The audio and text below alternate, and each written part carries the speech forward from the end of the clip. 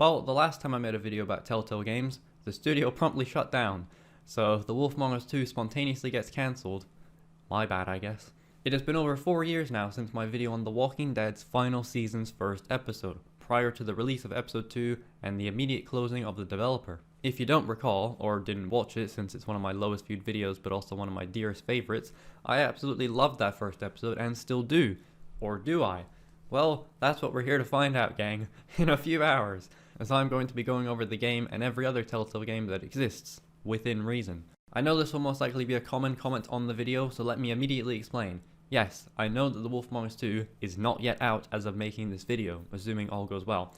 But given that Telltale for the last 15 or so years have been releasing multiple episodes and full games per year, I figured this 4-year gap, though it's now 5 when the video is being posted, would be a great time to dive into their old titles and really evaluate them and see how their games have changed or even evolved. So yes, the absence of The Wolf Among Us 2 is intentional, and I will probably do a video on the game itself at some point this year. Who knows? Well, me, I guess. My intros tend to be a touch long and I'm a bit of a rambler, so I say we just get right into it, and I'm sure I can fill everything in as and when it is appropriate. Alrighty. February 11th of 2005 marks the date of Telltale's very first game, coming in the form of a virtual Texas Hold'em game, itself of course a variant of poker. I know what I'm talking about. Despite reading through the 10-minute tutorial book, playing in total for 57 minutes, and winning the tournament, I still don't understand the game and couldn't explain how to play it. You know the big names or letters, your K's and Q's and J's? I think you're supposed to just match cars and hopefully you hold the high number, or the low number. The writing style is immediately familiar if you're a Telltale fan. There is just enough characterization to engage you, and we'll even be seeing one of them quite soon. You'll also probably recognize some of the voice actors throughout.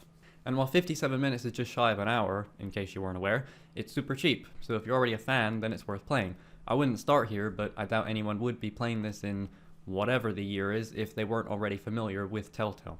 Our cast of characters includes Harry, who can't stop talking about his supposed mentor who also wrote the rulebook we just read, Artie Flopshark. Boris, who has anger management issues and is a damn cheat.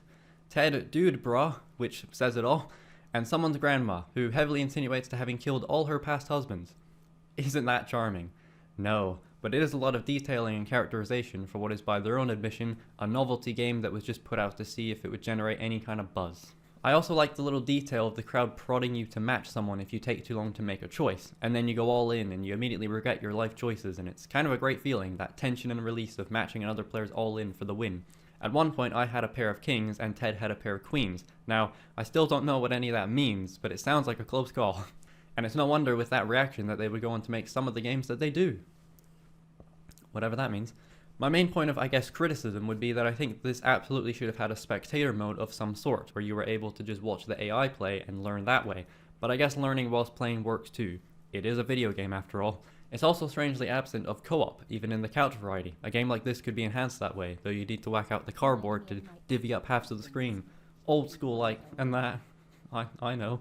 But if you've ever played the mini games in a Red Dead Redemption or something, yeah, it's just exactly that. I'll never play it again, as is the case with many of these games, but it was pretty okay. In fact, in my notes I said, that was actually super fun. I think I was mostly just jazzed to finally be getting on with this here video. I'm more of an Uno guy, personally. On to game 2. Ted seems to know something we don't, yet we will be knowing it soon. Right here, now, yes. After 7 odd months, Telltale would release Bone Out from Boneville, their first proper game based on the comic series of the same name, following the characters of, well, Bone. You play as Phone Bone, who's accompanied by cousins Phony Bone and Smiley Bone, who were just kicked out of the town Boneville due to Phony Bone's mishap involving a giant balloon. Oh, they're here! Oh no, the balloon! No, it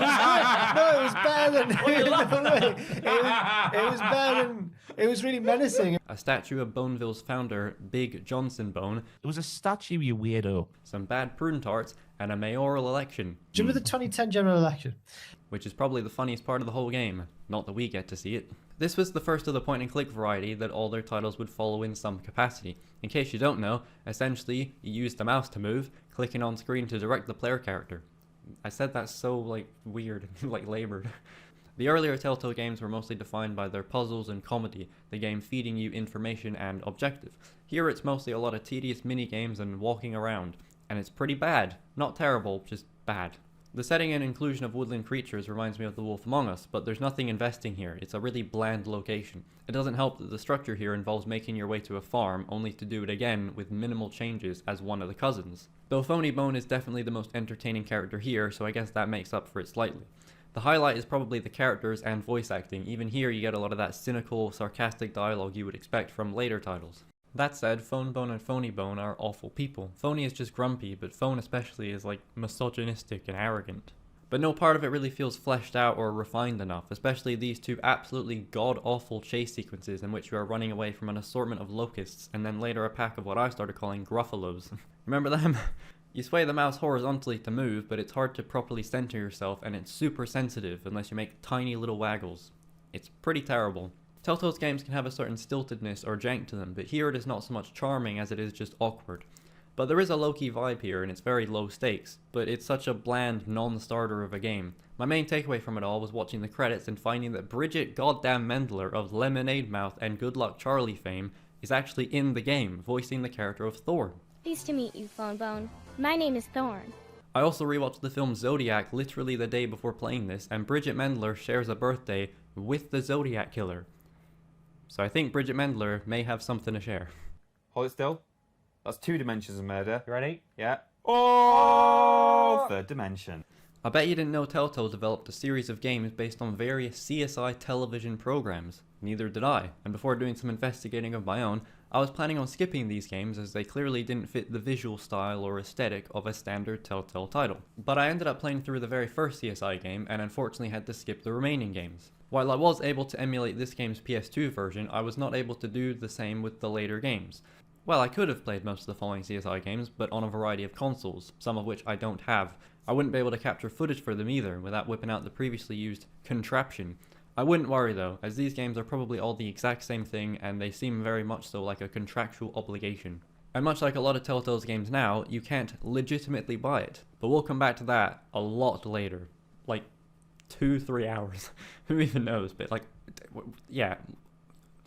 And while Telltale only developed the PC version, the PS2 port is the exact same game with, I'd say, minor visual improvements and locational uniqueness, also a far more contemporarily integrated UI and HUD. What does that mean? It was green, but now it's blue. Groundbreaking.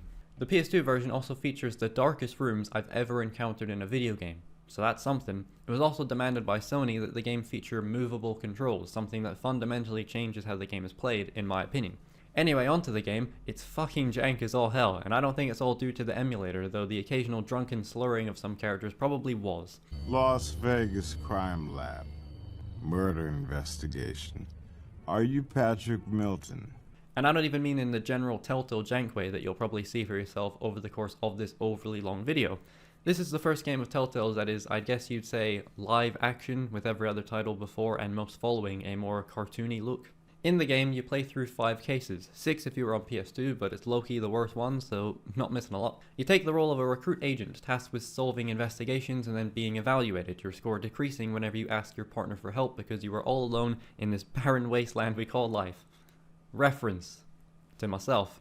You float around the environments with the awful controls and attempt to find clues, whipping out your collecting and detecting wheels for later inspection. For the very first case, you're trying to figure out who killed this woman, Rachel Maddox, at an art gallery. And I'm going to tell you right here, right now, that I did not play the tutorial, and I would seriously come to regret it. You see, this first case in total ended up taking me about 4.5 hours. I did not really know how to play the game, and thus spent the first 3 hours completely lost and confused. This is one place where I think the PC version would have been very helpful, as you are restricted to a specific view of an area, where in the PS2 version you can move freely but will likely miss very obvious clues due to imprecise reticuling and not knowing where you should be standing exactly. Also the world's darkest rooms, they don't help much. The remaining hour and a half was spent begrudgingly following a walkthrough, as I also wisely decided to restart the case from the beginning, thinking I'd bugged the game and somehow become stuck. Turns out I missed a very obvious clue in the very first area, and due to my ignoring of the tutorial, I didn't realize that the game informs you when you've fully cleared an area, and this one specific clue just so happened to contain information on the murder weapon. The reason I figured I had broken the game somehow is that the game hints were telling me to ask if this hawk sculpture was the murder weapon, but I didn't even realize I was looking for a hawk sculpture in the first place, and since I hadn't found it, I couldn't ask about it. But hawk sculpture notwithstanding, I was making a mess of this. The owner of the art gallery has meth, and I didn't think to ask him why he had meth. also missed the leftover meth on his office dining table. Admittedly, I was too distracted by the music to notice.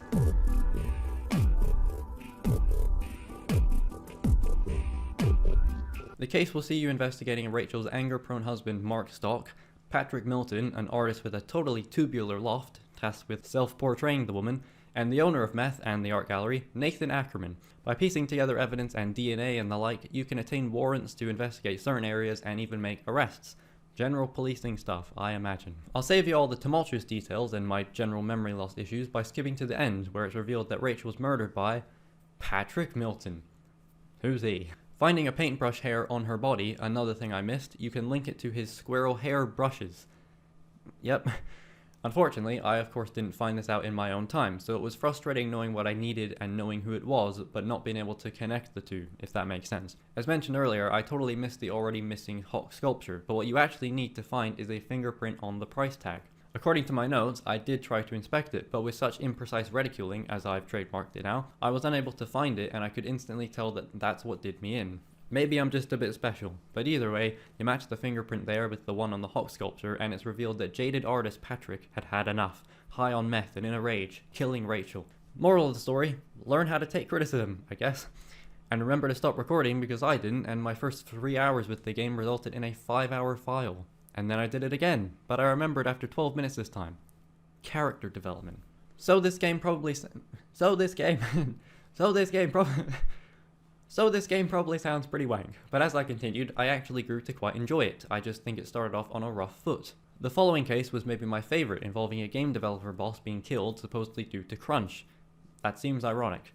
I'd say I mostly enjoyed them all following this, even case 6, which I didn't like so much, had an interesting setup involving pregnancy and legacy.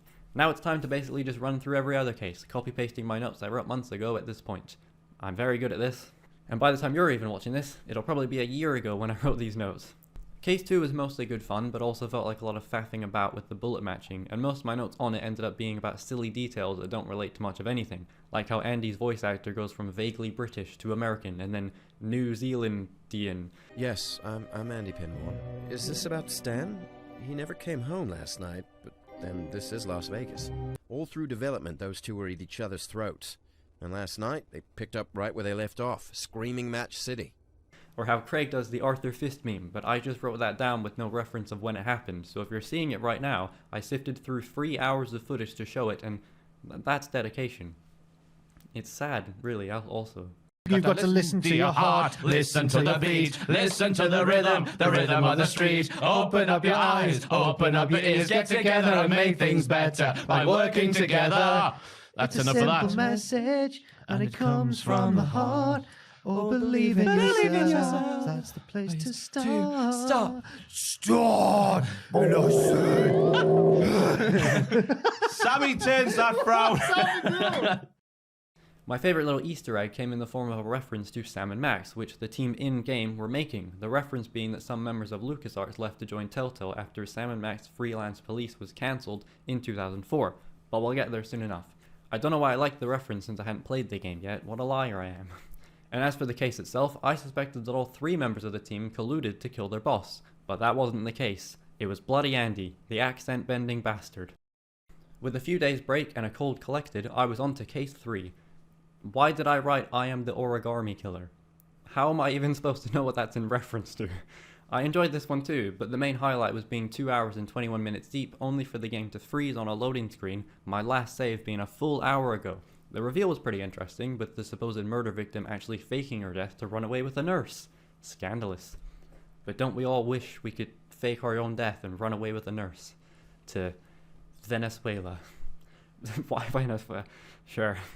Case 4 sees us finally in the desert, as we are in Las Vegas. I've been there. I wrote basically nothing about this one, but it involved a gambling man going on a camping trip, only to be poisoned by his wife with pesticide-laced tobacco, the best flavor. Fuck, almost had it. The best flavor. I was really hoping to be the guy's prick of a mother, but nay. Hey, watch me whip. Oh, I can't say that. I didn't write much of anything for this one, but I got through it all with no hints, so I felt pretty proud about that. Yay me. Oh. Case 5 is the proper last one, and it's a bloody crossover episode, guys. It's really not too interesting though, even if the introduction is very good. For the first time, the diener, or mortuary assistant, Doc Robbins, is the one who found the body, conspicuously shoved into a box that is similar to ones in the art gallery from Case 1. Similar in that they're the same. Long story short, some of these guys are working together and a new character is the ringleader. I guess they were trying to tie it all together, but it really wasn't necessary if you ask me.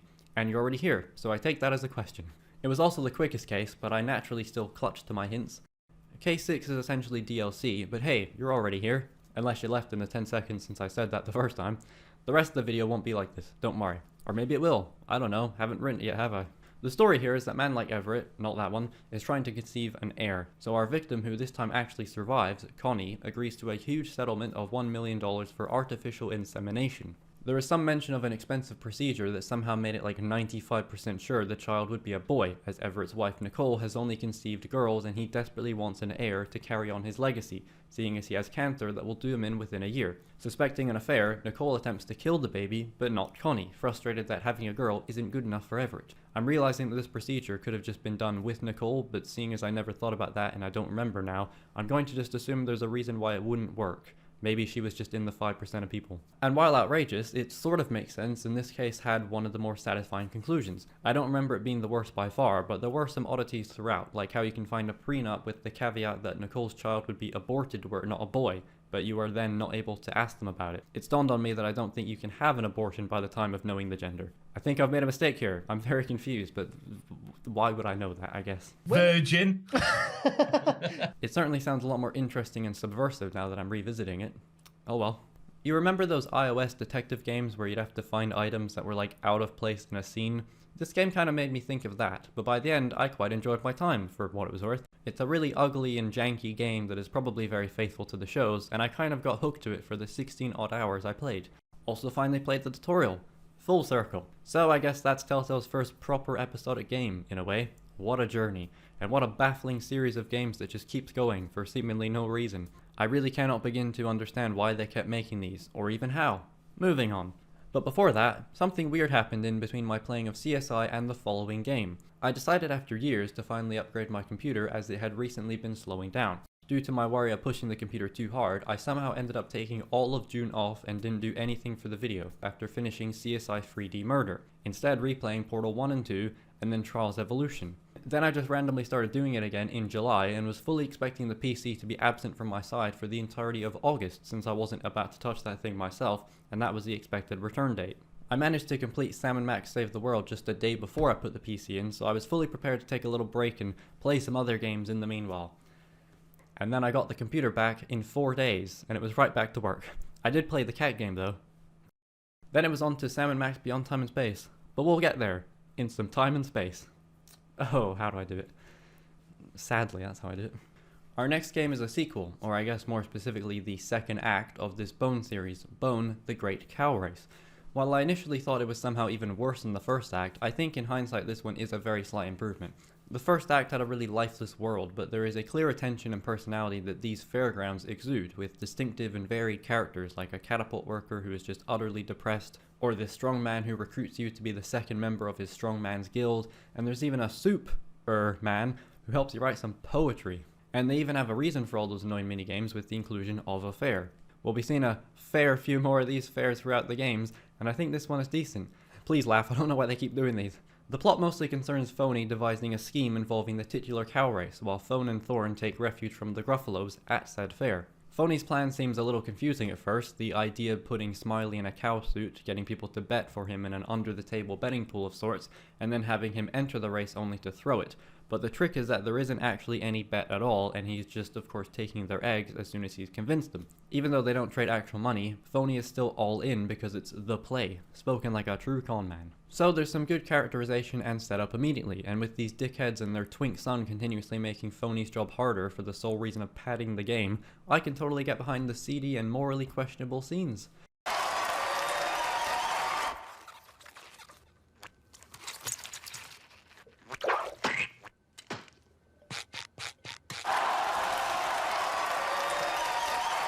Even though it seems a foregone conclusion Grandma Ben will win the race, they're able to change minds and hearts by implying that Grandma Ben is getting old and losing her touch. One of the ways you convince the patrons of the bar is by putting pepper on a punching bag, and then when Grandma Ben punches it and sneezes, that implies she is ill. And it's the stuff like that that I just find so boring and rigid. The flow and sequence of events is really nondescript, for lack of a better word. You swap between the three cousins as well, which already makes it a little harder to juggle, but this implies some objective will intersect. It makes sense for Phony and Smiley since they're in the same place, but Phone playing the strength test game to get cow horns for Smiley just feels so, again, random. And in the end, Smiley just kind of happens upon the horned helmet, so why did I have to make it happen as a different character? While it'd feel more disjointed, I'd rather focus on Phone's burgeoning romance with Thorn while I'm with Phone, instead of trying to juggle both things at once. But what do I know? Ultimately, that is my continued issue with Bone, leading me to more often than not just check the hints because I'm not invested enough to figure it out myself. While certainly livelier, it's still a far cry from enjoyable. I like a lot of the ideas, but I just always struggled with figuring out what to do. Having multiple characters makes that even worse because you know what one character needs, but you don't know how to get it to them, so you're just kind of lost. And a lot of the time, the hints won't even help that much before just outright telling you what to do. There isn't much in the way of a happy medium for me. There is still a low-key vibe that I enjoy, and in that sense, I guess I can appreciate how inessential so much of it feels. It is very quaint comparatively. But that kind of goes out the window when it starts to complicate itself with these vignettes of the Grim Reaper, and it turns out his pack of Gruffalo creatures were after the one with the stars sweatshirt, that being Phony. And the Red Dragon has some connection to Thorn's dream about a map, and things just get really strange in a bad way. The story kind of falls apart for me, and I already wasn't very intrigued. And it all basically goes nowhere, cause hey, this shit didn't get a third act. But whatever, Manny Calavera's here to take Punishable P. Bone on a nice holiday. Hey, would one of you children happen to have a gun? Or Emperor Palpatine if you prefer. I don't. I certainly think there is potential here, but it's just unfortunate these were some of Telltale's first games, and it really shows. But I also had no clue what Bone was before playing, so maybe it's one of those things where you need to know to appreciate it. I don't know. I guess it's worth playing if you want to see Telltale's starting point, but care for it I did not. But to end on a positive, the titular cow race itself was actually kind of sick. Massive improvement on the god-awful running sections. This big fuck-off guy Lucas bets his entire bar on Grandma Ben, which causes Phony to jump into Smiley's sack to try and win the race. From there, you start surfing on the cows. There's one point where you use Opposite Day as a ploy to pass Grandma Ben, which seems stupid but is genuinely the best thing in these 2 episodes. Speaking of Grandma Ben, she is inexplicably in the race with the cows as if she was one, and again, you just don't question it, it's genuinely good stuff. Unfortunately, we lose the race. I guess that'd be a bit too much chaos. So yeah, I guess this one wasn't too awful in retrospect, definitely an improvement, but still not very good. Once again, not terrible, but not good. Just kinda bad. Walking around a bloody fairground like you own the place. Get a grip, will you, you little scrot. Tobin in Japan.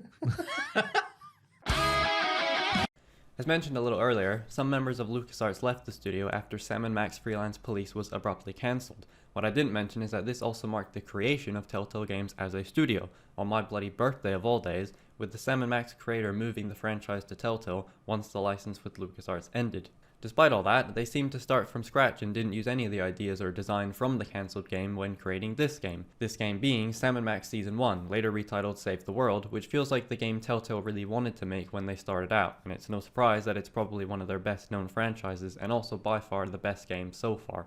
I think it's also their only series besides The Walking Dead to have a genuine trilogy, which is funny since so many of their games end on cliffhangers of some sort. It's funny. It also marked an interesting moment in gaming as a whole, as it was one of the first properly episodic titles, releasing a new episode every month or so as opposed to a fully finished game. This, of course, would be a trend that continued for pretty much every other game of theirs, and while Valve were already doing episodic content, it wasn't really done in the same way, and well, they never actually finished their stuff.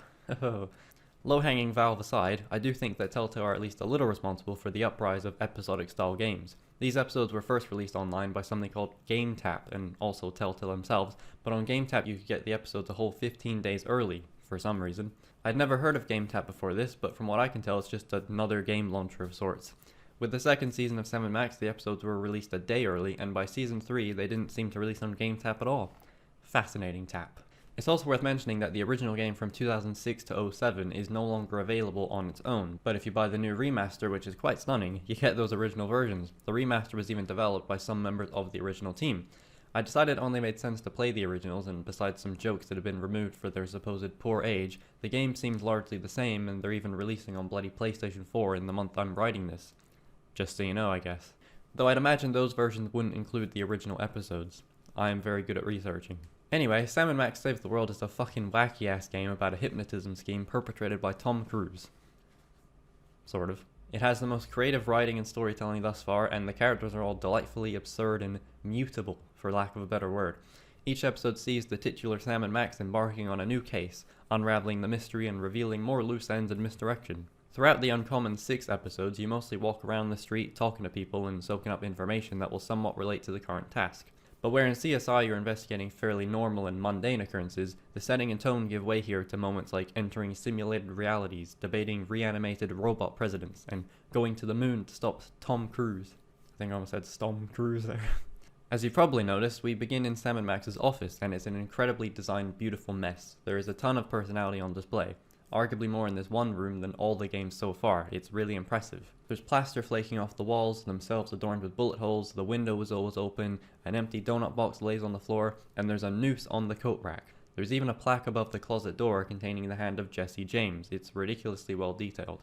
The game makes a good first impression, and Sam & Max's immediate chemistry is leagues above what we've seen so far from Telltale. I actually found the first episode the funniest of the whole season, with the character of Bosco, who owns the aforementioned inconvenience store, sticking out like a sore thumb. He has his moments, and then he really doesn't. Or a hot young 15-year-old girl curious about the adult world and willing to experiment. Because he's a funnier character than we've ever had. And yet, my main takeaway from the game is that I am very not good at games like this, which is a realization I will continue having for a while. At least once an episode, I found myself lost and confused and clutching to a walkthrough to get by. So let's once again lazily run through my notes and talk about the episodes in not much depth because I'm still not sure how to write this video. Good thing I'm not making it yet. In the first episode, you must unhypnotize these successful child stars from the 70s who are being controlled by a failed child star, which is ironic. And for this specific one, you have to drop a bowling ball on him from the open window in Sam & Max's office, as knocking them loopy fixes them. Seems simple enough, yet I couldn't figure it out at all. And naive old me saw this as being pretty outside of the box. If only I knew it was still to come. At one point, Sam is hypnotized and upon knocking himself loopy, wakes up in a version of their office plagued by Brady cultures and Max's head on the roof. I almost immediately spun this one-way sign, but then took 10 minutes to realize that I had to shoot it while standing under Max's head to grab it. And that wasn't even difficult at all, but there you go. Also, I love that these guys, the soda poppers as they're called, are designed to still look like children despite not being children. It's as if no one cares about child stars once they're no longer children. That's analysis. That's analysis. Episode 2 is my favorite overall and actually didn't give me much trouble due to its unique location and design. Everything I needed to accomplish was in the same general area, which made it a lot easier to juggle. The only issue I ran into was when I had to make Whizzer, another soda popper, a birthday cake laced with tomatoes, so he'd shit his pants and be removed from voting for his other soda popper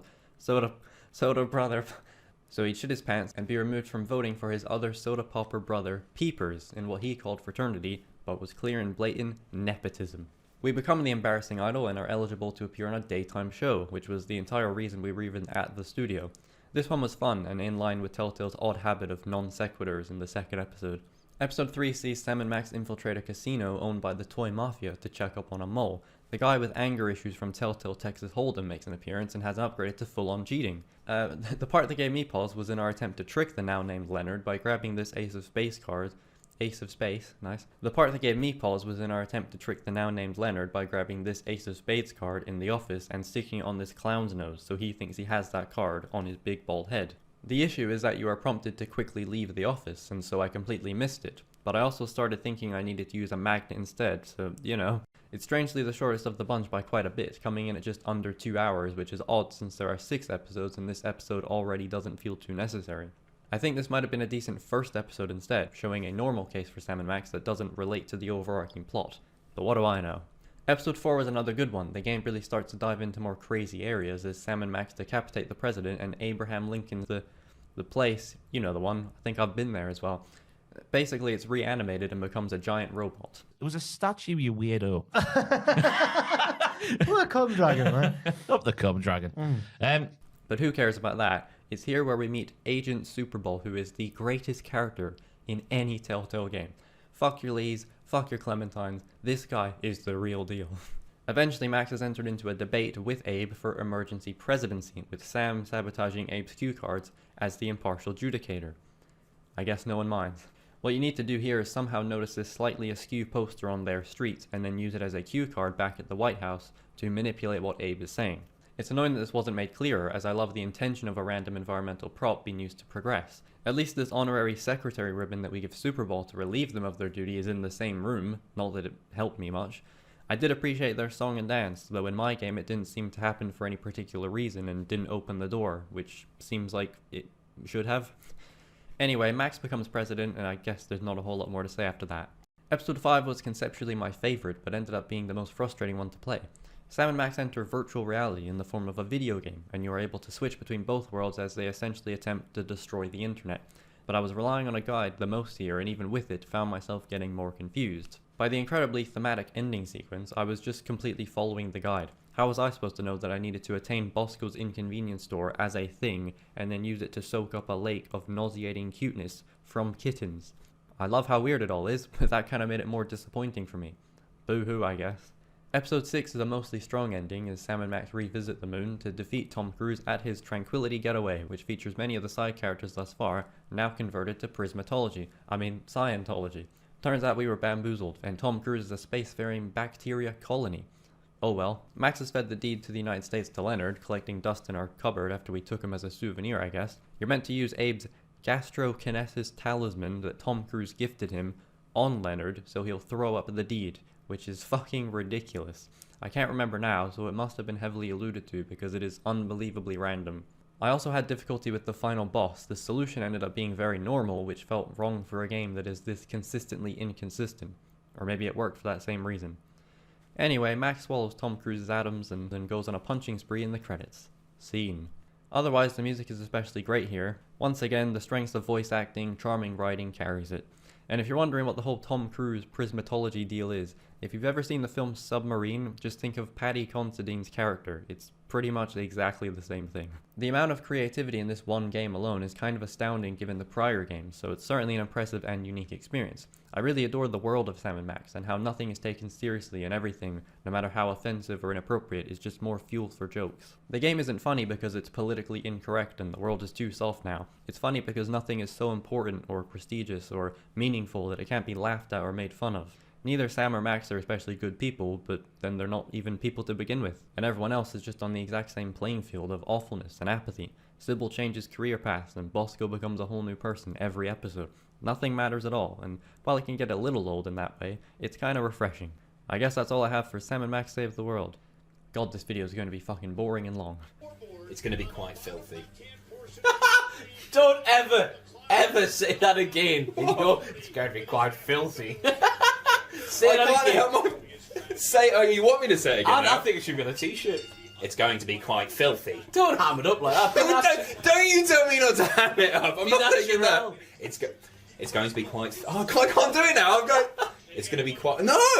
It's going to be quite filthy. That's a t-shirt. 30-minute Iron Man match. I don't want that on a t-shirt. Buy this one. Also, you've probably noticed throughout the gameplay that you can see the edges of the screen. This is due to my using the borderless gaming program, so I could quickly swap between the game and my notes. The effect of this is that it kind of stretches the image further than it should be, as these older games weren't widescreen, so you're just able to see the black voids or Max waiting in the wings here, and it's quite humorous. It's quite humorous. I don't know. The next game is CSI Hard Evidence, and you'd be hard-pressed to play it, or find evidence of me playing it, because I didn't play it. But here's some gameplay from the YouTubes that isn't mine. Wow, isn't that great? Or awful? Whatever you think, I agree with you. Sam & Max Beyond Time and Space makes Sam & Max Save the World look like a rudimentary investigation in comparison. Where Save the World was far more concerned with a global hypnotism invasion, Beyond Time and Space dives into time and space, with alternate realities and time travel being a major thrust of the story.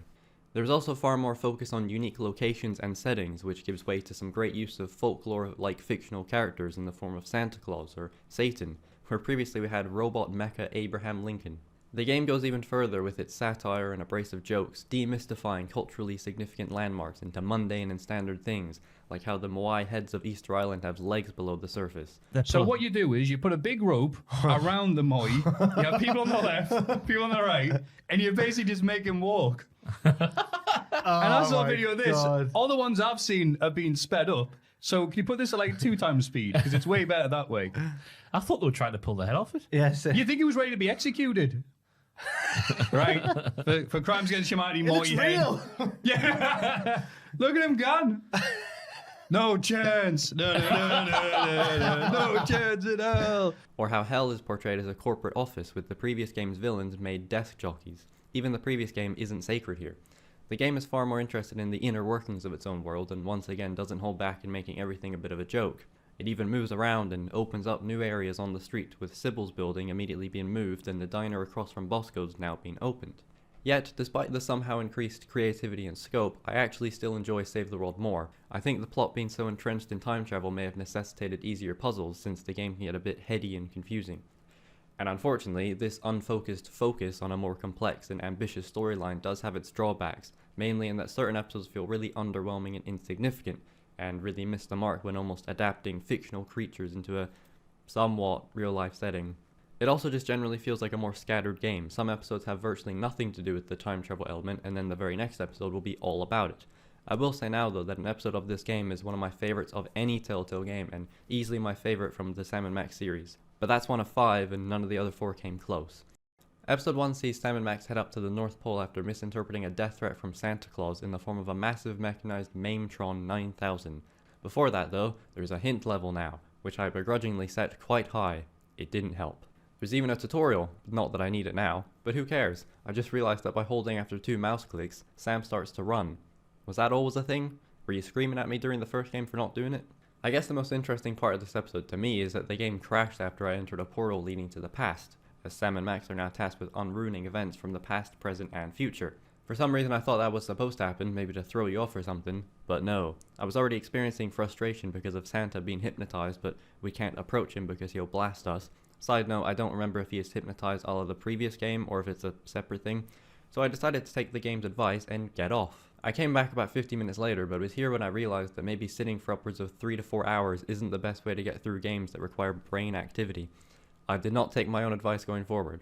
This is the first showcase of the game's time travel concept, and there are moments I like. It's funny how in the past you presume your good deed will be untying and freeing Leonard since he's still there, but it actually isn't that at all. The present sees Sam and Max in the now open diner, where you have to grab Girl Stinky's sock and fill it with coal, using it to trigger a PTSD flashback so the recording device Cockroach thinks he is his father, and he can therefore order his family to leave him alone. The sock and coal part at least kinda makes sense and is used later, but in order for the Cockroach family intervention to commence, you need to use reclaimed snow from Santa's workshop to create a platform for him to stand on. Nah, that is stupid, I don't care, says me in my notes. And I agree. The future Christmas part was at least a little sensical, and it was neat to see the ending of the game in the first episode. As ever, the actual thing you need to do makes enough sense, but the way you do it is what ends up being confusing. Okay episode, I suppose. Episode 2 has another hot start as Sybil is pursued by a semi-sentient interdimensional portal that I believe is the actual Bermuda Triangle. We leap through it and appear on Easter Island with them heads who warn us of a volcanic eruption that will bring about a prophecy for the end of civilization. Or something. Eventually we come across some feet-worshipping, fetishist, monkey, octopus, seahorse creatures and convince them that Max is the High Priest. I guess that's all you need to know about them. Oh, and our goldfish named Mr. Spatula betrayed us and is the current High Priest. This episode is a little weird, guys. Anyway, Mr. Spatula has a medallion from the ocean chimps, which you dip in a red substance from the snail, which attracts the bigger triangle to, I guess, suck him up, as the portals are attracted to the color red. This seemed easy enough at the beginning when I ingeniously thought to grab a stop sign, but now I feel very stupid and silly. Also, the fish berates us as we slowly ride up in the bathysphere to put an end to his ploy, which was very funny. But in retrospect, this episode was a fucking headache, and I believe on this day there was a misunderstanding in regard to the power in my house, so I was already peeved from thinking someone had come and turned it off, when in reality it was just someone dropping off a package for my mom. And I later found out it was actually my mom who tripped the power.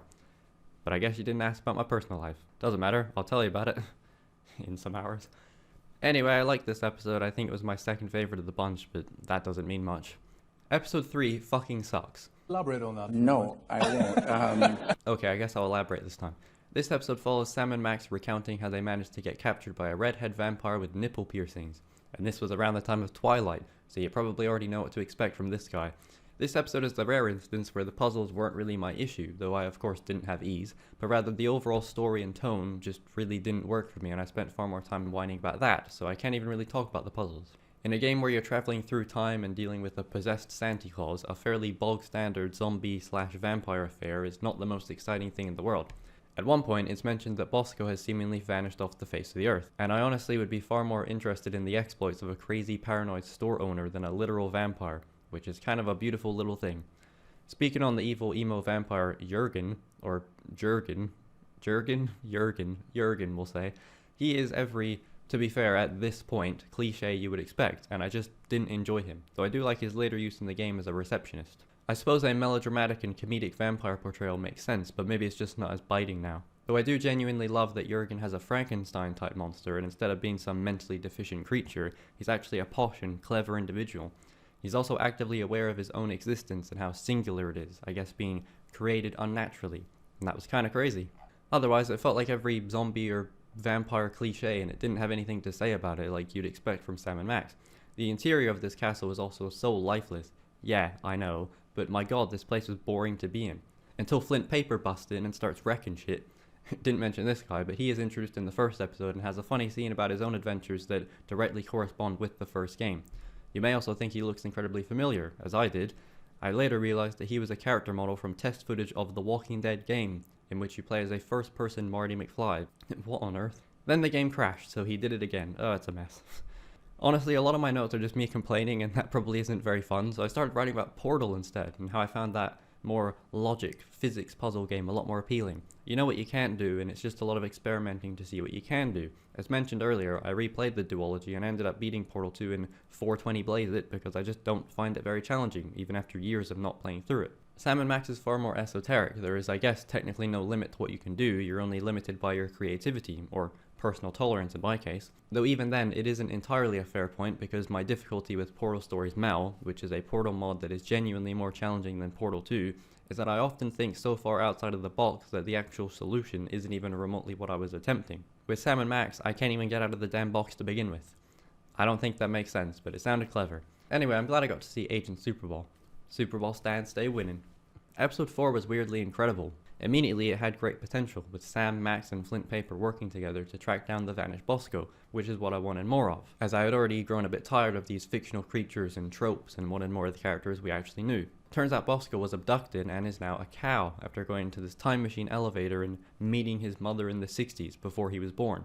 Throughout the game he's been mentioning THEM, spelling out the word them instead of saying it. But since it's this game, I expected it to mean something later on, and I guess it did. I don't know if I've shown it, and in my experience it didn't even occur at one point, but at least once throughout the episodes, a mariachi singer will appear and sing someone happy birthday. And this guy is revealed to be the villain, having used the time machine to collect variants of himself, and then making a deal with the devil to send out the previous villains to collect souls.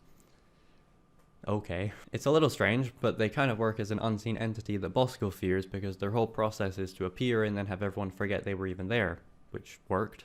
We follow in Bosco's hoof prints and find a modified carbon dater that Sybil gave us in the first game, and then we gave to Bosco. I vaguely remember something about his weenies being historically dated, and so his store was made a historical landmark. Has that happened yet? With this modified carbon dater, we can print off time cards and use them to travel through time. Yet another extraordinary discovery, made ordinary impossible by essentially clocking in for work. That's analysis. That's analysis! No, it is, yeah. It's true. Yeah. Much like episode 2 of season 1, this unique structure allows for a much easier experience. There is at least one task to accomplish in each timeline, for lack of a better word, and the ways that the game pokes fun at itself and creatively tells the story is wonderful. At one point, we return to the office right after, I guess, this episode, and Sam is prompted by himself to throw down a remote controller, and in return is given an egg. Then in the next episode, you have to actually do that, throwing your past self the egg. Mostly, we're trying to stop Bosco from Half-Life, as Mama Bosco birthed him with her own baby maker in the spit of someone at the White House. I think it's implied to be Superball, since we need to somehow shock him and collect his spit, since Mama Bosco is adverse to men in general. But Agent Superball transcends gender, and I wish he was my dad. Anyway, Max's disregard for the female gender at large is highly attractive to Mama Bosco, so you go back in time and turn Max into a sex machine, which sequentially turns her off. Thus Bosco is still born some years later. I don't know, man, you've seen Back to the Future, I'm sure. So the game turns Max's ambiguous sexual preference into something slightly less ambiguous. I tell ya, I've had enough of these damn straight agendas. And speaking on episode 2, we actually intersect with that very episode, and the versions of Sam and Max from that episode take our place, and then season 2's Sam and Max have to essentially relive the entire last year and a half in order to get back to where they just were. That is the fucking craziest thing ever. What the shit? And there's a fantastic gag where if you try to talk to past Sam, he ends up asking you questions since he is you, and you're always asking everyone else questions. It's very funny to me. I don't even want to spoil where it goes, but it's so great and fucking bonkers, and it's the only episode of the whole game that really makes the most of time travel and then some. It's everything I wanted from the entire game, but only in the one episode. They go so much further than they need to. The kids would probably say they didn't have to go this hard, but they did, kids. Didn't have to slap so much, but I'm here for it. No cap. It just makes you They wonder. hit that pussy. The OC have been presented like a... I didn't even need a guide for any part beside the repeat of last season's puzzle involving soup. I didn't even need a guide for any part beside the repeat of last season's puzzle involving Super Ball and a spit. Spit in my mouth, Daddy Super Ball. Oh, God. Oh, Nelly. By Jove. I give it 4.5 stars. Lovely. Episode 5 was a decent ending with some great moments, but I guess after episode 4 most things would be a disappointment. If you were wondering why this crack had formed in the street, well, underneath the street is something called the Straight and Narrow, described as a level above hell but below purgatory. I guess it's some sort of holding area for people who have died. Sam and Max end up here, but are not yet dead, so they can't aboard the train to hell. With our past self trading us a controller for an egg, we can acquire Mama Bosco's token, because we killed her. Arriving at hell, as mentioned earlier, it is a corporate office building occupied by former adversaries. Hugh Bliss, I mean Tom Cruise, for example, is tasked with censoring people, so that explains why some words get censored in-game. There is a massive clock that is perpetually 1 minute away from 5 o'clock as well, which is just perfect. There's even an archive backroom of sorts dedicated to Sam and Max and their many cases, since I guess they'd be responsible for a lot of these people being here in the first place. I gotta say, the creativity in these last 2 episodes is truly something to praise. Anyway, we finally get back around to that ending. Abe and Sybil get married, and that's your lot. Episode 5 had a lot of the aimless faffing about that I don't love, where in episode 4 the time machine streamlined and acted as a checkpoint of sorts that you could always return to, but I still think it's a more interesting episode than most here. I do love Telltale's penchant for making animated games that are very crude and adult, when animated styles always get lumped into being for kids or some dumb shit, so that's nice. I guess overall it's a far more interesting game to talk about than it was to play, but it isn't significantly worse than Season 1. The game does make a point of canonizing that Sam and Max like women though, so I guess it's worth for that alone. Decent game. I had more to say about this one for sure. Strong Bad's cool game for attractive people lives up to the title. Because I played it.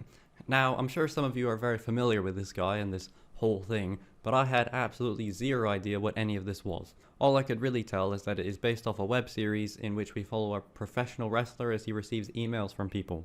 Or something. It's seemingly one of the more collaborative projects from Telltale, with the Homestar Runner co-creator Mark Chapman voicing every character besides one and also writing the whole story.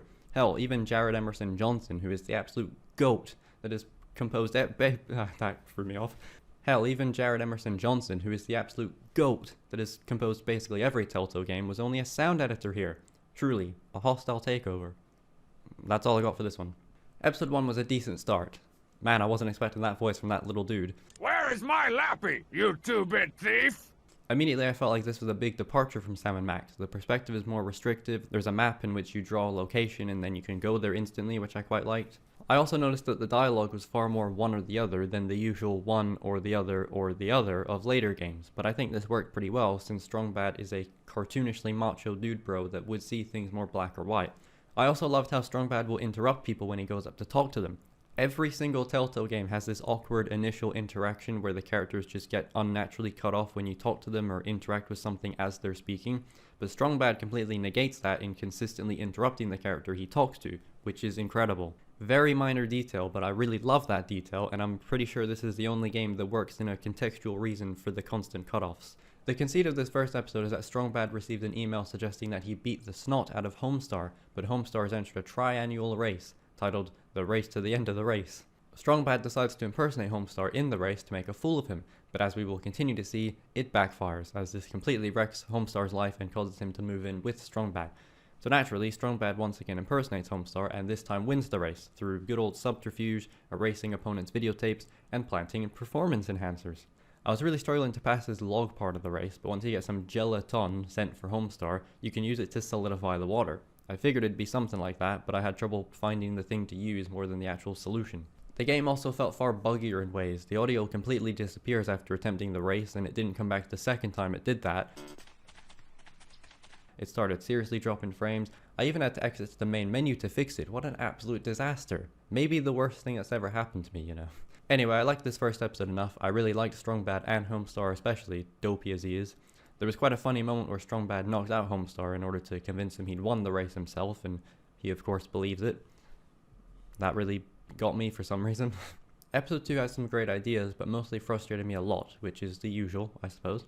The King of Town invokes an email tax, which puts Strong Bad under house arrest. Once we escape by giving protesters an effigy to burn, everyone goes off and creates their own countries, which is admittedly very funny. Naturally, we need to get everyone on side to plan an attack on the of town, as Strong Bad starts calling him. Later, you are tasked with finding ancient artifacts, kind of like the Horseman statues in Sam & Max Beyond Time and Space's first episode. Did I even mention those? You'll need them in order to, I think, clear the path to the of town's castle, and also to understand the inhabitants of what is called the Homestar Reservation. You put these ancient artifacts in a mysterious popsicle stand, and you find them by using the metal detector, which means you may just happen upon them at any point. And then you blow that popsicle stand, I think. That's what they say, right?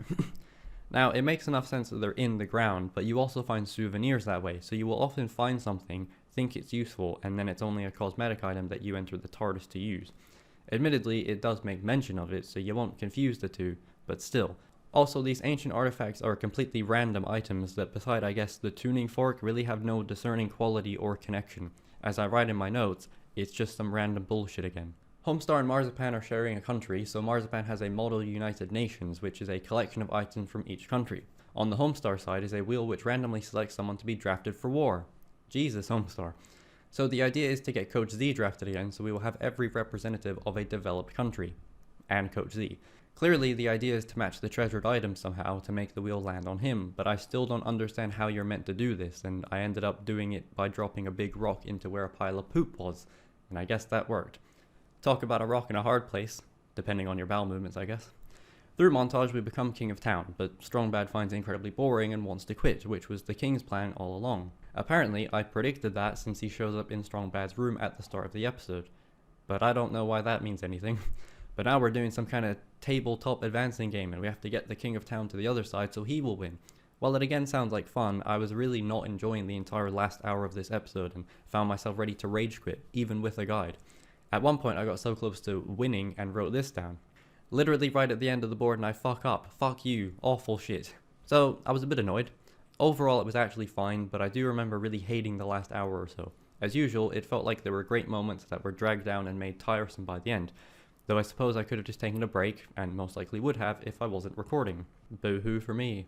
Episode 3 had yet another funny setup, only to once again drive me mental by the end. Strong Bad's Fun Machine game console has broken, so he sets out to hold a battle royale of the bands using the prize money to get it fixed by Bubs. I really like this, and it's pretty funny how Strong Bad spends the whole time trying to get bands to sign up, only to realize that due to the expense of creating a Battle of the Bands event, he'd be as well just signing up his own band and winning the prize money that way, instead of making other bands pay an entering fee.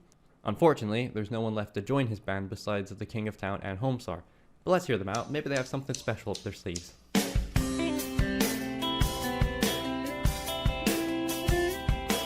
Well, I think we're a shoo-in, but it's then a matter of sabotaging the other bands, which is where the typical frustration enters. For example, why would I ever think to give a bottle of bleach to a cardboard cutout of a band that are the celebrity judges so they can inadvertently pour it into a pond, and this pond is right next to a stage where Coach Z is aggressively shifting from left to right, also known as dancing. Now, surely you're meant to cause him to fall into the pond, right? Nah, you're meant to initiate some convoluted and idiotic choreographed sequence that makes Coach Z punch Bubs in the face. My brain wants out of the simulation, apparently.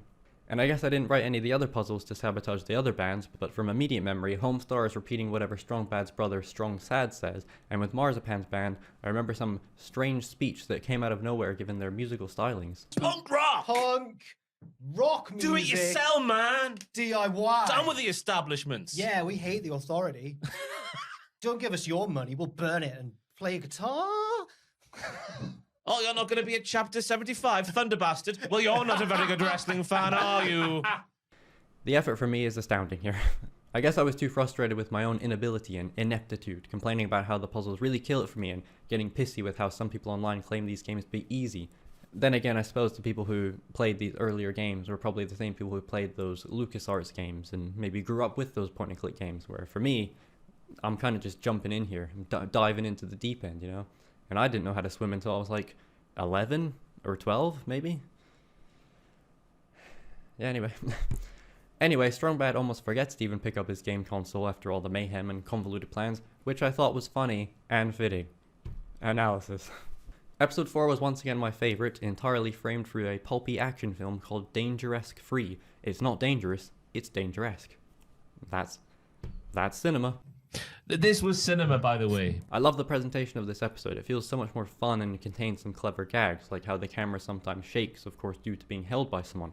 Strongbad will even walk into the camera at one point. There's some great overacted line deliveries, with Homestar doing several takes of a scene to emphasize a different word every time. I also love how at one point, to simulate the movement of a car, the cheat just runs back and forth with a tree branch. Admittedly, I did get the sense that Telltale missed Sam and Max and just decided to do another detective-style episode, but that's just a random thing I wrote down that has no bearing on anything. Thanks for watching, by the way. I don't know how you've gotten even this far. When we reach the sun, because that's the thing we try to do, there's an imposter of Homestar's character, and they utilize that split screen effect that everyone on YouTube used back in the day, which was perfect. I guess in all the commotion the cheat was revealed to be the mastermind all along, but I couldn't hear any of it since the audio muted itself for the entirety of the climax minus when we actually finished watching the film. So I guess it balanced out from being the best episode by far with having the most bugs and glitches, unless the intent was for Strongbad's film to be silent at the end. Very fun and suitably convoluted. I guess another thing I noticed was that in just a few games, Telltale already feels quite spread thin. The amount of similarities between just these few games was kind of staggering to me, even and especially in small ways. The constant card games are mostly a nice reference to their first game, but as we will see in the next episode, it's virtually the exact same as episode 5 from Sam and Max Save the World. And I even mentioned how structurally similar the ancient artifacts from episode 2 were to the horseman statues in Sam and Max Beyond Time and Space episode 1. Ugh, words. I know it's not uncommon for creators or developers to have threads and thematic consistencies and sensibilities, but generally I found it to be a little distracting and as if they were just reusing old ideas already. Obviously there is a formula that works for them, which we will see later, but I think having played only these games back to back to back to back just made me more aware of it. And to me, it so far feels like there hasn't been a great cohesion between puzzles and storytelling. They're both very present, but they don't really come together in a satisfying way, though they definitely have at points, and I'm sure I've detailed those points.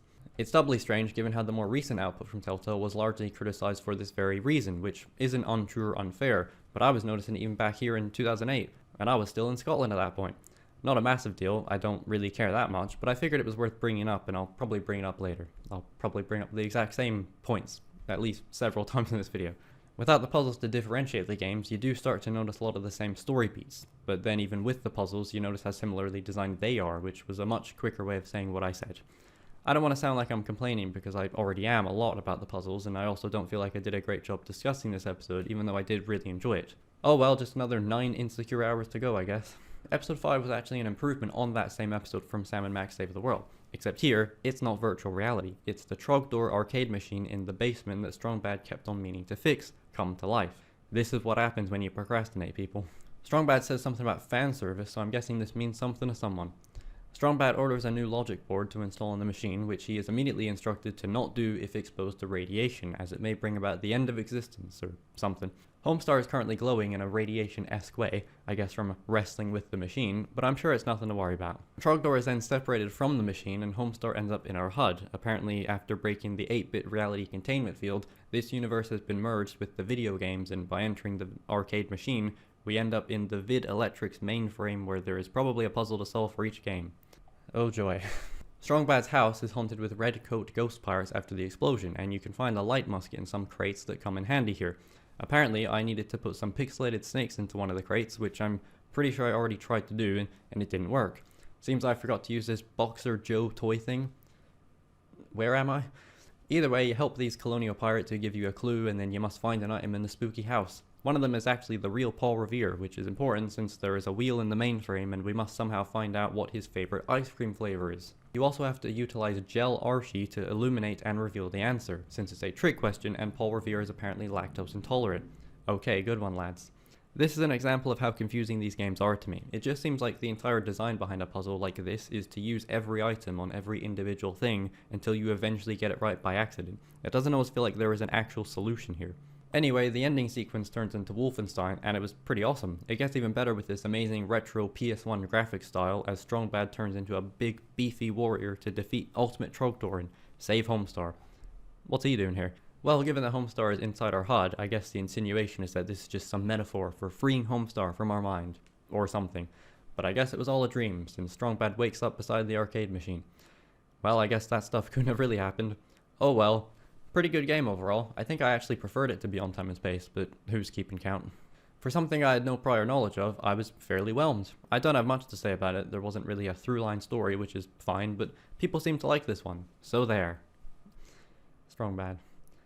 And now for something I very much so have prior knowledge of. Telltale made a Wallace and Gromit game, which was weirdly exclusive to Xbox 360 on the console side of things. Sometimes they do that, and then only for PS3 and Wii, or just PS3. Whatever. Point is, I grew up on this shit. Wallace is my guy.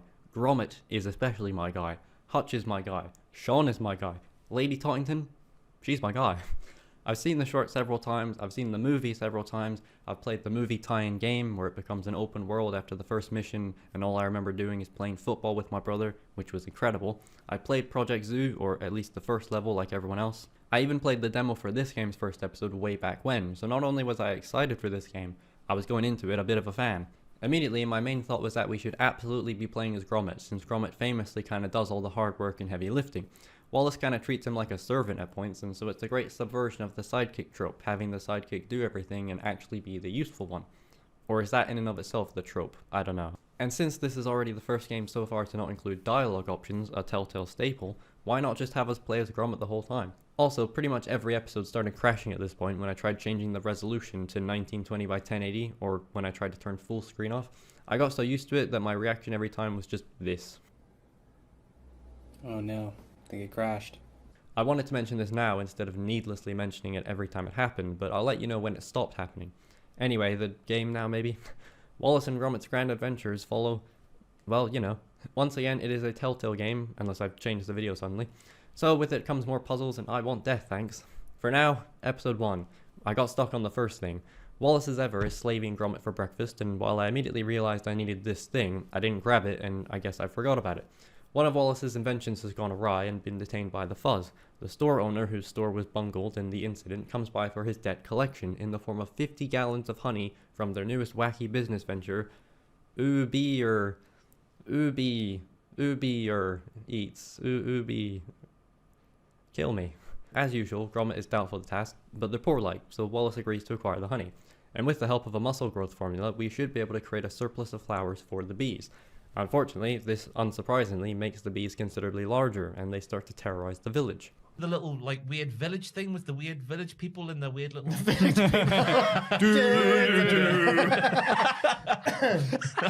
Gromit is then made a deputy by the Constable Dibbins, as there is nothing in the penal code about bees, so he can't actually do anything about them. If he were to arrest them, what would it even be for?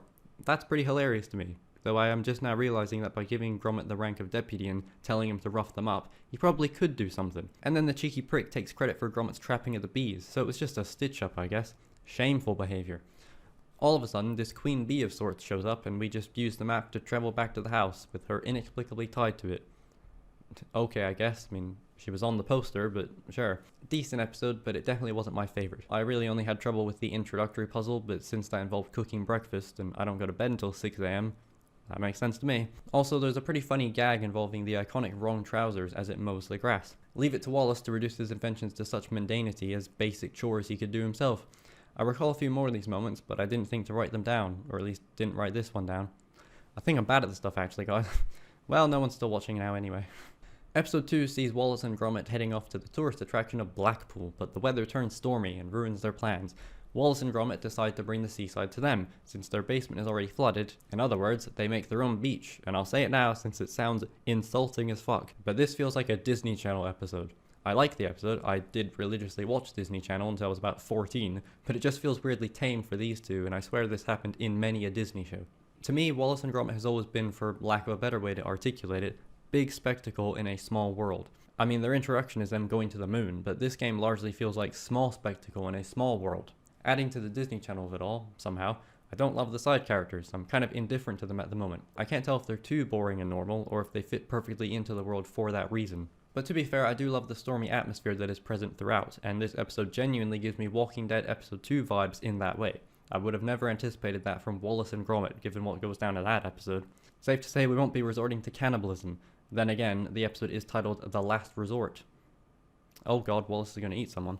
I enjoyed it a little more than episode 1, but they're pretty close. I always love a good cooped up house thing, and I quite like the inconsequential stylistic choice to have chapters, but once again, a fairly middle of the road episode. Episode 3 was my favourite of the game, but still wasn't amazing. It did feel the most like Wallace and Gromit to me, and I guess that goes a long way. Wallace's new invention is an ice cream machine that can take a sample of any flavour and make it into ice cream, which is actually pretty cool, but also something I guess you could just do yourself anyway. Just put it in the freezer, innit?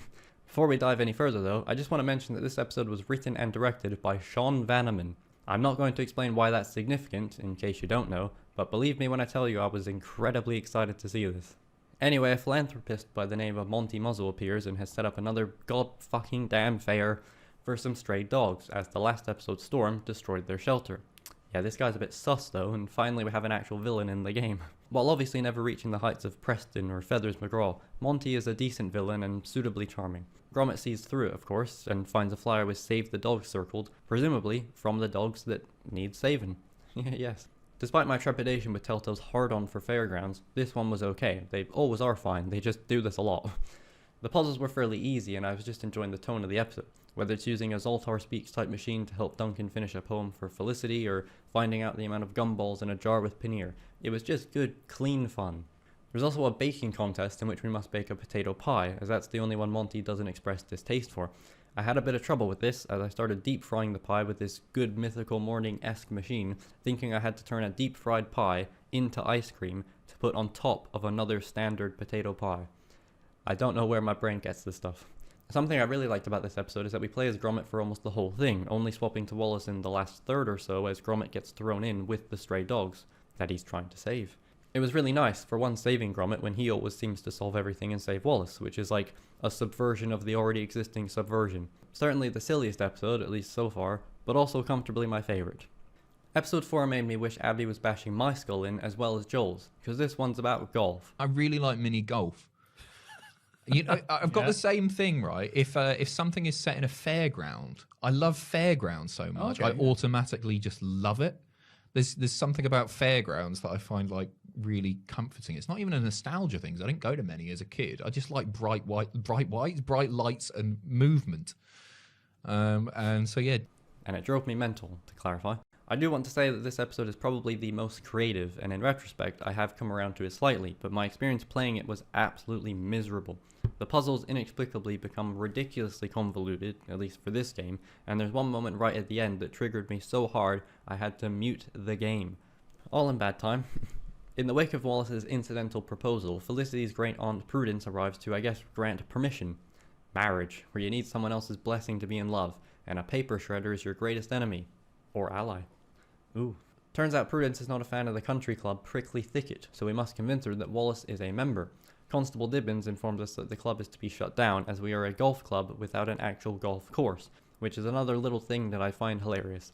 There is supposedly a long missing deed that Major Crumb wants us to find, as until then the existence of a course is in question. So we must find a gold, silver, and porcelain key inside the clubhouse. I accidentally found the silver one by using the driver on the snooker table.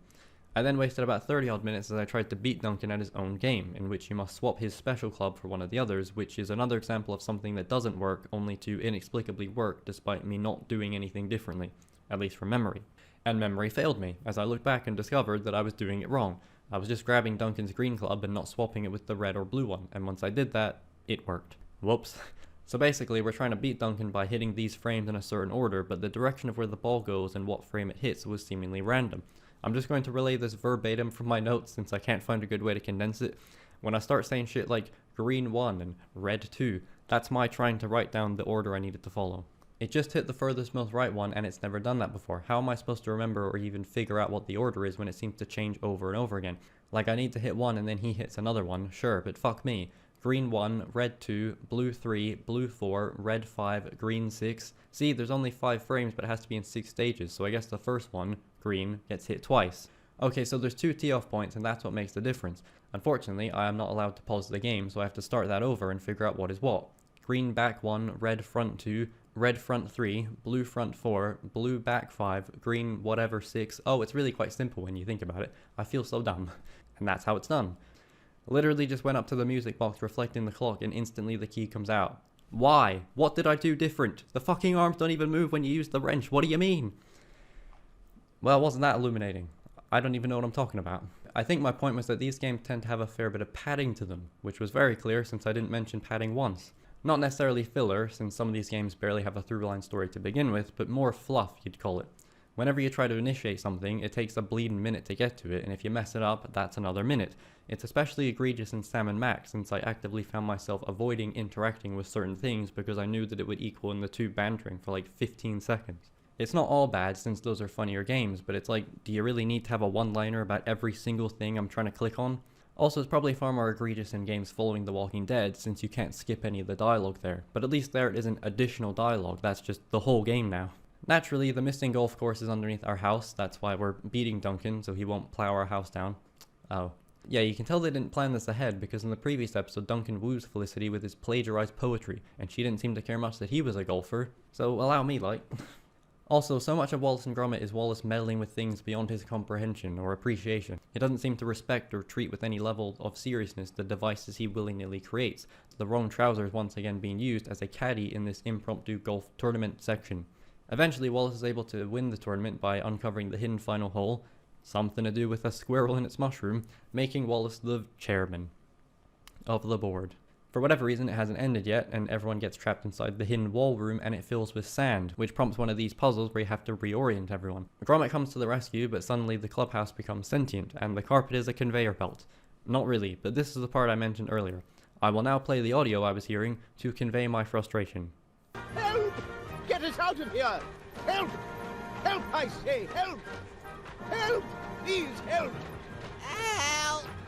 I'm trapped! I can't move my arms at all! Will you... No!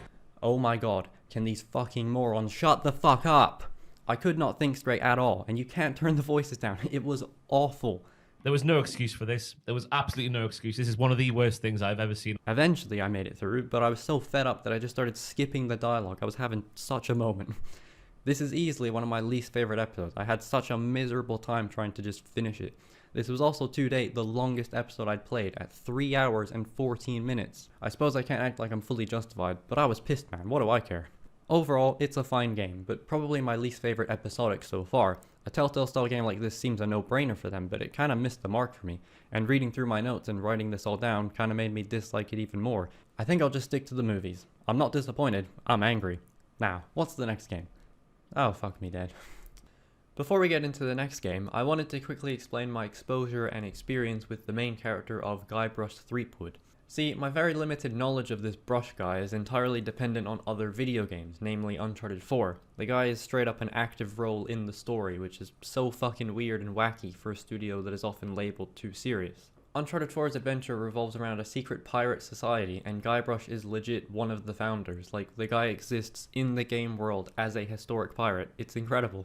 Also, in a very old video from Nerdcubed on The Force Unleashed 2, you can actually use Guybrush as a character skin, which is pretty cool. I also in 2017 had to use a virtual machine DOS of sorts for school-related shenanigans, and I very vaguely recall playing like 10 minutes of a Monkey Island type game.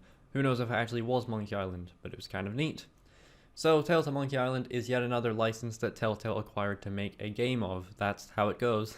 From what I can tell, it's the 5th game in the series, and may even be canon, whatever that matters. There's also a great irony in Monkey Island being a LucasArts franchise, and as mentioned earlier, some members of LucasArts left to form Telltale. So for Telltale to now make the newest entry after a decade is pretty fitting, and I wonder if any of the same people worked on both games. Unless I'm totally wrong on that. Anyway, this is the longest Telltale game of them all, taking me just shy of 18.5 goddamn hours. Why? Slapped my head. Well, you probably know exactly why by now. This video is already reaching 18 hours, and this will most likely be another lengthy section because I don't know how to condense things, so let's just get on with it. Chapter 1, this game opting to not be titled with episodes, starts with Guybrush attempting to save his wife Elaine from the undead zombie ghost pirate LeChuck. This seems to be one of those introductions that strongly adheres to the status quo of the series prior, as a way of introducing new players and immediately conveying the general setup. What I mean by that is that this seems like something that happens a lot, given the nonchalant vibe. The characters are probably often in these positions. Like how in a sitcom there is often a resolution by the end of the episode so as to not ruin that status quo, except this game of course uses it to settle you in before setting up the plot, by way of Guybrush's hand becoming rotten and deformed, and also failing to save his wife while LeChuck becomes sexy, like Shrek, in Shrek 2. Also, I could be entirely wrong about all that. I haven't played the other games or the, as of writing this, newly released follow-up, so I really don't know. Also, I really love the detail of a pirate having a wife. I think that's really neat, given how historically pirates were just bad blokes. I think this is the first game where we're actually able to combine items to make a whole new item.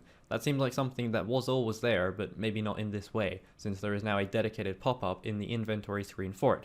So we end up with the zombie hand by combining grog and breath mints to dip our cutlass into, which of course backfires because I explained this in the wrong order.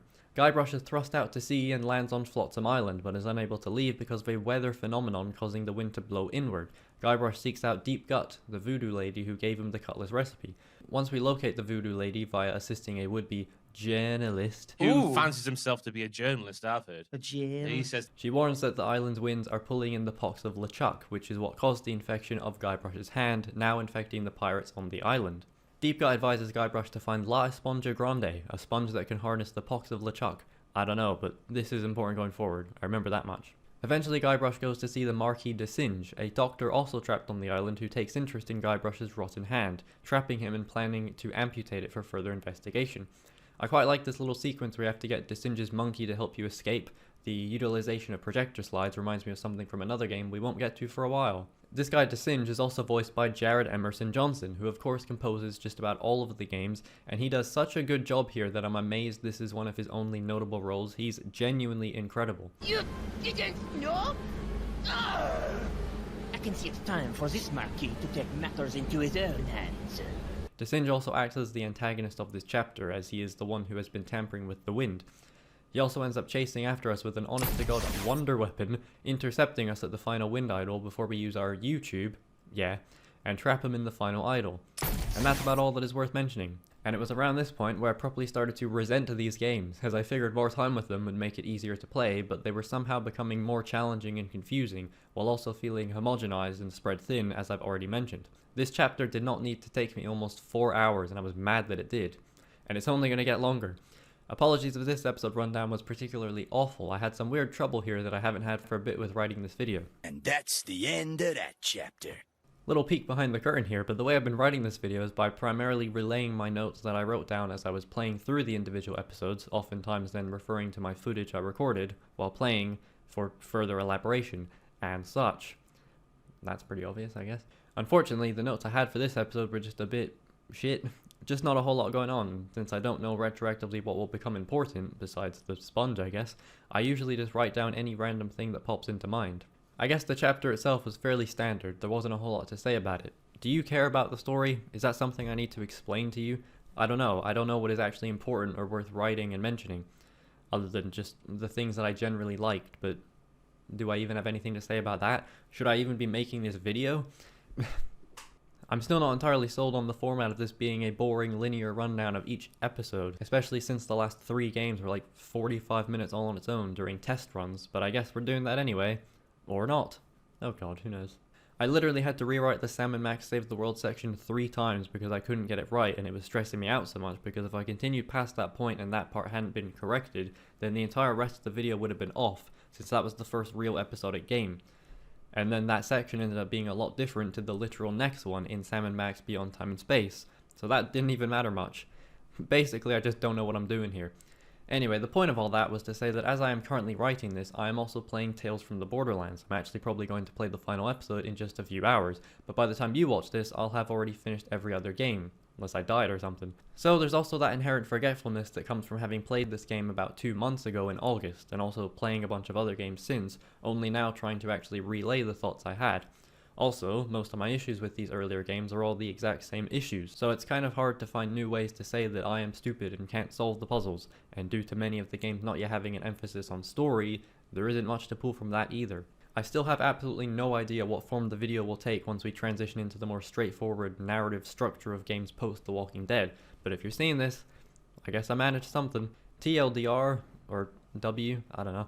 I'm actively writing and playing these games at the same time, much like my Xbox Game Pass video. Worked better there. I just cut right to what I wanted to say instead of all this faffing about with things that are supposed to be important, but if you really cared, you'd probably just want to go and play the game yourself anyway. I've also just increased the length of this video by explaining any of this at a point where anyone still watching is probably committed to just watching the whole thing. Like, who is getting this far and deciding, nah, fuck this video? Unless you just have now. Before continuing with Chapter 2, I just want to mention that following Chapter 2, this game actually didn't crash at all. The first chapter did, but then every remaining chapter of the game remembered my resolution settings, so it didn't crash. Oh, yeah! That's what I'm talking about, Bill! We continue with Chapter 2.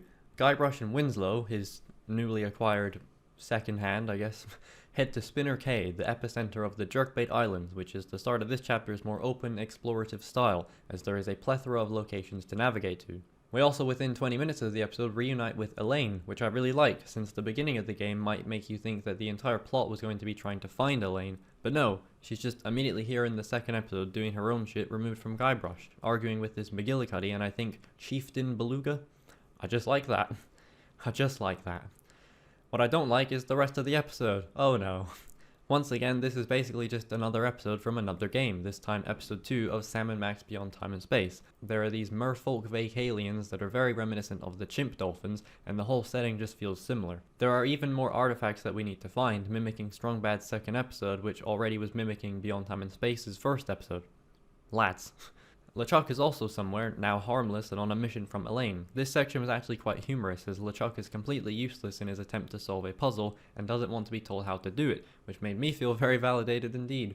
It's even funnier when he has the 2 items he needs, but still doesn't know what to do. My god, it was like an out-of-body experience. I guess at some point I became a genius, since 2 of McGillicuddy's men are arguing over where to bury one of the artifacts, and I was able to distract them and put this pyrite parrot in their chests, so I'd be able to hear it repeating Guybrush's catchphrase from above the surface, therefore revealing the location of the artifact. You're gonna pay! Is he singing?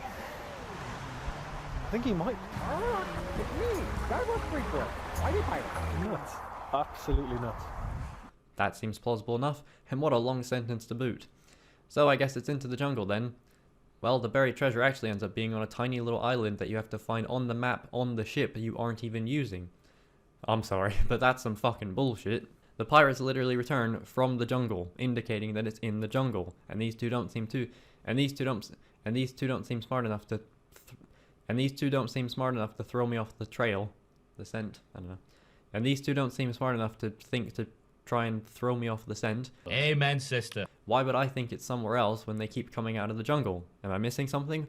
I can appreciate the exploration here, but just tucking the island away in the top right, like, I didn't even see it or know that I could have gone there. Maybe if you could travel there without needing the main ship, since you're mostly going between these 2 adjourning islands and you, again, aren't ever really on the main ship. Nah, whatever. At this point, I was pretty conflicted. I had actually been enjoying the episode more, but I didn't use a guide in the first chapter at all. I just struggled through it like the courageous hero I am. And it just feels like I'm constantly stuck. As soon as I get moving a little, I'm just immediately stumped once again. It is unbelievably demoralizing. And the only hint I've been getting all episode is, I think I should look around for more stuff to plunder. Shut the fuck up, you Twinkie asshole. That isn't a hint. Morgan Le Fay, who I didn't mention but is trying to steal our hand, returns at the end, to Singe wanting Guybrush's whole body and not just hand, as Guybrush continues on his journey and Elaine stays behind to help LeChuck find the monkeys. It's in the title, I guess. The screaming narwhal, which is the ship, is then swallowed by a massive manatee.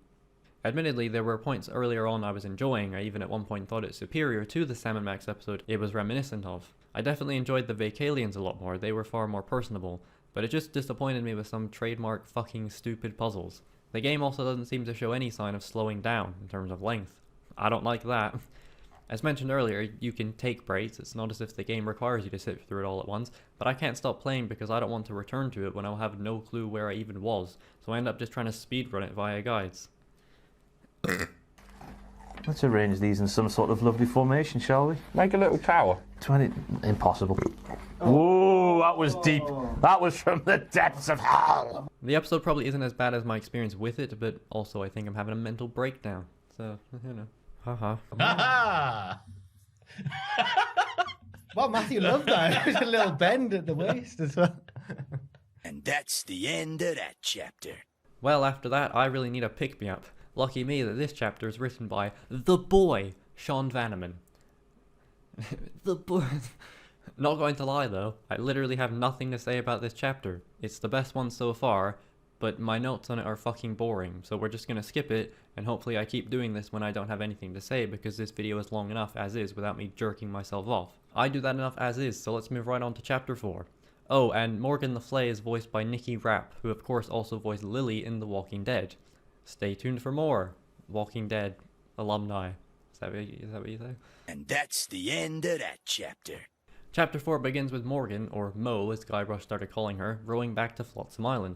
After Morgan collects her payment, an angry mob subpoenas Guybrush and he is unwillingly brought to court, but not for crimes you'd expect, as well as the one you would expect in the people of Flotsam believing Guybrush to be at fault for the pox thing. It's mostly a lot of random offences involving Club 41 from the first chapter, most of it off-screen. Gavin Hammond, who is Kenny from The Walking Dead, voices our opposition, who is a gesticulating lawyer called Sam. Whoa! I'm having a stroke. Gavin Hammond, who is Kenny from The Walking Dead, voices our opposition, who is a gesticulating lawyer called Stan, who also seems to be a returning character.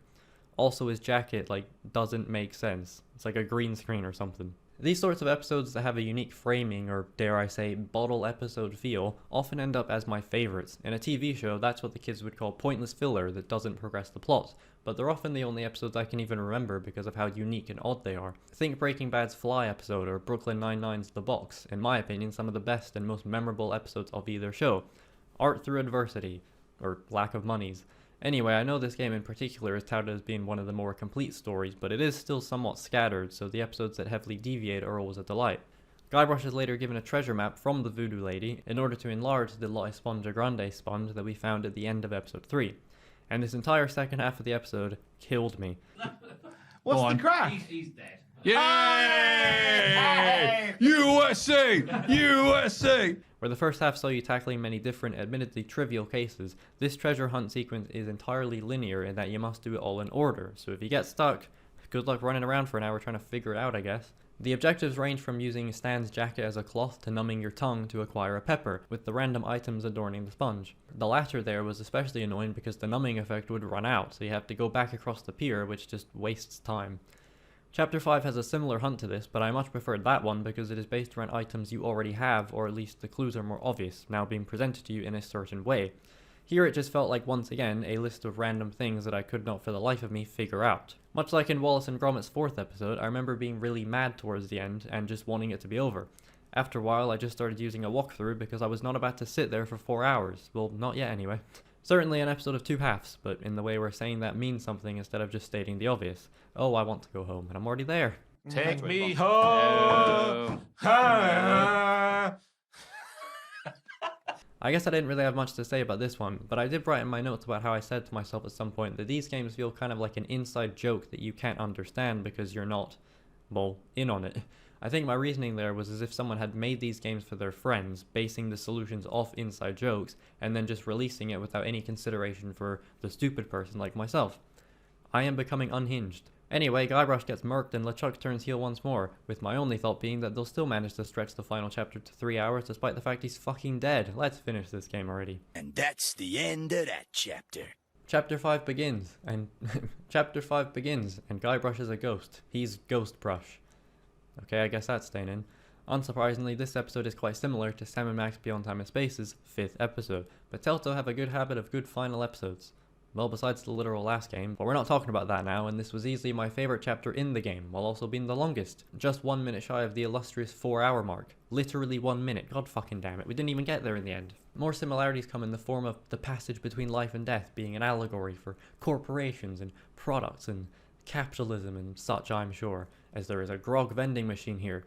I guess this demonstrates how even in death, or non-existence, you can't avoid a vending machine. That's analysis. Yep, that's analysis for you. Anyway, Guybrush is in the crossroads, and with another treasure hunt, he seeks to become alive again. As mentioned, this one was good and fun. The actual contents of the spell are all things I had already collected, instead of giving me a list of things to do with no idea where to start. In fact, puzzle-wise, I really didn't struggle too much at all this chapter, which was nice.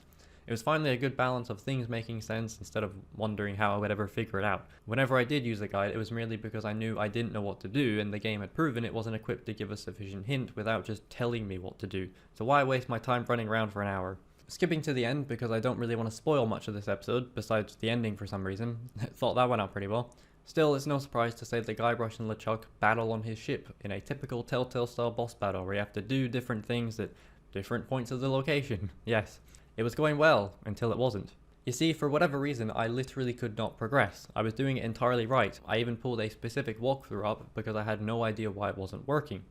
For maybe the first time in any of these games, I was actually stuck, like potentially soft-locked stuck. Inexplicably, I got it to work. I genuinely have no idea how though, because I did the exact same thing I was supposed to and then it just worked all of a sudden after I looked at the guide, which was funnily the most frustrating moment of this chapter. Everything was going well and then that really killed the ending for me. Couldn't go a single episode without something ruining my day. We then finish the game and get a tease for a sequel that never happened, another Telltale staple which is half cute and half annoying. I also just realized that I didn't explain what I was stuck on. Basically you have to get into this cannon and it'll fire you back into the crossroads, but it just wasn't. Okay, bye. So yes, chapter 5 was actually pretty great and easily my favourite one. I suppose the random bug was a fitting way to end an experience that in the moment was mostly awful, but in hindsight was seemingly fine. Don't get it twisted though, playing through this game was a bit of a nightmare. I was thinking that it'd be good to replay some of these games, as many other Telltale games will already be replays for me, where all of these older games are just my first time. It might be interesting to replay them knowing what to do, and I think this one would benefit the most. And that's the end of that chapter.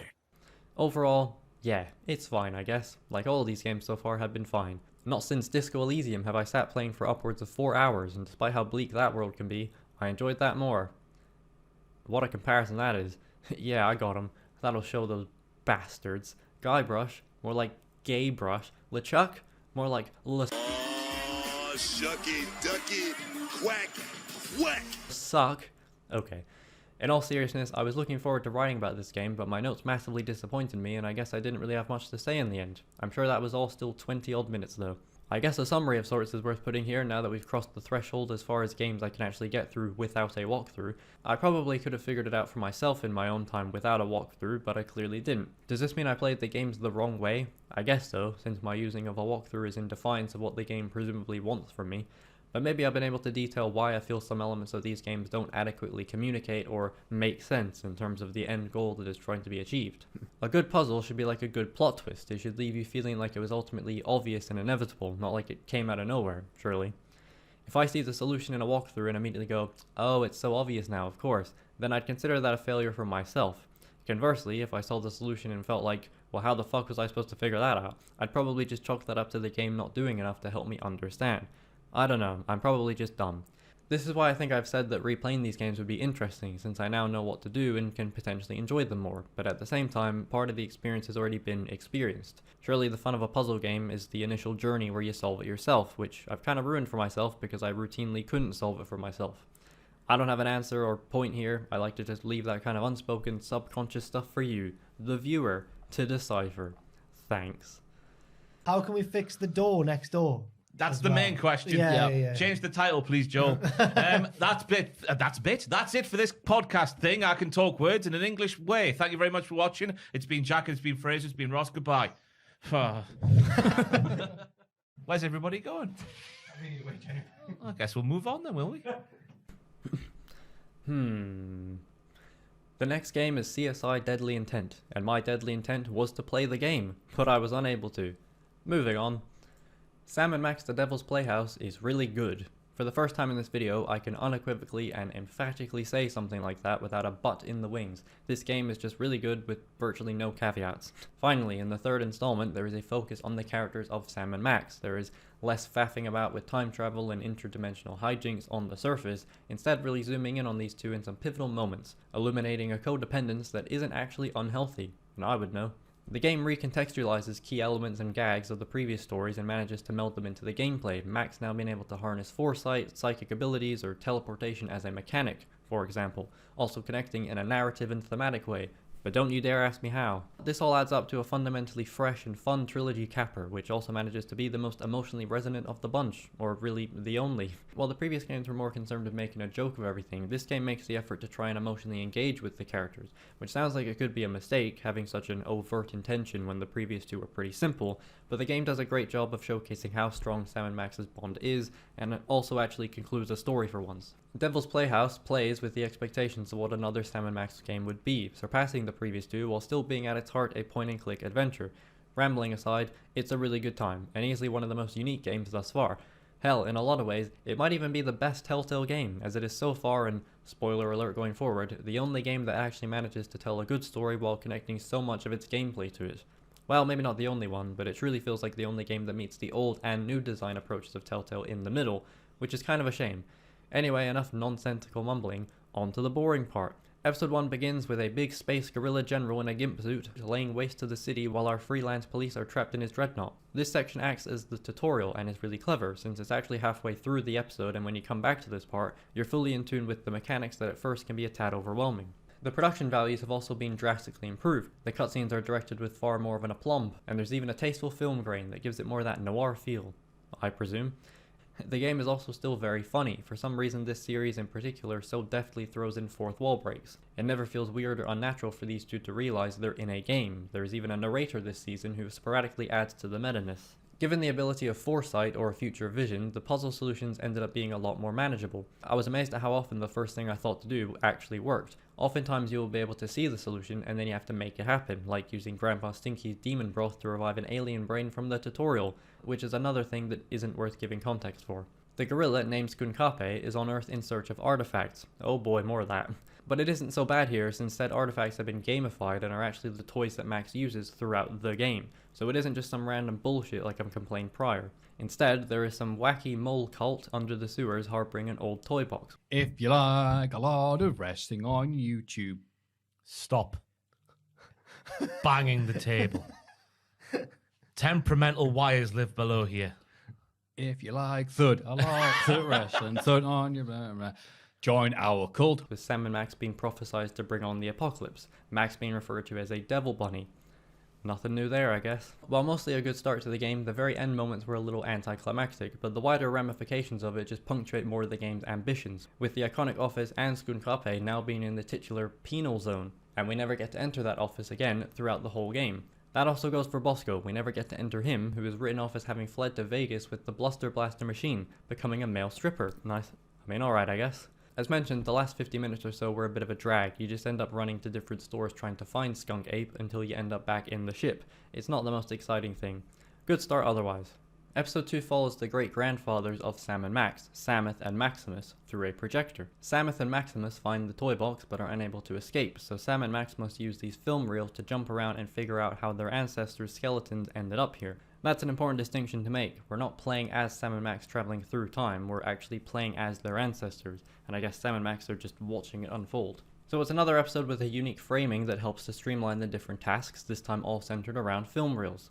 That means I enjoyed it. You can tackle them in any order, but because I'm boring and predictable, I mostly spent the first hour on the very first reel, and it was probably the least interesting. Later reels include an Orient of the Express offshoot, for whatever reason very familiar looking tomb, and the eventual return of Samuth and Maximus with the Devil's Toy Box. At least I think it's the Devil's Toy Box, I don't know whose it is otherwise.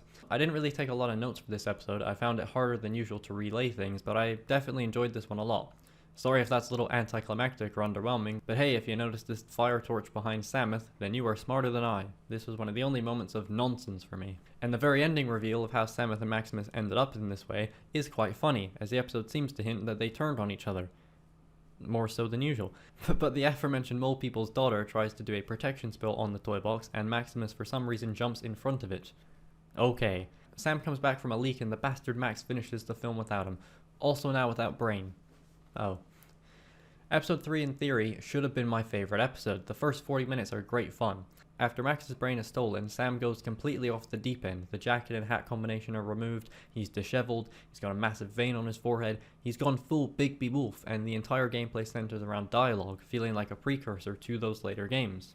You can also now interrupt people as they're speaking, and instead of using items to solve solutions, you instead match the person to the dialogue option, so you can make a gorilla sign spinner depressed by choosing the sullen noir option. Also yeah, there's a noir option, and it's great. Sam will just start monologuing. Eventually, Sam uncovers that Skunkape is behind it all, having escaped from the penal zone when the toy box was stolen. But I didn't mention that part because I didn't even write it down. Sam tracks him and Paperweight, who betrayed our ancestors in the last episode, to a museum of mostly natural history. They form an alliance at the sight of Max.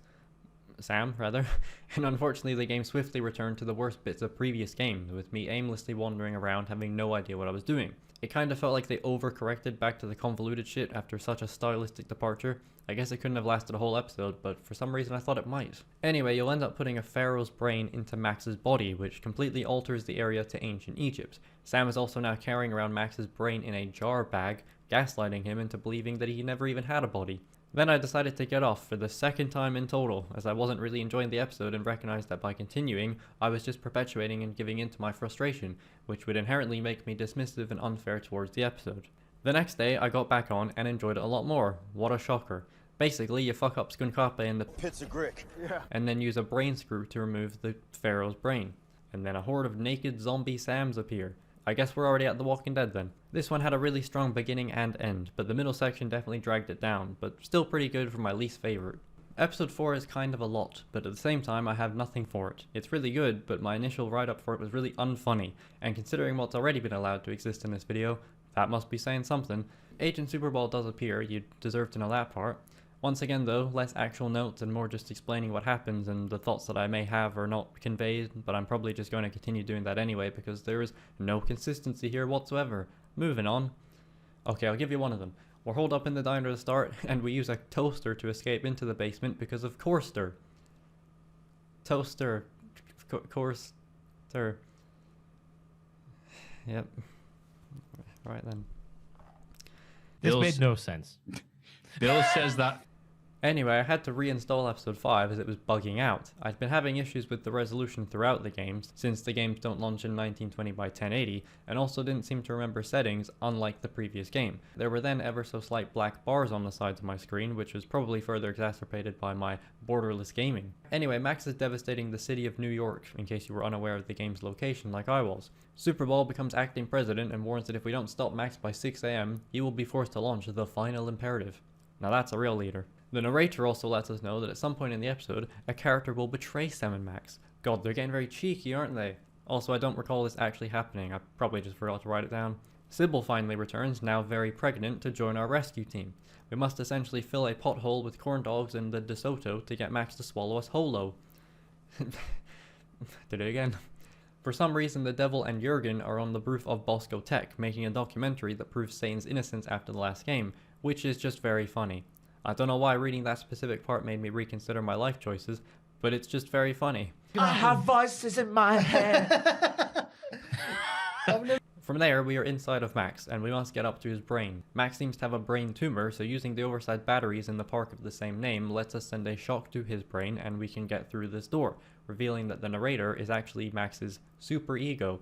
I don't have anything interesting or insightful or analytical to say about that, but it's pretty cool, I guess. Sybil's water breaks and we must leave Max's body, and the narrator allows us to, also removing the tumor because Max has committed a selfless act by putting Sybil's well-being over his own.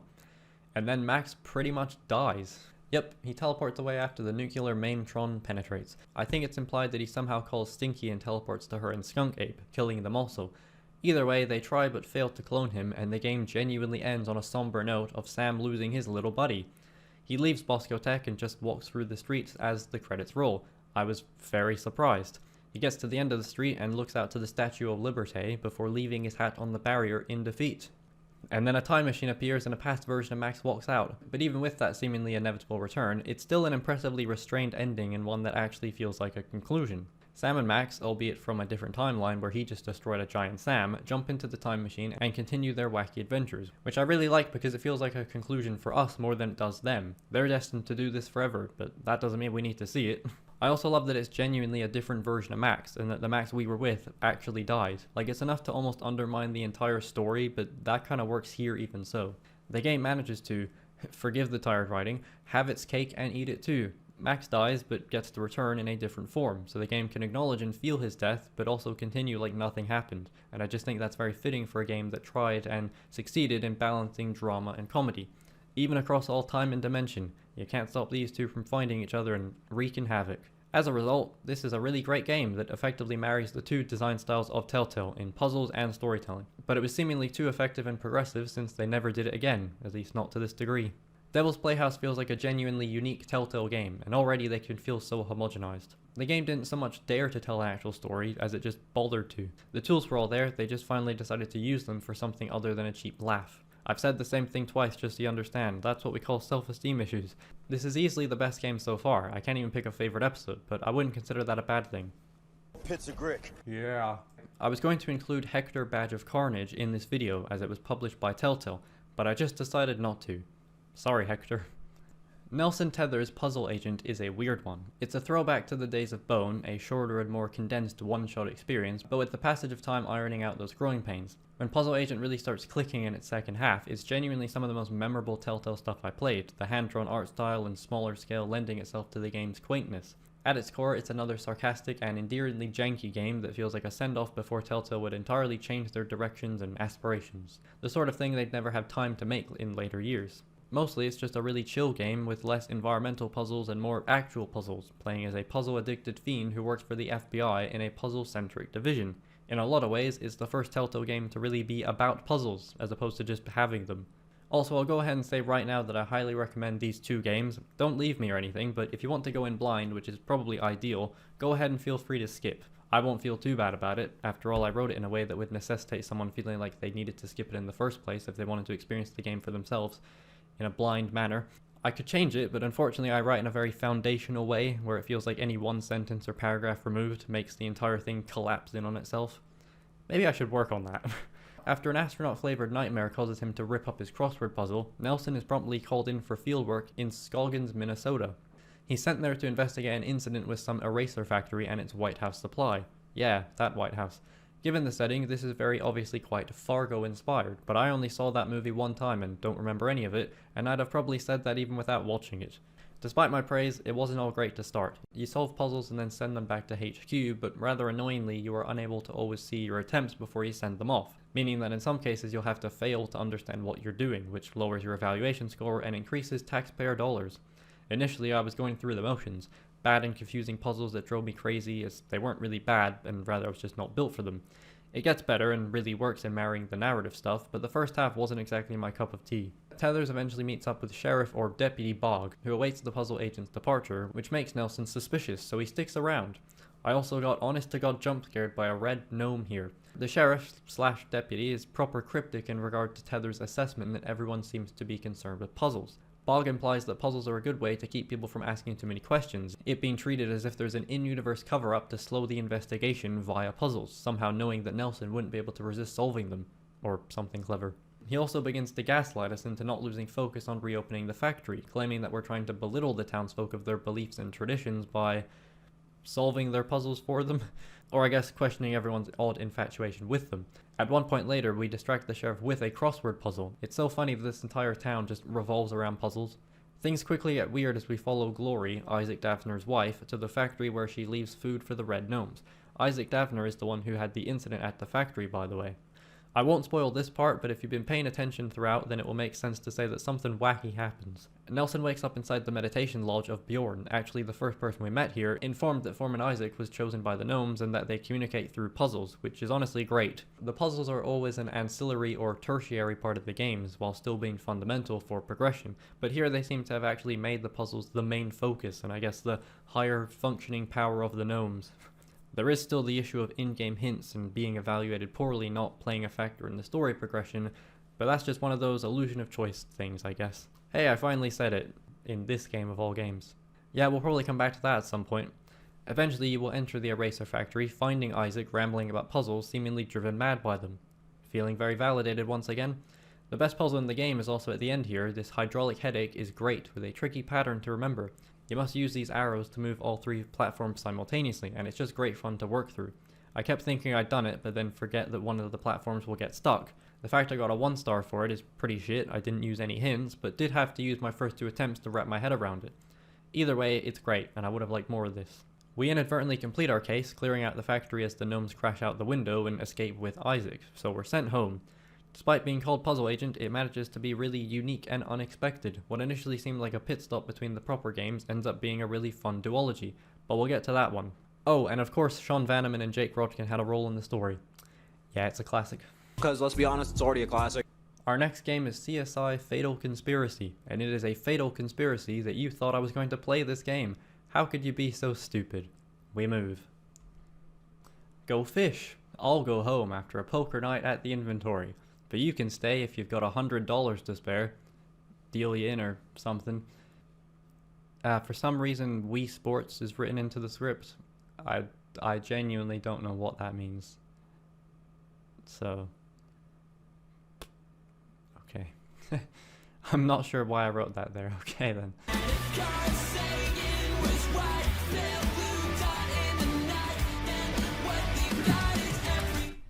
The only thing I know about Carl Sagan, right?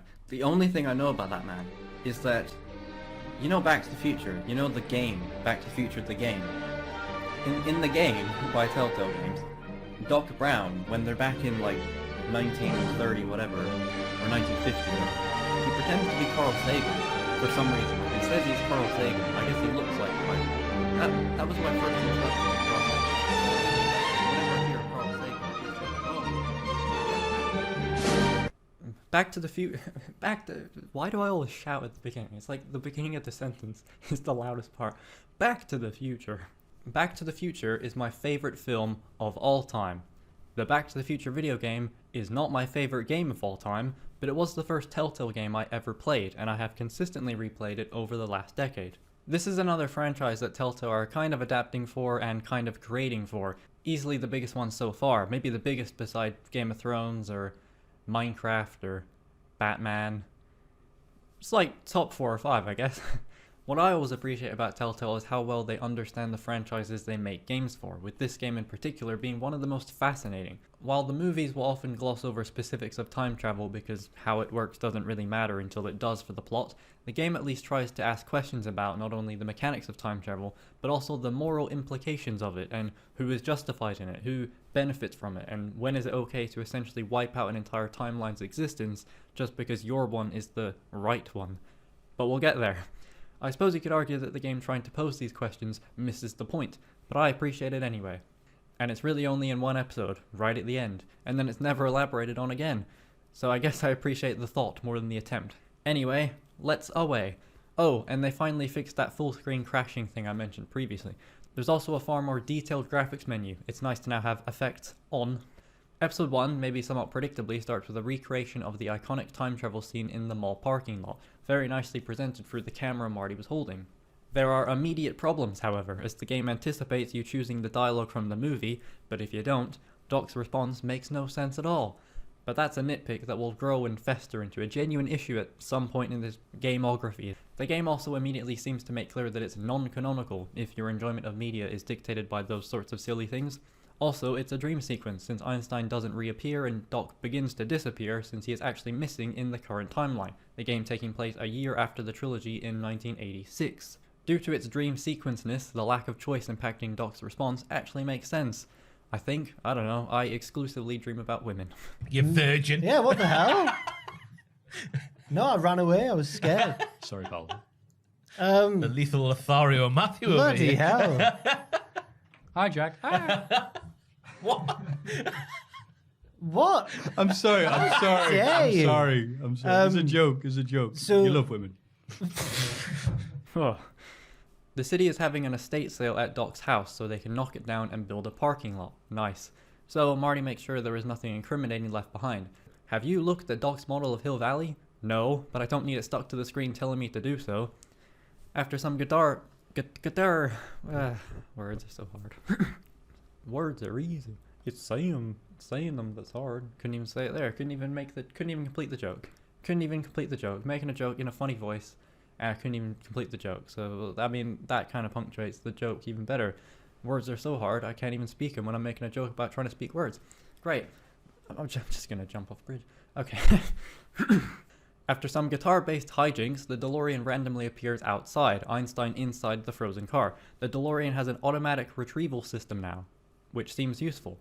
Unless it already had that, but that would have circumvented the movies as a whole probably, so I'm gonna assume it didn't have that.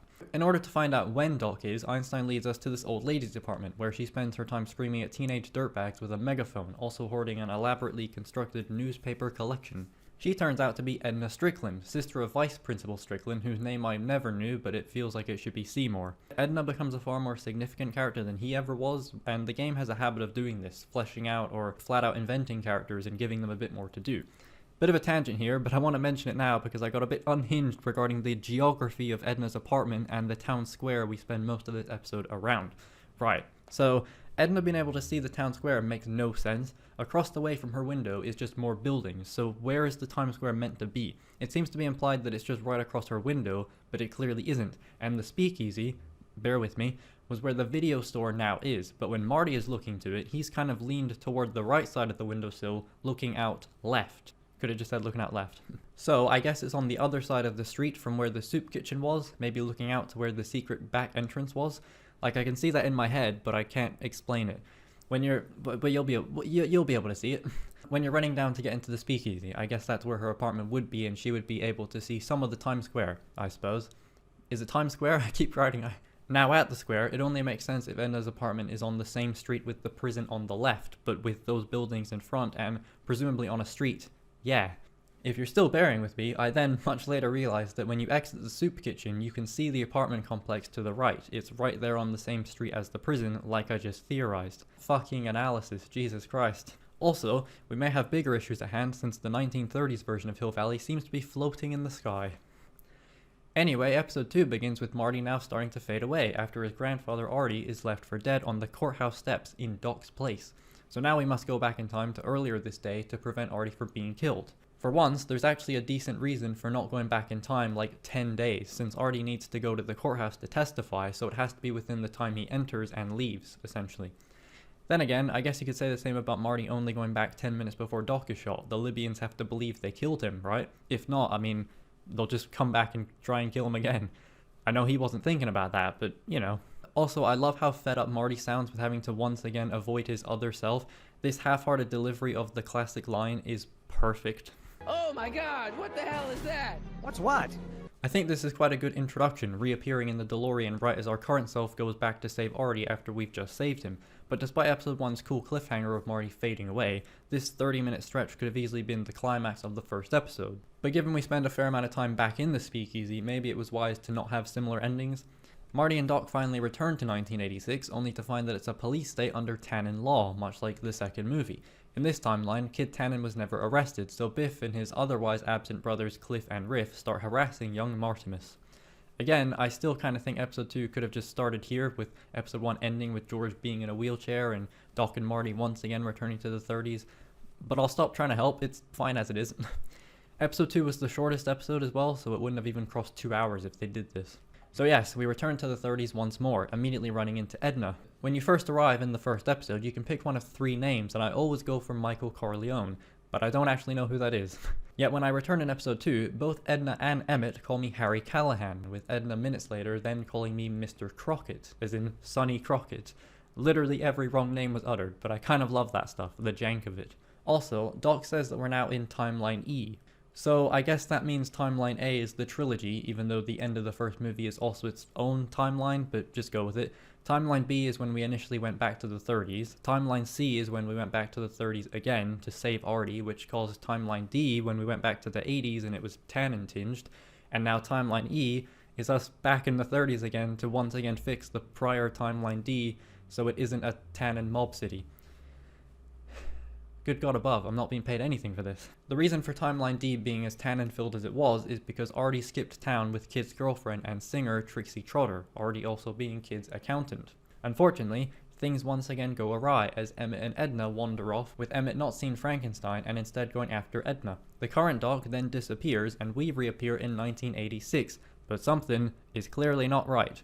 Episode 2 is definitely an improvement, but still not as good as I remembered. Obviously I'm horribly biased and we all know it, but I welcome that because what's the point in me making this video if not? That's why I don't care.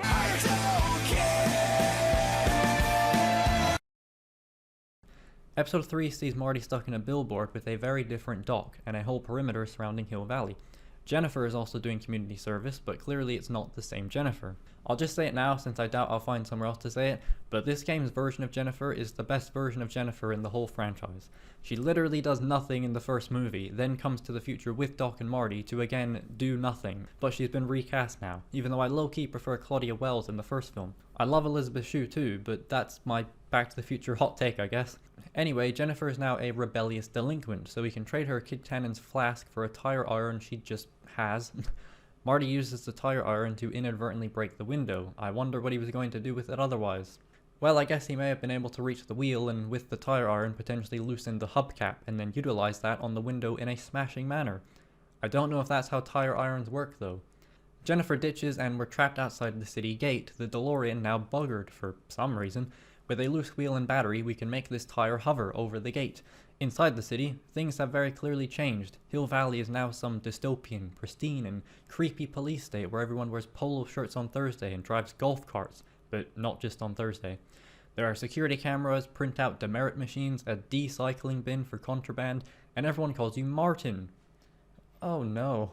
Oh, and this thing called Citizen Plus, which to no one's surprise is essentially a mind control scheme to turn everyone into mindless drones, because Telltale got a Telltale. With some self-tour guides, we learn that Doc is the mayor of Hill Valley, and everyone refers to him as Citizen Brown. In order to see Citizen Brown, Martin must rack up demerits to get a special meeting. This mostly involves hooliganism in the form of harboring an illegal animal, as dogs are now illegal.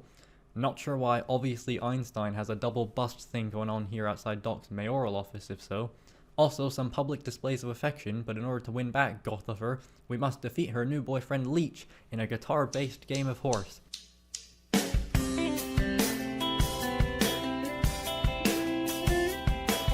Into the bin you go. Sorry about your bin, Mike. Once you rack up enough demerits, you can see Citizen Brown, and this is probably the highlight of the episode. Even though the confrontation mostly plays itself, it's very compelling. Citizen Brown seems to vaguely remember the events of prior episodes when we were in the 30s. It seems that Emmett has been brainwashed into believing that he single-handedly took down Kid Tannen, which explains the generational irony of Kid's son Biff being the first person to become zombified under the Citizen Plus program. No free games included for him, I imagine. Not that they're even free, like, you gotta pay for PS Plus to get the free games. Scam artist, honestly. I've not yet mentioned Marty's parents, but they're here also. Building off of the peeping Tom thing, George is the eyes and ears of Hill Valley, monitoring the city with his cameras. Lorraine is also here and is a drunk. You can tell because she has a flask and brought it with her to her monthly civic duty. That was clever. Oh, and I didn't even realize that the versions of Marty's parents here are actually far more like the original timeline version, where George was aloof and unloving, and Lorraine was, I think, also a drunk. It'd probably be too much, but the first film at least already centers so much around Marty and his father, so it might have been nice to see a role reversal of sorts with Lorraine being more involved. Whatever, I guess. Anyway, after our chat with Citizen Brown, we find George knocked out and tapes are stolen, which is unfortunate since we need them to prove to Citizen Brown that Hill Valley isn't what it seems. Apparently George had been recording people for some documentary they were making, sending the raw footage and wondering why Citizen Brown sees how displeased people are and continues to do nothing. Luckily, he's a fair peeping Tom and has a camera fixed on himself, and, unsurprisingly, it's Biff who does it, with a laughable tap of his aluminum bat. With George's nifty zoom and enhance feature, Marty can see Biff's special Citizen Plus watch show the time X11, which I'm pretty sure isn't a time. It turns out this set of letters and numbers activates the zombification. We can use this to our advantage when we send Bin down the decycling... I just said when we send... Should I keep that in? No. Well, okay. I'm indecisive. I can't decide. We can use this to our advantage when we send Bin down the decycling Biff, which leads to Edna's control center.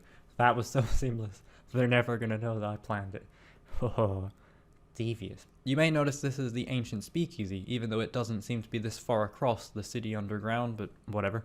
Citizen Brown appears and decides to help us fix the DeLorean, finally discovering what Hill Valley is and Edna's control over it. But I mean, it's been like 50 odd years. I'd say you're like a little complicit in this. It's not like you don't go outside. How do you not realize even a little of what's going on? Even I wouldn't simp that hard. Probably. Episode 3 was pretty good. I really like the ending line calling back to the Billboard slogan. I actually prefer episode 2, which is weird since this was always my favorite one due to how memorable it is, but it once again wasn't as good as I recalled it to be. Things just feel far more clunky than even the last few games. So far my experience has been a lot of me going, well, I remember the next episode being a lot better. At least I remember the manure. Episode 4 was a lot better, which is actually in contradiction to what I just said because it's the one that I remembered the least. I went back and got all the trophies for the game in 2019 for PS3, but I'd actually 100%ed the 4th episode years back by accident, so I didn't replay it. This episode fucking fucks. This is maybe my favourite episode of any game yet. It immediately has a great start. We're already in control and awake inside a Citizen Plus holding cell while the credits play over the game. Very efficient. Jennifer is in the adjacent room, the door open, implying that she has already been Citizen Plus after our PDAs. Doc is also here, trapped and held against his will as he is prepped for a complete personality rebuild. The faceless guard outside our cell nicely allows us to see if our guitar neck is bent, for some reason, but we can't quite see the combination to the locker. Luckily, Peeping George is manning the cameras and helps us out. We can then use the power of rock and roll, and an auxiliary port in the squawk box, to unbrainwash Jennifer. It's never specifically stated, but I like the insinuation that whatever your previous vice was is now the thing that reverts you back to your old self. For Biff it was basically every illegal item, for Jennifer it's being a punk rock goth chick. Yeah. Yeah. Children. Voice crack. Yeah. Just a random thing, but I like how a lot of Doc's equipment is being used against him. Even the Hill Valley logo is now designed in a similar shape to the flux capacitor, Edna basically taking everything Doc created for her own means, now actively using it against him. Anyway, we bust Citizen Brown out of the joint and then hide inside some bins. Doc in the brown one, because that's his name, and Marty in the green one, because he's Irish. That's what we in the biz call analysis. Force, exactly. Right. Speed equals distance equals force or something. Style control, damage and aggression. Aye. Einstein, yeah. Up the Einstein. Marty and Citizen Brown once again go back to 1931 to head off the version of Emmett Brown that isn't supposed to exist. Despite the usual seconds one would wait for the DeLorean, it's a couple of minutes before Doc reappears, having fixed it after 6 months in his time. So now we're trying to convince Emmett to see Frankenstein, so it'll create the chain reaction that causes all that dystopia to not happen. And again, despite setting the time circuits for August 26, it's somehow October 12 when we arrive, the very first day of the Hill Valley Science Expo. That's like me thinking I'd get this video out by the end of 2022, only to still be writing it in March 2023. Also, this version of Doc, Citizen Brown, is generally referred to as Carl Sagan, since that's who Doc was initially impersonating when he came to the 30s. So that's what I'm going to call him. For the expo, Emmett has a mind map machine, which determines your societal status based on certain images and sounds. Remember when I mentioned projector slides in Tales of Monkey Island? Yeah. Long story short, we interfere with it and also scheme to break him and Edna up, which I didn't love. The middle portion was a bit dull, and the whole breakup plan felt a bit juvenile and, morally dubious. Though part of why I loved this episode is what happens between Carl Sagan and Edna. He actually raises a great point about how we are effectively overwriting his timeline in favor of Marty's timeline, Carl not being able to see that his timeline isn't the right one. He wants to essentially let things stay as they are, hoping that with his guidance, Edna won't change and become a lunatic. He's also very driven by the fact that in our original timeline, Edna becomes a lonely recluse who is miserable. Emmett becomes heartbroken, if only for a short time. Years ago, I'm sure I scoffed at this, but it's important to note that this isn't our Doc. This Doc doesn't know anything about his life other than what we've told him. All he knows is his life with Edna, so it actually makes complete sense. Yeah. It's really good stuff, really interesting stuff that the trilogy never asked because we never had a different Doc from a different timeline stick around long enough to realize that he will be erased from existence. From there, we then see our plans to break up Edna and Emmett come to fortnight, as Emmett is berated by a woman he doesn't know for something he didn't do while standing in a destroyed suit. It's really fucked up. Obviously it's for the greater good, but on the face of it, we are kind of ruining his life. From there, Emmett runs off to the clock tower and realizes that Marty is at fault for his life being in ruins. And he isn't really wrong. This may be the first time that we've actually been called out for our choices, even if we can't do anything else. The episode then ends with the insinuation that Carl Sagan is going to remove Marty from existence. His plan is to get Emmett to fall out of love with science, since Edna used his science for evil. If he can get Emmett to pursue another path, Edna won't be able to abuse his abilities. They basically make Doc the villain, and it's fucking bonkers. I absolutely love it, and the episode also. I give it 4.5 stars. Lovely. Episode 5 was a decent ending that unfortunately doesn't really deliver on the unique perspective of the previous episode. We finally get to explore the Hill Valley Science Expo, and Edna and Carl Sagan are scheming to prevent Emmett's exhibit from commencing. I remember really loving this typical fairground type thing, but there's really only one minigame with these sliding doors. And while some may scoff at the supposed plot hole of young and old Emmett meeting, when you actually watch the movies, Nothing bad happened. I think the whole space-time paradox thing was probably just a worst-case scenario, and Doc is like a maniac who was probably blowing it out of proportion. Plus, the entire plot of Part 2 is also predicated around old Biff going back in time to hang out with young old Biff. So have that one, naysayers. Edna suddenly betrays Carl Sagan and jumps in the banged-up DeLorean, going back in time about 45 years, which vanishes Carl since the timeline gets rewritten. Following this, Marty gives Emmett a piece of newspaper in which he is awarded the key to the city, telling him to not open it until that happens, which then results in, I think, now a third version of Doc, but functionally the original Doc. So now Edna is once again an old miserable hermit, but in an alternate 1930s Hill Valley, going by the name of Mary Pickford, and we must unrepress her memory of life after she traveled back in time and was essentially stuck, living out her life in an alternate timeline. Stuck when? 1876 or so, and the reason the land is like this is because she inadvertently burnt down Hill Valley while trying to burn down Beauregard Tannen's saloon. Unsurprisingly, she is revealed to be the original arsonist, and if you are surprised, that's probably my bad for not relaying it enough. At this point, I was getting a bit confused. Well, sort of, if not confused, then maybe a little conflicted. To my limited comprehension and knowledge, Edna essentially goes back in time and creates a timeline F, preventing any of what's happened from happening. So we must go back and prevent her from preventing it in the first place. I mean, hey, at least they're doing some weird shit. The movies are structurally the exact same, only changing in location. This game is absolutely bonkers in comparison. The use of the Old West does get a little confusing though. I started to question whether or not the original Doc was already here, or if Beauregard Tannen was Mad Dog Tannen, but that's actually his father, and the third film takes place in 1885, of course. The whole game, when you break it up, feels like a reimagining of the trilogy. The game opens with an alternate time travel test run, Episode 3 is the equivalent of Part 2's future setting, and Episode 5 briefly explores the Wild West. The Old West. Is it old or wild? After a simple puzzle that I never found simple as a child, sees us douse Edna's flamed torch and disarm Beauregard's rifle, we chase Edna in our DeLorean while she's in her DeLorean. The plan is to use Carl Sagan's diagnostic things from Episode 4 to sync her time circuits to our own, so that when we go back to the future, it'll bring Edna back with us and then remove that DeLorean from existence, I guess. And that's exactly what we do. Edna reappearing in the 30s and landing right in a prison cell, not a police cell. Well, I guess it's a police cell, but a prison cell, that's the one. Doc and Marty then finally return to 1986, and all is well. Edna and Kid Tannen are now together, and also Biff's parents, which I completely forgot. This second half was pretty enjoyable, where the first half felt a little uneven. I think I just wanted more of that old Wild West. I really loved that brief part. But it's not over yet. No, not before another fucking stupid obligatory ending that exists to set up a sequel that never happened. But wait, what is this? It can't be. It can't be. It's actually a good ending? And not only that, it's actually incredibly self-aware, hilarious, and completely takes the piss out of not only the movies, but also their own games, to the point of being self-parody. Yeah, so basically what happens is that 3 different Martys from their respective timelines all appear to get current Marty and Doc to help fix their respective timelines. Timelines? Timelines. They all start arguing about which timeline is the real one. One of the fucking DeLoreans is blue. This is one of the most absurd and stupid and incredible endings to any game I've ever played. The idea of constructing an entire ending around their own continued cliffhanger endings is just unbelievable, while also somehow being faithful to the movies ending the same way 2 out of 3 times, while also laughing at it. I was absolutely eating this shit up. It is a wonderful clusterfuck, and it has to be intentional. It just has to be. If so, genuinely the best ending of any Telltale game. It's not even close. This is just the funniest shit ever to me. They even have the nerve to end the credits with a to be continued. Jesus fuck, this is a masterstroke. These motherfuckers were never gonna make a sequel. This is beautiful madness. I mean, they probably would have liked to make one, I guess, but hey.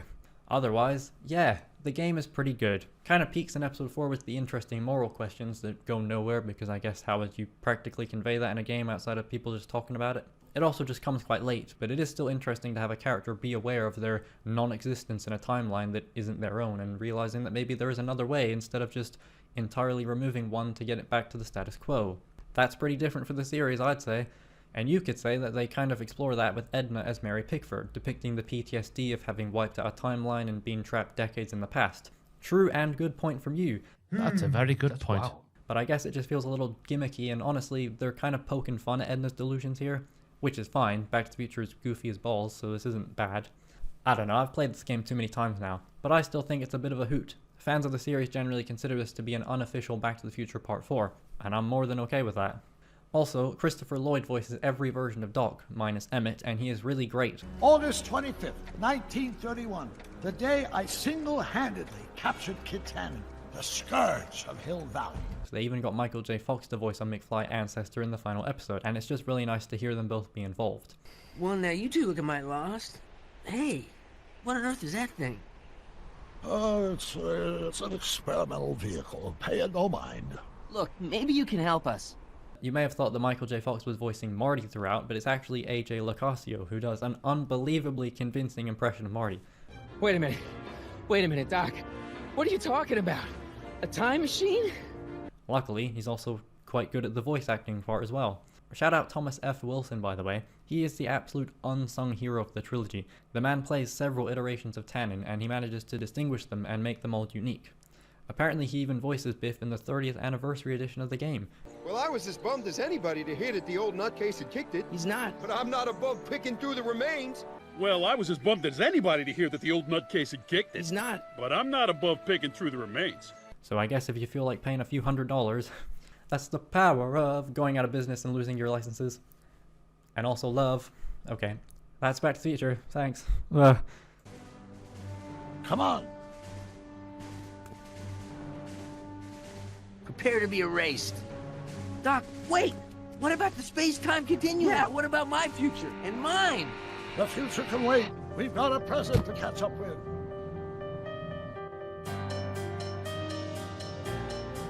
Where to, Doc? Mr. McFly, thrilled.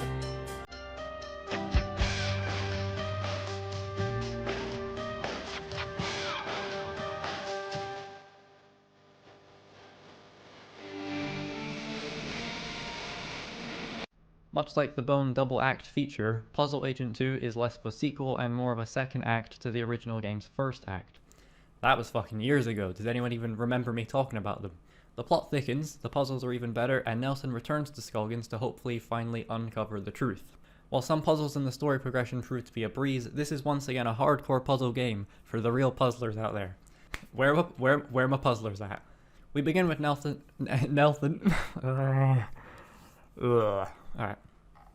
Alright. We begin with Nelson on the roof of presumably the FBI headquarters, listening back to one of his tapes from the first game. Our first puzzle is a neat moon-flavored one, Nelson thinking he sees something on its cheesy visage. Visage. Yeah. You must align these symbols so none of them match, and you may not even notice the gnome face increasing in visibility. Much like Nelson, I was consumed by the puzzle. The Bureau officially closed the case, so Nelson returns to Scoggins off duty, now enlisting the help of vegetable crime agent Jim Ingram to log his mini-tapes, as he is a big puzzle fan also. He's kind of snooping around Nelson's office to start, so I think we're supposed to suspect him of malintent. Who's Mal? Once back in Scoggins, Nelson has a nightmare of a cosmonaut bursting into his room with a note flying out the visor. He wakes up to find an actual note reading Isaac Davner does not exist, with a puzzle on the other side that we actually can't solve yet because we need... Just hit the mic, sorry. What on earth is happening here today? With a puzzle on the other side that we actually can't solve yet because we need more information. What it does reveal is that Isaac Davner is seemingly just one of many missing people in Scoggins, one of them being Daryl's brother, Daryl, whoever they are. From afar, this missing person poster makes it look like the trees in the background are his hair, which gives him a certifiable gnome-like appearance. I don't think that was even intentional, but my brain saw it that way. We meet Alfred, an anthropologist in a campground and a permanent resident of 15 years, who is fascinated by Scoggins and the folklore and cultural significance of puzzles. He clues us in into how one of his grad students went missing 2 months ago, before the incident at the eraser factory, which no one mentioned to Nelson. He also implies that Isaac Davner acted as a mythological ritual sacrifice for the people of Scoggins, further adding doubt to his existence at all, despite the fact we met him. There's also a funny role reversal here, where Alfred talks into a tape recorder of his own before Nelson has the chance to. There's a great power grid puzzle that took me about 13 minutes to figure out, but was a lot of fun to sift through. 15. That's 13. 13. Oh, God. Oh, no. What a legend. We head to Sheriff Boggs' office to investigate his files, and there's another fun puzzle here where you must rearrange the furniture so Nelson isn't caught in sunlight. It's less a struggle of figuring out the solution and more getting the thing into the right place, if that makes sense. The sheriff was lying in wait though, so I guess he was just hiding for another 13 odd minutes as I tried to sneak in. Surprisingly, he lets us view the missing persons file, provided we be on our way after. We can then do the missing persons puzzle, which reveals the name Teeterdoter. The sheriff says it must be Melkorka Teeterdoter. The sheriff also says that the Brotherhood helps people with their addictions to puzzles, but Glory warned us that he's in cahoots with them. Who knows what's going on? Not me. Melkorka is described as a recluse, but she turns out to be a suave and sexy lady who Nelson is very taken aback by. Me too, clearly, jeez. I'm so wet underneath. She reveals that Isaac Davner is actually a test pilot named Ed Davis who died 16 years ago, months before the first missing person went missing. Korka, as she prefers to be called, then tells us that Isaac Davner is a serial murderer, not the one we need to find. From there, Nelson ventures into the forest, a spot that Korka specifically marked, and we find a member of the Brotherhood cult. We make chase with another great puzzle that took me 15. That's 13. 13. Oh, God. Oh, no. Again, upwards of 13 minutes, in which you must guide Nelson through each section of differing terrain. Words. Edvard gives us the slip, but we find an astronaut's body under a tree before the hidden people appear, and Nelson wisely jets it. I said that so weird, but I'm keeping it in. Why not? I can't bother to read that sentence again. At this point, I was pretty surprised with how story-driven these puzzle agent adventures were. I didn't expect things to be so wacky, even for Telltale. The puzzles also proved a bit easier, which enhanced the experience and my lack of annoyance, but also arguably detracted from the experience because, well, they're just easier. I would argue against it though. In my mind, the game being easier is supposed to act as a way of conveying Nelson's growing understanding of the town and its inner workings. But I just made that up right now and it wasn't even in my notes, so you know. I just thought about it now, sat here at this table. Eventually, Nelson finds his way to the cabin of Olav, the first person that went missing and with an interest in astronomy. There are some more puzzles here that reveal Olav's mathematical formula explaining lunacy, and the dates of penumbral eclipses correlating with the hidden people's visits. Do you get all that? Nelson discovers this with the help of Alfred Versteck, the anthropologist and only sane person in town. With his help, we also managed to triangulate the hidden people's locations, matching where they were seen and when these penumbral eclipses occurred. Are you still following? But naturally, who knows if we can really trust him? He's even wearing red, like the hidden people are covered in, so we're just in the woods with some guy that we don't really know, and it's a great bit of paranoia. We happen upon an astronaut roasting a squirrel before another one confronts us, and we are drugged, later awaking in our hotel room. The town is now littered with agents who Nelson presumes will cover it all up. There's a pretty funny scene where the director Jennings is sucking down a milkshake and doing it increasingly louder as Nelson tries to explain his theory, which ends with him yelling that astronauts are killing people in the forest. Retracing our steps, we find the astronaut suit, but no body inside. Isaac Davner lurks behind us in the reflection, and it turns out he didn't kill anyone at all, and was sent by the hidden people to destroy a lunar ray, which probably is what has turned people into lunatics. The ray is also repelling the hidden people from leaving. The puzzle here, Mission Rock, was probably the hardest one in the game. It's another one of those moving ones where you have to place trees to direct this rock at the agent without it flying into the forest. Mostly I just struggled with understanding the directions of it all. If I'm being honest, I can't even really explain how this one works. You just have to visualize which direction it'll move, and it always fucks me up. I was crying there, jeez. I mean, it's a very emotional puzzle, you know. I can never understand if it's going to go right or left based on where it's aiming. We then begin another puzzle before a gun enters the frame, and we're caught by the agents. The game does that sometimes, interrupting you when you're in a puzzle, and it's a neat touch. Not that I can actually think of another moment where that happens, but I've said it anyway, so hey, there you go. Nelson then escapes and goes back to Olav's cabin, summoning the hidden people with Jim's help. Jim notes a strange sound on one of Nelson's tapes, and Nelson recognizes it on Olav's reel-to-reel. Nelson finally communicates with the hidden people and earns their trust via puzzles. How else? Once back on the ground, we begin the lander circuitry puzzle again, and this is probably the best puzzle in both games. It's very similar to the first game's final puzzle, but this ended up being one of the most memorable moments of any game here. As you've been seeing, I started using my actual physical hand to figure it out. The fact that I had to do this was just incredible to me. I really enjoyed this, and it was kind of surreal to be interacting with the game in this way. Nelson, under the effects of the lunar ray, attempts to destroy it. There's a nice running section here where Nelson must tether thanks. Different elements together. Bigfoot then appears, as for some reason, and helps us sink it, before doing that iconic pose, which made me laugh a lot. Nelson once again returns home, and then the game gives you a basic addition math puzzle, and it ruined my entire experience. 0 out of 10. Maths. That's analysis. No, it is, yeah. It's true. Yeah. Jim is sent to the Arctic Circle Tundra Division after a perceived breach of protocol in warning Nelson about the agent's arrival. Nelson gives Jim his backlog of puzzles, no answers written into them because he uses tracing paper like a neek. I love that little detail. Nelson also receives a postcard from the Daffners in Bermuda with a Grim Reaper-esque figure looming in the background. I guess Manny Calavera is back once again. Hey, would one of you children happen to have a gun? What could go wrong in Bermuda, Nelson remarks. The bastards were setting up a third game, weren't they? Well, it never got made, so you can either do more puzzles or just quit, like me, a quitter. I definitely enjoyed Puzzle Agent 2 more than the first game. It benefits from being the sequel, and so it can just drop you back into absurdity, but the first game's sudden descent into mayhem was very surprising and compelling also. Overall, this is a pretty great little duology thing that I enjoyed a lot more than I'd have expected. Hopefully you didn't plan on playing them though, because I just spoiled everything. Granted, I'm not making this hours-long fuckfest to recommend these games to you, am I? I'm a lazy and untalented hack, so this is all I could come up with. I appreciate you letting your eyeballs view the video. Alright. What was that? Two eyes. Yeah, he's got two eyes. Jurassic Park the game is a fucking disaster. I don't think there's a game in this video that got me as heated as this one did, even with the aggravating puzzles of previous titles and the unimaginative, tedious gameplay of later titles. I mean no hyperbole when I say that this game contains one of the most unlikable groups of characters I've ever played, though specifically one character. It may on par be the worst game Telltale have ever made, which is even funnier since the next game is arguably their best. It's also where a lot of the modern Telltale sensibilities are established, namely the quick-time heavy gameplay and story-driven focus. It's uniquely one of the only games that didn't release episodes monthly, alongside CSI. The game has 4 episodes and they're all on the disc, so to speak, ready to go. I guess that hand waves the notion that Telltale's problem was how they released the episodes. Personally, I think it's because they made like 3 games at once every year, but we'll get to that. We've probably already gone to it, let's be honest.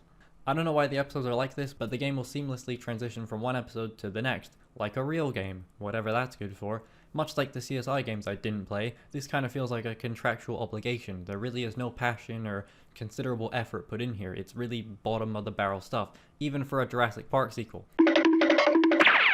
They don't have a great reputation, but I remember enjoying The Lost World. I think I hated Jurassic Park 3, and the Jurassic World movies have some great scenes. I also think a lot of these episodic games could be enjoyed more with a group of friends. This one especially I can imagine being a fucking hilarious experience.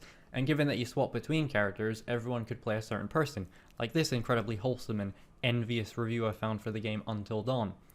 If you have friends, I suppose. Well, that's a topic for another day. just imagine. Let's just get on with it, in a manner that I don't want to repeat with the other games going forward. Due to this game being unfathomably bad, I'm probably just going to run through everything instead of boiling it down to the things I really care about. I think this game deserves the full treatment. Episode 1, though I suppose the whole game, seems to take place during the first movie. We begin in a heavy QuickTime event action sequence, already likening it far more to modern Telltale. Similarly, our unnamed protagonist evades some dinosaurs of some sort, I am sure. She also has the shaving cream can from the first film, with all the dinosaur embryos. She falls off a cliff and is almost hit by a car, which reveals that this isn't the start of our adventure. We flash back earlier in the day to a young girl and her father who worked at the Jurassic Park. We then flash forward to later that night, meeting up once again with the unnamed woman and some guy at a boat awaiting Nedry's arrival with, presumably, the shaving cream can. Immediately, the way the game is played is quite overcomplicated. Instead of just walking around, you have to select this icon in the bottom left and choose an angle of the environment, then appearing in it. You also move the screen with the keys now instead of holding the mouse, which actually is more natural in a way. I then foolishly opened the Steam in-game overlay, which made my mouse disappear. It wouldn't come back. I had to click off the game to see it and then move my mouse over the game to click on the thing I wanted to prompt moments later, then having to restart the game. This doesn't work though. The game still wasn't showing my mouse and I couldn't even change if I wanted gamepad or mouse controls. You also can't exit the main menu, you have to quit the whole game, which meant I'd have to replay this QuickTime event again after already doing it a second time, which also proved challenging in a weird way. The QuickTime prompts last for just that little bit too long, so I was constantly pressing early. It was too easy and that made it hard, in a way. Anyway, our still unnamed protagonist and this other guy are on a covert field operation and they happen upon Nedry's car and body. Our still unnamed protagonist also doesn't know that she is on a dinosaur-infested island, which is kinda cool. It's a nice contrast to how the film's characters were introduced to them in wonderment and disbelief, while we get jumped by one and find Nedry's rotting body. Rotting body. We search for and find the canister, and our unwanted partner in crime, Miles Chadwick, proves traitorous and turns heel, trying to get us killed. He is then the one who is killed, so I don't feel that bad. I know this is very obviously something someone would do, but something about the whole "it's dinner time" just makes the guy like comically evil. I know I wouldn't try and deceive the only person with me while surrounded by these things, but I guess I'm not him. Depends on perspective, eh? I guess it does. What a lovely question. That should be the big question. Yeah, how ill are you? How sick. Anyway, predictably, this prompts the in media res intro, and we run into, of course, the daughter and father combination of Jess and Jerry. But yeah, no, I said that the right way. Jerry being a vet. They save woman and attempt to take her to the visitor center before running into a triceratops out of its enclosure. Jess honks the horn to drive the triso back and then doesn't stop once it's in the enclosure, so this brings about the alpha, which fucks our shit up royally. To be fair, the horn continues to honk without Jess's input, but maybe it wouldn't have if she had stopped it earlier. We escape into the maintenance tunnel, someone from the computer room sends a car, and we're away. We arrive and enter the visitor center. As we do, a helicopter flies over. Is that them lot leaving the island? Is the first movie already over? Yep, confirmed by the lady who sent the car, they've seemingly been left behind. I kind of like this angle. You'd never think about it in the movie, but I guess there probably were people on the island who didn't escape. So it continues to be a smaller or side story. We're not going to run into Jeff Goldblum, unfortunately. Anyway, our still unnamed protagonist, if she's even that at this point, was infected by one of the dinosaurs, and so we must trank her to save her life. Jerry informs us that a helicopter is on the way to rescue us, so this woman decides that now is a good time to pull a gun on them when they don't fall for her plumbing lie, which you choose earlier. To be honest, it just seems like she's really socially awkward and would rather hold them at gunpoint than entertain them. It comes off really funny. And that's your lot. Honestly, I kind of enjoyed this episode in a trashy way. Totally average, nothing great, but some fun to be had. I really didn't see this getting any better though, and it's quite obvious we're not getting off the island. But yeah, it could have been a lot worse. At least help is on the way. Help's on the way. Before I began episode 2, I had a bit of an adventure of my own. I just finished the film Men and went to get some water, only for the taps to not produce any aqua. I truly had no H2Os, which saying after watching the film Men sounds great. Especially because I didn't hate it like everyone else. Oh, I hate women though. If the film was called Women, oh, I'd hate that. What? Okay. It's a joke, it's a joke. So, you love women. But then, being the genius I am, I went to see if there were any water bottles about, since there'd have to be some, and by Jove, there were 3 in the cupboard. Crisis averted. I did have the remainder of a fruit juice in the fridge, but it was used by September 19, and it was currently 2:04 AM on the 21st, so that just wouldn't fly. Anyway, episode 2 kind of isn't good. Immediately, we're introduced to new characters. We play as Billy Yoder, like Yoda, who is a part of the rescue team coming to save the other heroes. I didn't understand why we had to change perspective, other than to ensure we'd actually have a full game, but I guess we're stuck with these dickheads for now. As mentioned, they're the rescue team. Or are they? Or are they? Since when they arrive at the visitor center, there is already a whole other rescue team there, dead. Our other characters are also missing.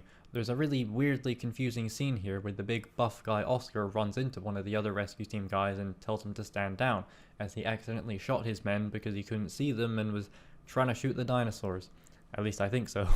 There's a really limp dick action scene where Oscar is asking Yoda to use security cameras to find the guy, Vargas, who I guess has gone crazy. He asks us where Vargas is, despite the fact that we can clearly see him and he doesn't disappear or anything. You can see him hide and just stay there. I think the justification here is that Oscar can't see anything because it's dark, but I could see fine. Jerry and Barry are still being held hostage by the woman. My best guess at this point is that she sees an employee as her ticket out, but she's kind of just complicating things for herself. She then allows Jerry to make a fire, despite the fact a helicopter was being sent to find them, and she is seemingly not interested in getting involved with them. That's clever. Then again, she doesn't seem to have a name. Oh wait, we're 30 minutes into the second episode, and we find out it's Nima through a dialogue option. No, not that kind of dialogue. The literal option to make a dialogue. It says her name in parentheses. Spectacular. Barry showcases her singular character trait of being a thief by stealing the radio from Nima Outpost to make contact with the rescue team lot.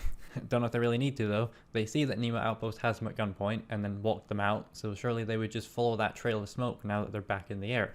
Then again, why would anyone be stupid enough to have people as hostages and allow them to make a fire? So maybe they'd see the smoke and presume that it couldn't be them because, well, why would it be? But it is them, as we know. Anyway, the helicopter gets fucking dropkicked by a pteranodon. Okay, maybe the escape isn't so bad. Their pilot, lovingly nicknamed Decaf, is knocked loopy, so Yoda takes over, and it's a pretty damn good landing, all things considered. Decaf also has the same character model as Miles Chadwick. Was that his name? Jerry, Barry, and Nema Outpost head north and come to a not fully operational roller coaster ride. Outpost laments the loss of an ancient goat path that has seemingly been destroyed for the ride, and honestly, it's a pretty cool action sequence. One of the better ones, I suppose. Sorry about your goat. Yoda and Oscar then appear, and Outpost is detained. Nema Outpost seems to recognize Oscar, I guess because they're both vaguely Hispanic. I don't remember if this is ever properly explained. There's then a really tenseless and horribly awkward scene in the helicopter, with Outpost implying that Oscar killed Decaf after he disappeared because they are killers, and then they try to make a joke about it, and it's just really weird and forced and lame. The writing in general isn't amazing, if you didn't notice, but that scene is specifically a shoddy moment. It's like as soon as they arrest Nema Outpost, Yoda especially becomes this weirdly cocky bravado guy, and it's really cringe. Anyway, we then land to help Dr. Sorkin at a remote point of the island. She's the lady what helped us with the car. Our heroes are determined to GTFO, so they decide to either knock her out and take her off the island against her will, or mislead her into leaving when she doesn't want to, by making up some nonsense about a board meeting to turn the park into a sanctuary for the dinos. What great, fun protagonists! Jurassic Park had good, likable characters, and these people are just scumbags. I like a morally grey hero, but already they just flip-flop too much. You can't really get a sense of what their deal is. There also isn't one identifiable protag. In a bit, we'll even start controlling Aaron Sorkin's dialogue options. Ooh, that'll be very witty and snappy, won't it? You don't so much play as one protagonist as you just embody every person in every situation. You play as whoever the game needs you to play as. This doesn't help with knowing who to root for. It's heavily implied that Nema Outpost was a resident of the island at some point, and she clearly has a daughter, yet we're playing as Yoda in the previous scene, making fun of her complaints of us murdering.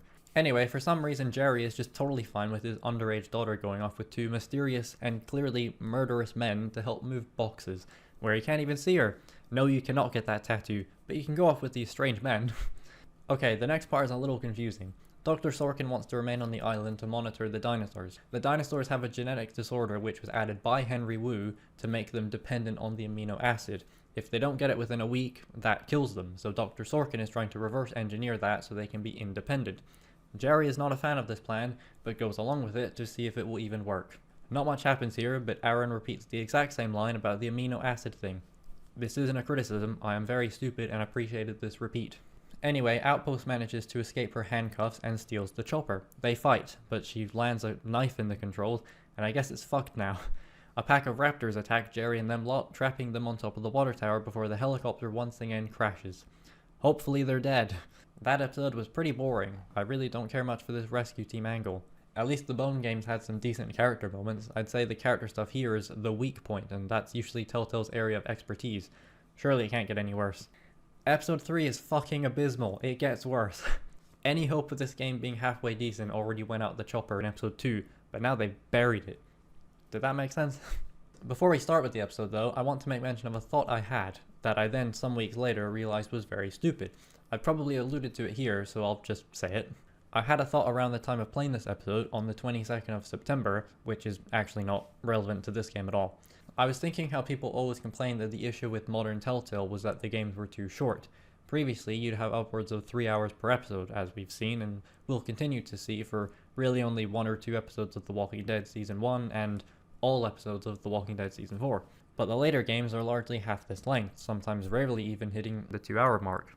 My thought was that if you were to hypothetically remove the puzzle-solving parts of older games, the story sections would probably end up being the same length or even less. Immediately, you'll realize this is ass-backwards thinking because I'm basically saying, well, if you disregard the fundamental design differences, they're basically the same thing, which was very stupid. Like, yeah, you could get through those older games in about the same time if you didn't have to actively engage with the game in the way it was built.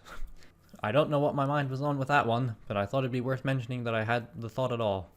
I'll start this episode with some praise, not that it actually has anything to do with the contents of the episode. By this episode, I'd grown accustomed to the whole UI layout, and not being able to move around properly. In a game that demands so little input, it actually isn't a massive detriment, but I am glad the later games don't have this. Long story short, Jerry, Aaron, and Barry all escape the water tower raptors and run into a tunnel system. There's really not much to say about their opening. Unfortunately, Yoda, Oscar, and Nema Outpost are all alive, apparently somehow jumping out of the fucking crashed in midair into a tree helicopter. Come the fuck on, man, I wanted them to die. Yoda also snoops through Outpost's belongings and finds the shaving cream can. Yoda is an expert with this specific brand and realizes that it sounds half empty, but feels full and heavier than he recalls. Then there's some random detail about his stepbrother. Stepbro. Then there's some random detail about his stepbrother hiding keys in a fake pop can. Well, what's just happened there? So he opens the thing and finds the dinosaur embryos. There's nothing really wrong with any of this, I just find it so bizarre that he took such interest in a can of shaving cream. The game almost over-explains why he is suspicious of it, to the point where it's just kind of funny. I guess he used the Force. Anyway, the others are now wandering around the tunnel system. It seems that Aaron inserted the lysine thingamabob into the main water supply, so as to now be distributed to all of the dinosaurs, negating the contingency plan or whatever. I suppose this introduces an interesting moral debate, one that Aaron and Jerry find themselves in as you play both characters going back and forth on opposing sides. If we brought the dinosaurs back into existence, are we responsible for their well-being and survival? Should we just kill them? Should they have never been brought back? Probably that one. And what if they make it to the mainland? I think the Jurassic World movies talk about this somewhat, but Jurassic Park sequels aren't exactly good, and this game is continuing that trend. But as mentioned, at least those movies had some great scenes and moments. There's barely anything worthwhile here, though. Also, Barry steals Aaron's cigarettes in a very intense reveal, continuing that singular trait. Nema Outpost and Yoda eventually end up inside of the same tunnel system as everyone else, also Oscar, who went on ahead in search for the others. They come to a power box, and there is a neat transition where Yoda opens it only for a raptor to appear, but it's actually a raptor after Oscar. Then, as Yoda, you push to open, which unsurprisingly turns off the power. I mean that, by the way. For some reason, it's saying push to open implied to me somehow that the lights would turn off. Then I started losing brain cells, apparently, as Jessie, Wade have been calling her Barry, goes for a smoke and unsurprisingly is attacked by a raptor, revealing itself in the flame. Then a bunch of them appear before Oscar appears and scares them away, and inexplicably this reunion is treated like a big deal even though you barely know these people, and this woman literally had you at gunpoint and also destroyed the helicopter we were going to escape on. Then again, maybe they don't actually know that yet, but still, they never ask why the helicopter was even airborne. Were you lot just gonna ditch us? It's a weird moment, like why is she getting so gassed? And then Outpost completely ruins the already strange vibe by calling out Oscar for acting like a hero. Bro, he just scared them away, let him bask and cook. Cooked and washed, groomed. Stop it, stop, no. It's not a dog. I'm so sick of all these characters, they just reek, man. Because I'm so sick of love songs. Yeah.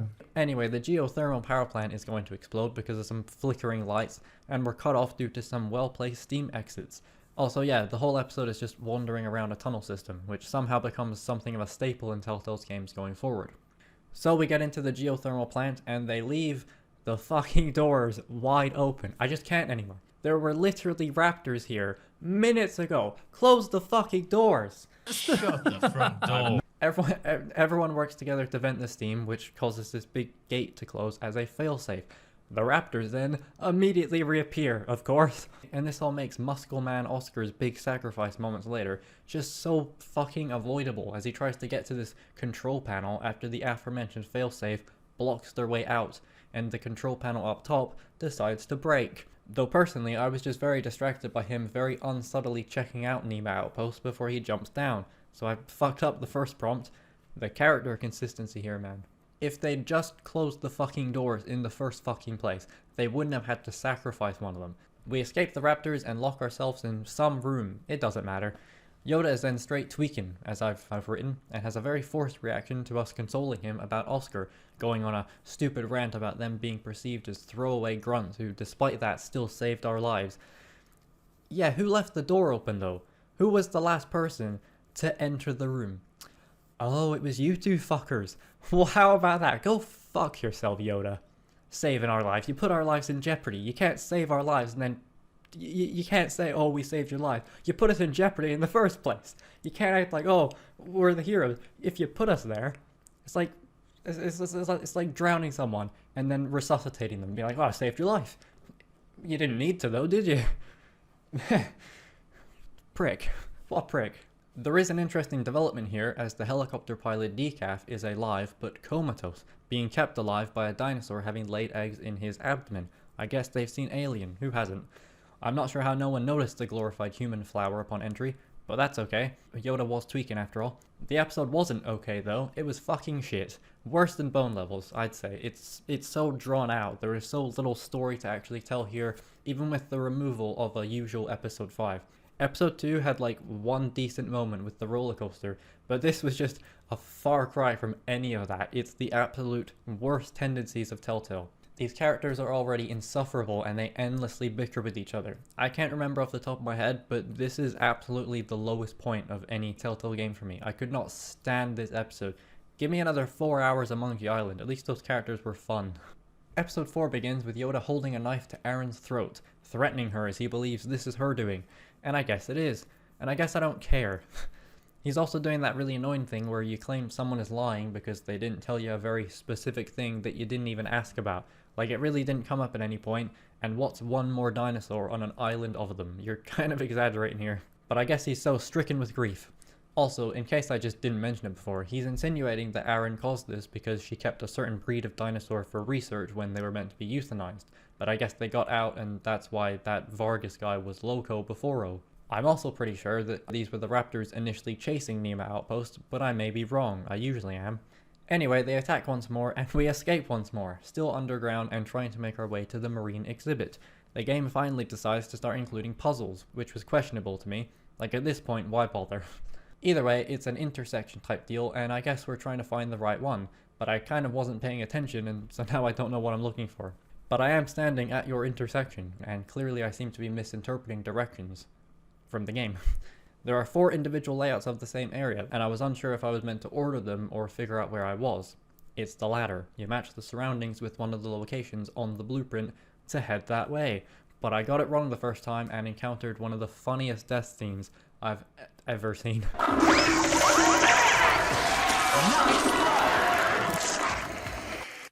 Man, I hate these fuckers. I'm glad I witnessed that. Yoda uses a flare to reveal the Trudon pectinodons, I think. And even though their eyes shine for some reason, they didn't this time. I guess they had their eyes closed, but unfortunately that doesn't make the pain disappear. The group is separated. Jerry and Outpost are who we stay with first, and this is an okay scene, depending on your tolerance for optional character development, since you can seemingly just say, no time for that, and carry on. I might be remembering the film wrong, but I think it's implied that Nema's father was at the beginning of the film in a suit. That's a scene that happens, right? I believe Jerry is also in the film at the beginning, but who cares? After a short scene with the other 3 hinting at some other dinosaur, we're reunited at the marine exhibit within like 10 minutes. Yoda informing us that we gotta get off the island because they're going to bomb the thing. It's funny how he withheld that information, like how Aaron withheld information. Outpost especially is not happy about this because the island is her ancestral home. Yoda cares not. Speaking of Aaron, she decides to teleport into an elevator and ditch us, presumably to save the dinos somehow. We're once again met with a puzzle, and again, why now?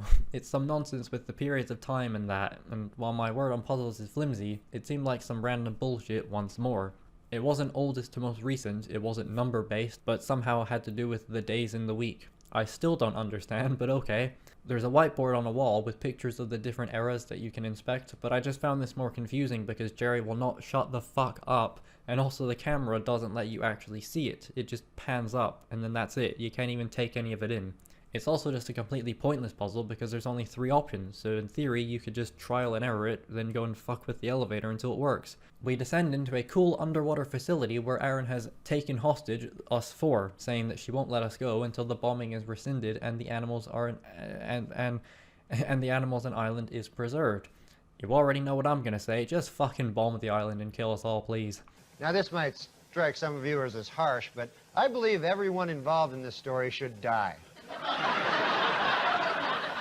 Anyway, Aaron releases a mosasaur into the wild, basically a big fucking massive alligator, which immediately kills her as she is fucking yeeted into the water after falling in from the mosasaur bashing the glass.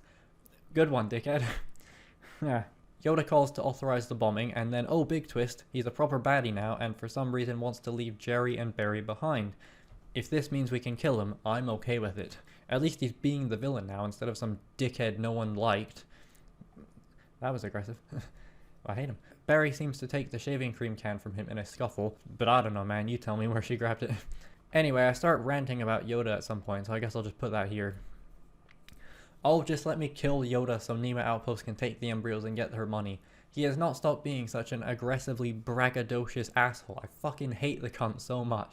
He just joked about killing Barry if she tells anyone about the canister, when the fucking moron is playing with it in clear sight. Honestly, Outpost, just do him in and save yourself the headache. You clearly, I almost said heartache, but are you in love with the guy? I'm not. You clearly can't trust this guy, and no one even likes him at this point. He is such a fucking generic, boring, dull, wet wipe, limp dick, fucking idiot of a character. I absolutely loathe this man. But I will say, now that he's had an official heel turn of sorts, he's actually a good villain because he is just genuinely, utterly detestable. And I know his whole arc was supposed to be about a normal, decent guy corrupted by greed and turning to the dark side, but it is just so fucking lame. He is never a likable presence. There's a scene earlier in episode 2 where he stops Oscar from killing a dinosaur. Now he wants to bomb them all. Wow. Okay, let's resume. Actually, I gotta take a shit.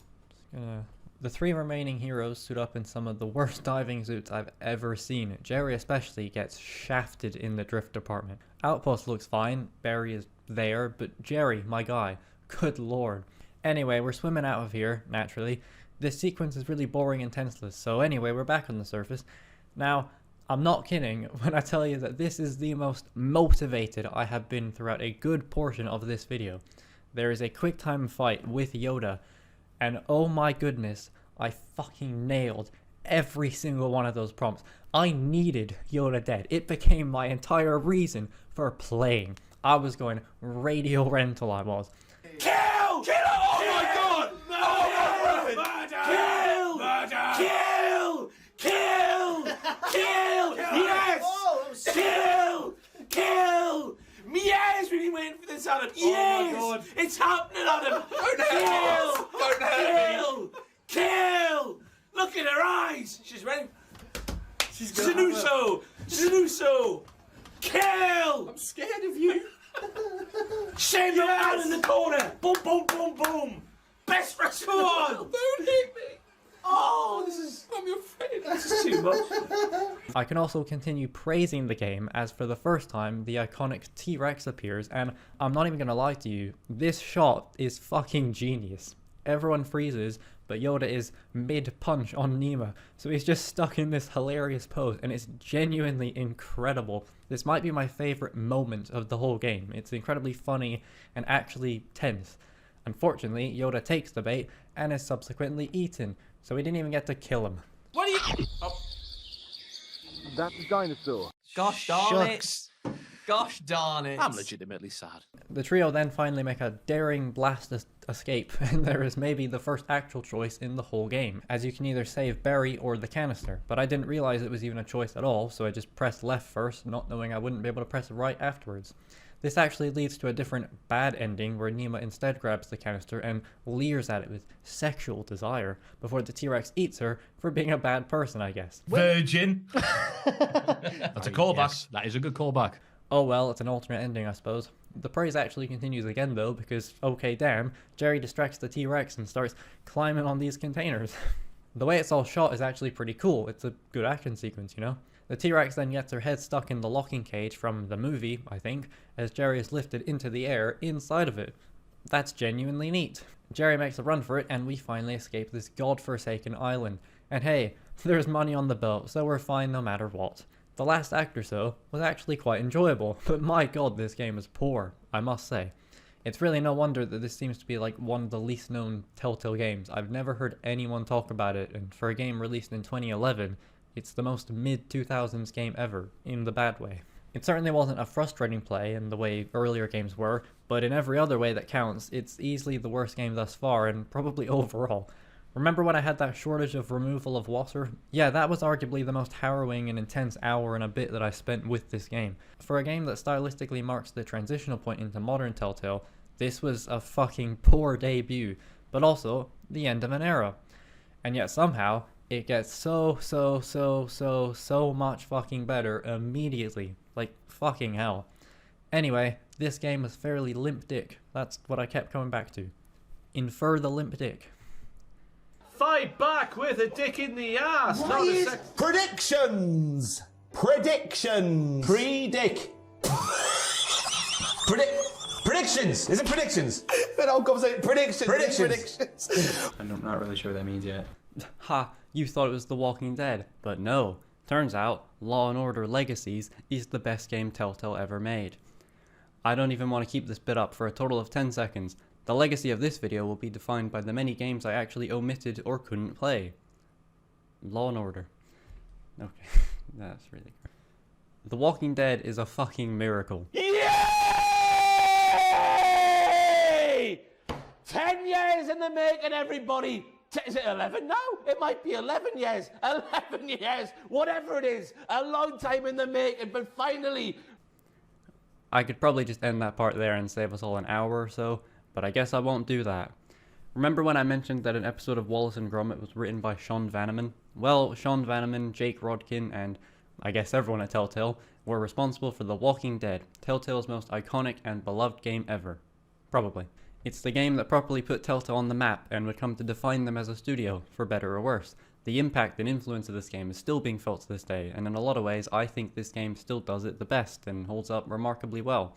Not only as a story experience, but also in lieu of this supposed illusion of choice that would come to plague Telltale's later output. I do think even amongst Telltale's catalogue that The Walking Dead is a fairly special title.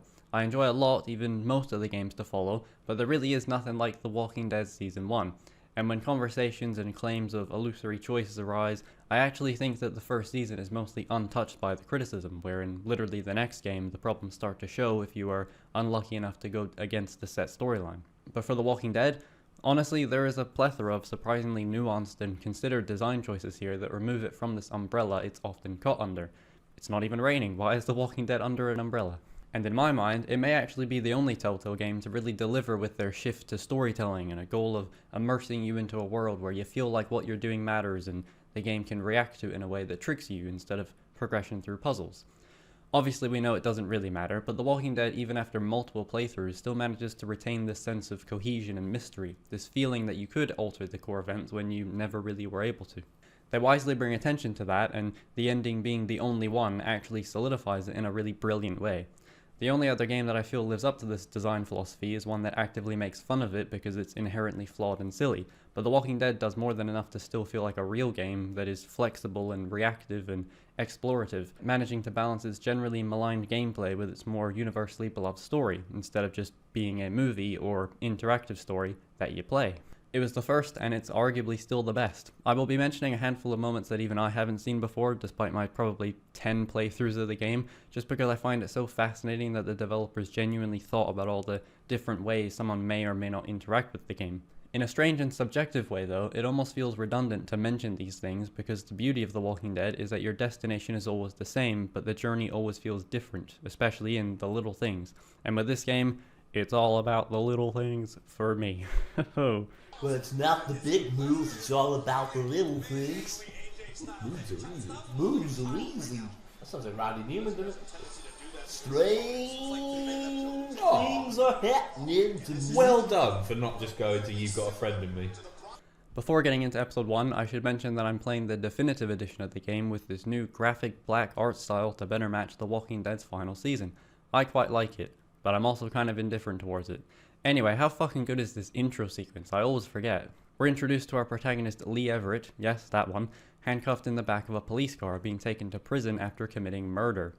That's a hell of a way to introduce the protagonist. It's a somber and slow start that perfectly relays the dialogue-based gameplay to you, with this copper continuously ranting about Lee's case. It's also worth mentioning that the cop is familiar with Lee's parents' pharmacy, which is a nice setup. Another thing worth mentioning is that within the first 5 minutes of the game, they're already showcasing that they won't always honor or make your decision mean anything. No matter what you say, Lee will not utter it, which I think is kind of interesting and speaks to his character, since we've only just met the guy and haven't embodied him long enough to determine if it's the right thing to say. That's analysis. Eventually, police cars and helicopters flood into the city, we're leaving, and there's a radio report of a riot. It puts so much intrigue into your mind. The cop ends up getting so distracted by his stories that he crashes into a walker and the two go flying off the freeway, with Lee badly injuring his leg and passing out. When we're encountered by the initial zombie or walker attack, it feels genuinely horrific. Moments later, we enter the ransacked house of who would eventually become the most iconic Telltale character ever in this young girl, Agent Superball. I mean Clementine. Though if I'm being totally honest, I'd argue that the sequels actually make Clementine a far more interesting character. Her role in this first game is good, but pretty standard, I suppose. But maybe that's not true, I don't even know, I just wrote it down. We're presented with our first choice in the whole game, and you can leave right now or wait until dark. Please don't leave. Generally, I would leave now, as it seems most people do, but narratively I actually think it's far stronger to wait until dark. Doing so will result in a very subtle change. Instead of Chet accompanying Sean, it's instead a police officer, which adds a really great moment of Lee believing he will be arrested once more. It's minor as all hell, but I think it's neat. When we arrive at Sean's farm, it also reinforces his plan to reinforce the fences, since his friend already died and his father's more likely to agree. His father's Herschel, by the way, the guy from the show, but not the exact same iteration. This game doesn't exist in the show's timeline as far as I know. Well, I'm sure when this first game was made it didn't, but they probably retroactively made it so. It's also on this farm where we meet another iconic character in Kenny and his wife Katja and son Duck, or Kenny Jr. I always forget that Kenny was a commercial fisherman, whatever that is, explaining his infatuation with boats. There's another great moment where Lee helps Sean reinforce the fence, and they have a pretty grim conversation about murder and how quickly the world seems to have gone to hell, with Sean mentioning that he saw someone just shoot a kid point blank. Wow. It's also quite funny watching Duck spaz out on the lawnmower when moments later it'll be the cause of Sean's death. Spoilers. It's a pretty fucked up death as well. You can't defend him or anything, you just watch him get eaten regardless of who you choose to save. Herschel tells us all to leave, so it's a brief stay at his farm, but definitely an unforgettable one. I know, already the illusion of choice, right? Well, I actually like that you aren't able to save every single person that is in a predicament. Sometimes there's just nothing you can do. The newly formed group end up at a pharmacy, saved by some of its current occupants in Glenn and Carly. That's also Glenn from the show, but not quite, again. After a tense argument regarding Duck potentially being bitten, a walker that was hiding in the bathroom reveals itself, which is just very funny to me given not only the gravity of the argument, but also because it's just another one of those cheesy, janky things that I appreciate from Telltale. The game is deservedly renowned for its storytelling and writing, but it's still a Telltale game at heart, and that's wonderful. Like, look how Lee trips over here, it's just really funny how clumsy he is. Anyway, you can either side with Kenny or with newly introduced Larry, who is just the biggest dickhead. Confession time, I always side with Kenny, not just here, but throughout the entirety of the game. It's kind of a problem for me actually. Every time I replay the game, I tell myself that this playthrough will be when I finally side with Lily, Larry's daughter, but I just always end up siding with Kenny. I don't even dislike Lily. In fact, on this playthrough, I actually thought she was a pretty great and likable character, definitely not a supreme asshole like her dad. That's something this game does well, maybe omitting the supreme asshole. You never really totally hate anyone, it's always a more nuanced relationship. And that doesn't just apply to your relationships, the other characters are like that with each other as well, which makes it feel super authentic. Anyway, the argument causes Larry to have a heart attack of sorts, so we gotta get into the pharmacy next door to help him out. Some moments later, you are able to freely walk around the pharmacy and talk to the characters, and this acts as your hub area for the episode. It almost goes without saying, but the atmosphere here is on point. The music is so crooning and foreboding. You hear these occasional gunshots in the distance. It's such a great reprieve from the intense moments prior, and the game just continues to shine in that way. And while it doesn't impact the story, you can play differently. You can select the bastard dialogue option and just be a prick. You can be totally silent. You can lie to people about Lee's backstory or be honest about it. It never really changes the outcome or someone's opinion on you long term, but that's kind of true to life anyway. You don't always get a say in how someone sees you, I suppose. That's analysis. Either way, it's here where I have my first re-experience of misunderstanding a line and wishing I could undo it, as it comes off so apathetic and disrespectful when Clementine asks Lee about her parents. We also later find out that this is Lee's parents' pharmacy, and they too are dead. So there's a really great juxtaposition of sorts, with Clementine's parents presumably being dead, and Lee's parents definitely being dead. They're both going through the same thing, Clementine not even really knowing it. But luckily they have each other now. Talking on his parents, you even find Lee's younger brother whilst outside with Doug, trapped under a streetlight, and Lee suspects he will have the keys to the pharmacy. I love how Lee just managed to escape having to go to prison, but is still being constantly reminded of his actions, his family, and how he must have severed that tie in doing what he did. It weighs on him heavy throughout, I guess. Also, I love how quickly Doug says, okay, when you go back inside. Man is ready to leave. Let's head back inside. Okay. Glenn earlier went out to siphon some gas so that everyone else can leave. What a legend. But he calls on Clementine's walkie-talkie to ask for some help. Lee and Carly head to the motor inn where Glenn is hiding, Glenn requesting that we try to save a woman trapped in one of the rooms. Admittedly, you don't get a say in this, but the following sequence is actually pretty neat. Lee and Carly's double-team pillow kill is genuinely sick, as Glenn says, and the characters just continue to show their resourcefulness, namely Glenn using a piece of a spark plug to shatter this car window. When we get to the woman, she is bitten and wants to kill herself. I capitulated. Good word. I capitulated, giving her Carly's gun and staying with her to then retrieve the gun. It's another really small and insignificant moment overall. The character isn't even named, but man, it hits hard. There's also a great missable moment after this where you can talk to Glenn, and it really just hammers home what happened, and it makes the choice stick with you. You also reconvene with him at the end, where he again throws it in your face about letting the woman give up, before relenting that he wouldn't know the right call to make. It doesn't mean anything in a game-ending choices matter way, but it kinda gets under your skin. Now that we have the axe though, we can break the gate's padlock. I was really loving the pace that I was at with this episode. We're all just holed up in the pharmacy and you can check in on everyone. It feels so natural and really made me care about all of them, especially Clementine, of course. Seeing the two of them try to connect is so fucking cute. Lee asking Clementine if she's his guy, it's so good. There's another great moment where Clementine stubs her finger in the office and Lee puts a band-aid on it.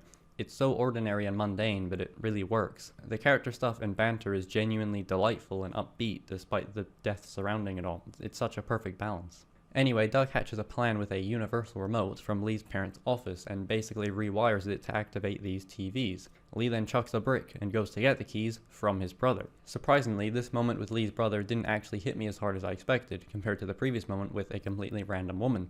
Though maybe that isn't a criticism, there really isn't time for Lee to fully take it in, and also his brother is already a walker where the woman was only turning, so maybe my brain just didn't react to it properly. I don't really see people talk about this moment though. We return with the keys and Lily's reaction is very exaggeratedly sexual. God, you're amazing. Let's get in there. I feel like I should leave after that. Just let you two crack on. More jank, but hey, I love it. Unfortunately, they trigger the alarm and it brings a whole host of walkers. I especially love though this again little detail of one walker by a dumpster with a screwdriver in her shoulder, standing up and walking toward the pharmacy. We follow her the whole way out of the alley and it's just swarming with them. It's a great shot. Oh, and that lock got busted, so there's nothing to stop them from getting in now. You're then presented with the big choice of the episode, to save Carly or Doug.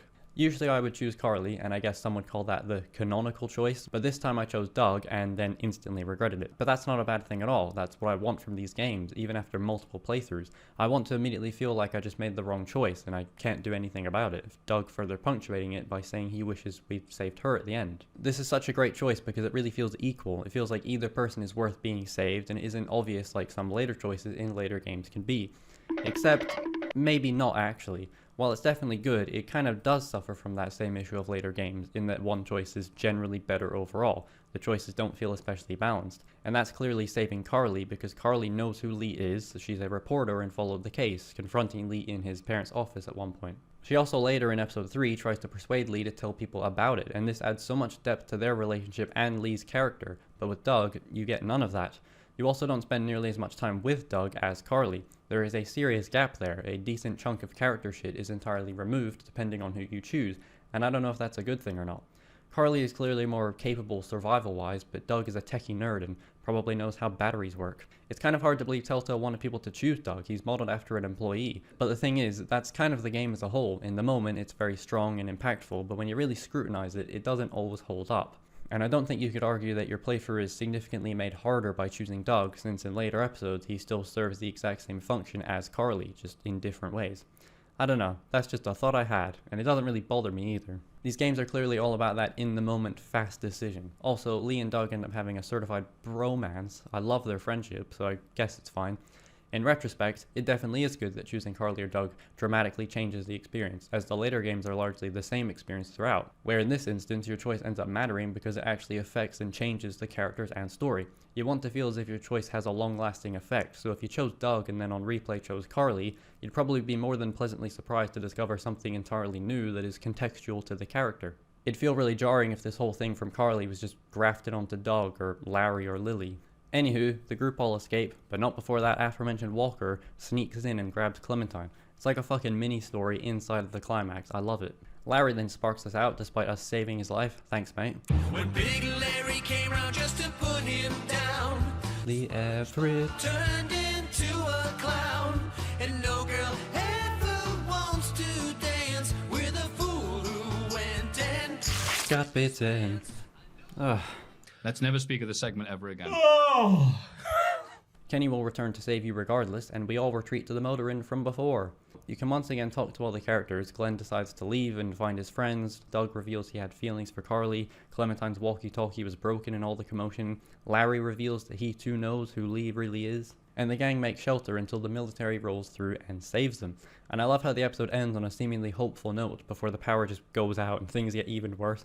I fucking love this episode. I know people rag on this one especially the most, but I can't lie, this is my favorite episode of the entire game and easily like top 3 of all Telltale. I fucking adore this one. It's an excellent start and perfectly lays the groundwork for later episodes to improve on those elements, but as a whole, this is just my favorite one to play. Hell of an episode. Funnily enough, episode 2 was always my favorite. Episode 1 has only become my favorite on the last 2 playthroughs, but every other time it's usually this weird non sequitur that feels more like a Monster of the Week episode than a continuation of the story. But that's totally fine because the actual story only kicks into gear at the end of this episode, so they get to have a fun and disturbing episode while also propelling the narrative. The episode begins 3 months after episode 1 though, and for some this may be a problem. I generally don't like it when episodic games do this. It's part of the reason I didn't love Life is Strange 2. Each episode felt so conclusive by the end and like there weren't really any threads to elaborate on outside of the main plot, but it works just fine here, as mentioned. Gonna jump a bit ahead in the episode and basically 2 men appear at the motor inn and thanks to Doug's alarm system, we get the jump on them. They offer a trade, food for gas, they got plenty at their dairy farm, and even if you reject, you end up going anyway because, well, the episode will just end and everyone else wants to go, so that's something, choices matter. I don't mind Lee's choice being disregarded though, because again, everyone wants to go. Even Lily isn't too against the idea, so it works here because of the context. You'll be hearing me say that word a lot, but maybe not in this game. We're desperate for food, so the writers have already created a scenario where even if we don't feel good about it, we kind of have to go along. On our walk to the farm, Lee and Doug have some good banter. It's insignificant but endearing. The game always takes its time to build the character dynamics. We happen upon a couple of balaclava-clad bandits, apparently the same ones who raided Ben's camp. We just picked up this here, Ben Paul. Oh no. Oh no. Sean Paul. We just picked up this here Ben Paul after rescuing his teacher. Oh. Surprisingly, he didn't make it. I don't have much to say about this, but I always thought that the way Andy says, "shit, get down," was really funny. Like, it's weirdly melodic, and I just say it in like a rapping tone, whatever that means. White. Shit, get down. Oh yeah, these two are the St. John brothers, Andy and Danny. We arrive at their farm, a veritable electric fence haven, and their cow is sick. Also, new addition Mark really gets ahead of himself, proclaiming to the high heavens that we have a vet in Katja, and that the whole group could come down for dinner. Bro needs to calm down. He's going to be dinner later on. It's going to be quite filthy. Don't ever say that again. It's going to be quite filthy. That's a callback, everybody who didn't see last week's. Doug and Ben then return to the motor inn to round everyone up. Now that is a deadly duo. I would not want to run into those two. Mark and Lee agree to secure the perimeter and check on their defenses, which gives way to some more good dialogue. But who cares about all that? There's a swing seat that you can fix, and I forgot to do it. So Andy does it, and it should have been me, god fucking damn it. Well, at least I did it 9 years ago. I'll come back to whatever this is near the end of the game. Younger brother Danny takes Lee out for a little reconnaissance date after Mark is attacked by bandits, finding a small camp. This entire section is incredibly disturbing, and Danny is arguably the creepiest fucking guy in the whole series. He very obviously seems to know where this camp is, a camp far too small for the bandits. There's a tent here, and Danny almost has this slight look of excitement when checking on it. Every week! Hey! Up the tent! Lee finds a video camera which freaks Danny out, but the battery is dead, to which he responds, "Oh good." It's also tucked behind these boxes from the dairy farm, a part of this deal they had where the bandits would leave them alone if they gave them food. I'm not sure why it's here though. Maybe it implies some sort of alliance where the bandits find food and the farm prepares it. Hell, there's even one moment when we arrive at the dairy that always felt off to me. It's where Brenda says that she prepared these biscuits especially for us this morning. The way she says it is casual and unassuming enough, but I always wondered if she was actually for real and she did make them for us specifically. Then that got me thinking about how the St. Johns just stumble upon our motor inn despite us being there for months now, and it all starts to feel a little too convenient that the fence is turned on while we're patrolling. So the bandits just happen to shoot Mark in the shoulder. So the St. Johns just happen to have some food to goad us in and then probably do the same to us. That's a lot of speculation, but the fact I can go so far with that is awesome to me, and I find that far more intriguing to theorize about than most things in other games in this video. Yeah, also that rumor. Not rumor. What the hell's the... I'm still on hold. Prediction. Hypotheses. Speculation. Theory. Go for it. Yes. Inside the tent, though, you find 2 sleeping bags, one of them child-sized. You may have noticed that Clementine is missing her hat, and it's because it is somehow inside this tent. A woman named Jolene then reveals herself, Danny claiming she's a bandit, but it's pretty clear to me she isn't. Now, there are a lot of things going on in this scene, and a lot of it is open to interpretation. We don't totally find out what happened here, but Jolene implies that the dairy farm isn't as safe as it seems, also claiming that someone killed her daughter. I've long theorized, and I think the little details surrounding Danny corroborate that Jolene and her daughter were likely invited to or given food from the dairy farm at some point. Or at the very least, Jolene's daughter was abducted by the brothers. My theory is that the family tried to capture the 2, but maybe Jolene managed to escape, hence why Danny wanted to come out here specifically to finish the job. It's interesting to note that Danny shoots Jolene before she has a chance to reveal to Lee what's really going on at the dairy, and his line about it being a waste, well, I don't think he was talking about the bullet. This is all highly speculative. Yes. But I absolutely fucking love that this is in here. This episode has so many little mysteries, and I love that this isn't actually resolved. Danny personally seeing to it. And when we return to the dairy, if you go inside the barn, you can actually find a feeding trough in the far right back stall, and it's full of medical equipment and dirty, bloody clothes. I have never before found this. I couldn't believe that this was here. It adds to the disturbing implications a lot, and it's just really creepy. I've always had this sort of mantra with this game where every single time I play it, I find something new, and that is not only incredibly rare for such a linear game, but also a clear sign of the effort put into every little thing. It's also so far proven to be absolutely true. I genuinely do uncover something brand new every time I revisit this game. It's wild to me, but maybe I just don't pay enough attention. Speaking of returning, as we do, it also gets darker in the time sense, with a storm rolling through. If you thought the atmosphere of episode 1 was good, this episode will fucking blow your socks off. It is immense. Oh yes. This may be my favourite area in the whole game. It's certainly not original, but this serene and peaceful farm hiding dark and disturbing secrets is a great time. It's so backwoods, old, forest, creepy words. I don't know.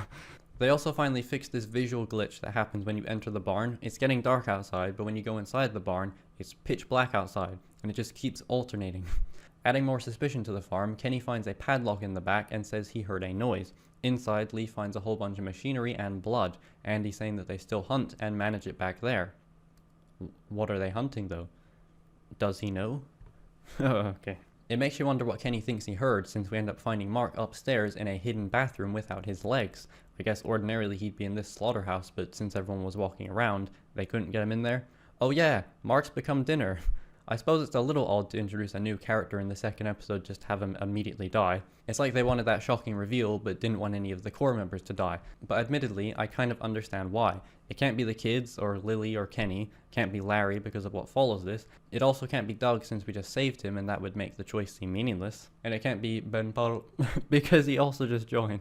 They must have realized this and were like, oh shit, guess we gotta write a new guy in. To be fair, I like Mark a lot and you get to spend a lot of time with him specifically in the episode. After helping or killing Larry, and then also the brothers, the group leave and happen upon a parked car with some supplies. The ending punctuates this loss of humanity by everyone agreeing to take the stuff, with Clementine saying it's wrong. Where did that come from? When did I mention the loss of humanity? Usually I agree, but this time I went with the others for a reason that I may get into at some point. I don't know if it's entirely relevant. Spoiler, I'm gonna get into it in Season 2 of The Walking Dead. Oh, just you wait. Like 5 hours to get there, probably. The camcorder from before is also now powered by Doug, who tells Lee he needs to see it. Once again, it's Jolene, stalking the group and Clementine specifically. It reveals that the bandits were employees of the Save Lot store, Jolene herself working there, and it's heavily implied that they raped and killed her daughter and maybe even did the same to Jolene, which is grim. But the kicker is that Jolene says Clementine will be safe so long as the bandits continue getting food from the dairy. Whoops. As mentioned, this is usually my go-to favourite episode, but I think most of the enjoyment is uncovering the mystery and all these smarmy details. It's still a fucking knockout episode though. It has easily some of the best moments of the entire series. I couldn't even get that sentence out properly. The first half is like a nice countryside reprieve from the walkers and bandits and mayhem of it all, before the second half just starts dripping and oozing mystery and misery, and it doesn't really let up for the rest of the game. We're well into this apocalypse now, and things are only going to get worse. I give it 4.5 stars. Lovely. Episode 3 is another fantastic addition. What do you expect at this point? The game is just great. It begins with Lee and Kenny scavenging for some supplies, and Lily claims someone is stealing supplies from the group. Lee is tasked with finding out if her theory has any water, or weight, or if it's a game theory. Meanwhile, we have another great slower moment where you are able to explore the motor inn and talk to everyone. These sections do so much for the game. Doug feels useless, Ben is on watch, which Kenny laments, Kenny and Katja argue about having to always carry around guns, Lily is seen as paranoid by the group. It's strangely hard-hitting to hear Clementine say that everyone is sad as well. The game also shows its incredible tonal balancing act, as Lee investigates Lily's concern about the supplies with Doug's help, acting as the Robin to Lee's Batman. Anyway, this is such a strange and unexpected direction, made even better by perennially empty-headed Duck actually proving useful, finding the pink chalk used to make X marks, which leads Lee to find a bag of supplies in this grate, confirming Lily's suspicion. Damn, maybe Duck should be Batman. Duckman. That's fun. That's really good. This made no sense. Bill says that... Suddenly, the bandits appear and take everyone hostage, saying that we've stolen from them somehow. They probably just mean we haven't been given them supplies. Lee tries to haggle with them, which produces one of the funniest lines in any of these games. Well, I suppose we ought to hash out some terms then. I don't like no hash. Man, shut up! I just love it. The delivery is hilarious. I don't like no hash. Okay. The place is then overrun with walkers, so the gang escape in the RV, which coincidentally enough is what Kenny wanted to do all along. Also, I think this is supposed to be Vernon's brother that he mentions at some point, right? Yeah, I know. Actually smug. How do you know that? Safe now, Lily turns back to finding the mole, believing it to be Ben. Kenny drives into a walker and it gets stuck under the car, prompting the group to step outside and settle it before moving on. Lily loses it and tries to shoot Ben, but Doug pulls him out of the way and is instead killed. You can either leave Lily behind or take her with, which is what I usually do since it's a more exciting choice. Lily also reveals that Lee was a murderer before all this. I guess Larry told her. If you chose to save Carly, you can of course get ahead of this by actually telling everyone when she tells you to tell everyone, so, you know. And while she has a point, I ultimately like how unimportant Lee's crimes are. It's very obviously a bad thing, but you don't ever judge him or make assumptions about him because you're making all these choices as him. The game doesn't make you feel a certain way about it. There's no flashback revealing that Lee was actually innocent or misled. It's just a thing that happened and it's never really touched on. It doesn't define him. You do. Trois. It's very nuanced character writing, I suppose, and perfectly situates you to see every person in this world by their actions right now today, and not before all this. Lee himself would know that better than anyone. Funnily enough, the game was actually going to include nightmare sequences where Carly or Doug would antagonize Lee on his murder. I guess that's kind of neat, but again, I'm glad that it's just an incidental detail. I don't think it needed to be fleshed out. Also, while it's usually in the form of a random bit of dialogue, the game does bend to your decisions. No, you can't prevent or change the ending, but there's more to it than that. I was absolutely having a different experience here than I would have had I chosen something else, even if most of what was changing was just my reaction and feeling toward it. But that's kind of the point anyway. The infamous opening adage kind of speaks for itself, and it hasn't really done them any favors, but at least in this game, I don't think it's totally unfair. In fact, I think it is fair to say that even in those small ways, most playthroughs of this game are different. Things go from bad to worse, as it's revealed that in the scuffle at the motor inn, Duck was bitten. Not only that, we happen upon an abandoned locomotive which blocks our path. Eventually, if you keep Lily around, she will try to coerce Lee into getting Clementine and leaving with her. Even if you agree to do so, Lily leaves without you and we're stuck. While we would have been stuck regardless because of the train, the consequence of keeping Lily around means that we're now without the RV, so we can't even go back. Either way, for now the game can once again display its pitch-perfect pacing, another high-intensity moment brought down to the characters just chilling as you wander about. I've already gone over how these small character moments make the game so elite, as I've written in my notes, but it is really worth mentioning at every moment. The game always knows exactly when to bring the pace and energy right down to the ground. The peaks and troughs land so well because of this expertly crafted momentum. Yeah. At least once an episode, though routinely more than that, you are given free rein to interact with the environment and characters in it, which adds so much to the experience. Some of my favorite and most memorable moments of this playthrough were talking to Katja about Doug, how she mentions that we were good friends and that he spent some time in Belgium, where she is originally from. How Katja will mention that Doug is allergic to bees, how he was never fussy with food, but they could never get him to use cutlery. Or how Lee will mention remembering one April Fool's Day where his younger brother filled his mother's tuba with flour as a prank, which I wrote in here thinking I said to Katja, but I actually said it earlier to Clementine. Just because they're memorable doesn't mean I can remember them, I guess. You can even find water and animal crackers around the location and then give them to him. It's just very odd and simple, but ultimately very nice. It's so insignificant and doesn't mean anything, but it feels so natural and real. It's such an underrated element of this game that so many games to this day completely overlook in favor of plot and spectacle and a bunch of shit that just doesn't make you feel anything. It's so forgettable yet memorable.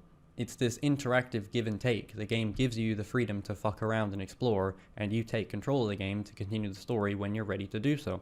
Compared to some later games that feel like they're dragging you around, The Walking Dead lets you take it all in and then trust that you will be able to find the story when you're ready to progress. And maybe best of all, it's entirely optional. You can completely ignore talking to these people and learning these minute details and soaking in the environment like in a supposed real game. You can just miss things and it will subjectively impact your experience, and it's all in-game, not a cutscene. The game gives, but you don't have to take. In fact, this is what I did on my second to last playthrough. This playthrough was in September 2020 on the PS3. I only did it to get another platinum trophy before my eventual 50th in Modern Warfare 2.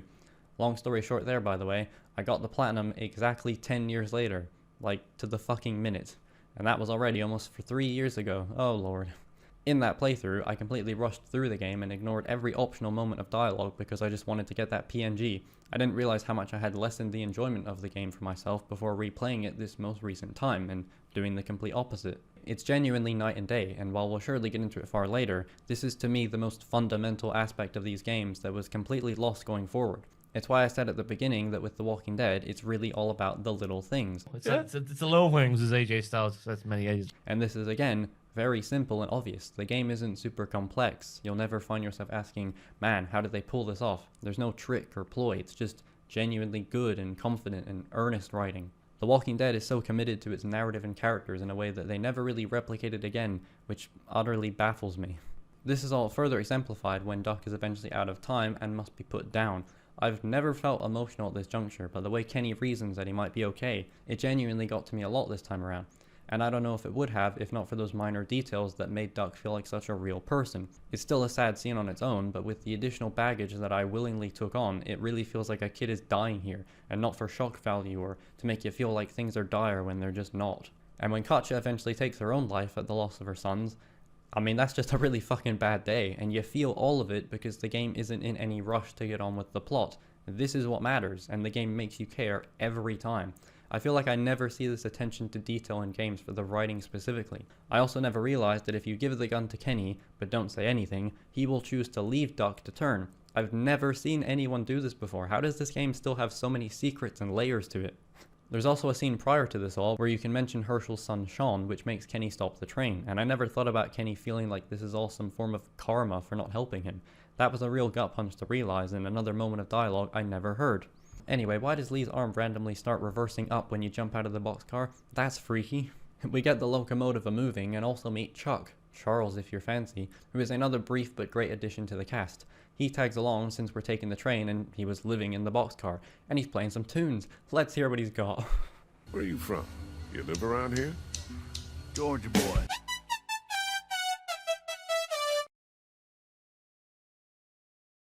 I love that. Beautiful punchline. Oh, swerve! Plot forever. Wow. How about that? It's also at some point revealed that it was indeed Ben who gave the bandits supplies, believing that they had his friends held hostage or something. That'll be important later, but I love how nonchalantly the game and Ben informs you of this. You don't find out in the moment like everyone else. Ben goes out of his way to tell you at a random point, and you just have to carry on knowing why everything bad that happened. Later, Lee will misunderstand Clementine telling him that Chuck told her she would end up just like Duck. What he means to say is that the way our group is looking, no one is prepared. He has a great moment of dialogue where he says that it doesn't matter what your deal is, you're alive and you have to be equipped to make it. This, as well as a moment from episode 1 with Herschel advising Lee on trusting strangers, are two of the most important pieces of advice that Lee gets in the game, and I think they're two of the strongest themes throughout the series. We're always seeing people who aren't equipped to survive, or people who will betray you for seemingly no reason. So that's something, I guess. That's analysis. Yeah. That's analysis. Yeah.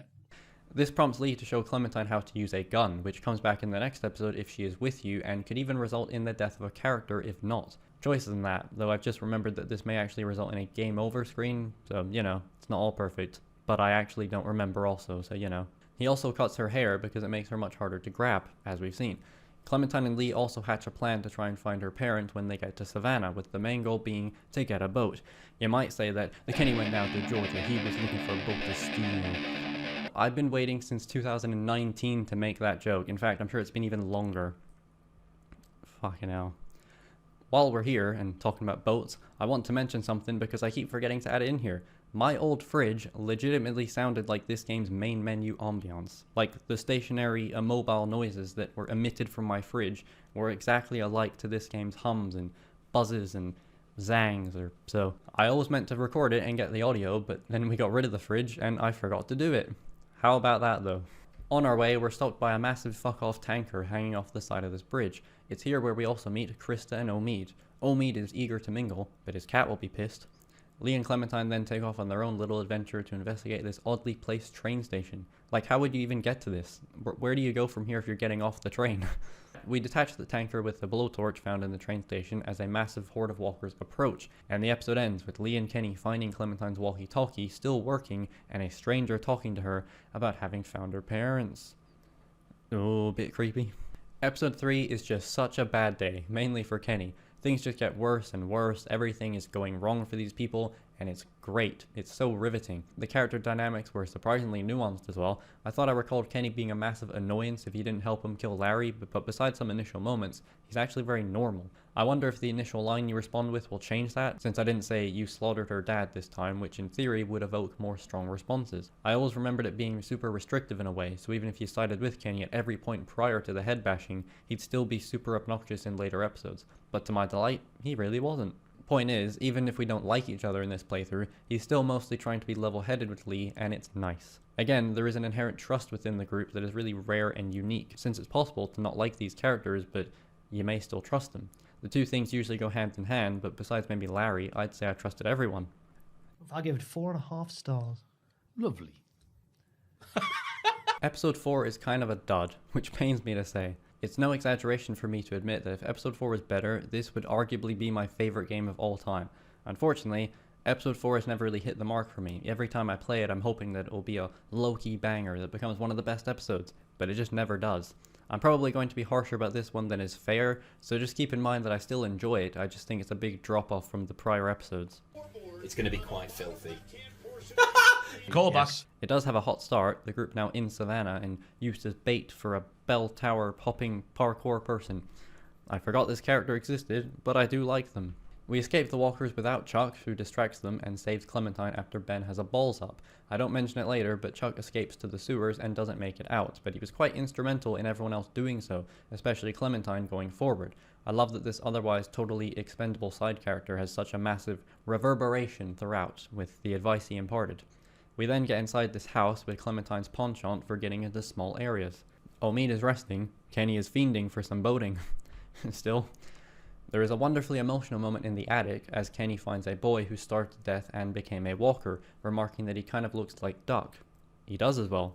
Most people will likely have Lee take care of it and then you bury the kid with his dog, which is super sad and one of the best moments in the episode. Even this episode still manages to take its time and make you care. This episode may be more than most prior, as it took me 1 minute shy of 3 hours. Quick side note, I was very surprised how long each episode actually was. I don't remember them being nearly this long, but I guess people were right. Newer Telltale episodes are considerably shorter, about half this length most of the time. It also helps when you actually really take your time and don't rush through it for a PNG. While burying the dog, there's also an incredible jump scare of the stranger stalking Lee before running off. One thing this episode does well is a feeling of dread, a feeling that you're always being watched and are never really safe. We finally made it to our destination, but things are arguably worse here, and we don't know what's going to be around every corner. Ho-ho! That's analysis. That's analysis. Kenny and Lee head to the riverfront, but boats there are none. There is a big mass of walkers acting as a barricade, a select few propped up like scarecrows and some really weird and horrific imagery. After a puzzle of sorts involving a quarter in this telescope, we meet Molly, who is ringing them bells to create diversions. I love this as an idea, it's super clever and adaptable to the environment. She informs us that the walker barricade is a place called Crawford, a survival of the fittest type of sanctuary, which I guess as an allegory for classism, the rich are of sound body and mind, hiding themselves away and dooming everyone who is seen as a burden or detriment because of their perceived defects. That is analysis. Or that was analysis, I should say. That was analysis. Yeah. Clementine also appears, which is how Molly knows we're not with Crawford, since there are no kids allowed. Walkers then appear after Kenny's misfire, and Lee is sent down into the sewers. It's here where he meets Vernon and a group of cancer survivors who escaped from Crawford before things got bad and are now living underneath them. Vernon agrees to help Lee make his way back, also being a doctor who can help out with Omid's bum leg. I'll say now that I love Savannah as a city, the claustrophobic and tall alleyways, the archaic and bricked architecture rather, the archaic and bricked architecture. It's pretty good. It's here where I had a thought though.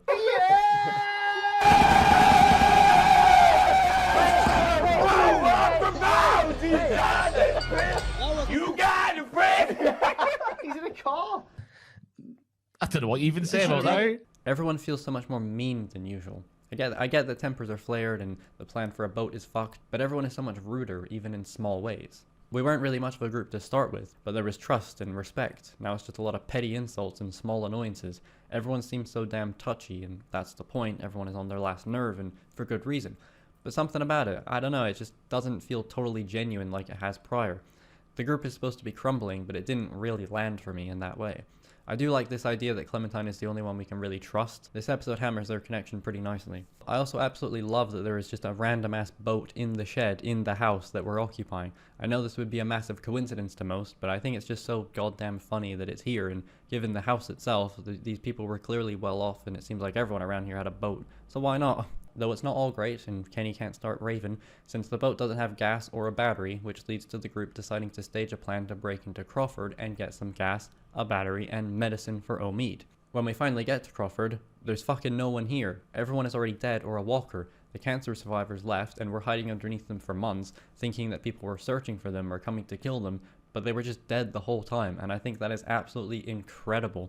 I love how it's set up like a big conflict that we need to involve ourselves in, and everyone is just already dead. It's so clever to me, but it also feels kind of inevitable. It's a wonderful reveal.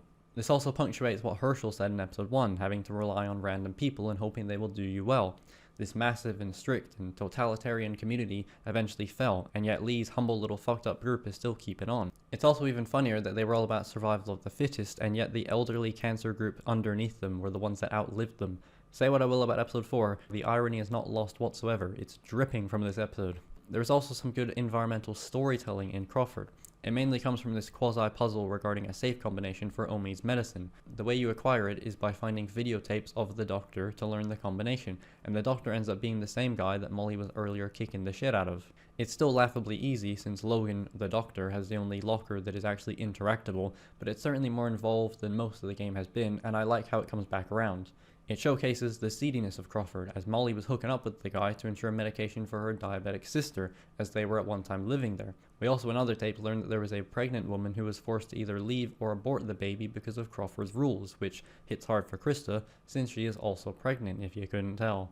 This even explains what happened to Crawford, with this lady, Anna Correa, going on a murder spree and presumably creating a lot of the walkers. Later, everyone is escaping from Crawford as Ben removes a hatchet from a door to let the walkers in. Now, this is pretty damn stupid. Ben gets a fair amount of hate, or I at least remember he used to, but this isn't stupid in a character way, this is stupid in a writing way. I genuinely do not believe that someone like Ben would see a hatchet in between the door handles and grab it, mainly because I don't believe Ben has the courage to fucking tie his own shoes, so I really take issue with this because it is just really dumb. That's all there is to it. I don't think it's Ben's fault because I don't think Ben would have ever even done this. Either way, Ben then continues to make bad decisions, deciding that now is a good time to reveal to Kenny that he's the reason his family is dead. I'm okay with Ben doing that though, that actually makes sense for him. But also, fair play to the kid for actually admitting it. I know for sure I wouldn't be so dead set on revealing that I got this mustached lunatic's family killed. As the group ascends the staircase, we're presented with a major choice. Ben is grabbed by a walker who has hung himself on the bell. You can either let Ben go or pull him up. I feel conflicted about this. I usually pull Ben up, but given everything that's happened, it would make strategic sense to drop him. There is a great moment in episode 5 if you save him, which you won't get, but I think there's a great juxtaposition with the morals of Crawford. Their whole mantra was survival of the fittest, so do we save Ben because it's the right thing to do, or do we drop him because he's a detriment to the group? In other words, do you hold on to some shred of humanity, or do you let it go, even if Ben is asking us to do so, but the kid hates himself for what he did and isn't exactly in the right mind? All of this is pretty well conveyed, even more so by the fact that the walker that grabbed Ben is actually Crawford Oberson himself, the founder of Crawford. Outside of the classroom where everyone is holed up, there's a picture of Crawford and it's clearly the same guy. So it is again super ironic that despite his attempts to gain control and order over a community, he ends up doing what is generally seen as a cowardly thing, taking his own life, assuming he even did it himself. Not only that, he does it in the bell tower, probably the highest point of the area, so you could argue that he still sees himself as some kind of savior. But that's just me saying words at this point. That's analysis. That's analysis. Yeah. So when someone makes a good point, because it's like we end up laughing anyway. But yeah, no, was it a good point? No, he's got like this. He's got long arms. And he knows how to use them. Choking is really fun. Yeah. One hand. So what's the message here? Don't try to save humanity because they'll doom themselves regardless? Not really, since Crawford wasn't trying to save anyone. He just wanted power and didn't care that less fortunate people were dying at his hand. And when it all went to shit, he presumably did nothing to help. This is all just my interpretation, but the environmental and mysterious storytelling here is top notch, maybe the best of the game beside that stuff from episode 2, because pretty much none of this is mentioned in dialogue. No one even notices that this guy is Crawford. The lineage I completely agree. I can't quite put it into words, as I've kind of rambled off topic, but I find the decision to drop Ben at his request alongside Crawford's walker body to be incredibly thematic and meaningful. Kenny even encourages Lee to do so.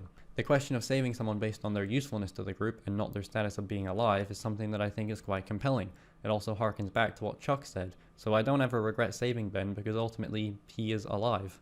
Also, there's another moment in this scene that I've never encountered before, and in fact I didn't even encounter it this time. I got a video recommended to me on YouTube which shows how if you ignore Kenny and leave him in the attic, Lee will say this. I'll see you when you're done. Kenny will then repeat this back to Lee when you are holding Ben. I'll see you when you're done. Which is just a really great moment. This game truly never stopped giving, even the most minor things surprise, and I'm genuinely amazed how much conditional dialogue there is throughout. Even the little things have their own little things. And it's the little, he sets off, he's like, no, Rob, no, Rob. Don't say it's the little no, things. It is little things. He goes, little things. He's like, I'm going to restrain myself from mentioning more of these moments and instead link you to the channel I found most of them on. That makes a lot more sense, I think. Hell, maybe I'll have a six-pack by the time this video's done. But the additional lines of dialogue, the game reacting to you not doing what you're supposed to do, is just neat and adds to that feeling of there always been more under the proverbial hood of this game. When we return to the manor, Vernon tells Lee that he would be willing to take Clementine off his hands, that she'd be safer with him and his group. I'm not entirely sure why he says that, aside from having had a daughter of his own, but it's another kind of bizarre moment. Even without the cancer potentially coming back, the guy probably only has a few years left in him. This was obviously done to set up the final episode, since Clementine ends up disappearing after Lee falls asleep, and you're supposed to suspect that Vernon took her. No one's seen her, and the walkie-talkie is outside of the backyard. Lee goes to grab it, and no matter what you do, Lee is subsequently bitten. The rest of the group will then appear, and you can either hide the bite or show it. I usually show it, which will immediately make Krista and Omid tag along. To convince Kenny, you have to appeal to his family nature, and I'm pretty sure Ben will want to come regardless to try and redeem himself, but he stayed behind in my playthrough. I kind of wish everyone had, and Lee went on his own. That just feels a little more interesting to me. But obviously the game wants you to take as many people as possible because Vernon and the elderly cancer survivors decide to hijack our boat and leave us for dead, so that wouldn't make a bunch of sense if the four of them stayed behind, and I presume by this point they hope most of us would want as many of them to come as possible too. I didn't even realize while playing or writing that your choices throughout the game actually do impact here, somewhat. If you're a total dick to Kenny the whole time, I'm fairly confident that even appealing to his family side won't convince him. If you weren't there for him during those pivotal moments, he won't be there for you now, which is again just such great attention to detail. I also have a completely unsubstantiated hunch that how you treat Ben after he confesses to you on the train may impact his decision to help you here.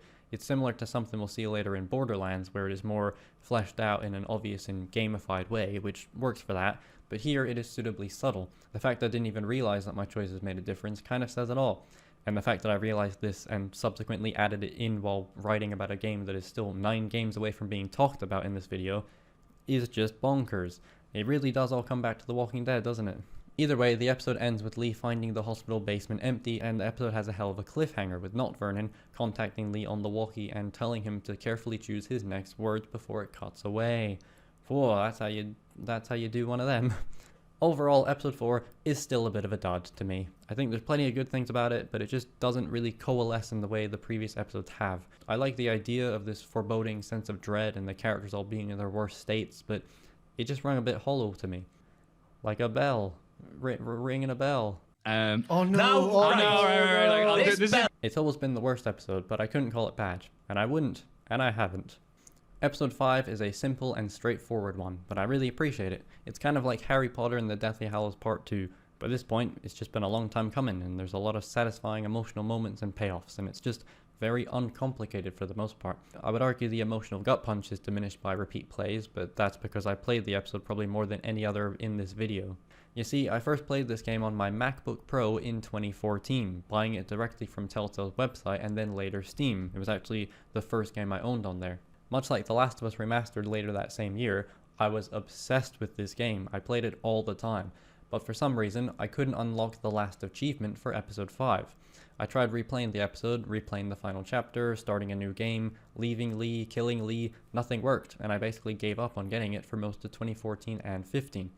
What did work was a year later in 2016 using my mum's laptop to play through the episode once more at the kitchen table. I'd essentially stolen the laptop at this point because it was more powerful than my laptop. It seemed that for whatever reason the achievement wouldn't pop whilst using Mac. Figured it was worth mentioning, as well as the fact that I own 5 copies of this game, or did. Mac, Steam, PS3, PS4, and now the definitive edition. But that will be important later, for legal reasons. Also worth mentioning is the stupid amount of hours I have on this game. A lot of this is legit as well, about 48 hours of it is not. You see, I used to make YouTube videos on an entirely different channel. I've actually been doing on a variety of channels consistently since 2010 or so, and I was doing a walkthrough of the game, episode 2 specifically.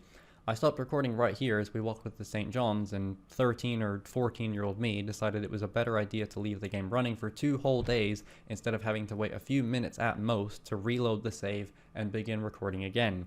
I also did this with The Walking Dead Season 2 for absolutely no reason. I wasn't even playing through it for YouTube then. I just left it on in the background, seemingly to inflate the amount of hours. I'd say about 20 of these aren't legitimate either. It's no wonder I'm so obsessed with stats and numbers now. What a fucking freak. Anywho, I was talking about the emotional gut punch, specifically in regards to the ending, and the ending in question is actually the only time I've ever been brought to tears by a video game. And then it never happened on any of my subsequent playthroughs. Though saying that, it wasn't even my playthrough to begin with. My first exposure to the game, before the aforementioned Pro MacBook, was watching PewDiePie play it, and he cried at the end as well, so I don't even fully recall if it was me who was crying or if I've just subconsciously co-opted PewDiePie's reaction. Also Pornhub. Also, I cheated on PewDiePie by watching Tetra Ninja's playthrough for episode 4 because he uploaded it more rapidly. Why do I remember that? Anyway, this episode is just a straight shooter. It's barely 2 hours and it's all character and emotion. I can absolutely imagine on a first playthrough this being the best episode. I absolutely love how it starts as well. Seeing the walkers that followed us on the train fill into the city is such a weird and satisfying thing. It's almost symbolic of us bringing death with us wherever we go, it now catching up to us and surrounding us. Truly, there is no time left. That is analysis. Okay! Don't say okay, agree. That's a very good point. Wow. That's analysis. That is analysis. Yeah. You don't get that anywhere else. No, you wouldn't. No, only here. Don't trust anybody else. For now, Lee passes out and awakens to Krista, ready to cut off his bitten arm. I usually don't bother going this route, either way Lee is done for, and I prefer him to have the arm, almost as a way of accepting that he will die, but it won't matter unless he finds Clementine. It also adds some great extra details. As the group climbs this ladder... Hello, everybody! Hopefully that looked as dramatic. Lee will once again pass out if you don't cut the arm off. More great details come on the roof of the hospital, as Krista mentions how people used to get allergies. It's so odd hearing people talk about these sorts of things like they're some bygone and forgotten remnant of the past, but I love how the game randomly throws in these lines and moments. For some reason, they just always make me really stop and think about how far gone the world has become in barely half a year, how quickly it all changes and everything you knew becomes obsolete. But getting those brief moments to take a breather and reflect, it's amazing how minor the things that come to mind are. The quality of writing is immediately back. The boy Sean Van Amen just gets those little things that scratch my brain. He's got it. Those are the little things. I don't know how to describe it, but yeah, he's got it. Oh baby, he's got it. Yeah. Back at the mansion, I'm actually pretty glad that I left Ben because his outburst makes even more sense when you consider that he was beaten up by a bunch of elderly cancer patients who then proceed to steal your boat. It's a great moment of perspective for Kenny, realizing that he's not the only one who has lost people, as Ben explains that he never returned home to his family. It's the first time he truly sees Ben as a person and not a burden that they're forced to lug around. This episode really cements that as dysfunctional of a group as they may be, they seem to care about each other and are united when it comes to saving Clementine. Episode 4 lacked this sense of unity, the way the characters argue and disagree and reason with each other, and then apologize. It just feels far more natural here than it did. People can get mad or have an outburst, but it never feels so severe. You never worry that someone is about to pull out a gun, and if they do, it's probably been heavily alluded to beforehand. Also, I think Ben is generally overhated because if we're being realistic, the bandits would have probably killed the group long before had Ben not been slipping them supplies. We already know that they'd been attacking, so I think in a weird way, Ben did them a solid. Are you really going to try and tell me that the bandits wouldn't have attacked them again either way, leading to Duck and Koch's death? I don't buy that. I don't buy that for a minute. The group are then ambushed by the Horde, fighting their way to the attic and breaking through a corroded wall into the adjacent house, discovering a dead couple. Kenny remarks that he forgives Katja for doing what she did, but that you can't just give up, now more resolved than ever, to save Clementine and continue living. The fact he has a girlfriend in Season 2 always seemed odd to me, but I like it in this context. He's found reason to continue living other than for the sake of surviving. It's funny that he reappears in Season 2 though, since he blatantly dies in the following scene. Everyone hops this guard railing and it buckles under Ben, impaling him as he falls and breaks his leg. It's bloody grim, and Kenny decides to stay with Ben, ensuring that he won't become a walker. And then Kenny very clearly dies. This was one of the most hotly debated and theorized moments, the discussions of whether or not Kenny could have escaped, and clearly the writers for Season 2 felt the same way, as they brought him back. I love what they do with Kenny in Season 2, but it has never sat right with me that he somehow got out of this alley. Some suggest that he hid in one of these bins, maybe he broke a window and escaped through a house, maybe he got underneath Ben and hid until the walkers dispersed, a la Glenn. Maybe he climbed out somehow. I don't know, but it really seems like there's no escape and Kenny knows it. He isn't trying to survive here. Conversely, if you drop Ben in episode 4, Kenny will jump down this hole to get Krista out. This is fairly open-ended in a way that Ben's really is not. It's pitch black, we have no idea how many walkers are in there. There's also kind of a door and walkway that leads into this building, so if this was your experience, his appearance in Season 2 does make more sense. But I genuinely believe that the Season 1 writers intended for this to be Kenny's end. Maybe this is why they were only credited for Season 2's first episode, and not the remainder that include Kenny. Back to the Ben part though, you can also abstain from firing any bullets in this standoff in the mansion, and if you agree to leave Kenny, you can actually give him your saved ammo here. Add in that one bullet Kenny grabs from this gun, he'll have 6 whole bullets. Unfortunately, I became genuinely conflicted here and completely forgot to give Kenny my bullets, so I just stood there like a damn lemon. Oh, those are the only 2 options he has. He does neither. Oh, right. I'm indecisive. I can't decide. And maybe this sudden change contradicts Kenny's prior moments, but I like to see it as Kenny believing once again that he's brought death to someone, and in his mind it's only right to give his life as some form of redemption. I don't know, maybe he was just posturing before and can't live with himself knowing that he got another kid killed. And obviously there's a whole rule about how if you don't see it, it didn't happen. But come on man, no matter how you slice it, it just always feels a little cheap to me in hindsight. Either way, the moment itself is definitely emotional, and I love how you're in control as it happens. It's like the game is teasing you to do something when all you can do is watch. The group, in a few minutes whittled down to just the 3, continue across the rooftops. I really love this as well, this idea that the walkers are almost like a tsunami and they've taken to the roofs for protection. It's a great touch. Tsunami! Eventually, Lee says fuck it and decides that he's already turning and he just has to get through the Horde. He tells Omid and Krista to wait by the train as they'll be Clementine's only hope. Anyway, I usually don't like these types of badass action hero sequences where the good guy just lays waste to a gaggle of throwaway enemies, but it actually really works here. The musical cue and song is great, Lee's lost everyone and everything at this point. The moment is completely earned, and the reason I always leave his arm is because he will grab this shard of glass he stands on, and he just fucking grips the blade until and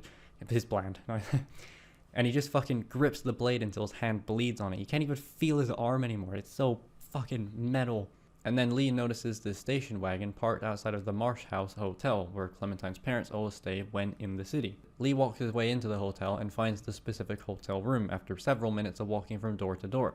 He's confronted by the stranger who was previously stalking him.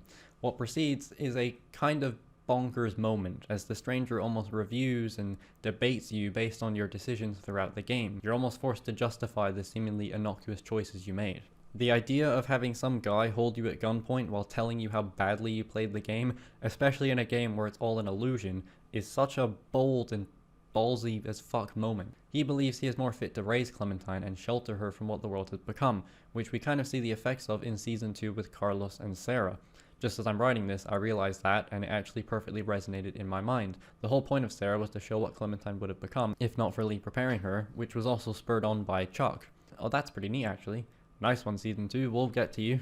Anyway, it's another wonderful bit of perspective, the man explaining that we stole his wagon's supplies, which ultimately led to his daughter and wife leaving him and dying. He made the mistake of losing his son whilst hunting, which prompted this, but that's part of what makes it great. He isn't a villain in any sense. He isn't a mastermind, he isn't an evil person, he's just a guy who fell victim to our incidental choices and suffered as much as anyone else. We love Kenny despite his asshole tendencies, but this stranger lost just as much, if not more, but we weren't around to witness it. I love how it shows how people will up and go mad when they believe their life is over, even if he's not entirely wrong. And how by not making a choice, silence is a valid option, you are still making a choice. On that, it always kind of peeved me that even if you don't choose to take the stranger's supplies like Clementine wanted, the stranger will still blame you. But that makes perfect sense to me now, because obviously we understand how it really went down, we saw and did it, just like how the stranger didn't see any of the events that he will criticize Lee for.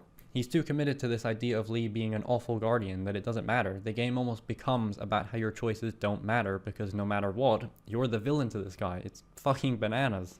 I absolutely love this idea of our choices affecting someone without us even thinking about it. Like, yeah, we're totally stealing this guy's shit and it's very obviously not abandoned. We're in the wrong here. This is so much of the brilliance of Season 1 distilled into one scene. There is a moment reminiscent of this in Back to the Future's 4th episode, but they go so much further with it here. Do I look like a monster to you? Depends on perspective, eh? I guess it does. What a lovely question. It is a little on the nose and kind of falls into deluded psycho weirdo since he's carrying around his deceased wife's walker head in a bowling bag. You! What do you want? Head. And I want it now! What's in your bag, Twaddell? Tell us what's in your bag, you bastard. But I mostly just think that's kind of silly more than anything. I have nothing but praise for this scene. It's an absolute bombshell and it's maybe the most clever piece of writing in any Telltale game because it manages to circumvent the illusion of choice by acknowledging and playing into it before anyone even realized it was a thing. Fucking geniuses. Wow. Yeah. Yeah. Yeah. This is what we wanted. Yes, I love it. Wow. I said something embarrassing. Anyway, they take care of the stranger and look to escape, but a walker is waiting at the door and doesn't go for Lee. Clementine fairly assumes that it's because he's covered in their blood, so they cover up to escape. It momentarily works, but at the worst possible time, Clementine finally finds her parents who have become walkers. God, it's just another really bad day. 'Cause you had a bad day. Ugh, no. What a happy, fun time we're all having here together. Clementine manages to drag Lee's unconscious near corpse into a jewelry store, and the probably unintentional foreshadowing of controlling Clementine in Season 2 commences, as Lee is laid down next to a radiator and you instruct Clementine on what to do. There's great poetry in the scene as you find a walker cop in the office and can handcuff Lee to the radiator, mirroring the very beginning of the game. I love the way he will slip out of consciousness for a few seconds. The music really brings everything together as well. You then have the choice of shooting Lee or leaving him, which is like picking between something you don't want to do and something else you don't want to do. That's writing. This is one of the only decisions that I tend to alternate on a lot. Sometimes I'll shoot Lee, sometimes I'll leave him handcuffed, sometimes I won't even handcuff him at all and I'll just leave him there. Either way, it's a bit sad. I don't really have much to say about it. It kind of speaks for itself, and I find it most fascinating in how it relates to the very last game we will be discussing in this video. The game then cuts to credits with the now iconic song Take Us Back, which is sure to have you crying if you weren't already. After a brief rundown of your character choices, we get a post-credit scene of Clementine wandering through a field, presumably making her way back to the train at Lee's request. She sits on a fallen tree and picks up a shotgun shell, seemingly for no reason, before spotting two shadowy figures in the distance. Given Season 2, this was almost certainly Omid and Krista, but this ending always confused me. It seemed they were setting up a second season, but then why did the two guys who wrote the game abruptly leave before the second season even released? I'm guessing it was creative differences. Maybe this was only intended to offer some closure after such a harrowing ending, but the scene plays out kinda suspensefully. We're left to wonder if Clementine will be okay and if it even is Omid and Krista. I guess that's fine. The ending overall is a great one, dramatic, emotional, inevitable, and with a unique introspective redemption arc that isn't totally present for the player, but for the character of Lee himself. I also love that Lee is bitten and dies regardless, which is another strange divergence for a choice-based game, but it emphasizes the threat of the world in a way that overrules the player's inherent want to save Lee by being ultimately unable to prevent it. Did I say anything there? I just read that out and that sounded like I said nothing. Your choice doesn't matter, but the game trusts that you won't care in the moment of it. The final season also juxtaposes this beautifully. We'll get there, and then I'll struggle to make it make sense with words. I think most people will have a certain Telltale game that is their bar of quality and encompasses the criteria they desire. What the game should do, what the game should be, always comparing it back to that or being reminded of how it did it better. The Walking Dead is certainly that for me, as we will see going forward. For a lot of the games post-Walking Dead, I did find myself ruminating on how easily the game captivates and endears itself to you, how confidently and effortlessly it tells its story and weaves these impactful choices. The Walking Dead is basically an ex that you just can't get over, and sometimes you don't even want to. But while you may love and miss that ex, and desperately want them to make a return to form, that doesn't mean there can't still be other great experiences. Maybe not better, but different. This turned into a therapy session, but I suppose it's a good analogy given that The Walking Dead wasn't actually my favorite game on replay, but rather my second favorite. Bet you didn't see that one coming, you fuckers. Then again, I kinda tore into episode 4, so maybe you did. Anyway, the only real bad thing about the game is that I can't replay it again so soon after already replaying it. I can't wait to once again discover a completely new detail that I've never uncovered before. I absolutely adore and cherish this video game, oh yes. And Firewatch was the best game of 2016, so these motherfuckers don't miss and aren't just one-hit wonders. It's a damn shame we won't get any more games from the two. Their next one looked great, but at least we have these two bangers. It's also a shame about episode 4. Okay, I'll stop. I don't know what's right here, but the sequence in a SpongeBob SquarePants episode where Mr. Krabs has the Krusty Krab open for like 26 hours could be funny. Squidward starts counting the days they've been open for. Cool, that's an editing thing, I guess. Also, at this point, the moment-to-moment gameplay is considerably reduced to where, like, we're essentially playing a Google form. And I swear, in some instances going forward, I've seen better consequential choices in a JOIP. Hey now, why is the timeline still moving and my voice picking up on the... Oh no. Oh no. Following the runaway success of The Walking Dead comes 400 Days, a single episode of sorts containing 5 vignette-style stories within the Walking Dead universe. This was initially released as a DLC expansion in between seasons 1 and 2, hinting at some of the characters to come and detailing a stretch of 400 days, with day 1 being the start of the outbreak. I've never had strong feelings on 400 Days, but I actually quite enjoyed it, and I think this snapshot vignette storytelling could have really had some legs. Boiling episodes down to small little chunks or chapters helps with some of the repetition that comes from later games. It keeps things short and sweet, and you're able to throw in even more details because there's less overall arcing plot to worry about. Even 400 Days has this level of detail and attention to it. It's kind of like that one part of the Matrix Revolutions where they're having that big battle on Zion. For years I heard complaints and criticisms of that part in particular being far too scattered and hard to care about, but I thought it was the entire opposite. Being able to see all these different groups and what they were doing and how they were contributing to the fight made it really intense and exciting. It helped me to understand and really invest in what was happening because I was never focused on one thing for too long. It offered such a wide and constantly changing perspective and really highlighted how much it was impacting on everyone.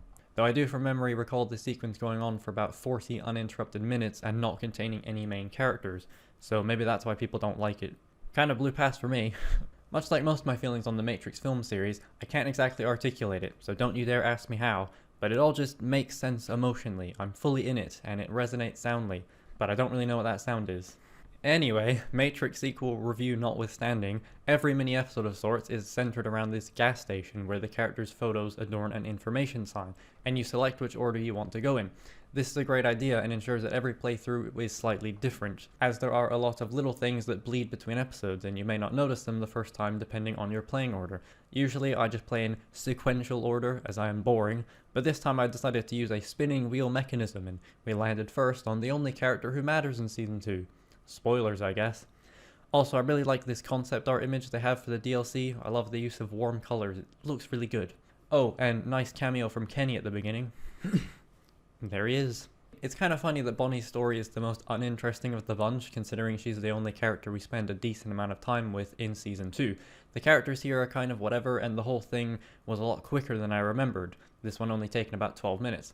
The main point seems to be establishing that Bonnie was once a junkie, which doesn't really matter, and that Dee stole something from a group that we learn about later. We don't learn what is in the bag, and given how secretive she's being, it suggests it's something important. But oh well. I guess the introductory conversation is kind of cute, and you know I'm a sucker for rain because rain equals atmospheric. I also quite like this stealthy bit in the cornfield as we're chased by members of Roman's group. It's pretty cool. At one point, Bonnie is shot in the shoulder and falls down this hill with a walker attacking her who is in Vince's story. That doesn't mean anything, but I just like it. This one is kind of whatever, easily the worst. Also, playing Shell's story reveals that Dee must have stolen from them, which is neat to see. I never noticed that very obvious thing.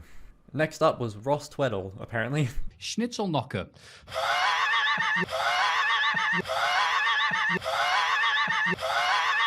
I spelled his name wrong, and I guess it was the closest I could think of to Russell.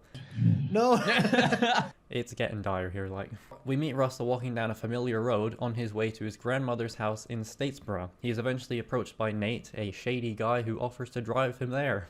Russell will tell Nate that he was with a group of 7, the leader being a guy named Steve who he wasn't a fan of. I always thought it was curious that Nate had a visibly uncomfortable reaction to Russell mentioning Steve, almost like he knows him or is afraid of him somehow. Nate is a pretty captivating character, probably one of the best of the whole DLC. You know that he's probably not trustworthy, but he's just an amusing presence. They end up at the aforementioned gas station and are fired on. The two sneak around to the back entrance, Nate earning Russell's trust in the process. It's quickly flipped on its head though, as the two inside the diner are an elderly couple, the woman already being shot, the man saying that Nate has returned to finish them off. After some elderly racism, you can either stick with you can either stick with racism, yeah, why not, in too deep at that point, like. I actively avoid London. London's an awful city, yeah. Too busy. Queues snaking around everywhere. Too expensive. Yeah. Too many rude people. Too many Londoners. Yeah. It's weird, Actually, isn't it? barely any anymore in London. Jesus. Wait. I just meant, let me just clarify. The mask has fallen. Oh, no. That was really probably racist, that. Oh. After some elderly racism, you can either stick with Nate or leave him after he starts impersonating Steve at Russell's expense, which is what I did. You then hear gunshots as Russell leaves, Nate surprisingly letting Russell leave of his own accord, which even Steve presumably wouldn't have done. I like this one a fair bit. It's hard to do a lot of characterization in such a short window, but it does a decent job. Again, Nate is easily one of the most memorable characters of the whole thing. Next up is the Fiend, Wyatt. Brace yourself. This one has a hot start with Wyatt and friend Eddie, the Scooby to his Shaggy, or the Shaggy to his Scooby, I guess. I don't know. What am I doing here? Anyway, they're escaping from a dude in a truck after Eddie accidentally shot someone. If you're clever, you'll notice that this is actually Nate's truck. It's implied that there are guys in the truck, yet Nate is alone. Just one guy. Yeah, what? Given what I said prior about Steve, maybe Nate knew Steve and they were in a group, with the guy who was shot obviously not being Steve. I don't know, but I like that the game has me theorizing about it. This compact DLC still has some mystery. Eddie turns off the road and his lights, the two Tom cruising along after Wyatt sent Nate off the road. Eventually, Eddie hits a guy, the police bus driver from Vince's story. They speculate on whether or not the guy is alive, Eddie saying he won't leave him if so, especially after just killing a guy. In a pretty funny move, the two stoners decide to play rock, paper, scissors to determine who will go out to search for the guy. You can actually lose as well, though I never seem to. This is what I mean by these vignettes being a neat way to tell a little story. A whole game about these two would have probably been insufferable, but here it works as a little peek into what it'd be like if Scooby and Shaggy were in a zombie apocalypse. Oh wait. Anyway, Eddie will venture out into the fog and then Nate appears, with the upgraded graphics kind of ruining the reveal of his headlight. We end up leaving Eddie behind, which was completely avoidable. If it were me, I'd probably have someone backing the car up as I was outside finding the guy. This way we could immediately escape if it was a walker, and you can also have, you know, the light shining as you walk down. But these two are kind of meant to be dumb stoners, so I guess it's fine. I think this was my favorite at one point. Much like Rain, I enjoy fog and the immediate atmosphere that it provides. It's still pretty okay, but definitely not my favorite now. Speaking of Portal, 12 hours ago, next up was GLaDOS, but actually not, it's Shell. Shells is definitely one of the better stories. It's our first time with a proper big group. I was always confused by the leader, Roman, who is characterized in a kind of similar way to Steve, just not quite so sinister. There's also 7 people in this group, maybe that's just a thematic thing. You'll also recognize 3 of the cancer survivors from the main game. I don't know how they managed to get in with a guy like Roman. They even mentioned Vernon and his desire to steal Kenny's boat, which led to him somehow dying. The chapter is probably the most detailed, with these walker watchdogs, and the group even has some electricity to make soup. One of the watchdogs is even the elderly woman from Russell's story, the other one being from Vince's. It doesn't take long for things to go to shit, as a beat-up man appears trying to steal supplies, and you decide to kill him or let him go. According to my notes, I sided with Stephanie since I never realized she's got a fatty. What a lovely arse. His words, not mine. But that's the route I usually go anyhow, so the man is let go. The chapter then actually jumps forward some days, and it's revealed that Clive was murdered after we did so, with the guy's group coming back and making an attack. We're also then presented with the reversal of our choice, since now Stephanie, the aforementioned one with the fatty, I guess I'm dying on that hill, is accused of trying to steal supplies and ditch. A dumpy truck was the downfall. So you basically make a choice and are then forced by Roman to make the opposite choice, since your vote was the decider in that initial choice and discussion. But fuck that shit, I'm getting out of here. Oh man, they edited the UFO out. Why? Can't we just have fun things? Come on. That was funny. Shell's story is pretty good, but I was noticing an issue that the stories only really get interesting at the end, and then, well, they end. I also then wrote that if Season 2 was more about these characters, and A New Frontier acted as the Season 2 we got with Clementine, that could have been cool. Or make Season 2 the same, but instead we're playing as Bonnie, or one of these 400 Days characters. Then when Clementine shows up, yeah, I don't know. And I guess Vince is last, which is ironic, since it's first.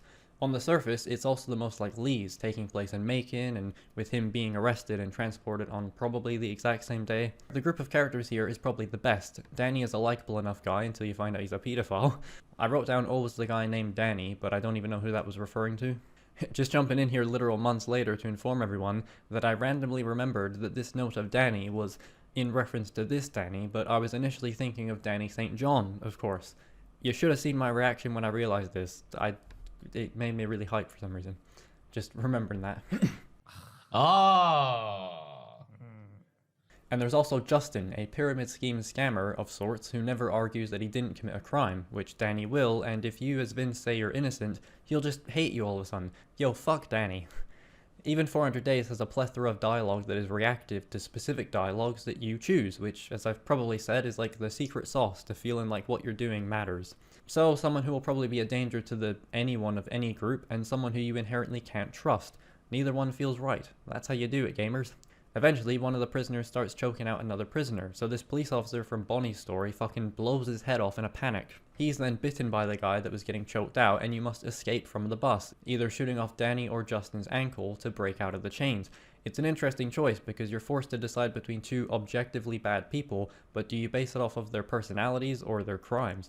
I always shoot Danny's ankle off, escaping with Justin, but Danny is a more outwardly likable person, which is obviously intentional. He also constantly claims to have been falsely accused, so there isn't even a concrete answer as to whether or not he's guilty, but he probably is.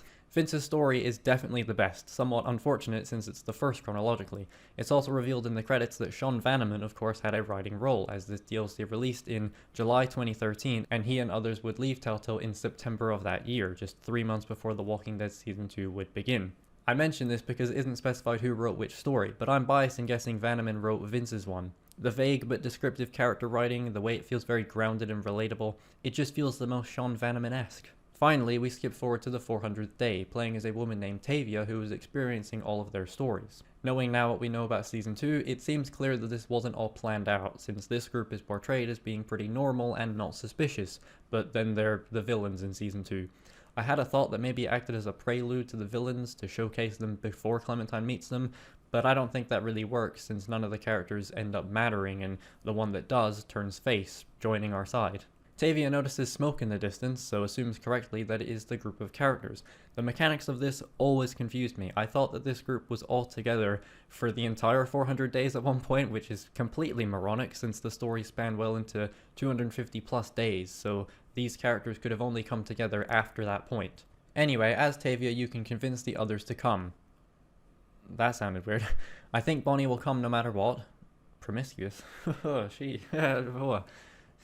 Okay, what? I think Bonnie will come no matter what, but the others can be influenced based on your previous choices, much like Season 1, Episode 4. Wyatt will only come if he was the one to leave Eddie, thinking that Eddie might be there. Shell and Becca will come if you left Roman and didn't kill Stephanie. You know, the fat-ass one. I didn't even say that before. Vince will come if you went with Justin, since apparently Justin was always blabbing about these sorts of sanctuaries and took off on his own to find one. And Russell will only come if you mention that there may be people you know already at the place. It doesn't really amount to much in Season 2, of course, but I thoroughly enjoyed this, and the ways that little things appear in return are kinda cute. I'd probably have enjoyed it more if none of them showed up in Season 2, since it's that kind of Star Wars thing of the universe feeling so small and contained, but it's admittedly far worse than Star Wars because that's a whole motherfucking galaxy we're talking about here. Also, I low-key like it more than Episode 4. Time to batten down the hatches. Brave words. There's a chance to retract that statement if you want. Anyway. Into exile I must go. Yes. The Wolf Among Us is pretty great. It's also arguably the most important game in the video, since it's finally, after a decade wait, sequel is right around the corner, and given the things we talk about in this video at large, the game could be make or break for Telltale V2. The first game is a great follow-up from The Walking Dead, centered around iconic fairy tale characters in a morally grey setting, marrying childlike tales with a more adult lens, and a plenty of anthropomorphic characters to boot. It's like if Sam and Max in The Walking Dead had a love child. Not really. In this neo-noir... Just let the guard down, Kev. He's been hurt. Let us in. Yeah, but he's been heard before. Sharon's In caring. the words of Mario, you should let me love you. Not that Mario, the R&B singer. Remember that song, though? Great song. No, how's it go? You should let me love you. Let me be the one to... He's ruined it. I was doing a soulful... I really went for that there. Oh. Anyway, that was... Do you not remember that? No. Oh, mid-noughties, yeah. Apparently it was written by Neo. Not that Neo. Stop it. Because I'm so sick of love songs. Yeah. That Neo. Yeah, that Neo. In a backstage interview, Bobby Trinity! Lashley... I'm so sick of Morpheus and his love songs. Detective Tale, we play as Bigby Wolf, the sheriff of Fabletown, and the big bad wolf. Yeah, that one. The Patrick Warburton one from Hoodwinked. That's my favourite iteration of the character. Taxi!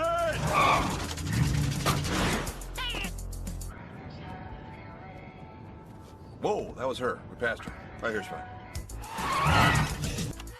Suspect is approaching on foot, stolen recipes in basket. I'm about to catch her red-handed. But Bigby is a close second.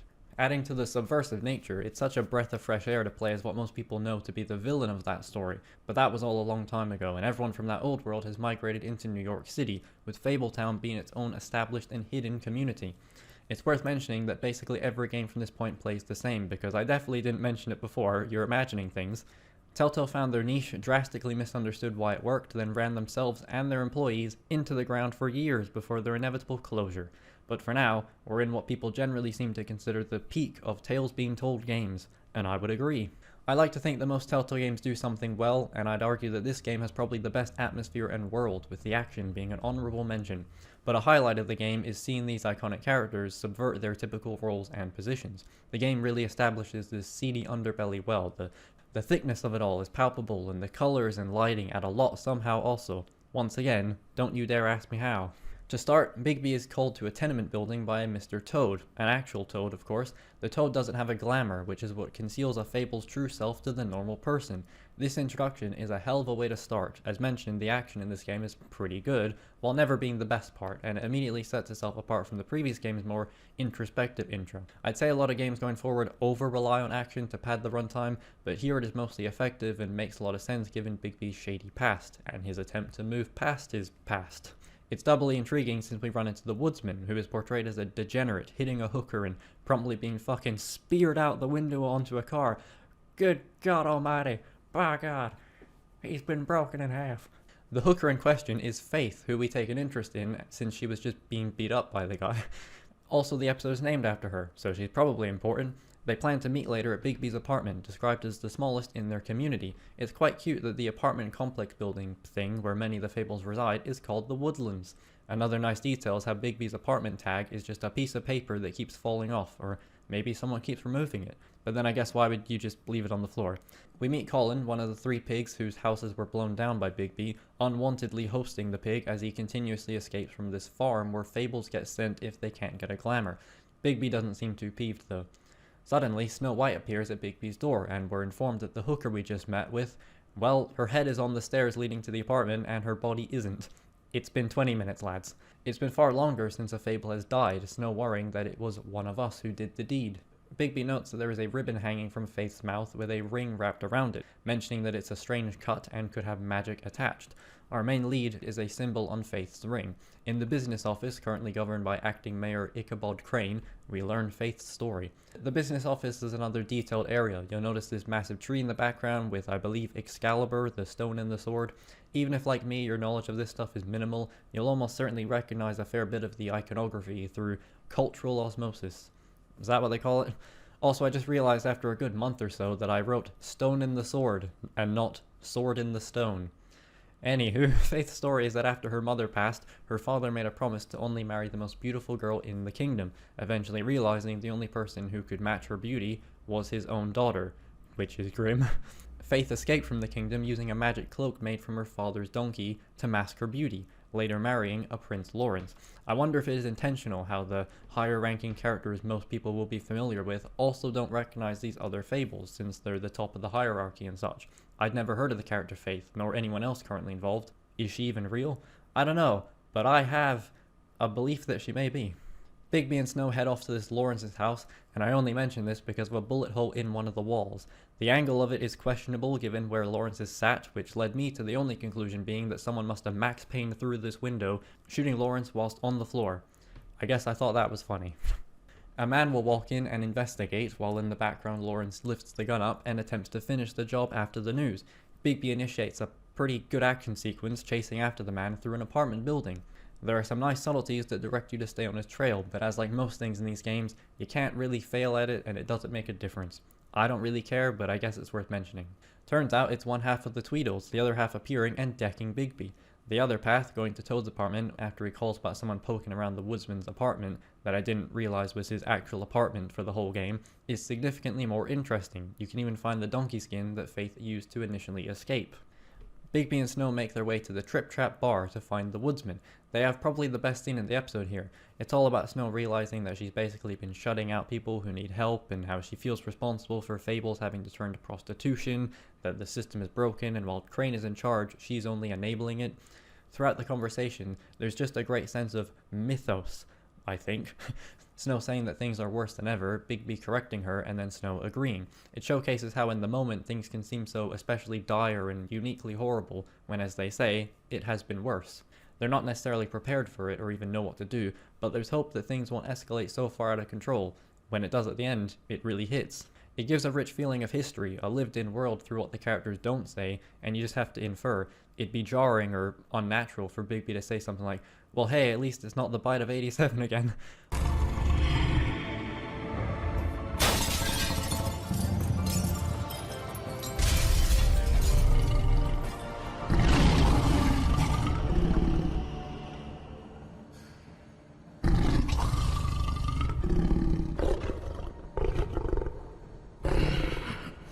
Was that the bite of 87? I say lots of things. I've said several things in this video alone. We'll get into it more across the game, probably, but I really love Snow and the relationship with Bigby. It's the main anchor for this game and easily one of my favorite elements. It's just a very cute and weirdly awkward and wholesome dynamic. They're both really charming and intense, but also really let their guards down around each other. Bigby could have easily been another generic, gruff detective, but his relationship and vulnerability with Snow really adds a lot to him, and vice versa. I've referred to Agent Superball as Daddy in the script, and I think Snow White certainly fits the description of Mommy better than anyone could. Oh, they get. Wow. Why do I write these things? I mean, it's true, but you don't need to say it. Shut up, man! Stop it, you! You stop. Will you stop?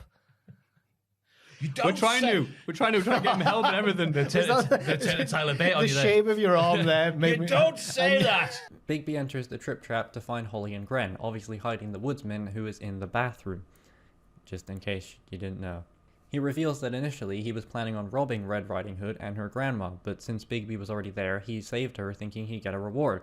It's such an unnecessary but great character detail, again subverting the long-stood positions and roles in these stories. He mentions this at all because he misunderstood Bigby asking about faith for Red Riding Hood.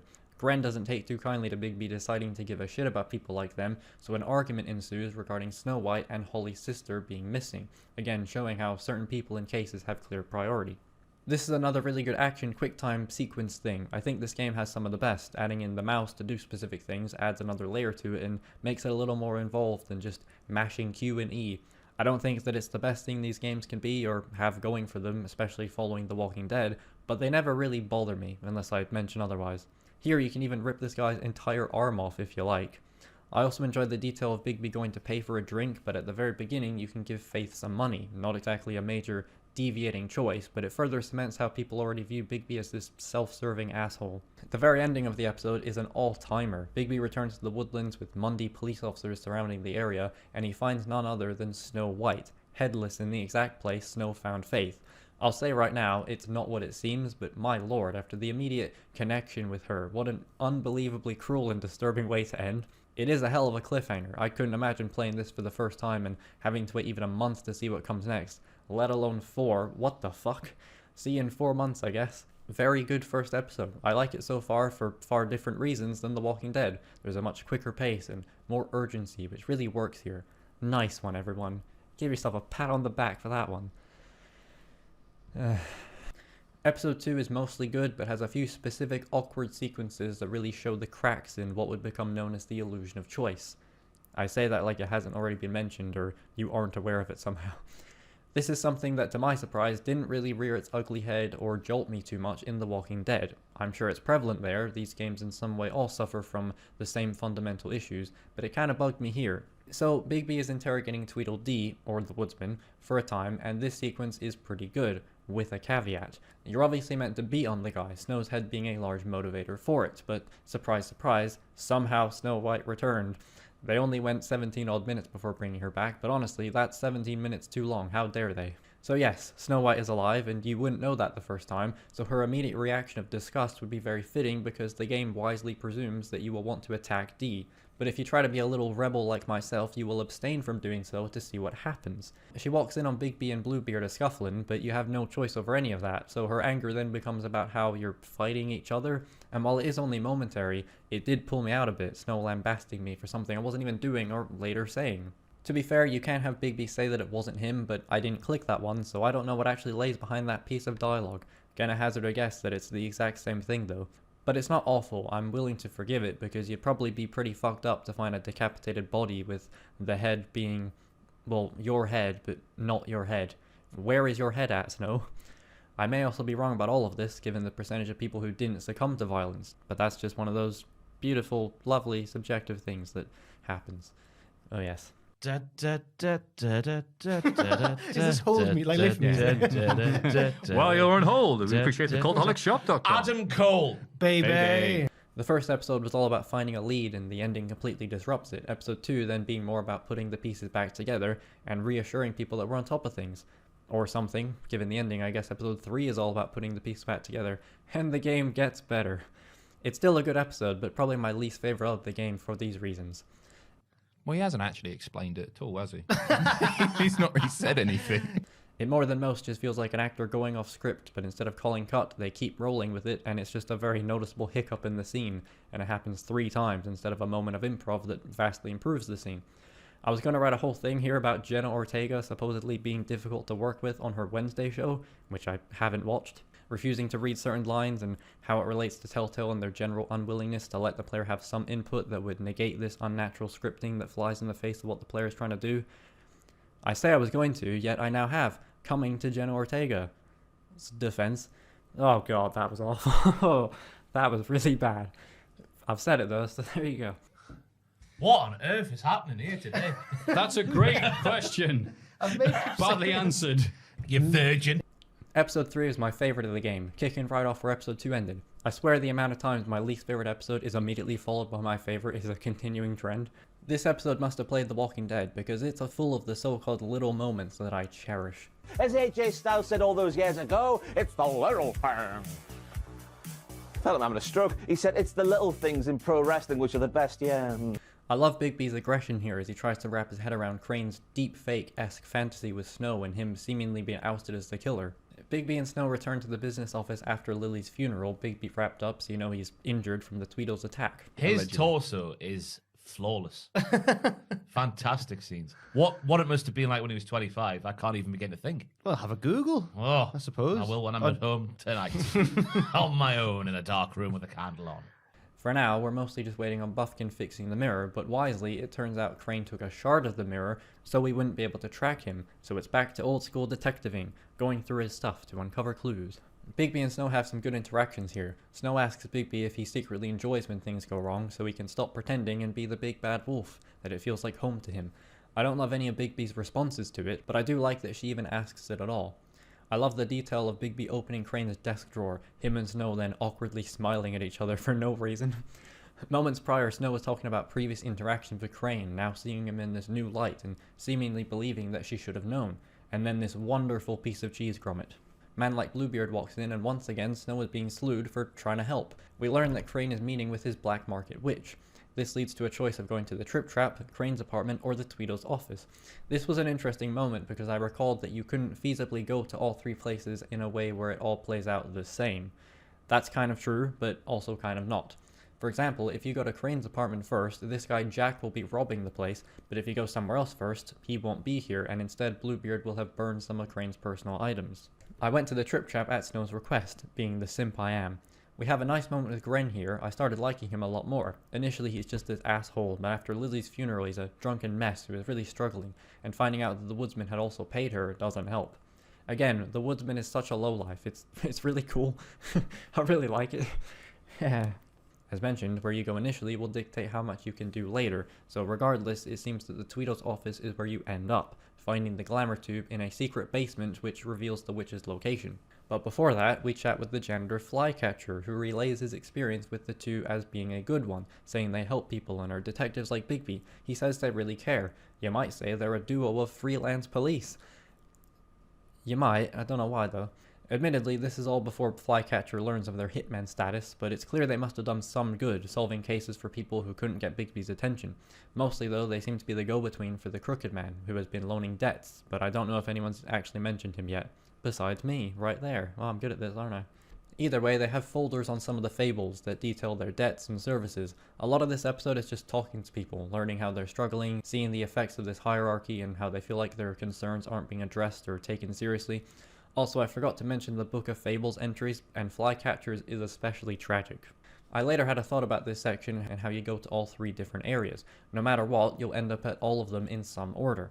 In some of the games, they do away with this and you either go one way or the other. I think we've already seen moments of that in The Walking Dead, and we will continue to. And then the game will try to tell us that it matters all of a sudden, but we're about a fortnight away from Minecraft Story Mode Season 2. Anywho, I was thinking about the glamour tube and how you find it at the Tweedle's office. If you were to go there first, you'd find out the identity of the glamour witch lady, but what then? Do you still go to the other areas for the sake of it? We are kind of in a rush to find Crane. Or is the game designed so that wherever you go last, that's where the glamour tube will be? It doesn't make sense, and neither does this entire part because I got it wrong. You see, you actually get the glamour tube from Holly's as well as the location, then the name of the witch from the Tweedles, so we can use that location from before. For some reason I forgot and thought you got it all from the Tweedles. Okay, you can just disregard everything I said, I guess. Once we've tracked down the witch, we go to her apartment. Crane was there, and despite her covering his tail and Snow instructing Bigby to destroy her magical tree, I couldn't bring myself to do it. Even if it's technically illegal and harmful, it didn't seem right. And I felt like Snow was manipulating her power because it had personally involved and affected her, which I understand. You see, people go to this anti-Greenleaf, or auntie-Greenleaf, I don't even know how to say words, when they can't afford proper glamours, but there's also a moral question of letting someone be glamored as someone else. That seems pretty reckless. It's a tricky choice, and I kind of just froze, didn't choose anything in the end, once again reduced to my lemon-like state. Oh, those are the only two options he has. He does neither. Oh, right. I'm indecisive. I can't decide. When her tree is threatened, Greenleaf does relent and tells us Crane went to the strip club trying to use her Ring of Dispel to break the magic on the girls there. I didn't mention that part, but the ribbons they wear have their lips sealed, some kind of magic that stops them from directly helping. In the next episode, Nerissa will come by, but only indirectly manages to help when Snow comes in and mentions Beauty and Beast, saying we wouldn't be wasting our time to follow up with them. Anyway, for now we arrest Crane on misappropriation of Fabletown funds. We lead Crane out and are then accosted by the Tweedles, and in tow, Bloody Mary. Haha, do you get it? That's good for me. This prompts another nice action sequence, with Bigby further transforming into the big bad wolf of before, I guess. I also absolutely love the lighting here, the hot pink glow from the neon signs mixed in with the lightning strikes making the screen temporarily turn monochromatic, or black and white, whatever you call it. Such a great visual flair. In fact, at one point I was hoping that it would cut to just black and white and then stay that way for the remainder of the sequence, but either who, Bigby is taken down with a silver bullet and Snow gives up Crane to save him. This episode was great fun. We finally get a hold on some kind of lead and follow it, while having lots of neat moments throughout. It ain't that hard, lads. I give it 4.5 stars. Lovely. Episode 4 was a pretty uneventful time, but I still really liked it. This is where the game seems to lose people, according to most people. And by most people, I mean Super Bunny Hop. Years ago, he made a very interesting video on how The Wolf Among Us and The Walking Dead Season 2 were overlapping in terms of development, which led to the first half of Wolf Among Us being good, and then the second half of Walking Dead Season 2 being good, the other episodes cancelling each other out seemingly. Given the release windows, this does seem to have some merit. You see, after the massive success of The Walking Dead, Telltale would start making and releasing games every year, pumping out at least 2 or 3 per year. Keep this in the back of your mind as we continue, because while I won't mention it constantly, it's worth just theorizing on if this is a factor for some of the episodes being how they were. With Wolf Among Us, I pretty consistently enjoyed it, but definitely agree that the second half loses some steam. With Walking Dead Season 2, I completely agree. The first half of that game really didn't grab me at all, but we'll get there. Snow wants to do things by the books, claiming that we're no better than them if Bigby can't control his becoming a wolf thing. She also kind of loses sight of the issue at hand, declaring that effective today, any unglamoured fables are off to the farm, which just feels like a desperate attempt to have control over the community. I love Snow, and much like actual Snow, I haven't seen her in over a decade, but as we've seen, she can be a bit much. It's good, it's more complex than just being a generic driven, strong woman who won't take no shit, but even she has her bias, and after the rough few days, it's clearly taking a toll. It's also great that Snow will often take the stance that the player won't agree with, whether it's sending Colin to the farm when he's doing no harm, or the aforementioned tree stuff. It doesn't matter if it's right, it's dividing and messing with the established status quo, which already feels like a projection given some of what Snow has sned. Sned? She sned? When did she sned? What did she say? Let her sneak. Let her sneak. Oh, okay. That's too much. That's too much, man. It doesn't matter if it's right, it's dividing and messing with the established status quo, which already feels like a projection given some of what Snow has said. Some of the later games do this, they almost seem to honeypot you with a female character that your character is attracted to, so the game will try to get you to side with them, even if they're blatantly wrong. I don't know how I feel about that, but it doesn't really apply here in the same way. I think Snow's character rises above it. I'd argue most of the characters do, but it reminds me of what Joseph Anderson said in his Witcher 2 video, about how the game lets you romance many of the female companions, but not all of them. Even the ones you can't romance though, you will start to see them and talk to them in a different way, under the guise of being romanced, which fundamentally changes the experience. Or at least that's what I got out of what he said. It's a long video, I would know. Personally, I like to call this the Harley Quinn effect, but we'll get there at some point. Anyway, I also absolutely love this one bit of dialogue where Snow says she should stick around until Bigby is out of the woods. A common enough saying, but coming from these characters in this world, it just hit kinda different for me. It's really cute, but also a sad reminder of where they came from. Then we head off to Beauty and Beast's apartment, interfering on their argument. The Jersey Devil phones from the Lucky Pawn, where Beauty got a loan from the Crooked Man. Beauty wants us to investigate it. Beast interjects, saying we should go instead to a butcher shop where he's been delivering packages for Man of Crook. Oh, that's why he's called the Crooked Man. He is a crook. So, all the while they're trying to scrape by, you'll notice the very swanky apartment they're in as they try to recapture their life of royalty. The two condescending and elitist motherfuckers then basically ask Bigby to kill the Crooked Man so that their debt disappears. I still like Beauty, but Beast is a twat, and it's certainly hard to feel as bad for these two suffering when their apartment looks like this and seems to be the only one on the entire floor. This sign would contradict that, but they're on the same floor as Bluebeard and he's one of the business office benefactors, so it's not hard to assume they all have a floor or corridor to themselves or something. That's analysis. That's analysis. And I agree with that analysis there. Anywho, I did a coin toss and ended up at the butcher shop. I couldn't decide. That's indecisiveness. Nice. I'm indecisive. I can't decide. The butcher shop is abandoned and it's very well punctuated, with the meat being frozen solid, the ticket machine is empty, it's a bloody front. Do you get it? Once again, Bigby is met with the common person expressing anger that he's only suddenly interested in the Crooked Man's misdeeds since he's been affected, which isn't true, but it is true that their troubles were getting buried. I really like the sequence here with Johan. We discover that the Crooked Man has been enslaving, I believe, the strippers to do his bidding, making and selling glamours, all while keeping his secret with the ribbons. Johan then mentioned something that seemed really clever, but in retrospect was super obvious, in that Crane probably took the magic mirror shard to the lucky pawn. If you put that together like I did not, you may have chosen to go there instead, since the only tangible reason I could think of was Bloody Mary getting the woodsman's axe from the pawn shop. Either way, Bigby will head there, and in my case, it immediately prompts action. I wrote here that it's kind of clever that wherever you go second, that part is not nearly as good since you didn't choose this one, so you effectively come into the scene late and miss all the good character dialogue stuff. Probably, I can't quite remember, and while I just love to replay all of these games to experience the collective minutes of difference, I'm mostly trying to just relay my own playthrough unless I know for certain otherwise. You've done it now, shithead. You really done it now. I'm gonna be... You've done it now. You've done me a mistake. A fight ensues regardless, but Bigby gets the shard and Woody assists him, which is all you need to know. The following scene with Woody is one of my favorites in the whole game. Gets pretty gay as well. It starts with Woody asking for a smoke, so Bigby gives him the cigarette that was already in his mouth. Oh my. Oh my god, yeah. Oh god, yeah! Right. Woody tells Bigby that he's doing the right thing and is helping out by finding the Crooked Man. It's nice that two almost sworn enemies are seeing eye to eye. You can even send him nicely on his way as Bigby gets in the cab. The woodsman is portrayed in such a strange and lonely way. He's a low-life degenerate drunk who is completely lost in this world, and even in the storybook version of his life, he didn't plan to fill that role. It's also telling I just called Bigby and Woody sworn enemies when their being enemies was entirely circumstantial. The fact they reconcile this and have a decent moment, I guess I just think that's pretty clever. I also really love the detail of Bigby smoking this specific brand that everybody hates. He's constantly told that Huff and Puff is a shit brand, and it's just a really clever little thing that further emphasizes how detached he feels from them.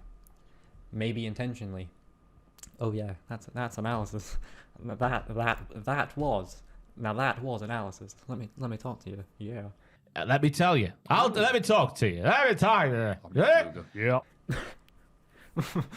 Who am I? I'm an angelic little boy. You wouldn't do this. Yeah, I was trying to shout that. Please clip that. You my angelic boy. He's a furry. You insinuated a few weeks ago that I was scared of all women. That's right. You insinuated a few weeks ago that I was scared of all women. I'm still getting people going. I love that bit on the podcast. Are you? Yeah. Oh, little arse kissers. Oh, Matthew, I love that. Please let me follow you on Twitter. Yeah. Can I be your mod? Carry on, sorry. I don't know, you talk to them? Adding to the gayness is Bluebeard as we return to the business office, and he slyly jests that the dog wants a biscuit after we show Snow the shard. Cheeky bugger. Saucy little minx that he is. Look at that earring, oh my. Episode 4 has just had a lot of little nuances. The aforementioned cigarette, the fact that the mirror is almost tainted or slightly deterred from being pieced back together after Bloody Mary's touch, and when Snow asks to see Crane, Bloody Mary is there and realizes she's being watched, which is very fun. Finally, we are able to find the Crooked Man, and he is constantly moving Forbidden Door, currently under the Gothic Bridge in Central Park. I haven't talked much about Bigby as a character, but now probably makes sense. Much like Lee actually, Bigby is not really as judgmental to people because of their murky pasts as they are to him. Most everyone wants to try and leave the past behind them, and Bigby respects that. When we enter the Crooked Man's headquarters, he is greeted by Tiny Tim, but leaves off the tiny and just treats him like a person, if you choose to, not a caricature or a character in a pre-established story. Everyone makes assumptions about Bigby and is afraid of him, but he's rarely like that with them, again, unless you want him to be, I guess. This is some analysis right here. Telltale generally seem to have a formula of making the protagonist have a flat character arc, which essentially means that they don't so much grow and change as they influence and change the people around them. This makes a lot of sense for a game where you're the main important guy trying to solve everyone else's shit to better help the community. I don't know if I have anything more to say on that, but hey, hello. Also, I just love that gruff voice, oh yes. Oh yeah? And Oh. no. Yeah, that was attempted analysis. That was an attempt at analysis. We'll say that much. This episode feels short and somewhat is, but even with its insignificance in moments, I still had a good time. It's funny to me that if not for the magic and just one shard being taken, we'd have found the guy a lot sooner. Like it really wasn't hard to track him down, but we just couldn't physically do it. Episode 5 is surprisingly short, even for a game that barely had an episode over 2 hours. It's also a 2-scene episode, one being a lengthy and constantly changing scene that goes on for 20 odd minutes and could have been doubled and I wouldn't complain. The other coming at the end, arguably muddying the waters, but I don't think that's unbecoming of the game or genre it's trying to evoke. But it may have been more convoluted and desperate to seem noir-like in a way it didn't need, especially with the forthcoming sequel that seemingly won't address any of it. But I don't know, I am just typing on keys and then speaking these words, and we just don't question these things in life, and we just do them. We don't stop and think about anything, and we're just like, oh yeah, that's normal. We just drive around in cars that are big hunks of metal and death machines, and oh god. Anyway. Yeah. I don't know what you even say about that. The first scene in question is the Crooked Man's trial, with a slew of characters gathered for it. It's kind of the inverse of The Walking Dead's final moments, where the stranger has you at gunpoint and makes you justify your decisions. Here, you take the role of the stranger, as Crooked Man tries to explain and hand-wave every crime or misdemeanor. He reminds the people of how he helped them, how he got them out of debt, how he got Auntie Greenleaf's tree back, which led to cheaper glamours for everyone. Crooked Man proves himself to be a top-tier waffler, slimily slipping his way through their accusations. The funniest part is, they are just accusations, because we don't actually have any evidence at all. This entire case has been such a shit show, they literally have zero evidence to show for it, and technically, Crooked Man wasn't the one committing the murders. I just find that kind of hilarious. Oh yeah. Yeah, let me talk to you. It's a great tug of war, a tennis match, back and forth. The angry mob doesn't know who to burn. I've not been pitched as opponent for Stone Cold Steve Austin. Dave Meltzer, that's his dog, returned him. Dave Meltzer then said, no, I beg your pardon. Meltzer suggested that Brock Lesnar was the original opponent, pitched to Austin for the shirt of shirts. That was Andrew Hodgkinson. That was. We can't do that, we'll get demonetized. Thankfully, Narissa will enter and is on him. That was analysis, by the way. On YouTube. Stop. Thankfully, Narissa will enter and is able to unseal her lips after Vivian took her own life to free them. Narissa was in the room when Crooked Man ordered Georgie to kill Faith and Lily, which acts as the singular piece of evidence. Auntie Greenleaf suggests locking Crooked Man in a presumably magical cell, and Bigby is then made to decide. Mr. Man momentarily gets the upper hand, in case you wanted to change your mind. Unlike The Walking Dead, the ball is entirely in your court. It's up to you. Go on. Throw the ball in the basket. I threw him down the thing. I feel like ripping his head off just plays into the stereotype of Bigby. Down you go, you basketball head. What? There is one moment where I probably got mad as Crooked Man mentions Bigby beating on Tweedledee whilst he was in custody. You remember. This is his way of arguing that Snow should be held accountable for Bigby's actions if he is to be held accountable for Georgie's. This could work as a distortion of the truth and further judgment being cast on Bigby for his past, but it's still a bit murky because I don't know if the game is treating it that way, as if I did beat on him when I didn't. Things will probably get messy as we go, choice-wise, but this stands out so far as one of the most inflexible examples of your choice not mattering at all. Oftentimes the games can just sneak around it, but here it is almost like I'm on the wrong save. Again, it could have worked, but the characters who were actually involved seem to agree with Crooked Man's interpretation of the scene when that just didn't happen at all. Either way, it's a great scene. Things almost seem to go back to normal too quickly. Snow is all business, and this is the last moment we have with her. That's it, we never speak to her again. It's been 10 years. And Toad is sent off to the farm, further showing the injustice as he has to leave regardless, but you can let Colin stay. When you find Crane's jacket in episode 4, you can actually take his money and give it to Toad for a glamour, which he clearly didn't do. It might have been a nice little incidental moment to have Toad not sent to the farm if he chose to do this, but something tells me he didn't care too much about getting a glamour anyway, so I guess that's fine. Yo, fuck Toad. Fuck that guy. Okay, so the game gets very strange and confusing here, so I'm going to try my best to relay it. And probably fail. Narissa comes by to tell Bigby what really happened. She reveals that herself, Faith, and Lily were all planning on leaving, but after Faith tried to get some dirt with a photo of Crane and Lily, probably this one that I guess Crane took and I guess Faith put there, Narissa panicked and told Georgie of all of this so that they wouldn't be found out and killed by the Crooked Man. I didn't mention it, but there are actually photographs in Crooked Man's warehouse that seem to allude to this, with one showing Faith yelling at Nerissa. At least that's my interpretation of it, they never say so. Instead, Georgie came back and was instructed to deal with the girls, which means Nerissa lied in saying she was in the room when Crooked Man gave the order. Faith then walked in the same night she met Bigby and was decapitated, with Nerissa immediately leaving Faith's head at Bigby's doorstep so he would start an investigation. Nerissa then leaves, repeating what Faith initially said to Bigby after their first meeting. Bigby starts to put all the pieces together, and the game seems to imply that Nerissa is somehow actually Faith. You can either let her go, or go after her. So, what the fuck's actually going on? Well, I still don't know. It still doesn't make sense to me. Did Faith glamour herself as Nerissa before Georgie killed Faith, therefore making him actually kill Nerissa, all part of some master plan? Who left those pictures in Crane's room so Bigby would find them? Maybe that was part of the plan, so everyone else would get killed and Faith could once again slip away. Was Nerissa always Faith? Was Faith always Nerissa? Did they occasionally swap bodies as a way of covering each other's shifts? It could explain why the woodsman is angry that Faith doesn't recognize him at the start of the game. Maybe he had a different Faith. Nerissa even mentions trying to warn Lily after Faith's decapitation, Lily not being with a scheduled appointment. Maybe that appointment was with the woodsman on this same night, instead glamouring herself to be Faith. That doesn't explain the whole troll thing though, and mostly makes no sense, I'm sure. I always presumed that Faith swapped bodies with Nerissa at some point and that this is the real Faith at the end of the game. Is that even the head of someone we knew? I immediately assumed it was just Nerissa, but it could be anyone. The first episode literally ends with that implication. Can you even trust what Nerissa is saying? Some even theorized that Faith was always dead and the Faith we're talking to was Nerissa the whole time, and that the other Nerissa, I guess, was also Nerissa. But if Faith were dead the whole time, surely that contradicts Nerissa's story about Georgie killing Faith in front of her. And who is this Faith? It can't be Lily or Nerissa, since Nerissa is still about and Lily was, I think, already dead, and we never even see Faith's body again as the Dr. Swinehart was apparently conducting more tests, so maybe there was only one body and this Faith is a complete rando. If not, there's surely no way Faith would have had time to swap identity with Nerissa before what happened. We know Faith did make it back to the strip club as well, since in episode 2 you can find the money Bigby gave her in Georgie's floor safe. I guess the only way they could have swapped identities is if it happened before Georgie returned, but it begs the question of how and why. How do the glamours even work? Are they instantaneous?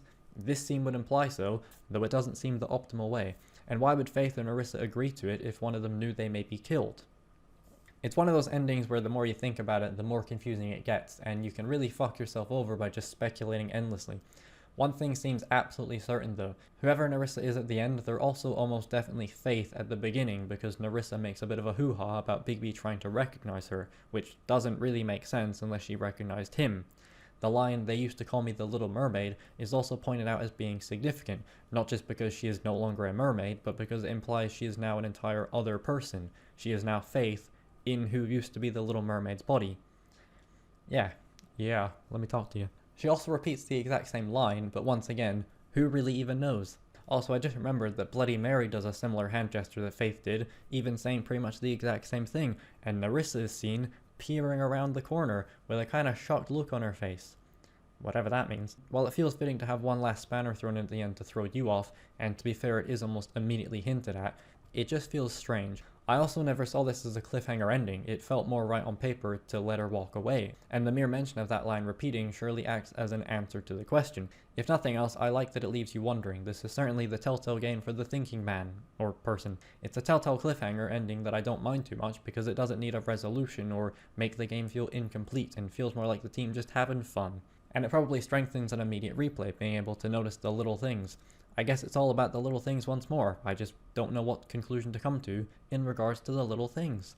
In retrospect, it's actually fairly obvious, and I think I was mostly overthinking the complexities of the ending that weren't really there.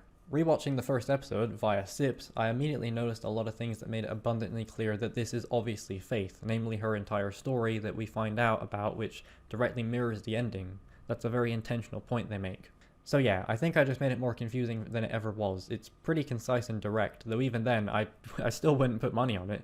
I will say that revisiting the ending and thinking on it a little more, man, it's a fucking knockout. I still don't really understand how it all works, but it's such a damn cool and unique way to end a game, I gotta praise it. As far as a wrap-up goes, there isn't much to say. It's a far more interesting game to play than to talk about for me, which is in direct contrast to the very next game, and hopefully the sequel. I've never felt like it was needed, but I'll bloody take it. Also, episode 5 of Sips' playthrough was never actually uploaded because his hard drive broke and the recording was on it. While brushing my teeth a day after finishing his episode 4 playthrough, it dawned on me that I didn't even want to watch someone else's playthrough of episode 5 because the choices wouldn't line up exactly, whether it be dialogue or actual choices. Also because of Sips' nonsensical commentary that just cracks me the fuck up. He looks like he's wearing like a bed sheet on his head, possibly. To be fair, he does have surprisingly good comprehension considering his usual dullard-esque presentation of himself, and even some insight. Okay, I can't find the clip, but he just mentions the fact that Lily, a troll, has a funeral under a bridge, and that's probably super obvious, but it popped me, it did. That's analysis from Sips. That is. Shut up!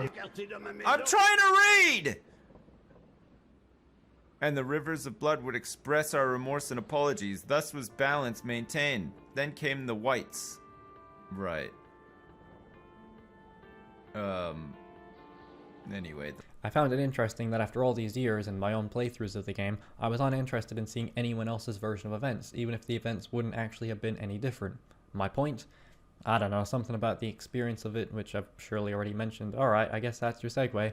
Except it isn't just yet, because I had another hankering for some old school PewDiePie and decided to check out his Wolf Among Us playthrough, which I'd already watched. Much like Walking Dead, I'm sure this was actually my first exposure to the game. Within the first minute of his video, I was shocked to see this frame as the episode 3 teaser. I never clocked this before, and it isn't the episode 3 screenshot now.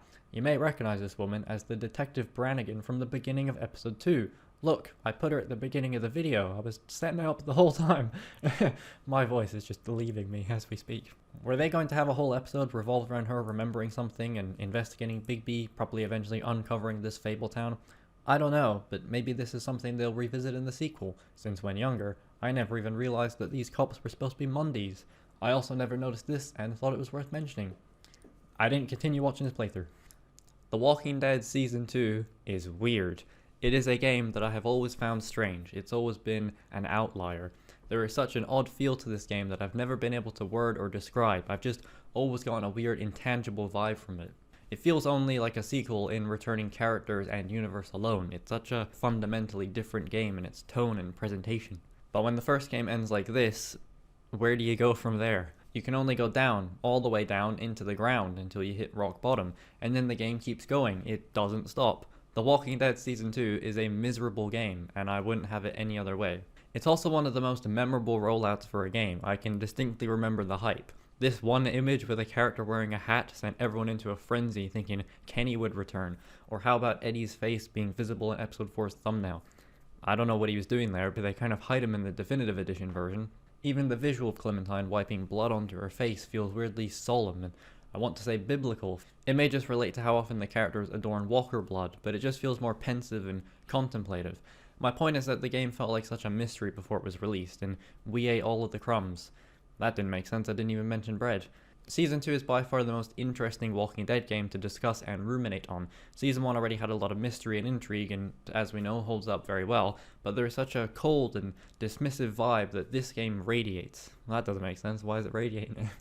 But there is such a cold and dismissive vibe that this game gives off, which inadvertently draws me to it even more. Season 1 has become a comfort game for me, but Season 2 still unsettles me with its lasting feelings. Anyway, the game begins with Clementine indeed having found Omid and Krista. It's been about a year and a half since Season 1 ended. Krista is visibly showing and they argue over baby names before Clementine goes into the restroom. It's a slow and deliberate start, a good way of immediately reacclimating the player before then immediately killing off Omid. Within 24 minutes, Krista is too removed from the game and never again seen, her miscarried baby alongside them. It takes under 30 minutes for everything familiar and safe to be violently and cruelly snatched from Clementine and the player, and it is hard not to respect the bold nature of it. Even if, like me, you weren't so hot on the two, they are our only link to Season 1, to Lee, to a future, and they are instantly washed away. Clementine literally so, all in the span of a sitcom episode. We're not even an hour in when Clementine meets, bonds, and subsequently impales an estranged dog whose owner is tied to a tree and turned, even the dog feeling like it has been on its own journey.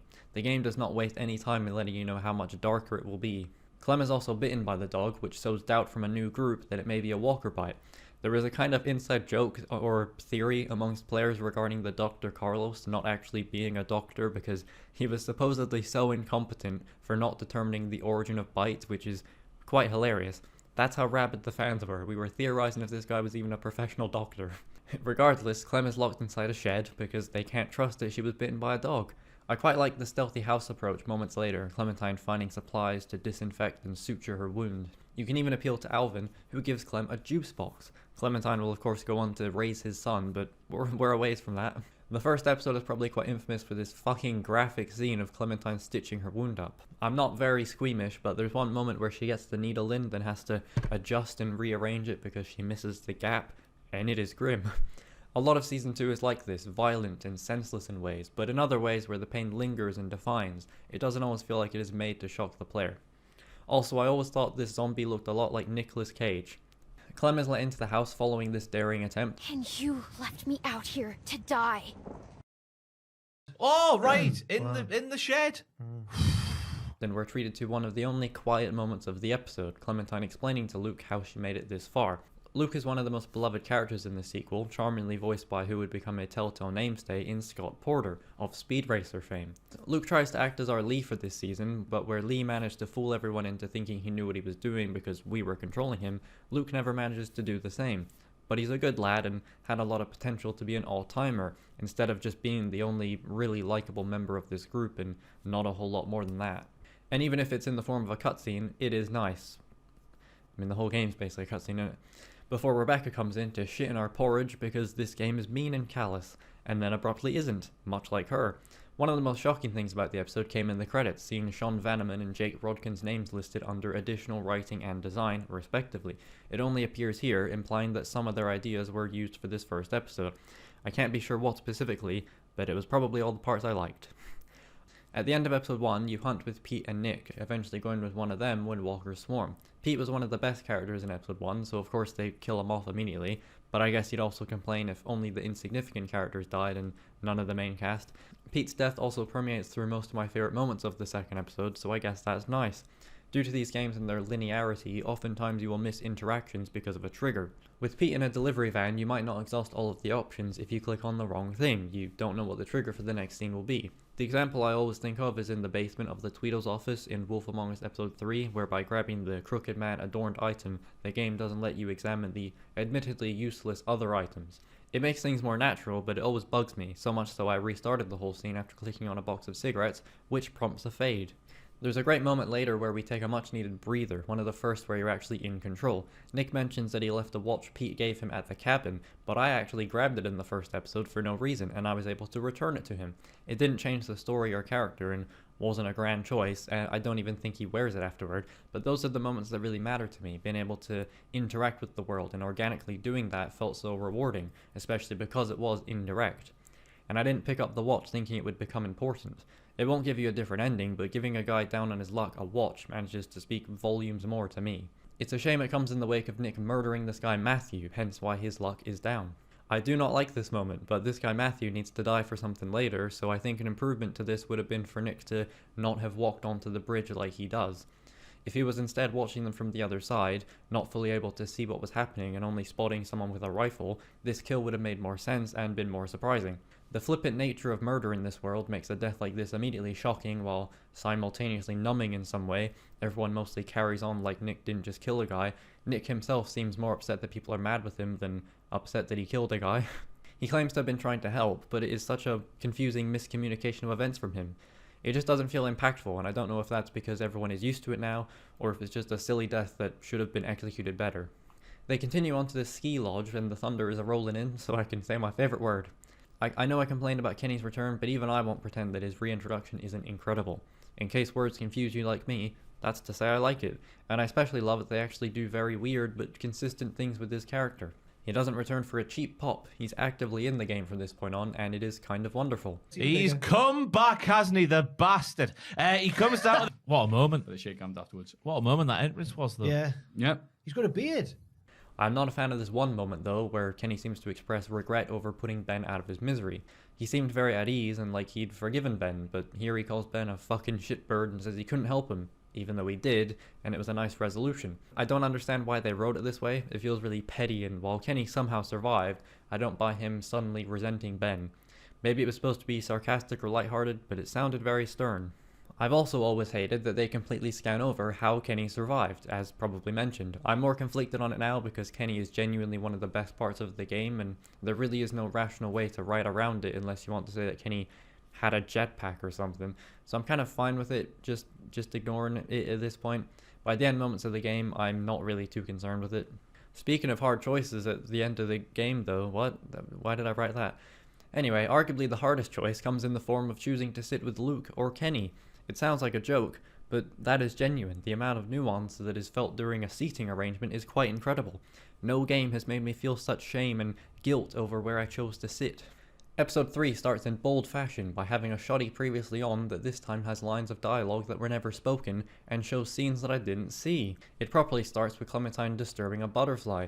I guess some kind of reference to the butterfly effect theory, which of course denotes that the slightest change or choice can drastically alter something else or something like that. You know, Back to the Future. I guess this is meant to be an ironic moment where you almost expect it to land on her finger instead flying away, which feels symbolic of Telltale distancing themselves from choices of consequence. That's my hack theory anyway. What's yours? I didn't mention Carver arriving at the end of episode 2 because I didn't have much to say about it aside from my want to keep Alvin alive, because again, we raised his child and he is jarringly unimportant in this game because they didn't plan this all out. That's not a criticism, I'm just pointing out how weird it feels in retrospect that Alvin dies very suddenly regardless. If not at the end of episode 2, he'll be absent for most of episode 3 before dying. Also, this moment with Kenny is almost comedically delivered. As mentioned, the 400-day characters are sprinkled throughout Season 2, entirely in this episode, with Bonnie being the only one sticking around. I'm pretty sour about it now, actually playing Season 2. Again, it's more avoidable things, such as getting rid of a character like Troy and replacing him with someone we know, but Clementine doesn't. I guess it'd be jarring, but also kind of intriguing to see their attitudes changed after finding safety. Like, imagine if it was instead Vince or Russell kicking Clementine to wake up. It's not great, but it's not as if they'd see themselves as villains. From their perspective, our group left and seemingly endangered the place, even killing some people in the process. They probably think they're right, like how our group thinks they're right, like how Carver thinks he's right, believing himself to be the father of Rebecca's child. At any rate, coming back to 400 Days, I actually don't mind Bonnie as a character and her interactions with Clementine. Well, for now, but the eventual turn of her character is very obviously intentional, so I don't consider this bad writing or something. She even gives her a pretty cool jacket. It's also clever to flesh her out more since her story was arguably the worst, though it can't help feeling like she was chosen for Season 2 by way of a spinning wheel mechanism. We're familiar with those, Bonnie being the first one I landed on also. Luke also reappears after Clementine goes to give Kenny and Mike some nails, telling us to bring him a radio. He's presented as being kind of delirious due to lack of sleep, so I wonder if they were trying to make you think he was bitten. They definitely were doing that. Luke believes that this herd of walkers is going to come right through the store. Then Wyatt tells us to hurry up and see Bill, Carver, by doing so, increasing the time it took me to get there. Great involvement, Wyatt. Earn that paycheck.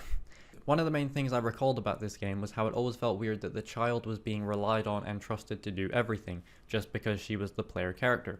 It kind of de-emphasized the world in favor of making sure the player felt important as the protagonist, which isn't something I love. It didn't even really feel like you were playing as a child, which would have made fresh a lot of these scenarios. And it's definitely at its worst in this episode. But in all honesty, it actually isn't as bad or weird as I remembered. But in terms of the whole illusion of choice, I think they could have again played into it here by having characters undermine or disregard Clementine because she's a child. For example, imagine a scenario where the group is devising a plan and Clementine tries to butt in. Let's say she does and offers up an idea. I always thought it would have been weird and cool to have the adults basically tell you that you don't get to make the decisions because you're a kid. It's the illusion of choice, but instead of being dictated and demanded by game design and development limitations, it's instead contextual to the world and characters. Why would everyone put their faith and trust in a child? Why would everyone risk her life? Luke is the only character who later acknowledges this and questions why they keep getting Clementine to do everything, which is a nice constant to his character. That's my guy. Well, Carlos does mention it once or twice in episode 2, but it feels less caring there. It also would have made a lot of sense in the first 2 episodes especially, since the group barely knew Clementine. I mean, they still barely know her, but we're kind of just stuck with each other now, aren't we? I don't even think it'd be a hard thing to implement either. Things are naturally going to happen without your input, so you just have to reframe it and boom, you got a neat little meta thing going on as well. To be fair, it does happen in this episode kind of, with Kenny taking blame for the radio, and even the ending of the game works in there. It also happens in the first episode with Clementine sneaking around everyone to patch herself up, but this kind of ends up being the catalyst for everyone implicitly trusting her, when it feels like it should be about her having to help herself without Lee being around. Did that make any sense? Maybe it's just a weird abstract idea of mine that wouldn't actually translate, but if you're not going to evolve past this seemingly necessary evil in illusory choices, you may as well steer into it and have a clear intent behind it. When actually devising a plan to escape, you can butt in and say to do both things, but the game doesn't really have the characters question it. Those things being getting Luke a radio and using the PA system to draw the walkers in with lots of noise. Kenny even mentions Molly and the bells. I then was hit with a weird sense of nostalgia as Clementine climbed down these massive shopping container scaffoldings. I don't even know if it happened, but I was instantly reminded of a friend I had back in Scotland, and I guess their dad was like a carpenter or a carpet layer, so his garage was full of carpets all rolled up and piled on the top of each other. I then remember climbing all over them, and it was very weirdly fun. I don't know why that triggered it, but there you go. Finishing off the episode, I didn't bother watching Kenny bash Carver's face in because I didn't really care. Carver really wasn't what I remembered. He wasn't nearly as carpet layered or interesting. That carpet part doesn't work now because I cut out the context for it, but it's funny to me, so I'm leaving it in. It makes sense again because I decided to reinstate my story after remembering a Star War. Anyway, fine while he was on screen, definitely a presence, and the inclusion of an overt villain was different, but his sudden death here feels jarring. The whole story basically shifts for the last 2 episodes. Whatever through line there was meant to be feels tossed away. We only just arrived at Hal's hardware store and then we leave. It feels a little inconsequential. The last 2 episodes are a significant improvement, so I guess I don't care. This actually ended up being my least favorite episode in the game. It was just fine. It was all feeling ordinary and unspectacular to me. Season 1 felt so fresh and unique in its approach. This already felt formulaic and melodramatic. That sense of exploration and organically building bonds is entirely gone. And not in a the sequel is doing something different way, but in a they missed the point way. My memory at this point was of Season 2 being really weird and depressing, and it is about to get there, but so far it was just somehow boring and too quick all at once. And all the games have this annoying and pointless squabbling and infighting. Usually I don't even mind the pettiness, but especially here it doesn't hit. It feels constant for the first 3 episodes. And then Sarita gets bitten and it's just a stock scream from Season 1 Episode 3. Get off here! What's that about? What are we doing here? Going into Episode 4 as well, Sarita dies regardless. Something about choices.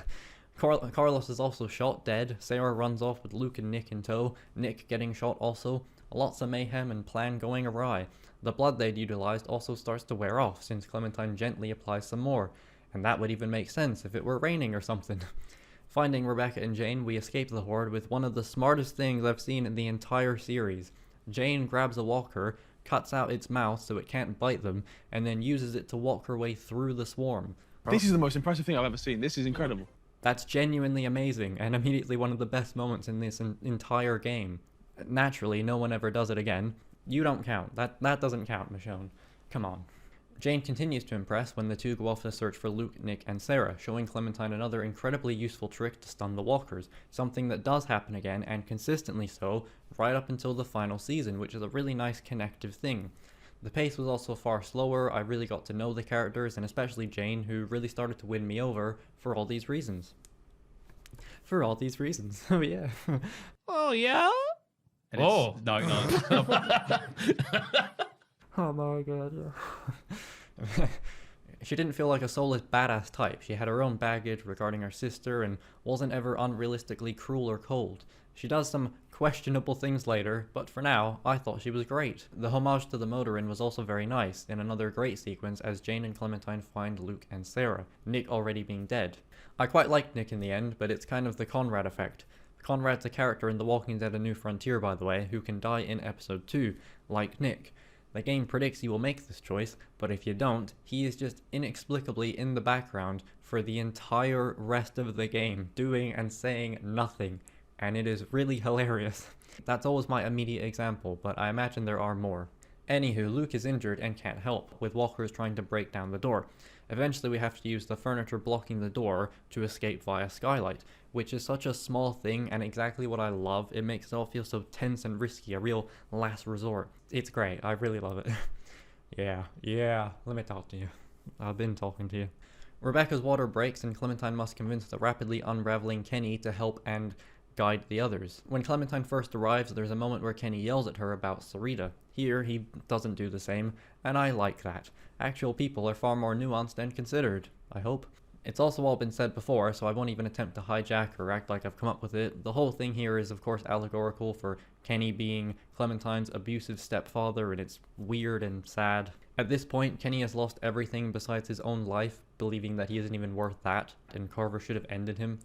But we are able to convince him to help the group because, I don't know, the story wouldn't work if not. And also, baby. The last 2 episodes are greatly improved on due to this strange focus on abusive parental figures in Jane and Kenny. No one knows what they're doing, and you really do feel like a powerless child at points, which feels very fitting and relates nicely to the final season, Clementine now assuming the parental role. The entire objective is to then find supplies for a pregnant lady, and that's so boring and slow and great. You either go with Jane to an observatory deck or Mike and Bonnie to a Civil War museum of sorts. I went there and had some good banter. I did. Clementine immediately tells Mike to use Jane's trick, but he chooses not to and doesn't get the walker first time, which prompts humor. It's actually funny, despite me writing it like a robot. Or I guess AI. People don't really say robot anymore, do they? Though given the way AI is now, it'd probably come off more convincingly human than I do. The trio finds some water jugs and also a raccoon, Mike saying he'd eat the shit out of it, but in a really sexual way, so it's genuinely weird sounding. The raccoon has a family of its own and gets away, another inconsequential but moving small moment. You have so much time and space and freedom to get creative with the details, and they just hadn't up until this episode. But hey, some levity, some life, some raccoons, and I really like raccoons. That's my honest opinion on raccoons. Like, just mean like just straight up like what do I think about like the animal, the raccoon? I mean they're cool, they're interesting, they're like fucking bugs, right? It can be depressing and sad, but it doesn't have to be so emphasized. People have these little moments of optimism and then immediately crash again instead of being entirely consumed by it. That just feels a lot more natural to me. And you could argue that this is one of the saddest episodes in the season. Everyone here has lost someone that was with them before, so having those brighter moments just makes everything even sadder. Luke lost Nick, Sarah lost her dad, Rebecca lost Alvin, Kenny lost Sarita. Everyone is just fucking miserable, and I love it. It's when these games are at their best, and those happy moments really stick out then. You're also able to finally walk around and actually talk to these damn people. It's still more restrictive and lacking than Season 1, but this is legit first, second episode shit that we're only doing now, so I'll take what I can get. Also, I absolutely love this weird little visual flair of having everything purple tinged, at least for this one part where the shadows are cast in purple. It just looks fucking cool. That's all there is to it. The Meat Point Rendezvous being a Civil War trail is also quite appealing. It's a nice nod to Lee and Omid, while also arguably acting as foreshadowing for the group going forward.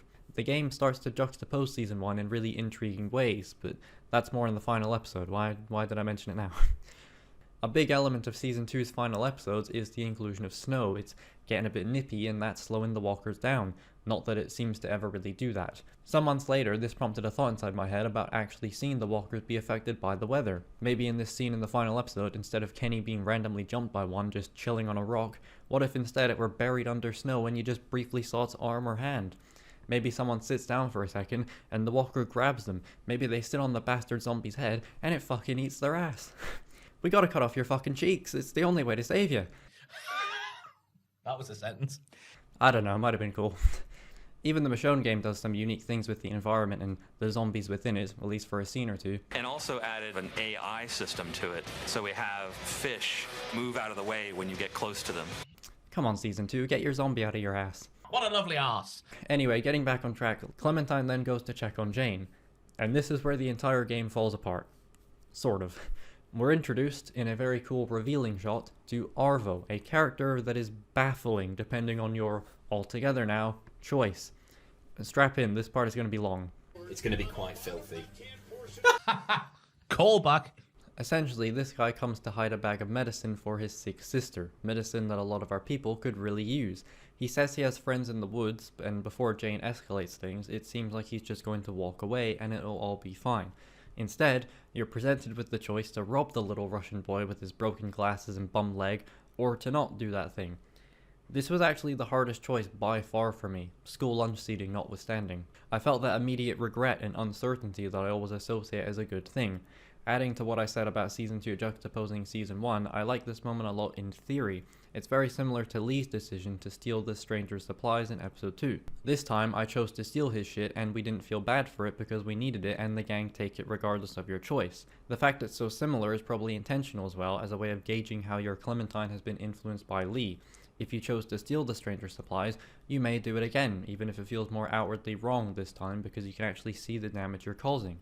That's all great and cool, in theory. Thing is though, regardless of what you decide, Arvo comes back with his group, for some reason asking for bandages, claiming we stole from him. His sister looks just fine by the way, and it leads to a shootout. Your choice makes no difference, of course, but it's such a uniquely baffling moment in how it plays out. This is one of the biggest piles of horseshit in any of these games, and the fact I can still praise this episode so thoroughly is astounding. The illusion of choice is utterly shattered here. It is irreparably so. I don't think the game's ever recovered from this moment right here. We've already been kind of peeking behind the curtain, but now there's no curtain at all, and we've caught them with their trousers down.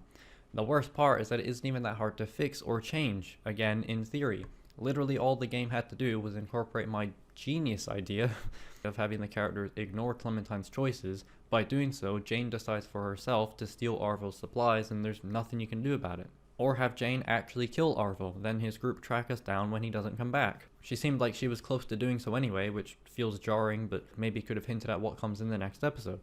I imagine this was the game's attempt to justify Arvo's coming back, but Jane isn't even with us when he does so my supposed fix doesn't even actually work here either, because no matter what, he still says you robbed him. It's so fundamentally and conceptually flawed in that way. I wouldn't be surprised if what actually happened is Arvo left with the bag, lost it on his way back, or tripped and it fell in the river, was too embarrassed to admit it to his group, so instead blamed us for it. That's fair, I guess. But let's pause for a moment. I am exaggerating a bit. Remember when I said this was the hardest choice? Well, the reason for it, and I would actually argue that the illusion of choice isn't entirely shattered, is because I very nearly chose to rob him.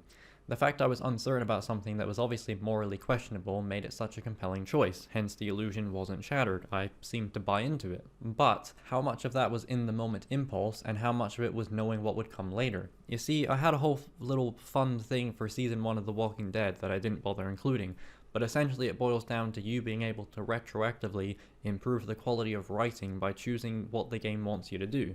Whether you realize it or not, the game has already made up its mind and is only being polite when it asks you what you want to do. Take Lily with or leave her behind. It doesn't matter, we've already decided she's leaving anyway, but we want you to feel involved. Take the stranger's supplies or don't. Doesn't matter, he's still going to blame and try to kill you, though we've made sense of that now. It's the same thing here, either steal Arvo's supplies or don't. It doesn't matter, you're still going to get shot at later. The weird thing is though, in a rare moment, Telltale seems to have presumed that the player will choose the bad option, stealing Arvo's supplies. I think I could even prove it as well, since in my footage I hesitated for a long while before finally clicking to return the bag. But if you actually watch in slow motion, I got so close to not making a decision that the game briefly flashed the Rob Arvo choice up, as if to imply that that's the default choice if you abstain. As I'm writing this, I just today on February 2nd went back and replayed through this scene to find out why Arvo was even hiding the medicine in the first place, expectedly got a half-hearted hand wave of an answer, and then promptly uninstalled the game.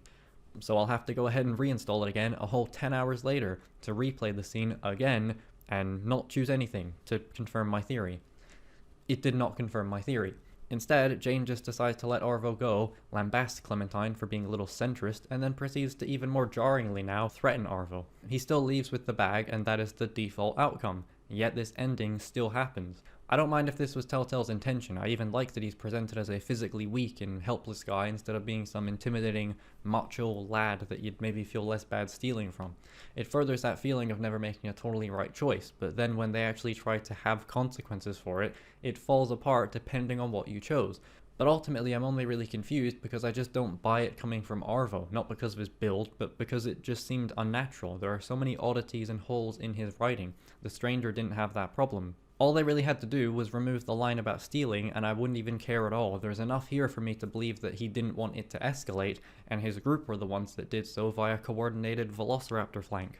That could certainly justify it in Arvo's eyes. He mentions how not all of us agreed before, singling out Jane, who, again, still isn't here. The game could have even made it so Arvo notices how long it takes you to decide. Him seeing it as hesitation, which compounded with Jane threatening him, could have justified him even more.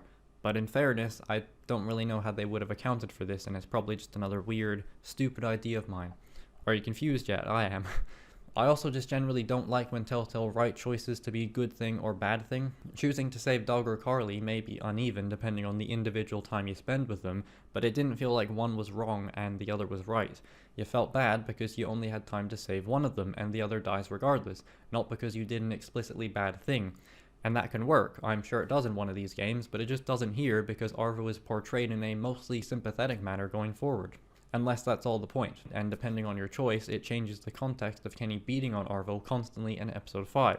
If you did steal from him, he is more justified in wanting to give you a receipt, whereas if you didn't steal from him, he comes off more outwardly vengeful, and then depending on Kenny doing the beating, that changes your subjective view of Kenny doing the beating. Despite fucking you over either way, do you treat Arvo like a human being, or do you allow Kenny to beat him? to do the beating? Up the justified dicks. It's alright if it's justified. That's being a dick. That's gotta be dick. And while I'm sure we all had a good chuckle at my feigned attempt to prove Telltale were presuming we'd choose the bad option, I actually can prove it, because the scene plays out like you did rob him. I'm on the wrong save again, apparently. Even Kenny is like, what the fuck, Clementine, you robbed this guy? And you were unable to tell him, no, Kenneth, I didn't do that shit actually, bro. I mean, it's not really the ideal moment, and it's not like Kenny cares going forward, but that's the fucking issue. What is even going on? What are the motivations at play here? I don't really know what I'm supposed to feel. Do I sympathize with Arvo? Well, that's all your choice, but your choice doesn't dictate how Arvo acts here. He will cause this whole thing no matter what. It's like no matter what I land on, I keep finding more nonsense. Am I missing something? No, but I am endlessly repeating myself in a useless attempt to make sense of this shit. I started to wonder if this had anything to do with Wolf Among Us and Walking Dead Season 2 episodes overlapping. I'll just let Bunny Hop explain. And maybe this is a bit of a stretch here, but I can't help but notice that turning point in quality for both series happened around the same time, July 2014. That's when Walking Dead started to get good and Wolf Among Us started to get bad. And with the Borderlands and Game of Thrones games announced just before that 4-month delay between the first 2 Wolf Among Us episodes, I can't help but wonder if Telltale is truly cut out to be juggling all these multiple projects at once. It's too much work with too many cooks in the kitchen. I mean, look at how many different writers got juggled between the different episodes of the second Walking Dead season. None of the original writers returned, and the first season just had only one recurring writer who consistently did every other episode. Go watch his videos on those games as well. They're far shorter and say a lot more than what I mustered. Even if the writers didn't all carry over between episodes, it also begs the question of how stable and sustainable this format is, not only releasing at least 2 games concurrently, but also releasing episodes over months at a time. Telltale did this until their dying breath, and they somehow managed to pump out more and less. More episodes, but less content within said episodes. Long story short, this moment is just baffling to me. I really struggled to write this part out because I was trying to find nuance in it and make it make sense, but it just didn't. There was nothing there to justify it if you chose not to rob him. It ultimately comes down to Arvo saying that one line. It's genuinely that one line that ruins it for me. The game just doesn't work. It completely buckles in that moment. I always try to view it from every angle, from every character's perspective. I legit can't help but do this all the time with everything, just like the filthy centrist Clementine. But I just don't understand it here. This is actually part of the reason I don't make more videos. I generally don't have a thesis or concrete argument, so I don't have anything, in case you couldn't tell, so I don't have anything conclusive or certain to talk about. I'm so flippant on what I think something is trying to say or achieve, so I entertain both sides and then just kind of leave it, being unable to commit to an idea, probably due to some insecurity over saying anything at all and not being confident in it. Yeah, let me talk to you. Let me try to talk to you. For example, I criticized the game Emily is Away 3 for feeling sterile and disingenuous in its presentation, but then immediately backtracked, saying that it may have been intentional since the game was parodying Facebook. In the original draft, I then went on a minutes-long rant about pro wrestling, Star Wars, the MCU, and whether or not we're to blame for supporting the same old shit every time a corporation panders to us, despite people saying they don't want to be pandered to. Looking at you, Darth. Anyway, that's just how my brain works, I guess, and I imagine all that would make for a fairly boring and contradictory and overlong video in which I continuously undermine everything I say because I'll say one thing and then entertain the complete other side, and I try not to think in absolutes, though I'm sure I have done so. People actually called me out for this very thing in my Ray is not a Mary Sue video, since I say one thing and then say another, which people took as me contradicting myself, when I was actually just trying to explain a plethora of potential explanations that you can easily buy into, given the context of Star Wars, but choose not to because you've already decided that Rey is the worst character ever written for film. And I can't help but roll my eyes when someone is so stubborn as to claim that something they enjoy has been ruined. I find it aggressively childish, though again, I'm sure I've said similar things. I just don't let one bad thing ruin what I actually do like. And ultimately, I'm of the opinion that the only person who can ruin something for you is yourself, if you let it. God, we're just unraveling at this point. Another mental breakdown is par for the course, but this already feels too early. I think I've rambled about all of this long enough. Where even were we? Anyway, NXT. Start joining. Yeah. Bless you. Oh, and while Arvo's inclusion in the final episode is also odd, it's fine there because it isn't about him, it's in service of Kenny and his arc, so I'm totally okay with it in that way. So I kind of ended up running through most of that episode because I loved most of it and had a lot to say, also about things not related to the episode.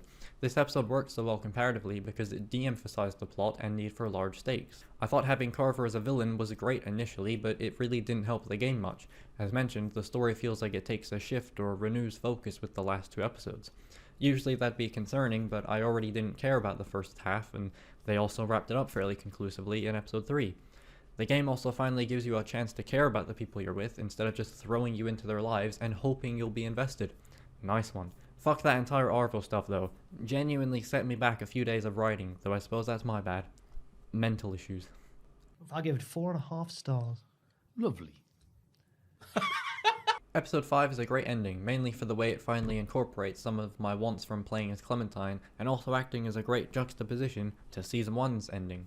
There's some really clever shit in this episode, and despite my in a past life dislike of multiple endings, it works rather well here and doesn't feel like a way of servicing fans, giving them any ending they desire.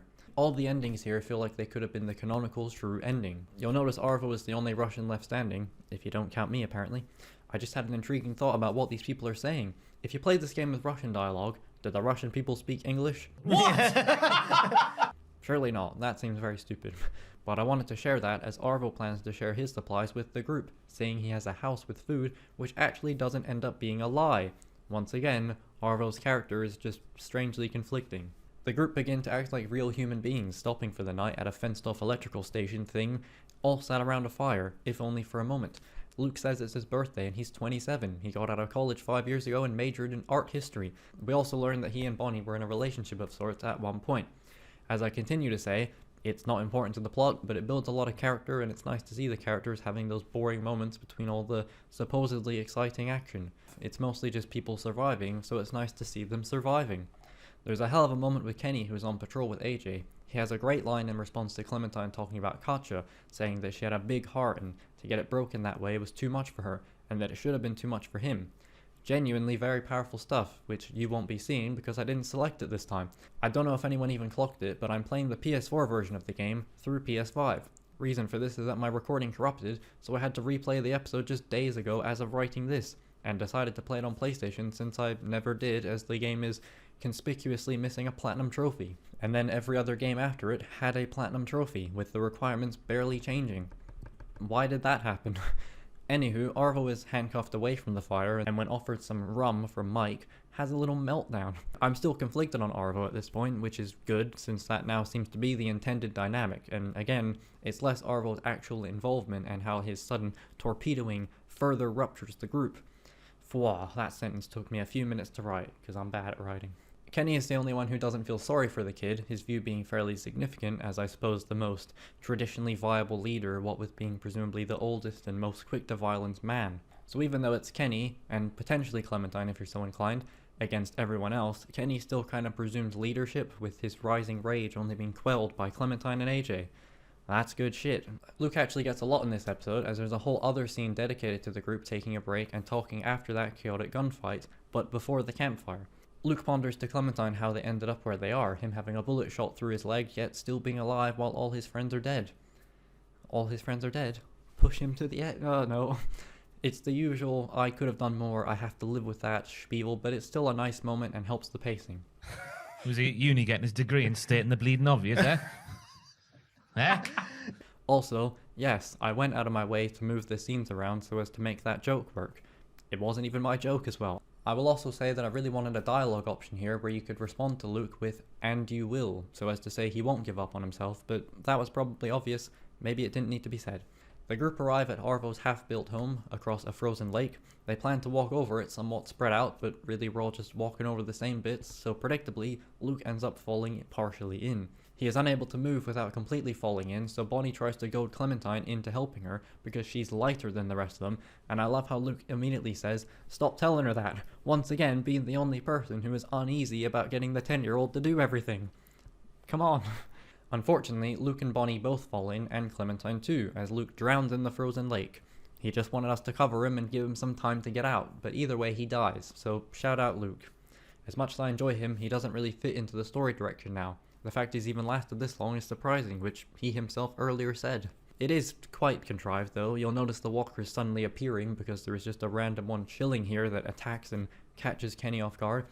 I'll mention later with some of the other Walking Dead games, but these kinds of sneak attacks are so laughable at this point into the apocalypse. In fact, this moment actually made me recall a video that MatPat made regarding the Walking Dead television program, theorizing that those characters were losing their hearing because of continued gunfire, hence why the walkers could sneak up on them. I remember this being kind of memed on, but I don't know if it's more indicative of how silly it is when someone gets spooked by a loud and slow walker, or the fact that someone had to try and explain why it even happens. I still think someone's ass should have gotten eaten. Look out! There's a walker! What the fuck? I want to F him in the ass! Fight back with a dick in the ass! Not a sex... Whips and chains excite me. Yeah. No. I think I said as Rhea Ripley once said, but it's not, it's Rihanna. Get me R's mixed up. Up the R's. No. Up the R's. Up the R's. What a lovely arse. Either way, I continue to be too harsh on Jane. I love her genuine concern with Clementine falling. She just fucking yanks her out and runs with her to the house. And instead of starting a fire or prioritizing the child, Kenny remembers Makarov's words and goes all no Russian on Arvo, saying it's his fault because he started running away. Fair, but is that really the concern right now, lad? The others make a decent argument that it's Kenny's fault for being so cruel to Arvo, and this is a lot of what the episode is, just people assigning blame and pointing the finger because that's what people seem to do when they're angry and scared. Kenny earlier said that he wouldn't make the same mistakes with AJ that he did with Duck in being absent, only to consistently regress into his rage above all that he is trying to do.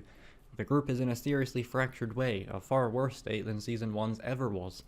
As mentioned, I felt like I could trust most everyone there, but here, it's really only like 1 or 2 people of the now 4.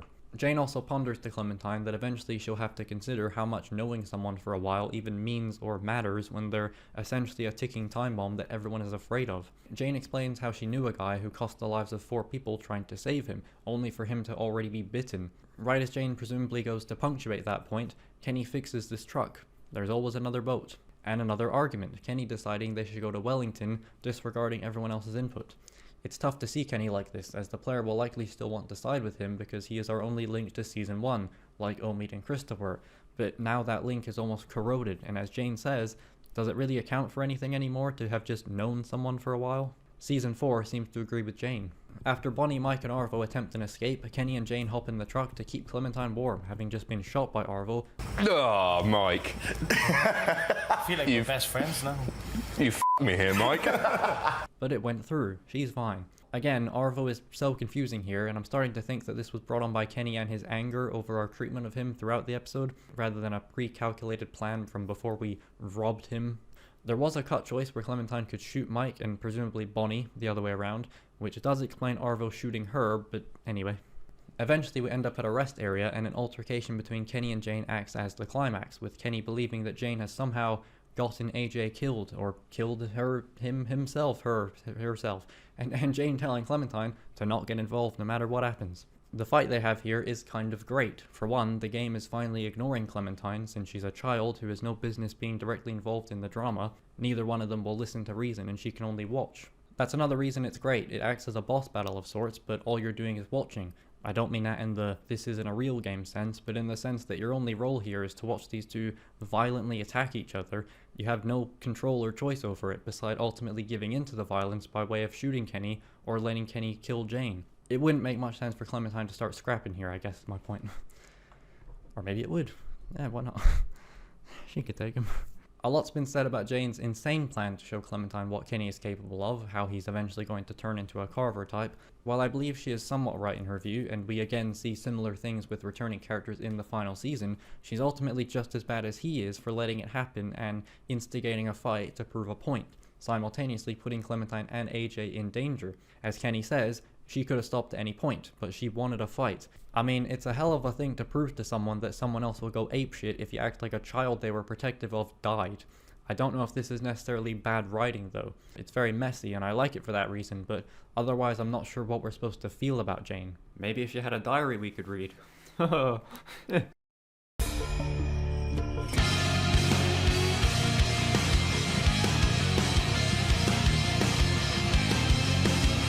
But I guess that's up to you, given the multiple endings. She comes back to help, and for most of episodes 4 and 5 I was on side. It's just at the end where she kind of loses me.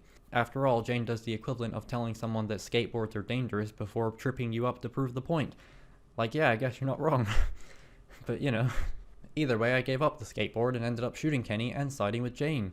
And I was quite conflicted. I felt like I'd fucked it all up. Despite many replays, the game still manages to make me feel like I made the totally wrong decision as soon as I made it, and that's what it's all about, as I'm sure I've said. Probably just repeating myself a lot at this point.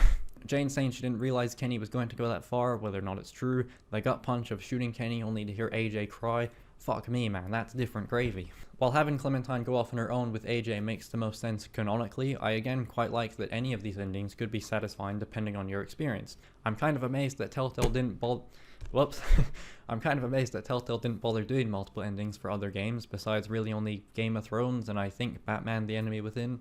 I suppose the issue there is trying to account for all these different endings. Season 2 has 3 endings and a whole bunch of variations within that.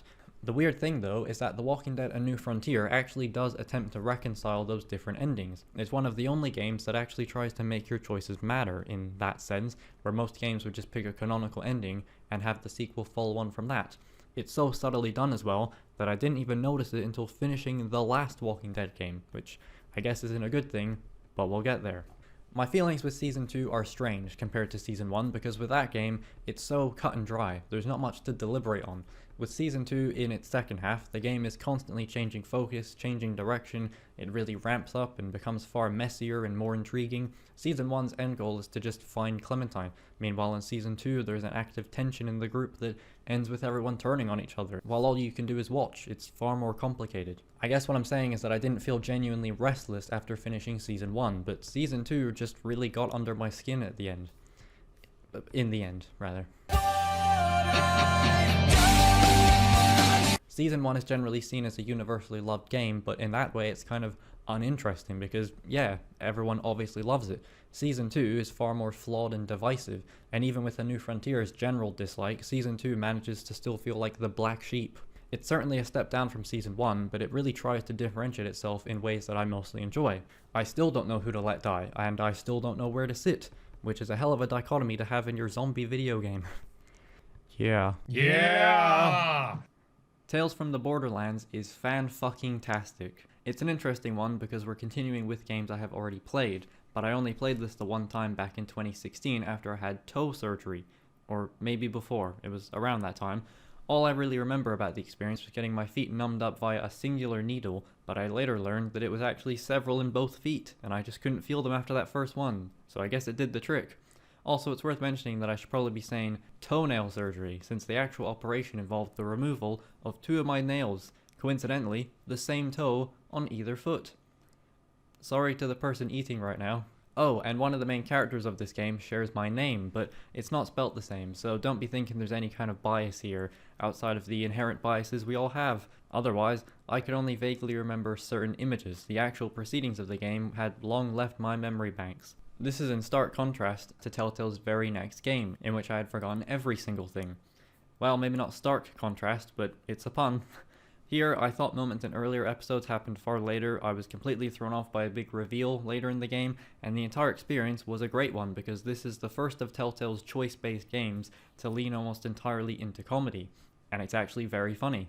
The illusion of choice is no longer something that feels like it must be maintained, a tightrope act so as to not lose players in the drama of it all.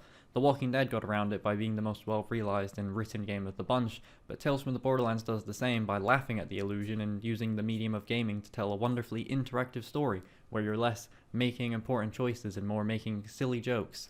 Instead of whose life do you save, it's more, are you a sellout? Yes. It's also worth saying that I haven't finished any Borderlands game, besides this one. I played a fair bit of the first one some years ago with a friend, but that's about it. Despite all that, this actually ended up being my favourite game of the bunch. Somehow Tales from the Borderlands beat out The Walking Dead. Let's get into why, shall we? We'll try anyhow, I have no idea how to write. The first episode follows Reese, a Hyperion lackey of sorts who has been haggling for a promotion for some years. He finally gets that promotion, only to be demoted down to assistant vice janitor by Patrick Warburton, who is now Reese's boss, and I think the guy floating behind him was his old boss. The fact I was mentioning his portrayal of Wolfie... Why am I crying? The fact I was mentioning his portrayal of Wolfie in Hoodwinked a few games ago, and now he's actually in one of these games, is madness. Patrick gets a call about a vault key, which prompts Reese, his buddy Vaughn, and their buddy Yvette to steal Warburton's key, the singular, for themselves. That's the general setup. Adventure ensues. Once on Pandora, it's abundantly clear that this is the most fleshed out gameplay in a while. Reese has this Echo Eye implant that lets you scan shit, and you can even call in a loader bot and select its primary and secondary attachments, all the while Vaughn has a $10 million briefcase cuffed to him for the vault key. My voice just went up there. A little later, you can even violate the user agreement of Loaderbot and jailbreak it, modifying its weapons. It's also the first choice. Do you let it self-destruct or evacuate as the two are attacked by bandits? I did that one. I love how traumatized these guys are from this attack. They're very clearly not fit for the job, and are also, I guess, the bad guys. We meet with Sasha and August voiced by Nolan North, who decides to take the piss out of my name. It's Reese. Reese? Reese. Isn't that what I said? Sure. Thanks. Reese. Yep. Got that. W. Reese. Oh, fuck me. No one will, so... Oh, God. Okay. Where's my Reese gone? Okay. He's soft. You take him. Looks like a right virgin. I don't know. I think is that what you want me to say? I've lost all composure now. Okay. The story changes perspective here as we realize that Reese's recounting of events may be a bit exaggerated. The reality of things is that the vault key they're trying to buy is a fake, and we then play as the people trying to con the characters we were just playing as. In Reese's version, August is more cowardly and unsure, but in Fiona's actual version, he's more ruthless. Yep, we're in media res, folks. The story that we're actually experiencing is being retold by the protagonists, which predictably gives way to a lot of funny misinterpretation of events. For example, Sasha gets cold feet about the meat and backs up towards this vent before randomly changing her mind. We later learn that it's so Fiona can attach an EMP on the case so Reese's Echo Eye scan will fail and he won't realize it's a fake. That would work if he didn't just drop it instead. My only gripe about this is that I wish we could see Fiona in the vent from Reese's perspective. I understand that they're just trying to keep it a secret, and I guess it sort of works if Reese isn't mentioning Fiona in his retelling of events, but it's just one of those little things that I do differently were up to me. But thank God it isn't, because Reese doesn't even actually know that Fiona is there, so if we are playing through his memory of the meat, I guess it actually wouldn't make sense for her to be viewable. Man, this game must be flawless or something. Also, that wasn't funny, so it was a bad example. Everyone ends up in Fiona and Sasha's caravan, being forced to work together to get the case of money after it's yoinked, as it can't be opened without Vaughn's passcode. Arriving at a bandit campground, Reese devises a plan, and while imagining it, everyone has already made their way over to the hatch in question.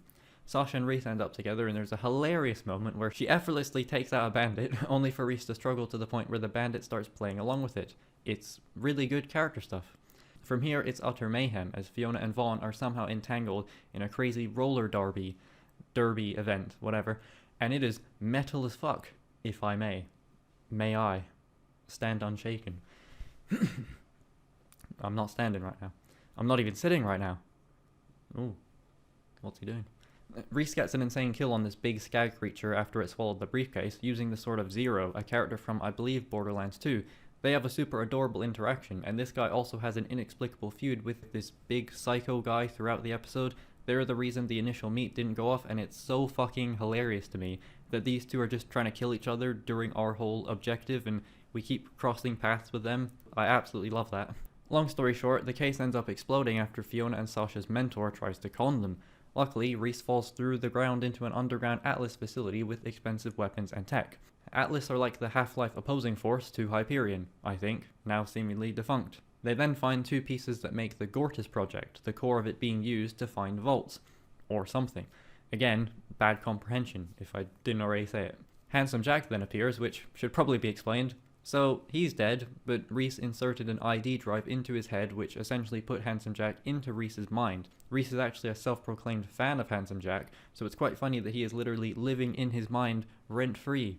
I really loved this first episode, especially seeing the different perspectives of key moments and how surprisingly lengthy it was. It is very full of content, which doesn't sound right no matter how I type it. There was almost too much going on. It was such an unrestrained introduction in a great way, as the pace is so quick. I also like that a bunch of desk jockeys and con women are our protagonists. They're pretty unremarkable and definitely not vault hunters, now setting off to do a vault hunt. A very strong start to a very strong game. And on that note, I want to stop right there. As mentioned, this ended up being my favourite game of the bunch. I ran through the first episode to give you an idea of what to expect, but this is the only game where I'm going to extend a spoiler warning of sorts. If you have not played this game yourself, genuinely stop watching and go do it. If you have the game and never played it, please play it. I know Telltale Games are like the proprietor of games you don't need to play for yourself, but seriously, you really should give this one your time. And from this point on, I'm going to try and be somewhat brief, because I realized while writing the third episode that I likened this game to making a joke, and to talk about the game in such length would be equal to explaining the joke. And if you have to explain the joke, well, you know. So that's your one and only warning. Fucking play this game. Again, I'm gonna try and keep it briefer than usual. If you're this far in, you will understand that this is a challenge for me. And so is speaking. I'll give it 4.5 stars. Lovely. Episode 2 has a hell of an introduction, with the Force still underground. Our retinal scanner is then activated and it alerts a General Pollux, but the alert sound is in the same room, which implies the General's in the room, which he is, and he's very dead inside of this container. Conveniently, there is a spork nearby, so we start by defiling a corpse to gain access. Reese randomly screams, and this causes Fiona to squash one of the eyes, with of course only one being left. Fiona very dramatically removes and delicately catches the eye so as to not squish it. The eye works, of course, though you'd think a retinal scanner might detect someone holding a detached eye, but I guess it's not a hand scanner. So the kicker here is that this guy wasn't dead. He was in suspended animation, and we just killed the fucker, squashing and removing both of his eyes. I feel like I could just move on to episode 3 right there, because this is the exact moment that the game completely won me over, and I was already fairly on side. But I was now entirely convinced that the game would not have a single misstep because of how fucking genius and hilarious and morbid this introduction is. And for the most part, that's true. Is this hold me like lift music? There was an even more superfluous choice than usual in the first episode to steal a dying man's money, which I did, and it seems to actually have impacted later things, as Fiona has now twice taken money without the game asking me to confirm if I want to, when usually it would for things that minor. That's how you actually make the choices have some level of impact, by giving it to me once and then not letting me change my mind later for the sake of Fiona's characterization, therefore minimizing my input, but in a way that isn't as negative as that probably sounds. That's not a bad thing. That's a good thing. After a nice character moment that I'm usually fully erect for, there's a really great action moment where Fiona jumps off a roof onto Sasha's motorcycle while dodging this hunter's shield, only for Reese to butt in and question the reality of things. Eventually we make it back to Scooter's garage, and there's another great moment of tension here as this bounty hunter is lying to her girlfriend about being retired, which prompts us to cover for her, even though she was just trying to kill us, if you want to. I don't think this is one of those moments where the game has to cover its ass by giving you the choice to blow the whole thing open wide, only to cut you off, as Athena's girlfriend Springs will actually pose the question, so I guess you probably could just lead with it. Athena obviously turns it around into her just happening to follow us directly to the same place, but I like that her chasing us is actually acknowledged. Most of the time, the scenes in Telltale games seem to be written in a way where the game is trying to predict what players are most likely to choose, then hoping that you choose it. Here, it feels like you're actually able to interject on the preemptive scene, organically changing the direction of it, when in reality it was probably always written this way because they wisely predicted that you would mention someone chasing after you. I took like 7 years to explain that, but maybe no, I mean... Fiona and Sasha head to Old Haven, Reese and Vaughn already held up by August, and it's not long before Patrick Warburton finds the two girls. I just love his voice so much, by the way. It's so deep, but his voice constantly cracks, and it's perfect. Unsurprisingly, Hugo Vasquez, who's he, sees himself as Handsome Jack's successor, remarking their rapport and how Jack would always punch him in the face. Jack doesn't remember him at all. There's a pretty interesting moment where Vasquez genuinely tries to be nice to Reese, but you are able to make fun of him once Jack remembers him from the mailroom, nicknaming him a wallet head because he was bald and had hair implants or something. I still don't really get it, to be honest. By accepting this alley-oop of sorts, you're almost bringing out some of Jack in Reese, and Vasquez surprisingly doesn't get mad, but just seems upset by it. I now actually do get it, weirdly enough from an ASMR video by Luna Bloom. Velcro head. Oh. Took a while for the penalty drop there, but it did drop in the end. Episode 2 is incredible. I already thought episode 1 was a hell of a start, and that last hour was just insane, but this one managed to be even better. The way they're telling the story is such an engaging and obvious avenue for a game that largely lugs the player through it. Due to the gameplay being what it is, there isn't usually much to differentiate dual protagonists. Wallace and Gromit, Sam and Max, while being different people, and mostly not even people at all, ultimately they all play and act in the same kinds of ways. Here, Reese and Fiona are two fundamentally different people, and that is entirely conveyed through how they convey their journey and the other person's involvement, or lack thereof. The way they interject and interrupt each other, even the fact they have different UIs and HUDs when you're playing, it's so personable to them. Like, that's obvious, but, you know... I give it 4.5 stars. Lovely. Episode 3 was easily my least favourite. As usual, it's due to that damn plot getting in the way of my vibes, but it's still a pretty good time. Even the worst episode here is nowhere near bad. Deus Ex Loaderbot once again comes to the rescue, grabbing names and taking cheeks. Grabbing cheeks. It was a statue, you weirdo. What a cum dragon, man. Up the cum dragon. What even is a Deus Ex Machina? It's such a stupid sounding term. Escaping the hidden city in a ghost town, we run into a queenpin, Valerie, who executes Patrick Warburton, which is a massive shame. I loved his presence. It also seems to happen regardless of who you blame, as I blamed Felix for the whole thing. There's another hilarious choice in the form of Fiona cutting Valerie out of the deal, which results in her being cut into several little pieces. The great thing about a choice like this is that you know it isn't even happening, but it's just for a joke, so it kind of doesn't matter intentionally. Also, the deal she's being cut out of is in regard to this Gortys project ball leading to a vault. Vasquez was tasked as with acquiring it for her. Athena comes to our rescue. You'll notice that her shield comes out of our caravan of garbage because I fucking stole it, which is a nice touch. Turns out she was actually contracted by Felix to protect and help us on our vault hunting journey, which is such a bonkers reveal because that means Athena chasing us in the last episode and her subsequent handwave of attempted murder was actually true. She wasn't trying to kill us. The perspective of it also makes sense because Fiona would be retelling it in the way she thought it was actually transpiring. So that's a neat subversion, even if it didn't play out the way that we saw it entirely. Necessarily. Okay. Yes. Also, Vaughn is paralyzed and the ball is revealed to be Clementine after Reese finds a button and Fiona presses it. Teamwork. Also, the ball being Clementine is a joke because it's not Clementine, it's Ellie from The Last of Us, you know, Ashley Johnson and that. I don't know if I ever come back to that, but I wrote that in there, and I think I meant to correct it at the end and be like, oh, it wasn't actually, but I thought it was her the whole game, but it wasn't. So, just putting that here now, because I don't remember if I mentioned, okay. Then it's intro time, the worst episode having arguably the best one as it is a montage of the characters driving to an Atlas facility to get an upgrade for Gortys, made harder by Athena having murdered every single employee of Atlas. What the fuck, man?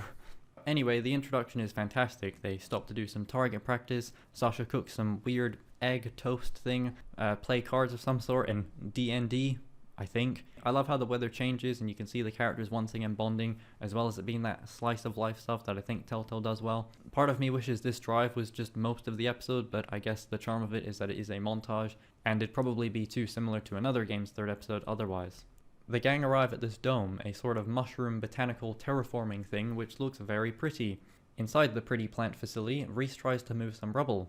I went to go and get Loaderbot's help, him and Gortys chatting while Vaughn remains paralyzed on his back. The two are having a conversation about Reese's tie and how strange it looks, but for some reason it sounded to me like they were talking about his penis at first, which was hella weird. I don't know if I'll get to it as well, but Vaughn's later reaction to being unparalyzed and now able to blink again is so fucking visceral, it's great.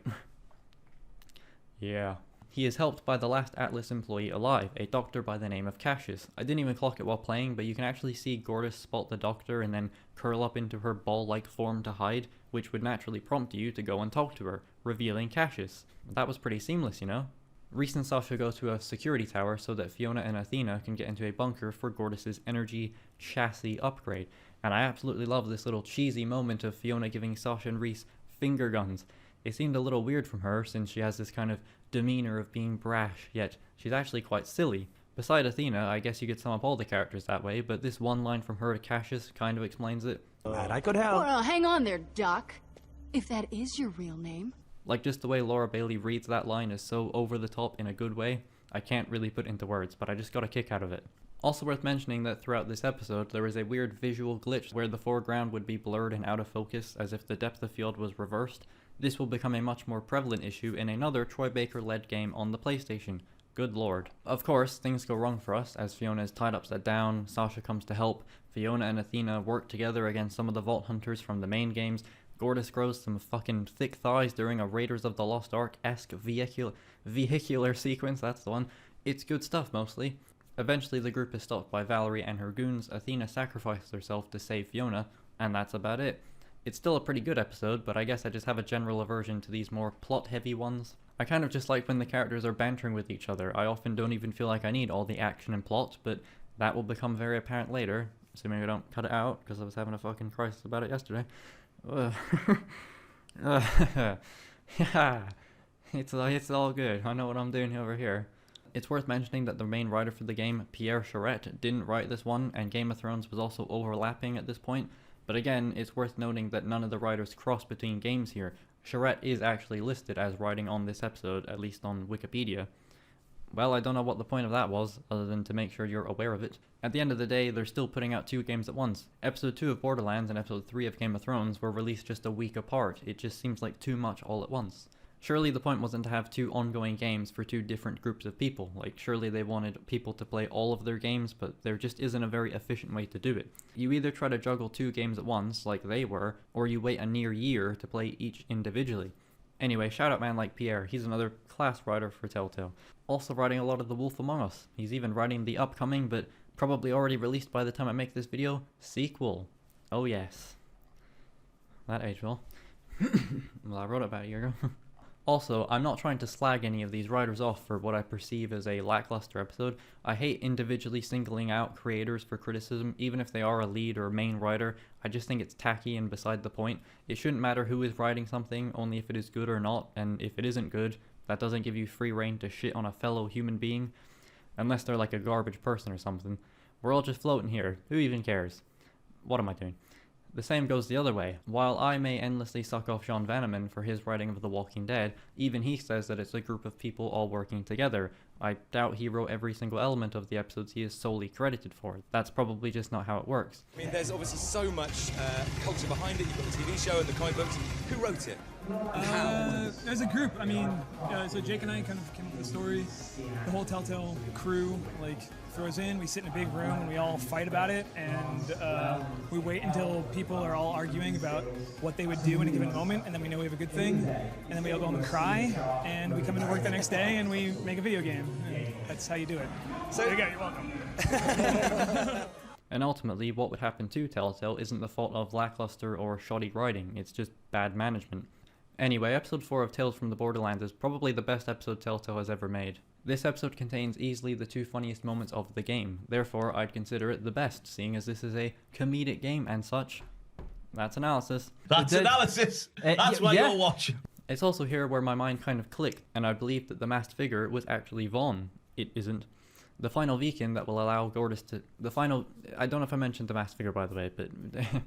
The final beacon that will allow Gortys to stabilize the constantly moving vault of the Traveler, hello Crooked Band's lair, is on Helios, so the gang must make their way back up to the space station in probably the actual best title sequence, which doesn't even happen until like 45 minutes in. Valerie allows them to do so, having her son August accompany them, since we've already done such a good job, so why not? They do this by transforming the caravan into a spaceship, Reese using Vasquez's body to get into Helios undetected, or at least his face. The way he does this is absolutely insane. Vasquez is now missing his face, as these iconic psychos have a skin pizza tradition that I thought Handsome Jack was saying as a joke. Finding the psycho with Patrick Warburton's face, it for some reason says under new owner Giggles. In case you didn't notice, yeah, I thought this was the game being cute by taking my username or something, but no, because I'm playing this on PlayStation, and on PlayStation, that isn't my username. So that was kind of terrifying, 2 of my monikers in the game. Anyway, Vasquez's body is blown into pieces, but we only really needed his face anyhow. It's like Mission Impossible, except Tom Cruise has actually cut off someone's face for a disguise. That's your however many Tom Cruise mentions, take a sip. I also want to mention a very unexpected moment early on in the episode, where Reese can finally reveal to Sasha and Fiona that Handsome Jack is living in his head. I did this somewhat expecting the game to naturally cut me off and not let me reveal it, but no, they let you reveal it, and then they chew Reese out for it. They say they can't trust him, all sorts. Obviously it doesn't affect things majorly going forward, but I was surprised that the game once again even let me mention something like that at just a random moment, when you think it would be like a big revelation later in the episode. I also love how you can tell Jack that he talks too much, and he will genuinely take it as someone being honest to him for once, and he appreciates the criticism. You know, I know you love hearing yourself yammer on, but just spit it out, will you? Whoa, whoa, whoa. Do I seriously talk too much? You talk too much. You never shut up. I said you talk too much. Oh boy, you never shut up. Thanks for your honesty. I really appreciate it, man.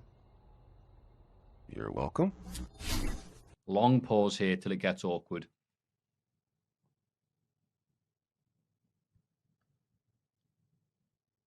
I can do this all day, actually. Yeah. One.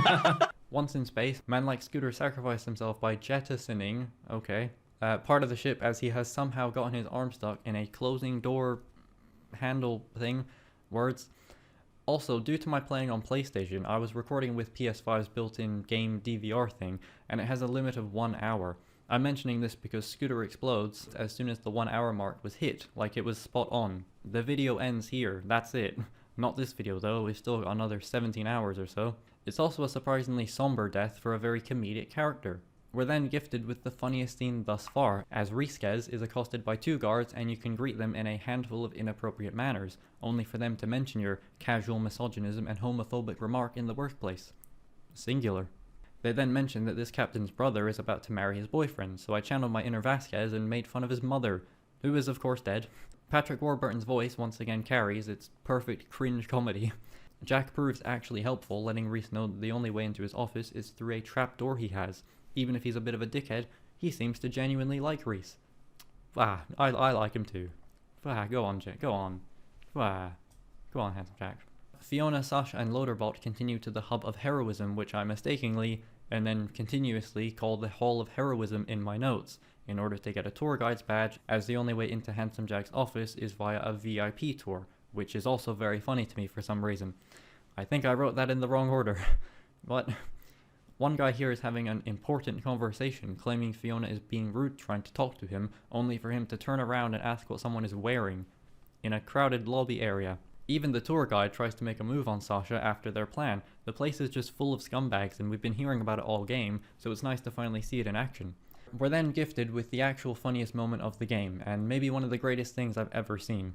Risquez is stopped by some accountants who are mad at him for losing that 10 million. They then pull out finger guns, and what proceeds is an honest-to-God finger gun battle in the lobby room involving a good 100 or so people, with Risquez killing them all. It is absolutely fucking absurd nonsense. It is incredible. They really had Patrick Warburton making pew pew shika noises. Oh my fucking lord. It is the most wonderful piece of cheese I've ever seen, Gromit. And then everyone just gets back up and goes back to work like it's nothing. It's not only fucking hilarious, but also shows how willing these people are to go along with Vasquez's delusions just because he's their boss. It is absolutely 5 stars all on its own. I've never seen anything like that. And then Reese's voice modulator thing starts screwing, so you have Troy Baker doing an impression of Patrick Warburton, which is also fantastic. Hey, what's going on here with you all? How's it going? I then realized that structurally, this episode is very similar to The Walking Dead's 4th episode, with Crawford. I don't like this episode anymore. I hate this now. Just kidding, as we climb into Jack's office, Jack shows us his trophy case, with the craziest information being that he actually owns Atlas, his rival, seemingly just in case he wants to rebuild them and destroy them again, which is a philosophy that Jack really seems to believe in. Handsome Jack gives us the chance to become ruler of Hyperion, calling back to a moment in the previous episode where Jack says he is going to help Reese get whatever he wants. He even tells Reese about his dead daughter, who he has a picture of on the desk, and it doesn't feel like a trick, he just doesn't mind telling Reese about it at this point. It works that your choice doesn't mean anything because Jack's entire scheme was presumably to find a successor and either manipulate or take over them to reinstate himself as Hyperion's ruler once more. Once again, I wrote the wrong thing. I said the wrong thing, rather. I wrote the right thing. I said... I say all the wrong things. That was something that happened. Yeah. Thank you, Ross, for the thing that happened. I haven't spoken much about Jack, as his presence is wisely subdued. He really isn't used much, but I would argue it is just enough so that you never really forget about him, but he doesn't take away or distract. He kind of just seems to be watching it all unfold, waiting for his moments to manipulate and mold Reese into his protege. As mentioned, episode 4 may just be the best Telltale episode, it's at least the best one I played. Wait, that's it? Wait, that's the ending? Wait, that's the ending? Wait, that's all I wrote for the ending? Just, oh, and then as meant, oh, okay, I guess that's the ending of episode 4. There's more. Yes. I don't bloody know. What else is there? There's other stuff. We're What always have I done this doing week? stuff. That's it. There's more. A lot of this week was taken up. As mentioned, episode 4 may just be the best Telltale episode. It's at least the best one I played. In fact, 3 of my top 5 were from this game alone, episodes 2, 4, and 5. So, we're at the end, episode 5. This episode actually has a bunch of what you'd call invisible choices. Obviously, the overt gameplay style is this rigid, pick one or the other, but there are actually a handful of moments that either will or won't happen based on seemingly innocuous moments, which I really like. It's not quite Spec Ops The Line levels of A, B, and if you are daring enough to attempt it, and C, but it is still more than we've seen to this point.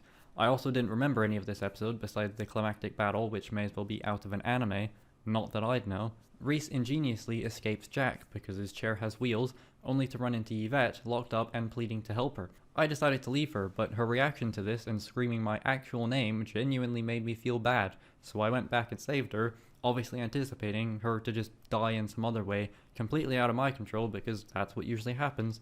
That's analysis. The drama already is incredible, having just saved Yvette and the game then bluffs you into saving her a second time or letting her get sucked out into space as they try to destroy the inner power core. The whole time I thought Yvette would sabotage things to save her own skin, which the thought of added tension. But this doesn't happen at all. She doesn't even die at all. She is literally at the end of this episode if you save her, which is a really cool thing to see. As mentioned, a seemingly innocuous decision that carries forward. Even if it doesn't matter, it's still kind of cool. It also shows the inherent subjectivity of, well, anything. What are the chances that my reason for saving her were because I share a name with the protagonist, which prompted me to go back? That's an entirely unique scenario for all the Reeses out there, I'd imagine. Shout out all my Reeses out there. We hate ourselves.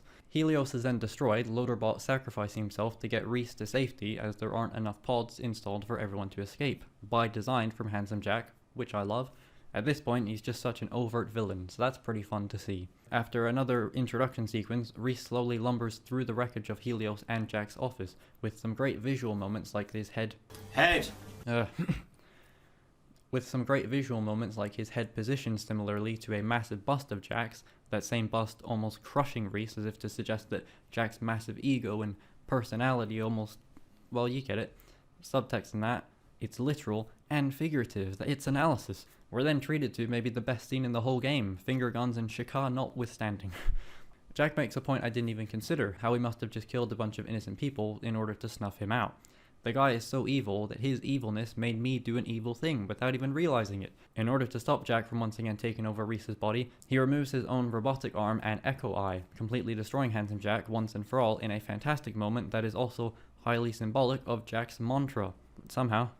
You can either crush the Echo Eye or keep it, which is what I did, even though it would have made more sense to crush it, but either way, it's a hell of a scene, sir. I didn't expect something so lacking in jokes given the rest of the game, but this is one of the best scenes in any of the games. Telltale really do, generally one-on-one, conversations in the climactic episode regarding your journey up to this point quite well. I don't do sentences well. The in media res storyline abruptly ends when Fiona must shoot Gortys to extinguish the vault and its monster. They really try to make you think that it's the end of the episode already, Fiona narrating it all, but I know better as we cut back to the present. Remember how I said I thought Vaughn was the masked figure? Well, it's no wonder I did, because he ends up saving Rhys and Fiona, now being a bandit psycho boss, even wearing the same mask as in episode 1's death race, and also being elected leader of a new base made out of what was left of Helios. We find out that Rhys ended up rebuilding Atlas to make some new prototypes, like how Jack said. The corporate people even see Rhys as their liberator, freeing them from their corporate shackles by destroying Helios. We then finally learn that the actual masked figure is goddamn fucking Loaderbot, and it actually makes so much sense, it's brilliant. LB, as we'll call him, saw Fiona shooting Gortys, and in his mind it was a betrayal of everything he sacrificed, so he kidnaps Rhys and Fiona to find out their true intentions. He also does this in a genius way that I didn't even notice until the 4th episode, by literally having them retrace their steps. You see the three of them walk past all these landmarks of the story being told by them. They even find Gortys' energy chassis upgrade right as they're talking about it in the present. It's an incredible thing. It's an incredible. He even took the robot exoskeleton that was presumably meant for Handsome Jack. I don't know about you, but that's literally the last person I would have ever thought it would be, yet it absolutely works. He also immediately understands why we had to shoot Gortys, now bringing us all together to reconstruct her and defeat the Vault Monster, once and for all, instead of being unreasonably mad, which he never even was. And again, destroying something to rebuild it better than before. I really enjoyed that they all failed, went their separate ways, and had to be brought back together by the bloody robot. We're literally all just Luke Skywalker. What a goddamn game. Holy shit, I just realized what I wrote there as well. Brought back by the robot, R2-D2. Oh my god, did I mean to do that when I wrote that? That is analysis. You know why that is? He's got a fighter's body. Oh. He's got long arms, like Brock Lesnar.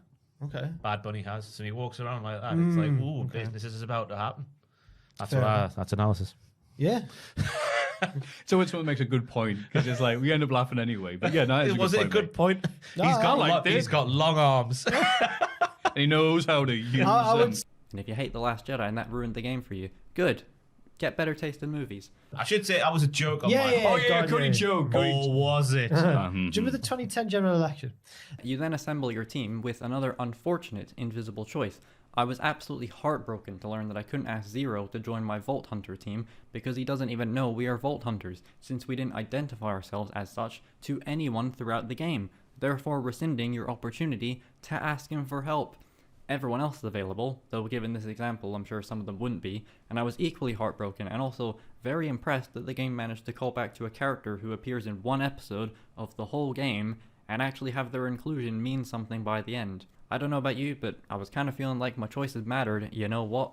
I was really stumped to pick my remaining two, knowing immediately Athena was going to be involved. I think I ended up doing another patented wheel decide, because I'm a cowardly little cunt, so I ended up with Cassius, and then flipped a coin between August and Felix, landing on August. Though I'm sure Felix would have been interesting given his betrayal of Fiona and Sasha. I seriously cannot give enough praise for this very simple nuance. It's a really cool way of making even the indirect stuff that you didn't realize would be important. Anyway, we hatch a plan to distract the Traveler so Fiona and Sasha can fly the caravan inside of it as it teleports, destroying it from within. There's a nice parallel in that the Traveler becomes aware that if it destroys Gortys, it too will disappear, kind of like Handsome Jack and Rhys, I suppose. So we're all up in Gortys' business and this bitch is doing fucking combos, digitizing everyone's collective moves. Also, it looks like they're on a game show. That's funny. It isn't too complex, but it's absolutely crazy for a Telltale game, and it really utilizes its gameplay in the most interesting way thus far. You really feel actively involved with the game, but in a very different way to The Walking Dead Season 1.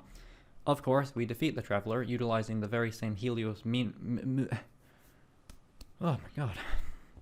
Moonbeam, that's the word I was stuck on. Sorry, I just went on like a tangent. Moonbeam that we were attacked with. Moonbeam that we were attacked with in episode 2. Oh my god, there, fine. I just hit the desk. Oh my gosh, why did that scare me? Okay. Oh, what a good podcast. Oh yes. Good effing god.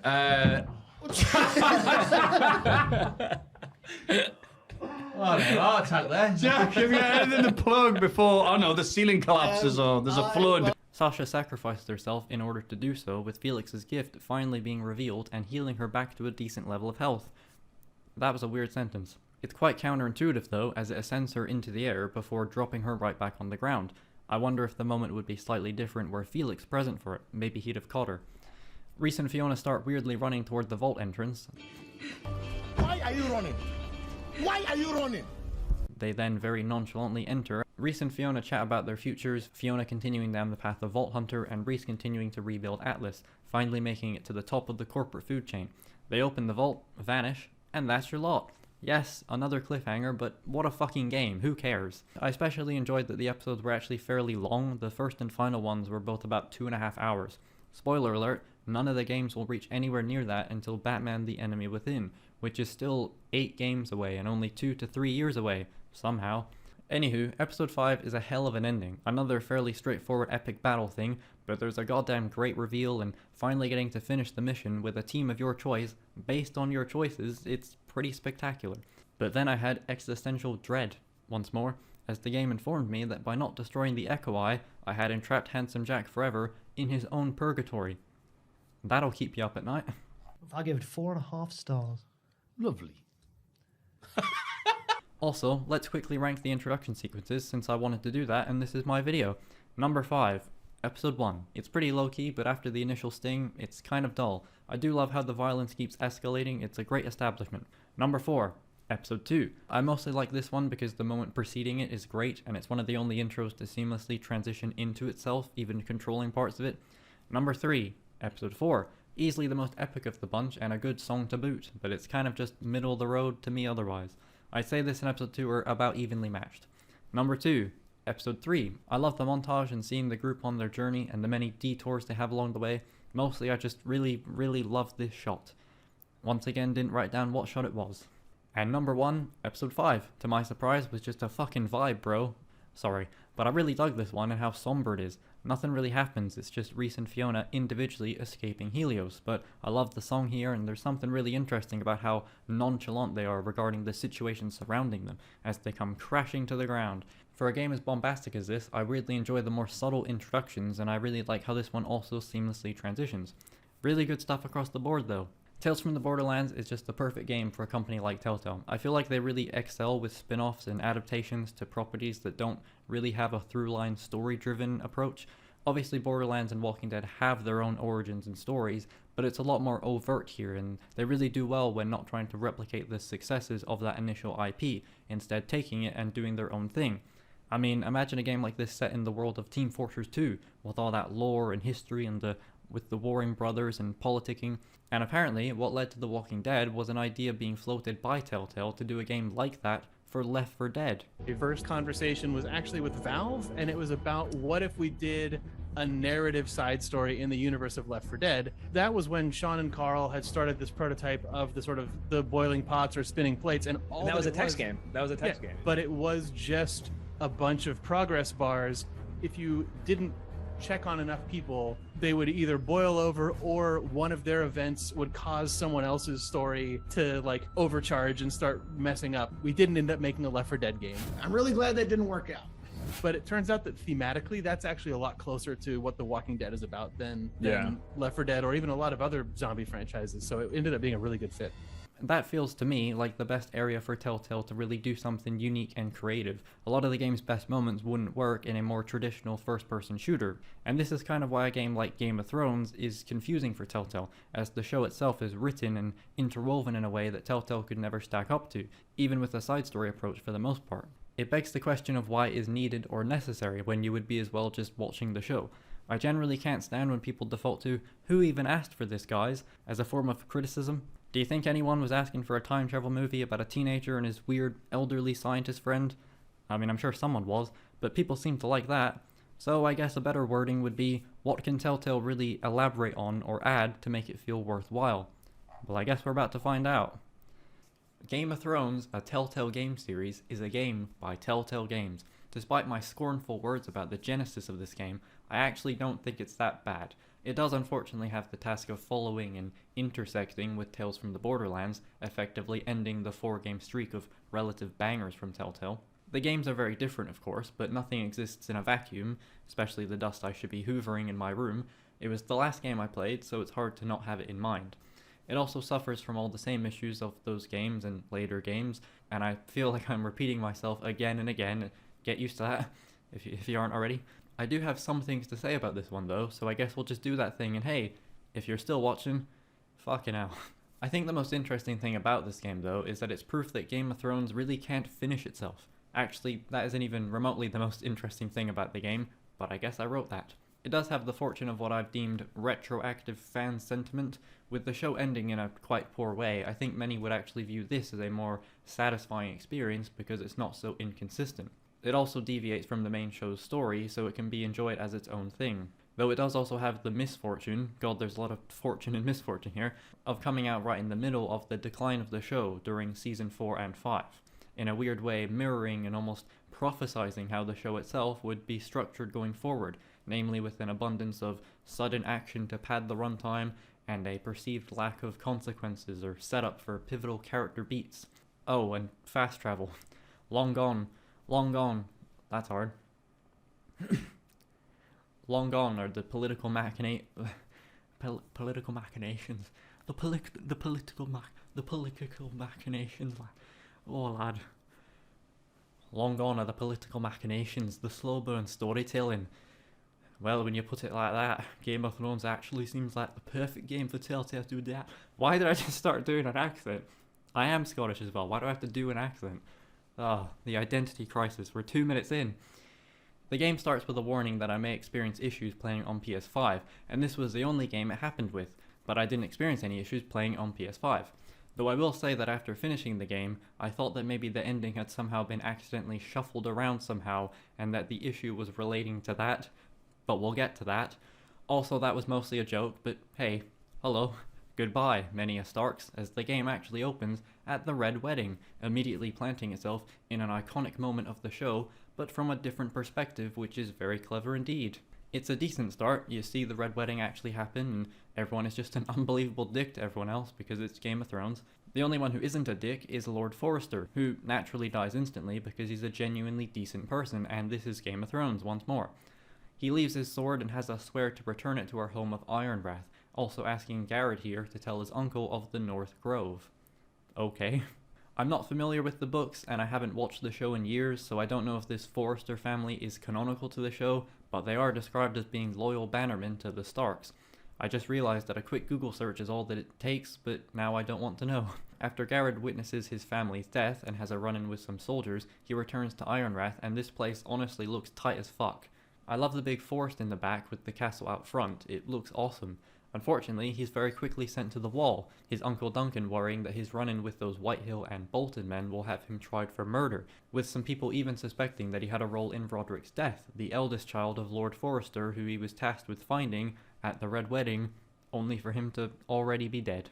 It seems obvious that there would be parallels with the Stark family of the show, and these Forresters are very similar. You haven't met most of them yet, but fuck it, why not? Roderick is Rob, Asher is John, what with them both being estranged, though you could easily swap Asher for Garrett, as he has been sent to the wall as John was. Mira is Sansa, also currently in King's Landing. Talia is Arya, Ethan is Bran, and little Ryan is... I genuinely can't remember that kid's name. Was it Rickon? I know there was a dick on. Up the justified dicks. It's all right if it's justified. That's being a dick on. That's gotta be dick on. Throw in Garrett here, and he's basically their Theon, not being directly related to any of them. Their entire story is mostly to do with finding an army to help them in their war, but even with all the things they throw in there, it still can't help but feel like a Winterfell light. And I'm obviously getting something wrong here, but it does beg the question of why, if they're loyal bannermen to the Starks, they don't just ask the Starks for help. Yes. No, I'm asking for genuine help here. I mean, there's still a few of them kicking about at that point, right? Little Ethan is then made Lord of Ironwrath in his father and older brother's absence, and you're mostly tasked with choosing a sentinel between Sir Royland, who is, I guess, the commander of their army, and Duncan, who is the castellan and also Garrett's uncle, if that means anything to you. I was immediately sure I'd pick Duncan, but after some investigating, Uncle Malcolm in the middle makes a great point that we're at war, apparently, so Sir Royland would be the better sentinel. As we just mentioned, Mira is in King's Landing, and she is currently in Lady Marjorie's squad. Or whatever you call it, squad. No. She's basically her handmaiden, and your goal for now is to try and curry favor to get Marjorie's help, as I guess the Foresters back home are in trouble. Help! She has a little run-in with a slave kid who has an interesting line about how the people in King's Landing just kind of blather on, especially when they don't know anyone is listening. It made me think that surely a Game of Thrones game would be far more interesting if it were from the perspective of someone like Tom here, this poor slave kid. Instead of just the glorified Starks again, why not shift the viewpoint to someone who isn't a royal? I guess I don't know what you would do with that, but that's not my job. I guess the only other thing I have to say about the episode is that little Lord Ethan gets killed by Ramsay Snow, who was introduced by flaying someone because I guess that's his entire personality now. The term Flanderization comes to mind, but I feel like that's probably fair to say about the show as well. Anywho, he kills little Lord Ethan regardless of what you do, which presents the immediate issue of prequels and having characters that you know won't die, so they have to invent new characters to die. But I'll come back to this specific scene in a later episode, since I have a pretty fucking sick idea for how it could have continued. We're introduced to Brother Asher in the next episode. Uncle Malcolm was sent to go and retrieve Asher, hopefully with an army of sellswords, nice, sellswords, of which he also is, so he's essentially a bounty hunter like many a character in the previous game. We also learn that Brother Roderick is alive. Wow, I thought I was dead. And there's almost a nice moment here with his father Gregor, the previous Lord Forester.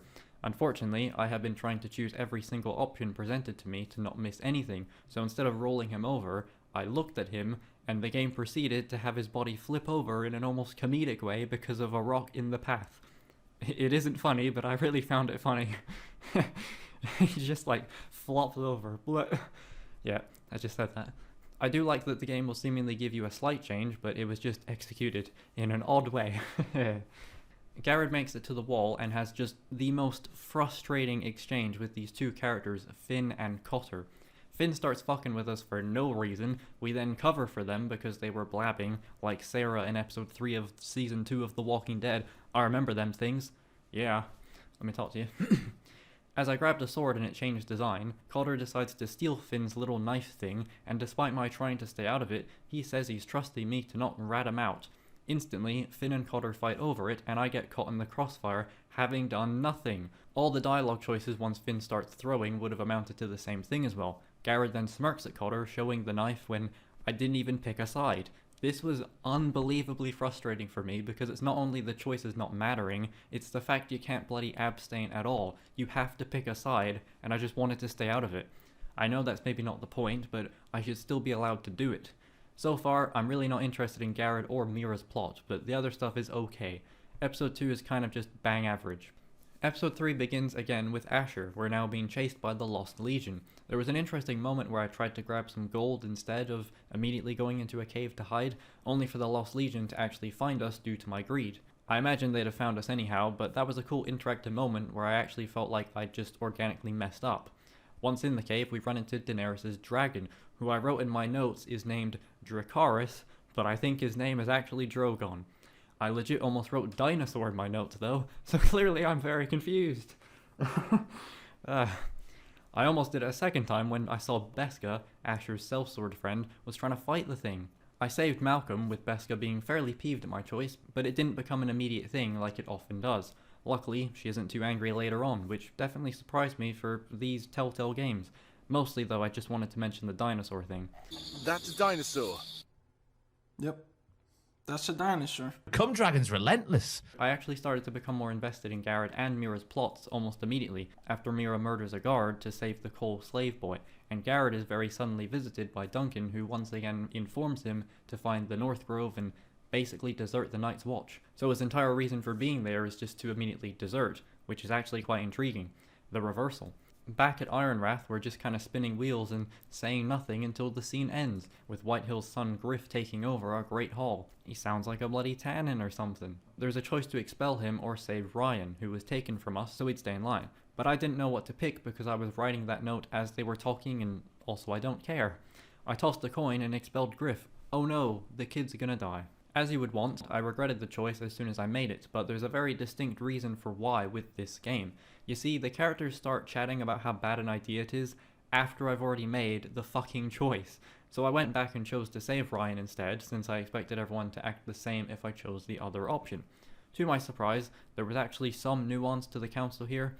You'd expect Sir Royland to be all for expelling Griff, being the war soldier guy, but he's actually the one who questions our decision to not save Ryan, while the far more civilized Duncan is in favour of expelling Griff. So I guess it's kind of interesting how it plays out. I just wish they would start talking about it before I made the choice. Like, you're my council, I want your input, thanks. For the... yes. No, I'm asking for genuine help here. I know nothing. But again, at least the scene doesn't play out exactly the same regardless of your choice. I didn't realize for the longest time that the reason Mira was trying to get Tyrion's help with the coin was so we could pay the sellswords. There's a W there, what am I supposed to say? I didn't realize for the longest time that the reason Mira was trying to get Tyrion's help with the coin was so we could pay the sellswords Asher is hopefully bringing back. Why is this the first time someone has actually explained that properly? It's also the first time I've explained it to you because I removed the initial explanation. Tyrion is also under the impression that aligning with Marjorie's handmaiden will be useful, but the way we're going, it won't be at all because she's kinda pissed with us. Also, this is the wedding where Joffrey dies, and you'll recall that Tyrion is the one accused of the crime, so he's now powerless to help us, but his decree is still in his chambers. But once we get the decree, you're given the choice to burn it. I still don't understand why though. I think we're supposed to because Marjorie doesn't want us to get involved as it will look bad for her, but since Tyrion was just arrested, it'll look even worse if it links back to us, hence why you'd burn it. Even though I thought the whole point of Tom Cole doing roof climbing was to ensure we had it in our possession, now that a Lord Morgren who was previously partnered with Whitehill wants to ally with us. And I don't know who to trust, which I guess is good, but mostly I'm confused. Garrett has another visitor at the wall, but it's bloody Britt, the guy who killed his family. They get into it atop the wall, whether or not you want to, of course. It ultimately ends with Garrett killing Britt, and I had a thought here. The thought was that a fascinating thing Telltale could have done with a multiple protagonist game is to just kill one of them off. Not in an obviously scripted moment like Ethan, but as a result of a choice. The fact I say that like it's a novel concept. But not just any choice, the actual integral and constant dialogue choices, making the usually random, flavorful dialogue have some meaning. It doesn't come down to a binary choice that makes no difference but is presented as the end-all be-all. You instead actually have to evaluate your options and consider each piece of dialogue like it's your last. And then it may be. Think about it this way. Imagine you were somehow able to de-escalate things with Ramsay, so he spares Ethan, and because of that butterfly effect, Roderick actually does die, so you continue playing as Ethan instead. Roderick facilitates the exact same spot and storyline that Ethan would have, more or less, so the impact of Ethan's death is arguably less felt. And I don't think that's supposed to be some kind of commentary on how trivial kings and lords and that succession of rulers is. I'm pretty sure I just made that up outside of the game. There is the issue of Roderick's will they won't they betrothal, but that retrospectively just makes things feel even more linear and predetermined. It was always going to be Roderick's role, not Ethan's. Over the course of the game, I do like Roderick, but I could have easily liked Ethan as well. Or a more extreme example, what if when you're on the wall right here, you don't choose to fight Britt and Garrett is just killed, effectively dropping that entire plot? In Game of Thrones fashion, one of the plot lines potentially being axed, depending on your choice, would have been neat. I don't know that they ever actually do that so pointedly as well, so you'd have something of consequence over the main show. Game of Thrones' whole thing was foregoing and subverting the expected trajectory of a character's journey, with most of the traditionally heroic characters being snuffed out before their perceived time. Obviously that's a lot of work and effort, but it'd be kinda sick to have an entire storyline just gone from your playthrough because you fucked up. Straight up removing content would sure feel like a consequence, but I guess the only issue is that do people actually want that when they mention consequences? Do they want something that drastic? Or is it too far to where it's just kinda alienating, especially in a game that is really only meant to feel like a choice-based adventure as opposed to actually being one? I think it's fine, the games aren't particularly long, and it immediately offers replay value to see the entire storyline that you missed.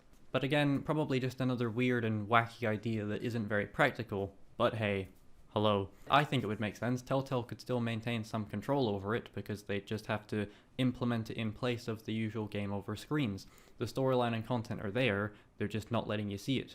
It's a lot better than the game having to bend itself backwards to make its own choice make sense. As we see in episode 4 as previously on, Garrett shown to have stabbed Britt in the chest. Once again, I don't know whose save this is, I don't know who this man is, I didn't do that. Despite that, and a moment that genuinely may be the most annoyed I got throughout all of these games, episode 4 was once again my favourite. Before that though, I really loved this sequence with Mira. She discovers that Lord Morgryn was cut out of the Ironwood deal, hence his wanting to ally with us. His former partner, Lord Andros, is now dealing with Lyman Lannister, so we are tasked to spy on them. Lyman, lie man. Is he lying? Does he know? Can we trust him? Him being Morgryn, that is? I feel like I can't, some instinctual thing within me, probably just because I've played the game before. Meanwhile, Andros is the far more argumentative, outwardly evil person, so there's no charm to even be swept by. It's quite fun seeing Mira become a bit manipulative, as is the culture of King's Landing, as she tries to get information out of Lyman.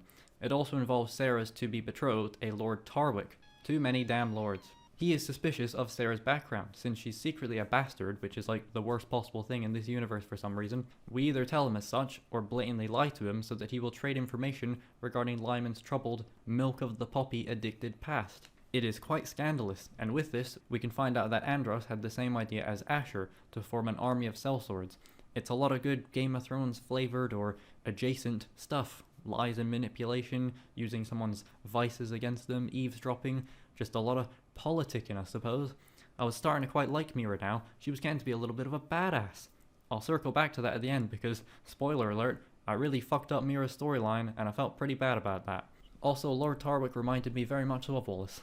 The only other moment of the episode I want to mention comes from a particularly interesting scene. We're meeting with the Whitehills to discuss a would-be alliance where we make the Ironwood and Ludd will keep us alive and safe. But when he hears word, from us, that his son Griff is locked in our cellar, he threatens to kill Ryan. So, you either choose to accept his deal, beg for mercy, call his bluff, or attack. I chose to attack, as I had gotten very tired of this bickering and the game gave me the choice, which resulted in Ludd getting an arrow to the throat from Roderick's girlfriend's brother in charge of a task force, followed by many more. Then that brother, Arthur, gets an arrow to the eye, Asher's forbidden love Gwyn gets an arrow to the stomach, Duncan is stabbed in the back, and both Lady Forrester and Roderick are killed. Holy fucking shit, right? Wait, are they actually doing the thing I said before, about just erasing a storyline? This is so fucking cool, it's like an actual Red Wedding moment. What now? A fucking game over screen. Fuck off. That is the most blatant and outrageous example I have ever seen of this illusion of choice, so much so that I capitalized in the script. Why even give me the choice? Like, why am I here? Genuinely felt like such a robbery. That is so uncool. Way to ruin a good scene in the best episode so far. That's so fucking lame. You can't do that shit in a Game of Thrones game. No siree Bob. I don't get pissy about a lot of things, but that is genuinely aggravating as all hell. Fuck. And then I just kept on coming back every few minutes to type more obscenities. I was so upset. This was a hate crime. Yeah, it was. This was a hate crime. Yeah, it was. This was despicable. It's disgusting. It's disgraceful. It's disgusting. I was furious, man. Now, to be fair, the fact that we, and not Ryan weirdly enough, all die many a deaths is a bit of a dead giveaway. But why does it go on for so long? It's genuinely presented in a way where, at least for a moment, it felt like the game was just going to continue. It was such a cool moment to see, but it contextually feels like an Easter egg, this extended game over screen that you're not supposed to see. It even has a unique game over title, Vala Mogulis, which of course means all men must die. But actually no. Thing about Easter eggs though, is that you don't find them by playing the game as it is intended. You find them by going off the beaten path. And this path has been beaten so thoroughly. Oh, yeah. I said it. What? What did I say? The only thing I can say to defend it is that Gwyn escorts you into the room, but prior to it shows you a family tapestry, and I think you're supposed to remember that Ludd values a Whitehill regardless of how valuable they are, so he'd have never killed Ryan if it meant Griff would then be killed. Though it was kind of hard for me to remember all that when he looks like fucking Donald Trump for some reason. I have a feeling this was intentional given 2016. So after I'd calmed down, a few inches later, I went back and called his bluff because that was slightly rebellious, which worked this time. Hooray! I could feel like I had defied the rigid parameters of these choices that are handed to me by a small percentage, instead of just being able to do that of my own volition. I really don't like exaggerating or misrepresenting scenes that I talk about to make out like my reaction to it is justified when in reality it isn't that bad. Like people who think Ray is a Mary Sue. Oh, shut up. So you won't see many moments like this from me in general, but this one genuinely is as explained. Like, it's wild to me. and even if it wasn't, my reaction to it was a pretty heated gamer moment, so I guess it'd be worth mentioning anyhow. I'm almost certain my whole hypothesis beforehand was inspired by this moment. It is just baffling to witness in real time. The game already began at the Red Wedding, so it's kind of fitting that there is a feigned attempt from Telltale to spin their own shit, only to not actually do anything with it. I love the idea as well, I really do. We saw it teased, loved the tease, got really excited. And so, but I think it's like, play with us a bit more. Yeah. But here's a little Easter egg of my own for you. If you like my idea of a storyline being axed, all you have to do is initiate this scene, and then turn the bastard game off. The end. I have basically nothing proper to say about episode 5 besides some minor things that I noticed. It dawned on me that we may end the game with no army at our side, mainly due to a letter. I'll return to that. Also, because Ramsey suddenly has Arthur Glenmore tied up and cut to pieces, once again showcasing his expressionist art, so there goes our bloody task force. He decides to leave the conflict, and whichever of the houses are left standing, well, they win. They stand. This is all because I supposedly disobeyed him, even though I showed Griff mercy like he asked. It even says it in the ending choices, so like, allow me. Then you're given the choice to stab Ramsey. Annoyingly, I didn't do it. Again, it's pretty obvious the game isn't going to let you do that, but you might as well see how they write themselves out of it, if at all. But at this point, the choices were becoming burdensome and downright flagrant. I was almost rolling my eyes at every decision. Would you rather? Oh, fuck. Otherwise, I don't know. In a previous episode, Roderick meets with Gwyn, and she reveals that there is a traitor in our council, Duncan being the culprit. His reasoning for doing so is along the same weak lines of what Ramsey said about No Mercy 2008, with Roderick only bringing violence and that it will lead to the destruction of House Forrester. I'm guessing he says this because I chose Sir Royland as my sentinel, but I've been fairly merciful, I'd say. But you know, don't have a say, do I? Also, I distinctly recall choosing Duncan as my sentinel years ago, so I'm pretty sure he's the traitor no matter who you pick, which doesn't make sense. I mean, it wouldn't make sense the other way either. None of it makes sense or matters. It kind of just feels like something that would happen in the show, so we gotta do it here, I guess. Never mind, it seems that Royland is the traitor if you make Duncan sentinel. That seems pretty obvious, I guess I just remembered it wrong. Anyway, the traitor thing also needs to happen because Duncan lets Griff escape so that Ludd wouldn't ambush us at the meet with Asher, finally arriving after some weeks. But it's all in the same episode, so it kind of feels like he just appears suddenly. In fact, it's about 14 minutes exactly from when he gets on the boat and when he arrives. And then that ambush happens anyways. Thanks, Duncunt. And you have to decide if Roderick or Asher dies, with the other escaping. I kept Asher alive, even though I prefer Roderick at this point, but I guess that just made more sense for some reason. So now Asher is the new lord with his sellsword army. I guess that removes the concern of Asher's soldiers not obeying Roderick, since Asher is their boy. Even though Asher fundamentally disregarded and disrespected their entire fighting tradition by not murdering the guy he beat, therefore denying Song of Blood a worthy death, but whatever. I mean, that's a stupid tradition anyhow, but I said whatever. It does present an interesting choice though, as I'm fairly certain the 6th and final episode can be pretty different depending on how you played. So maybe you save Roderick and the sellswords decide that they don't want to fight for him, since they of course used to be slaves and he would seem like a master to these savages who fight for the fun of it. Most likely, they will just forget that they have brains and follow him. He's now dead. Rest in peace. Episode 6 starts in a kind of dumb way. Garrett, Sylvie, and Cotter, who is in a bad way, happen upon the North Grove by total accident. Oh yeah, they've gone past the wall, found Cotter's wildling sister, and Finn has even died. Well, how'd they get into that pickle? They cross this ice lake and run into an ice cave after being chased by an ice bear. That on its own is ice fine, but it's then revealed that someone in the North Grove is a weir, like Bran, but I wrote Bram for some reason. So he was controlling the polar bears, I presumed to lead us here, but no, it's just another dickhead and a long line of dickheads for no real reason, and they now have us at Spear Point. Why did you blatantly lead us to your secret hidden Grove of the North, fella? I guess he was trying to get us to fall in the lake. Still makes more sense than Luke's death, I suppose. It's also really becoming apparent how familiar and stiff these animations are, but that will remain a constant for pretty much ever. This one part here absolutely killed me. The expressions and range of emotion in just a few seconds, from shock to anger to real shit. Beautiful. I don't know if I'll care to mention it later, but they're Lord Forrester's bastard children, which is like the inverse of Jon Snow, so that's something. Guess he wasn't all that good, huh? The guy is called Jacera, and he believes that Garrett's arrival is to bring them back, while his sister, whose name I don't remember, is more concerned with using blood magic to brainwash their people, adamant to continue protecting the North Grove. From who? I really fucked over Mira, again. Mira's fate may honestly be the most cruel and unfortunate of all the Forrester clan, as she is either sentenced to death or sentenced to being a glorified prisoner of Lord Morgren, who asks for her hand in marriage and the termination of her name and ancestral home, which would presumably make him liable to become Lord of Ironwrath, or that's at least how I understood it. Last time, Mira died. This time, Mira survived with Morgren, but it meant we had to pin our crime onto the cool boy Tom, even witnessing his removal of head. By the end of the game, I was pretty unhappy with Mira's outcome, but I realized that it was entirely my fault. I wrote something along the lines of, Mira's whole manipulation arc didn't come to much, before realizing that it's because I didn't actually commit to it. Like, I had every opportunity and every chance and every choice to screw over Sarah, who was already ratting me out, to save her own skin. Or how about the letter that you could have forged to be from Lady Marjorie in episode 2, which would have influenced the Glenmores to align with Roderick in Ironwrath? Who are the Glenmores? Well, Arthur Glenmore was the leader of that task force, and Elena Glenmore was already to be betrothed to Roderick before some shenanigans that this letter could have seemingly undone.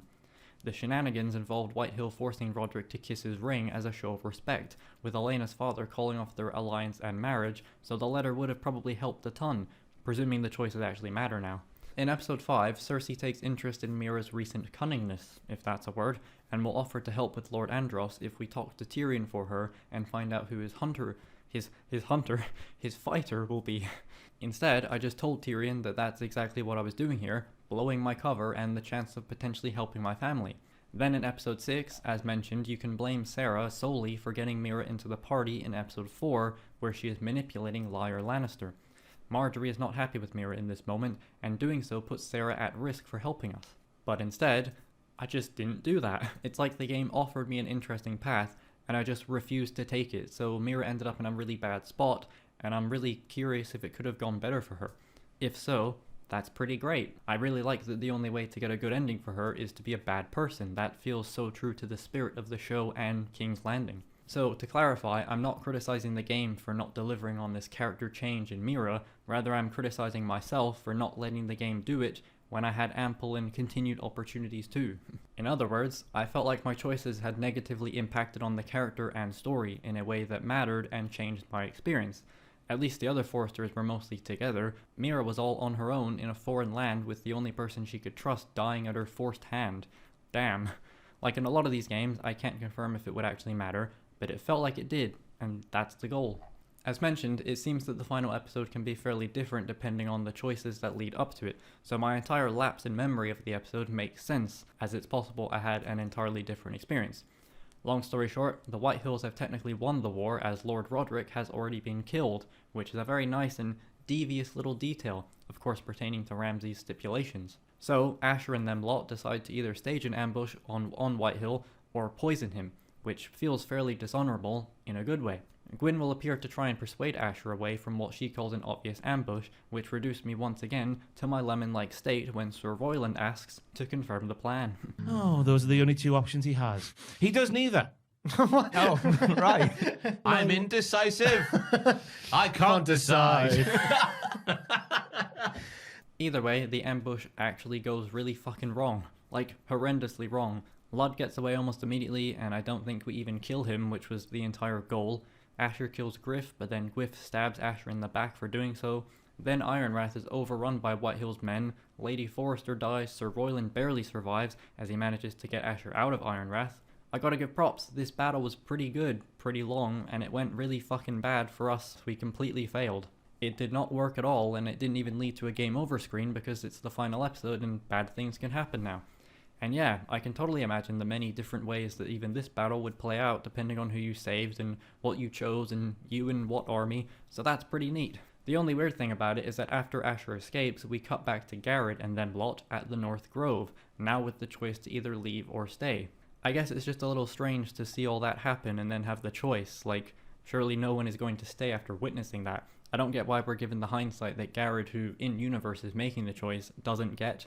It's a little jarring to me, and I think it could have been a far better gut punch if we made this choice right before the battle commenced, so you're just on tenterhooks waiting to see how the battle goes, and then you feel like shit if you chose to stay. But I chose to leave, of course, so I guess Garrett and the Blood Pact will show up in a few months, and Mira and Lord Morgren will be in charge. I love that, by the way. I say it like a joke because it's such a villain thing to make a claim like that, like somehow Morgren is going to take over Ironwrath, but after what happened, shit, he actually could, and that's kind of an awesome implication to leave on. Like, who's in charge of the joint now? Man could just waltz in. And that's basically the end of the game, with your choices being narrated by the television characters. It's kind of funny the way this plays out, actually. To me, it almost read as a way of hand-waving why the Forresters are never mentioned throughout the show, by having the TV characters talk about them in a dismissive way. From the sounds of it, the Forresters were so bloody pathetic and awful, the main characters vowed to never speak of them again because they just sucked so much. Like, they're just slewing me for my bad choices, and it was really funny in that context because I actually did feel like I fucked it up. And then something strange happened. A post-credit scene. The fact there's a post-credit scene isn't totally surprising, though it is a bit to see Duncan back to save Asher after what happened.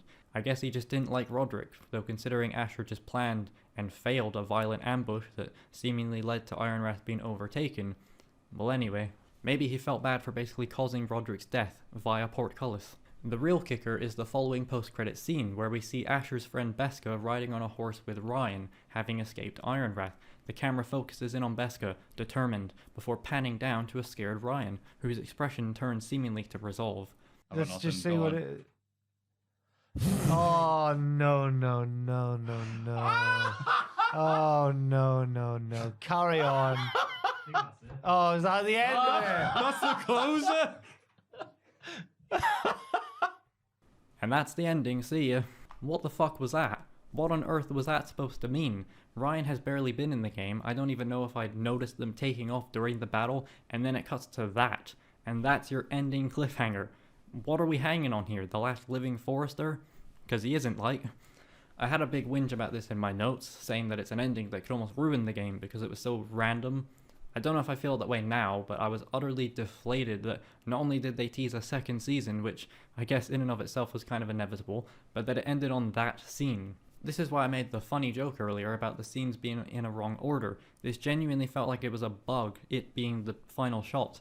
I don't even know why it's so awful, but the knowledge and hindsight of never getting a second season, with that being the ending shot, it's just filthy. Quite filthy. Oh, Joe, wrapping it all up like a season finale. It's a callback. The game ending in such a bleak and harsh way was fitting, but this was just so confusing and jarring to me. But I will say this, the show's ending is awful and unsatisfying in a particularly rushed and unenthused way, where this game's ending is kind of awful in an interesting way, like, it really rubbed me the wrong way and I still don't know why. It's just such a nothing ending, it was so deflating and sudden. After a quick watch of all the alternate paths from episode 6, I was hit with a memory of my playthrough ending with Roderick being alive, and in this scenario, you don't plan an ambush or poison. Side note, it also seems like the ambush with Asher happens no matter what, which is a little disappointing if I'm honest. Instead, you go and directly save Ryan, decapitating either Griff or Ludd in the process, and I believe that's what leads to this ending with Beska and Ryan, since Beska is right alongside Roderick during his ending. Also, it turns out that Mira has a shit end no matter what. Even if you lie to Butter and blame it all on Sarah, you're still dismissed from her service. Oh come on man, they get so close every time, and I'm always having to rescind my praise. Admittedly, these games are only meant to be played through the one time, but if you have to ignore or disqualify a second playthrough just to maintain some level of feigned praise, that's kinda shitty.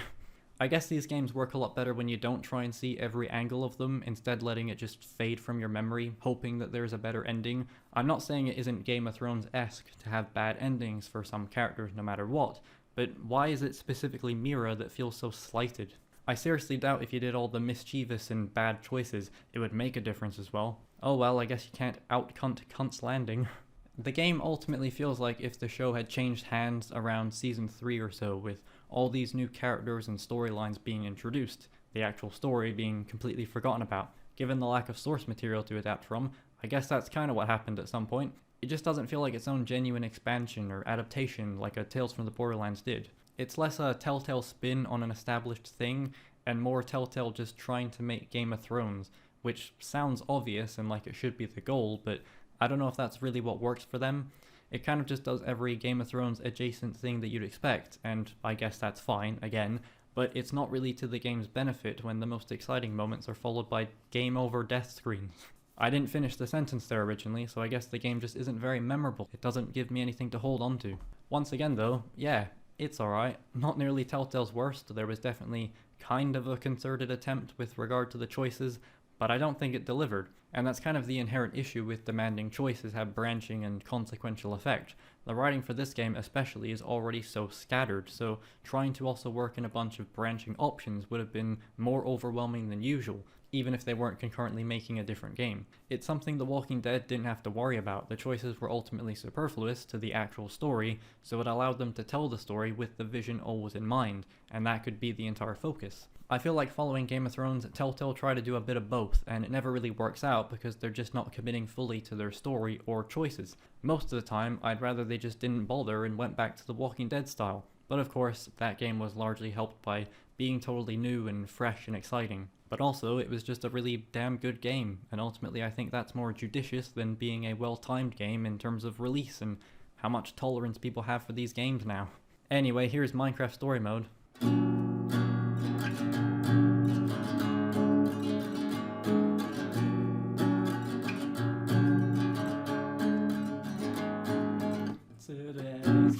Okay.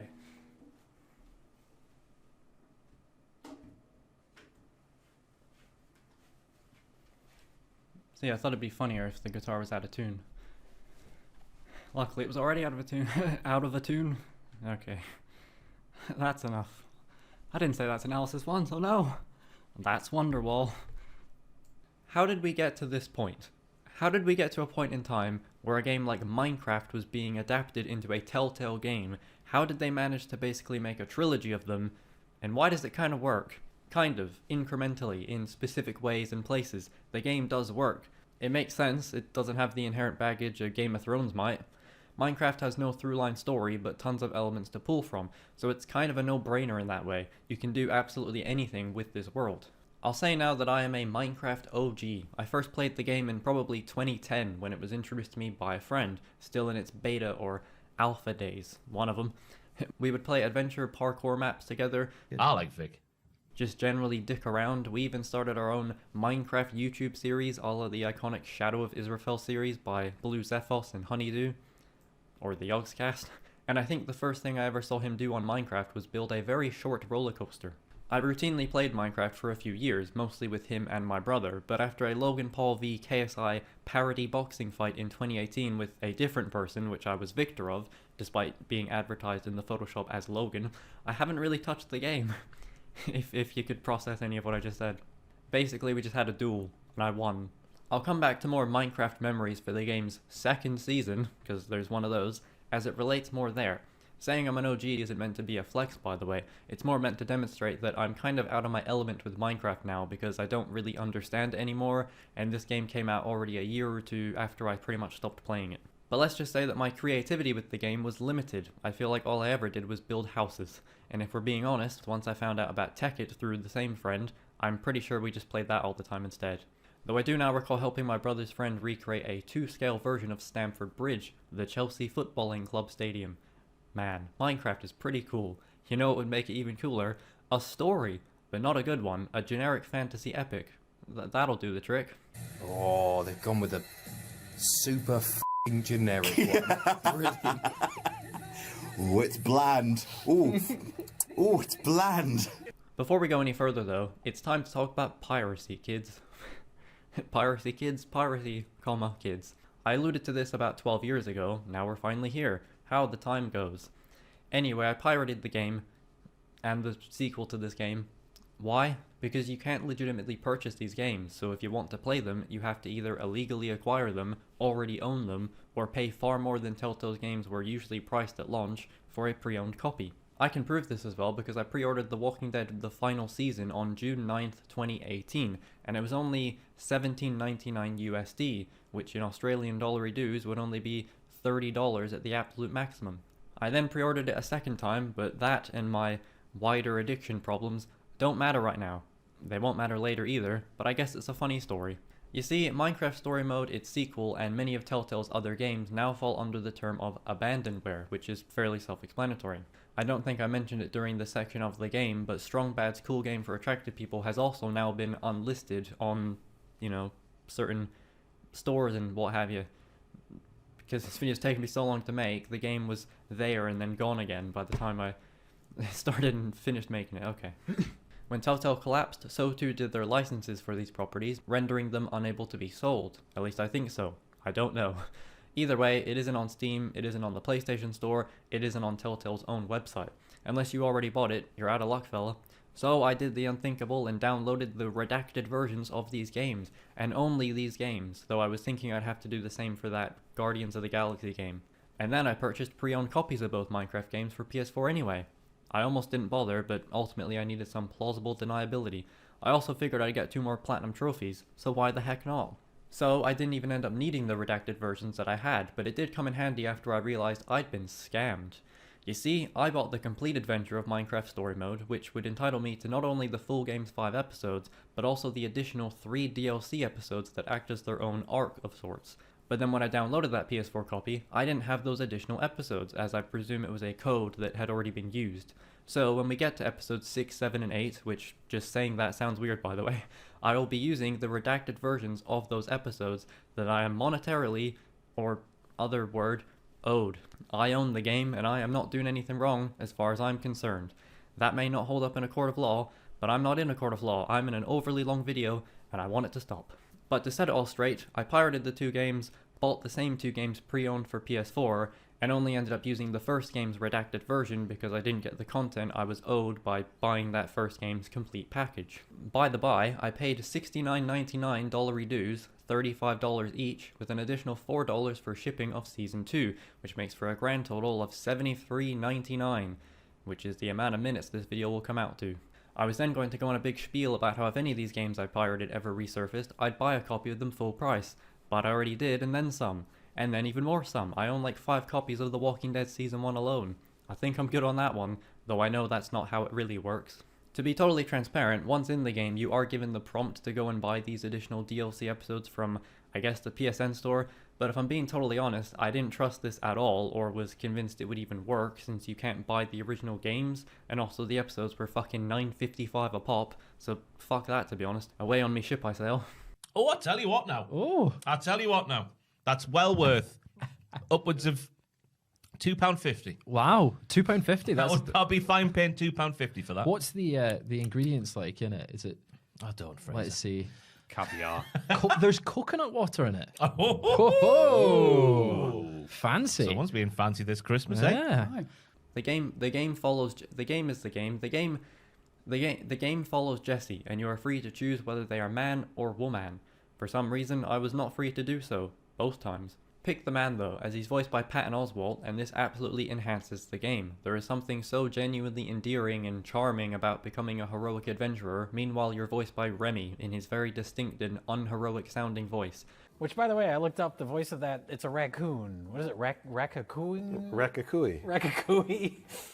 And apparently it's voiced by Randy Newman, the music guy. Huh. It's like, why don't you just get Patton Oswalt to do it? Patton Oswalt will do anything. Yeah, I know. You got a friend in me. You got a friend in me. Why? He says friend. No, he doesn't. I mean, alright. Good job. Don't get it down your blanket. You got a friend in me. Friend. He says friend. Watch out! No! Before more lofty aspirations though, Jesse and his pals take part in their 9th consecutive building contest, hoping to finally eke out a victory. They don't even have a team name yet, so no wonder. Our opposition, the gays, are fronted by Lucas, who will become a romantic interest for Jesse in due course. I'm only somewhat kidding because for some reason, Minecraft Story Mode is the game where you can roleplay as a bisexual Minecrafting protagonist, and that is a wonderfully strange thing. You gotta suck me off. He went, suck him off! Suck him off! Suck him off! After the gays, or as they call themselves, the Ocelots, are enraged by our creeper display, one of them decides to try and burn our pig Reuben alive. We make chase, and after what seems like an attempt at combat from Telltale, we are rescued by Petra. She's some kind of hunter who has returned from the nether with a wither skeleton head, whatever that is. After an opening title sequence that mostly mimics Tales from the Borderlands, Petra brings Jesse along for a trade. I'll be honest, Petra getting duped out of this skeleton head in hopes of a diamond only for it to be lapis lazuli, whatever, was quite funny to me, since that used to be a genuine thing in Minecraft. Finger on the pulse there, lads. Basically, we learned through the course of the episode that this guy is Ivor, the secret 5th member of the Order of the Stone, fronted by Gabriel the Warrior. The game actually opens with narration describing the four and excluding the Ivor, for reasons that will become clear.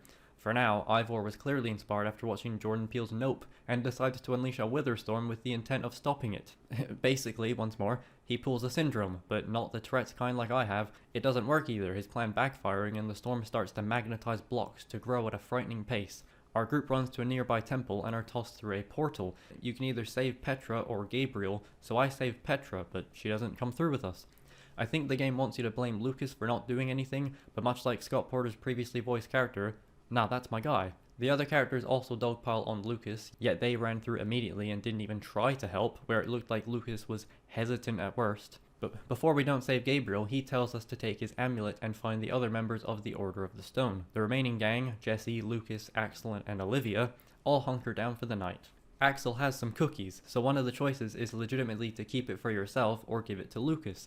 This will sound sarcastic, but I'm actually glad they're embracing how worthless some choices are. It's entirely inconsequential, but that's kind of what I like, when the choice is so minor that it clearly won't have an effect, so the game doesn't even have to try to trick you into giving a toss. You then decide a more significant decision to either let Lucas stick around or tell him to take a hike, since he and Axel keep arguing. Fuck Axel, Lucas is my guy.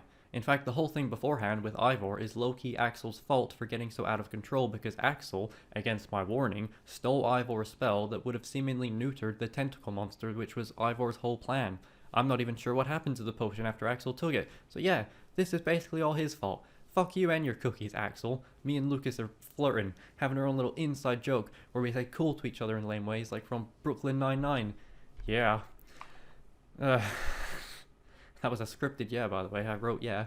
We carry on to the Temple of the Order of the Stone, or something, and it's revealed that it's revealed that Ivor was once a member of the Order of the Phoenix. I guess that's kind of expected. Also, I already said it, but I wasn't exactly making predictions. There's also a genuine puzzle. It's even color-based. Took me like 2 minutes to get it right, just flicking these switches.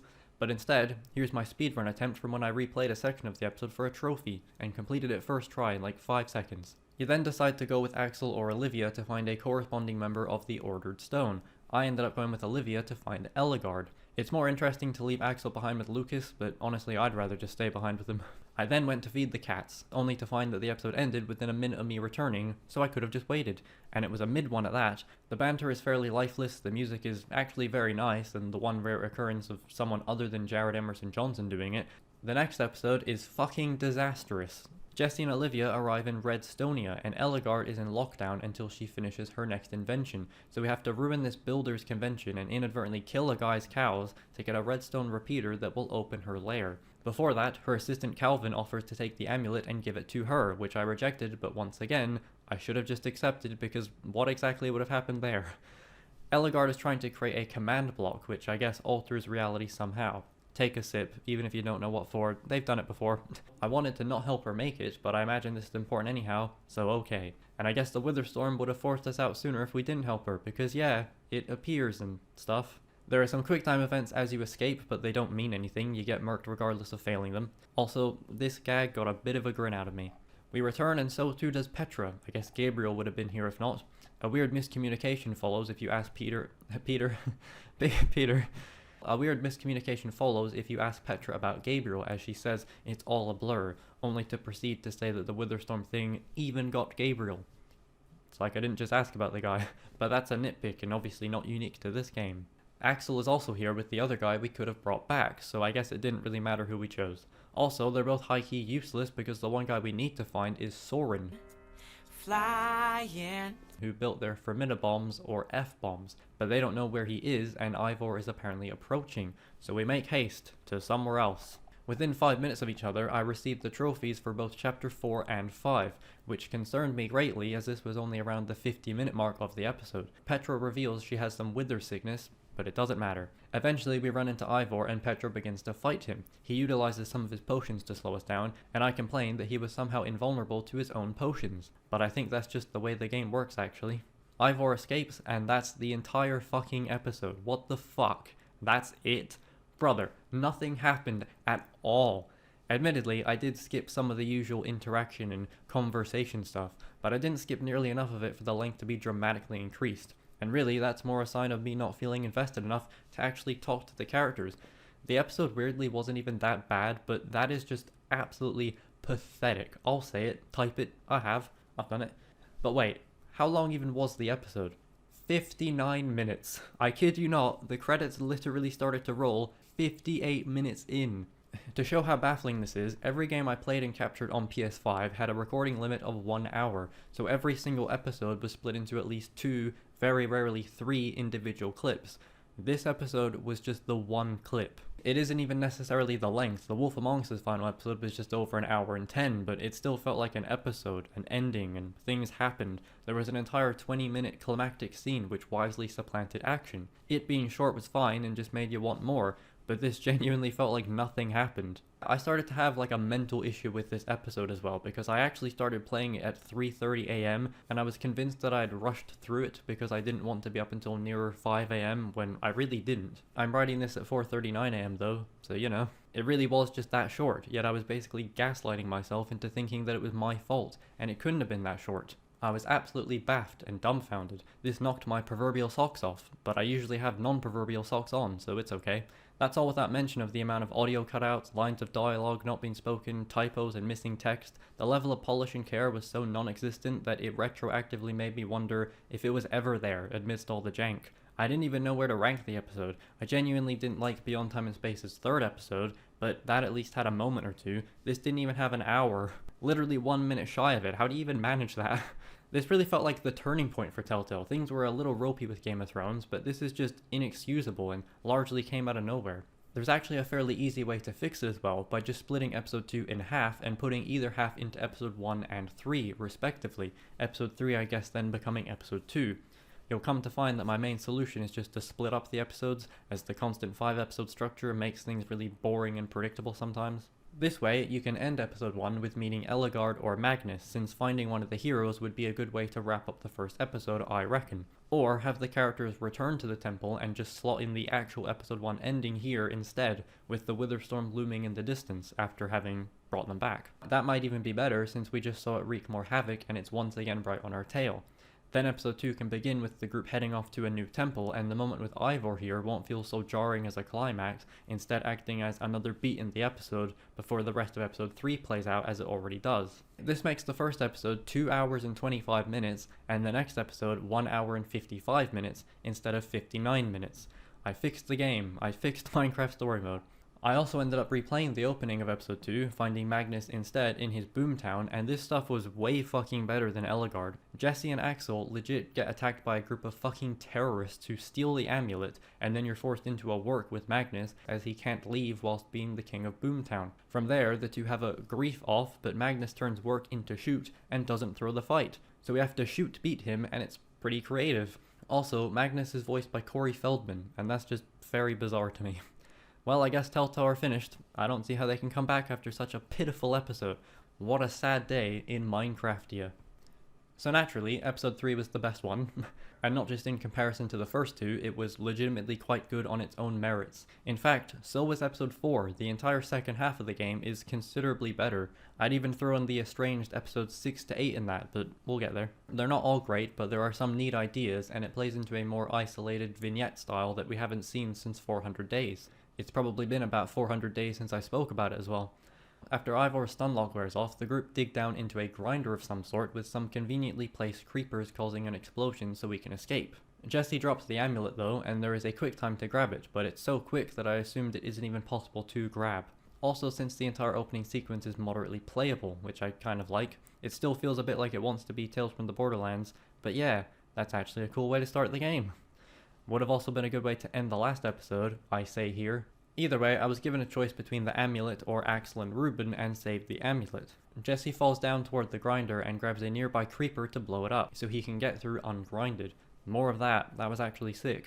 Anywho, we find Soren right as Lucas notes we may never find him. Petra tries to lead the way, but Lucas takes over and we allow him because he's our boyfriend, even though he's a real negative Nancy and needs to nut up.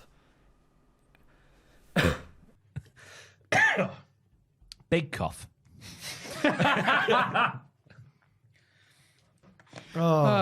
And that's coming from me. He especially takes issue with the supposed greatest builder of all time, wasting that time by making a wool replica of normal Minecraft land in the end.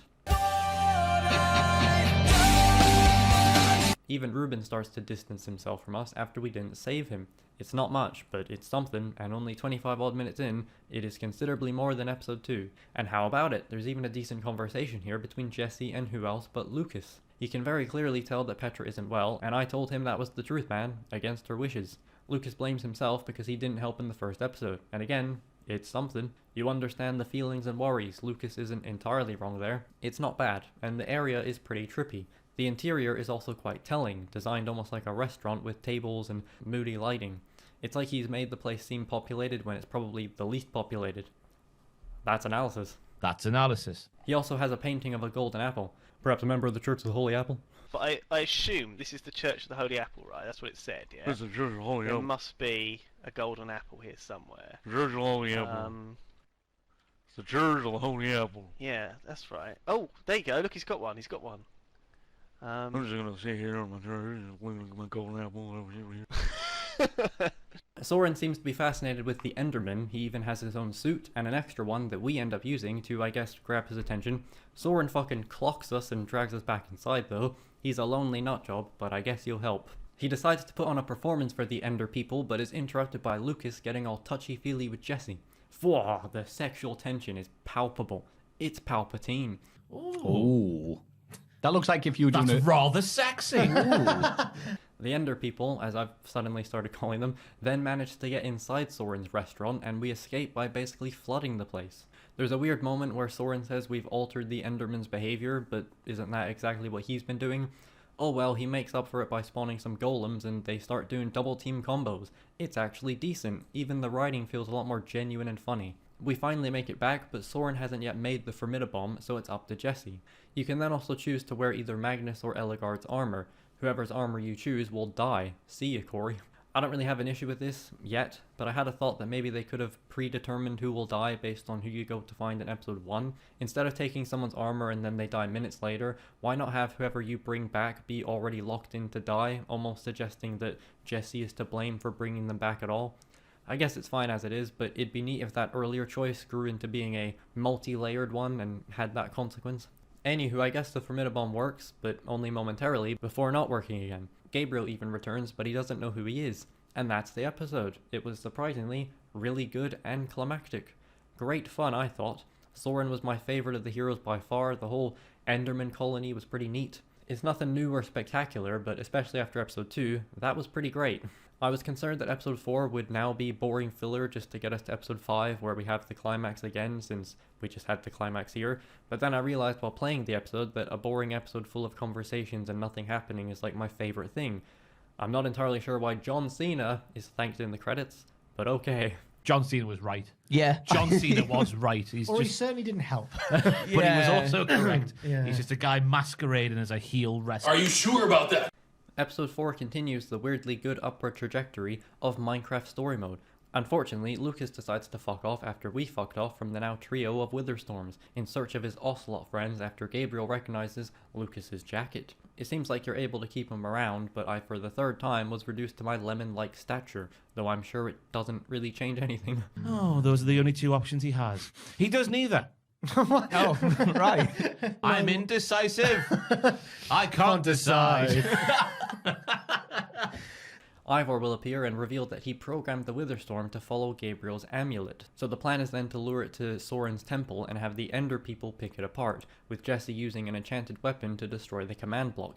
You might question how an enchanted weapon would do the trick and not a super TNT bomb, as did I, but apparently the enchanted weapon is a failsafe Ivor implemented with an enchanting book harnessing the power of the command block itself.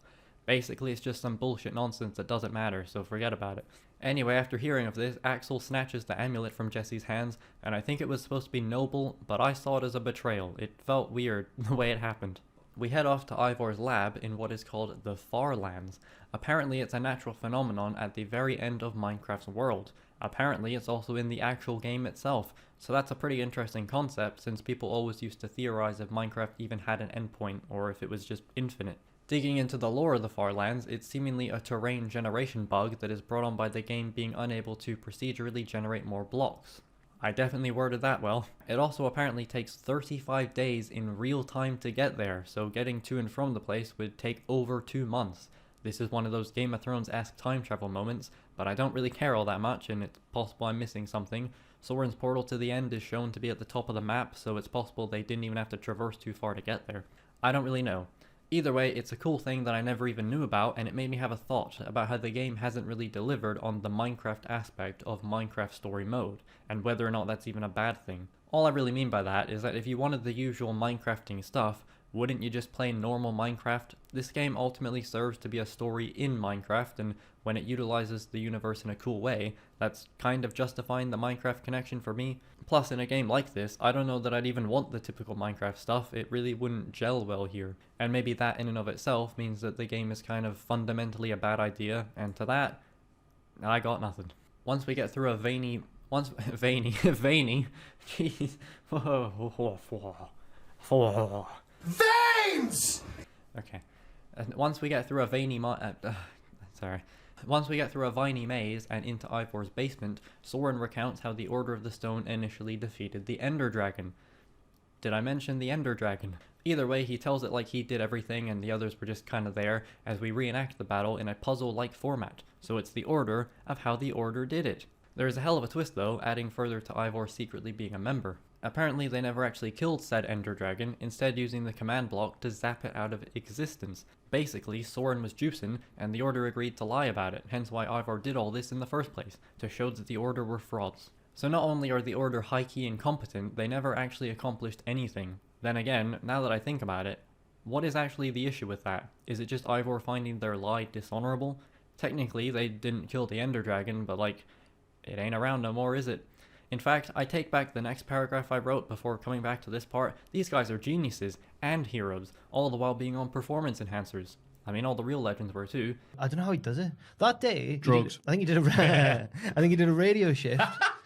don't then nod. Frankly, I applaud the Order of the Stone for their gumption. Speaking on that, man, these guys fucking suck, and I love it. It's not unique, but I enjoy the theme of our heroes looking up to fallible heroes. Ellegaard, well, maybe not fallible, but just like, they're pricks, you know, they're not good people.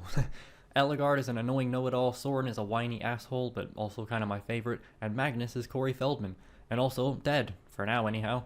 Gabriel is the only one moderately resembling a hero archetype, and now he's riddled with amnesia, which is a trope so overused that I haven't seen it in years, and it's genuinely nice to see it again, played completely and earnestly straight.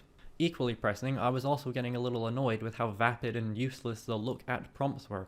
Like, yeah, I see it's a banner of a sword, is that all you have? I'm kinda missing Sam & Max's abrasive 15 seconds bantering now. Anyway, I made a diamond hoe and then enchanted it because I'm just a funny person ultimately. And then the climax doesn't even try to hide its boner for Tales from the Bonerlands as we get inside the Witherstorm and destroy it, all the while it's moving around. It's pretty cool, but I just played this 2 games ago. Guys, I like Tales from the Borderlands too.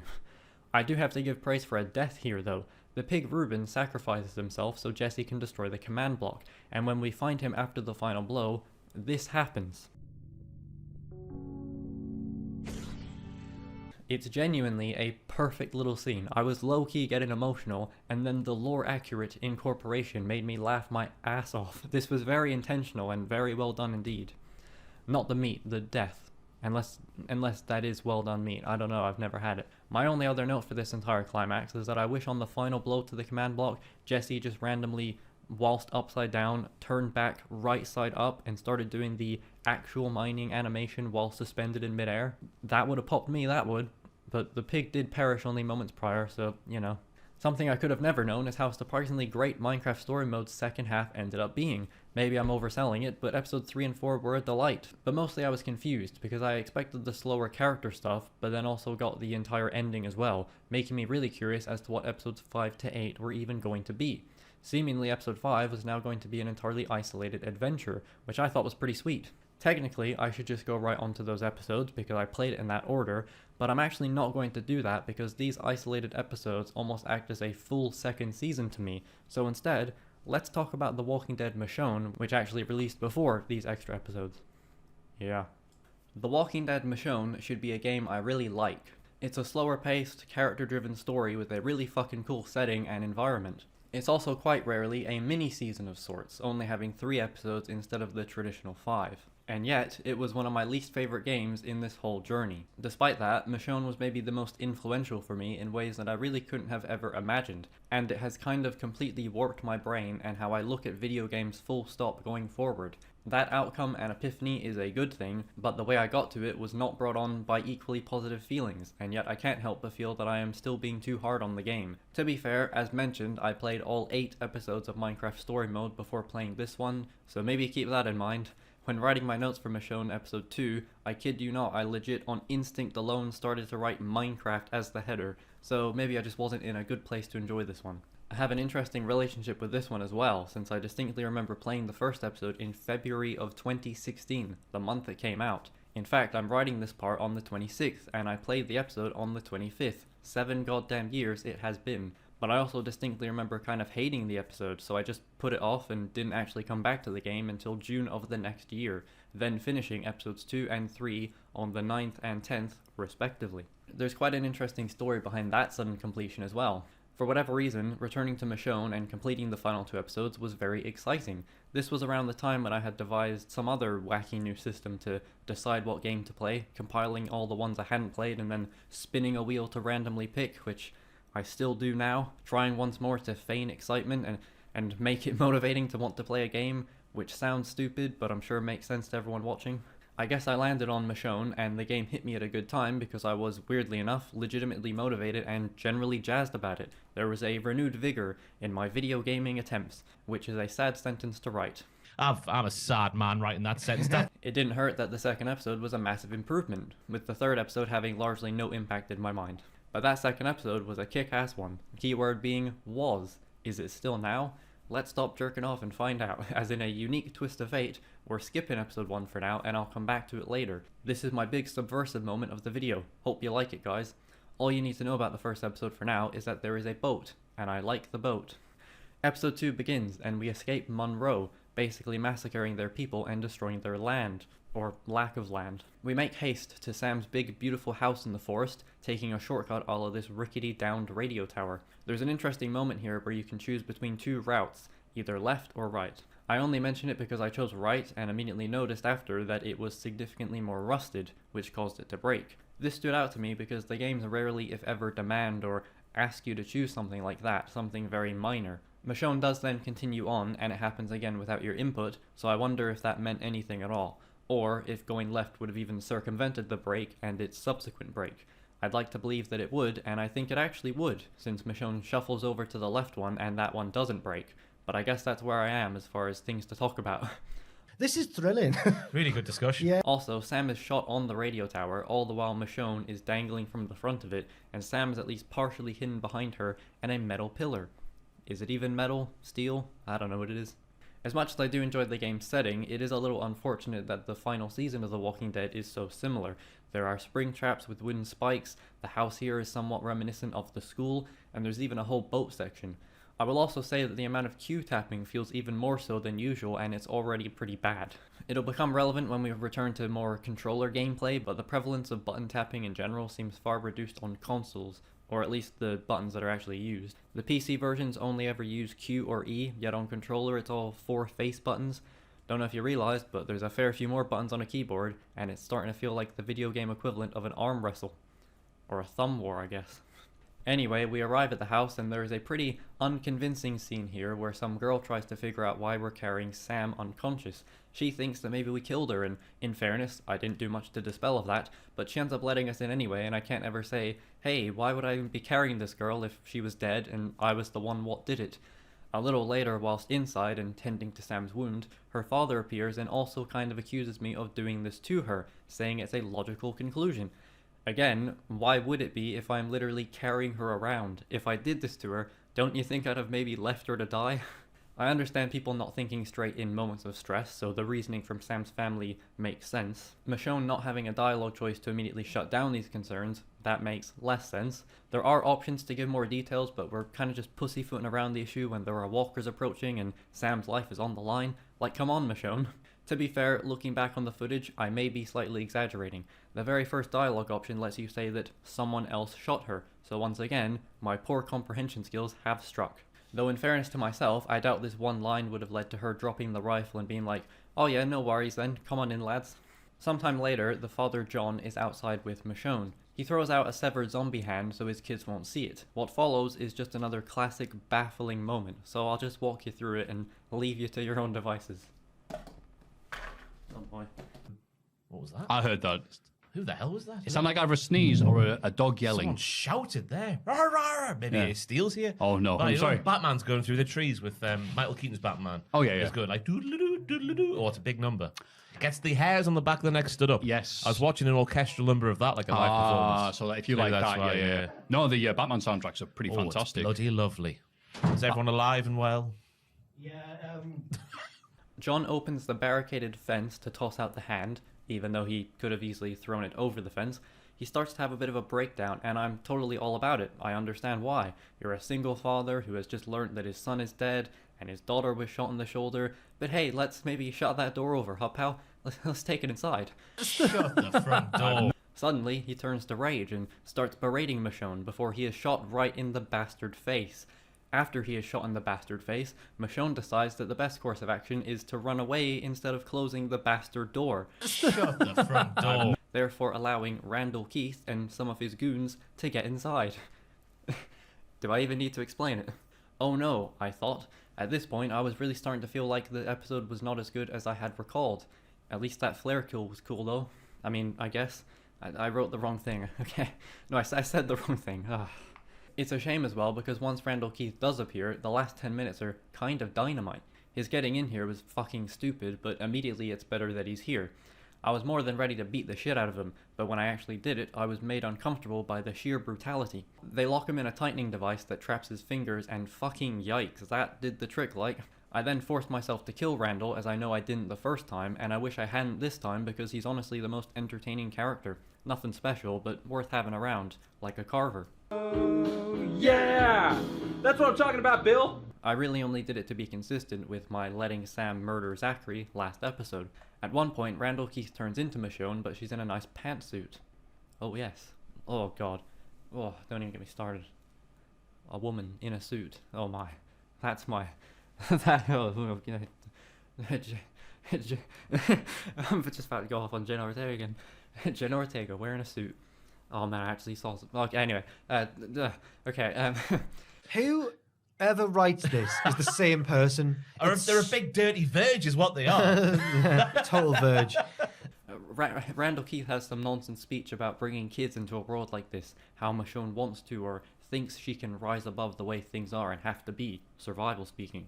I don't understand at all what that was supposed to convey. It was really random and I don't get it. Well, no, I do get it. Killing Randall Keith acts as killing the old Michonne, but it was somehow really on the nose and also really detached and weird, since so little of the game has been about the morality of taking lives in the apocalypse, or giving in to how the world is now. And it's only really one scene in the last episode with Randall Keith. I mean, I guess that's always kind of a present thing, so maybe the game doesn't need to overtly make mention of it, even though it does. But its inclusion here is strange. Maybe it's less strange if you know Michonne's background, which I don't really, but I imagine it's meant to tie into her kids and the weird flashbacks that have been sprinkled throughout. You'll notice I haven't mentioned them. Either way, this game just feels a little more cruel, and I want to say that it's intentional, but given the whole backstory here being that Sam stole from Norma, Norma let her go, and then Sam stole from her again, which is when we find her in the first episode, I'm kind of feeling like we are the villains. Not even in a morally grey way, like we're just actively to blame. There is no what if about it. They stole supplies, again, we blew up their town and killed 2 of their people directly. You know what, no wonder John was getting heated with Michonne. We've kind of just barreled into this and made things worse. That goes for the episode too. It was honestly pretty bad. I was very disappointed to replay it and not enjoy it nearly as much. Maybe I'm still being too harsh, but this one was a real chore. But there's still one more to go, and maybe we can resolve this feeling of conflict, so let's not quite plant our flags just yet. There's always another moon to plant the flag in. Yeah, you know. Yeah, moon. Episode 3 is the end. It's over now. That's a weird thing to write because we didn't even do episode 1. We start with a flashback to 2 weeks earlier, so that's 2 weeks from the currently 3 weeks later when Michonne almost killed herself and met Pete. So it's 1 week into being on the boat, I think. This character, Oak, opens up and tells a story of how a young girl was taken from their canning factory, I guess that was just their base, which led to all of his group and his brother being killed in a rescue attempt, with only him making it out alive, and that's why he doesn't trust people, I suppose. You know, I actually quite like the boat crew, they're pretty fun. I wish I could have spent more than 15 minutes with them right at the very start before leaving and finding an entire other group. Something I was also noticing here was that in, once again, Season 1 of The Walking Dead, you would have to ask people questions. Not everyone was so willing to reveal their entire background and thus reason for why they are now how they are. In these later games, that is instead the main conversational dialogue and topic. You don't get to organically explore and learn about these people, like in a game. Instead, you're just with a group and one of them will start babbling about their life in a cutscene, and then you meet new people, and you don't get to build a genuine connection with those initial characters. And they'll become important later in this episode, so it might have been worthwhile to let me build a genuine connection with those initial characters. And after a quick scene with Sam, I had another thought. I'm full of them here. Instead of playing as Michonne, why not have us play as Sam, who is already touted as being a liar and is now regretful that she didn't get to kill Randall Keith herself? Maybe the story there could be that you're playing as not quite a clean sheet, someone who already has an antagonistic side, and you basically choose between straddling the line or falling right off it into murderous rampage. I don't know. Anyway, that'll come back in the next Walking Dead game. Instead of letting Michonne stop Sam from killing Zachary, just have us as Sam killing Zachary. I guess it just felt odd to play an already established character whilst having a more pointed moral dilemma, unless again, that's her thing in the comics. I don't know, but at this point I didn't really like anyone, and I just felt bad about being here, instead of probably initially the game wanting me to feel like I didn't know who to trust, even though it was of course very obvious who would be the villains.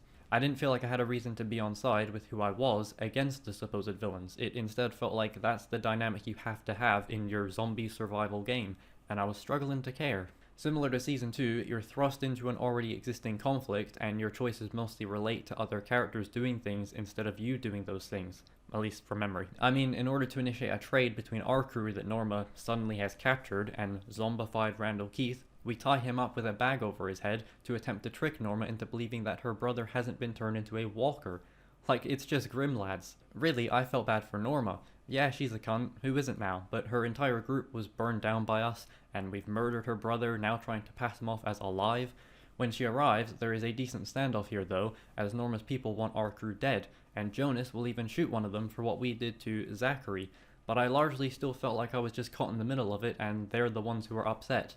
I didn't feel like I really had anything to do with it, even though that's technically not true. In fact, I was able to reconcile this odd feeling I had about us almost being the villains. Think about it this way, we had the option to let Sam kill someone or stop her, but we didn't stop her, we were directly involved in that. We also then killed Randall Keith, no one else did it. We even signaled to Paige here, Paige here. Oh my god! To shoot Norma, which kicks off the whole fight for basically no reason. We entirely instigated it. I have no doubt that this would happen regardless of your choice, but the key thing is that because of my choices, I managed to change the context and make it seem more villainous on my end because I was always attacking first. I started to think that it was kind of neat that you can have an unspoken and more villainous experience through your choices. Again, the same things will happen, but are you justified in doing so because self-defense, or are you the one who is actively making it happen? I kind of enjoy piecing that together here in the writing process after the fact. It's similar to Mira in Game of Thrones. I was given the underhanded and deceitful choice, but I never chose it. This time, I was actively choosing it and didn't realize why that made me feel weird and villainous. It's because I was being weird and villainous, and the game was somewhat registering it. I just wasn't. Admittedly, the games never really know how to account for you being the villain or doing an obviously bad thing, so again, nothing really comes from it outside of what you make of it yourself, and I guess that's what I made of it, which is fine because it's all subjective and I guess that's kind of the goal. I don't know, I like words. Anyway, the house is burned down, you can either let Norma suffer or end her suffering. Michonne's hallucinations that I haven't mentioned at all really ramp up due to the smoke inhalation, and basically we escape. The whole trauma angle is just kind of there, which I don't necessarily mean as a criticism. Trauma and its effects aren't exactly linear, and I do like that the game triggers these moments even at points that don't feel like they're designed to make a tense situation even more so. It literally happens in the first episode by way of Michonne seeing some toys, so it isn't just used to create more obstacles. But because it is so sparingly shown or elaborated on, it's hard to care. Granted, I'm somewhat to blame for that. Again, the game gives you opportunities to talk about this and expand on it, but I never engaged with it, so I can't really criticize it now. But I do actually like that they're still around at the end. Again, trauma isn't something that you can just wash your hands off and be done with, especially when your hands are seemingly covered in blood. So even though it's largely just there, I do like that detail in an informal kind of way. But again, I'm not so sure if the whole thing in the morality subject is subtle, or if it's just undercooked, or if it's just a happy accident because we're in a setting that has a fair bit of killing. Either way, it is true that Michonne's trauma doesn't really impact on the gameplay in any interesting way, and it feels like there would be several opportunities to have the game just contextualize it when choices are concerned. Maybe you make a choice for Michonne to do something, but her trauma wins out and she can't bring herself to do it. Or maybe she becomes lost in a rage if you do commit to a more villainous angle. And I've probably already said it a bunch, but I think people would be less mad about inherently misleading choices that are never even going to happen if it was contextualized and made sense within the world and character. Again, that way it's less Telltale couldn't make this work, and more Michonne can't do this thing, which sounds stupid and inconsequential, but we've already seen how it can work to great effect. Probably. Probably, I don't remember. As ever, I'll complain endlessly about how it's not the illusion of choice that frustrates, but the lack of impact in said choices. I said the same for this game in my notes, but in retrospect, I don't think that's fair. In fact, given how uncomfortable and questioning I was throughout, it kind of feels like the choices did have some impact, just not in the way I was expecting or wanting. It was less of an in the moment while playing thing and more in hindsight, which I guess isn't really good for the experience. I don't know. I don't know. What I do know, though, is that my entire takeaway from this game was that they're really fucking boring now. Coming back to the first episode now, guys, here's the subversive stuff moment. For an episode I really hated, well, I can understand why, even if I this time thought it was just average. But I wasn't ever really bored, and I did like the boat. Also, at one point, you find some corpses on a ferry, and one of them is blatantly Pete from Season 2. Not the Pete we're currently with, it's just literally Pete from Season 2. Maybe that was supposed to be a joke, since they even let you inspect that body, so they weren't even trying to hide the seemingly reused model. Just jumping in here a few months later, guys, just wanted to mention real quickly, I had another, before the grand revelation that I'm about to mention, I just wanted to mention another grand revelation I had in regards to the boat. So obviously the entire conceit for Season 1 of The Walking Dead, or at least the second half of the game, is to find a boat and then go out on it, and either go somewhere else or just stay out on the boat. And I thought it was really interesting that that is such a focal point of the story, and even it's mentioned like in the first episode as well. And yet I didn't realize that throughout the entirety of playing The Walking Dead Michonne or any of the Walking Dead games. And I just realized that randomly, and I thought that was worth mentioning because yeah, that's such a like driving force of the story. And we never got to actually do it with those OG characters, like, you know, Lee, Kenny, and Clementine. So I wonder if that's why I was so drawn to the boat, because that's what the plan was in Season 1, and we never got to do it. Anyway, just wanted to throw that in there. This is actually probably, if you're hearing this, if you're up to this part in the video somehow, this is probably the last bit of audio that I've recorded and put into the video, unless there's something else I say later, I don't know. So yeah, hello, how are you? Let's go. This video, by the time I'm recording it, it should be up in like, by the next week, probably, who knows. Is this even going to go in? Okay. Anyway, there's the boat. Alright. So I mentioned that I had some grand revelation with this game. Did I? I don't remember if I did. Okay. And it was all to do with the beginning boat section. Allow me, if you will, to grab my soapbox and stand upon it for the next several minutes. We're basically done with Michonne now, so if you don't care to hear my ramblings about how video games try and fail to connect story and gameplay in a way that feels satisfying, feel free to move on, because honestly, I'm mostly just talking shit, I think. I quite liked the crew for as little time as we spend with them. By the time Michonne and Pete were captured by Randall Keith and interrogated by Norma, though, I had this gnawing and irritable feeling. How did I get dragged into this drama? Why do I have to be involved in some tired and annoying conflict where we're always fighting with people? I kind of wanted to just chill on the boat for the whole episode. You just sit around talking to people. There's no drama, no nonsense accusations of being a thief. You just have a boring day in the apocalypse because fuck me, every other day would be boring as out. For some reason, all these games take place during the most eventful moments, and I was finding it all so insincere and fake. It doesn't help as well that Telltale's 3-episode approach just seems to cram the typical 5-episode structure into 3 episodes, so it all feels a little more rushed. That's episode 1, moving on. And I'm not even talking about what The Walking Dead did, those smaller, quieter moments mixed in with the big emotional story. No, I'm literally asking for a game where nothing happens at all. Nothing. Can a game do that? Can they really strip it back all that way? Get rid of the obnoxious and pointless action sequences, get rid of the conflict, and just let me sit around on a boat, playing cards, catching fish, talking to people, just doing absolutely nothing of consequence or significance or tension. All the while you're just waiting and expecting something will happen, and then it never does. It's Fishermania, which is a real thing, by the way. I used to watch it on Sky Sport. Fishermania. Fishermania. Oh, I'm surprised that Ross has Fishermania. been, I'm surprised that Ross has been so against this storyline because he is a boring big as fan hell. of watching fishing. Maybe I'm really boring and stupid, but this sounded like an absolute dream.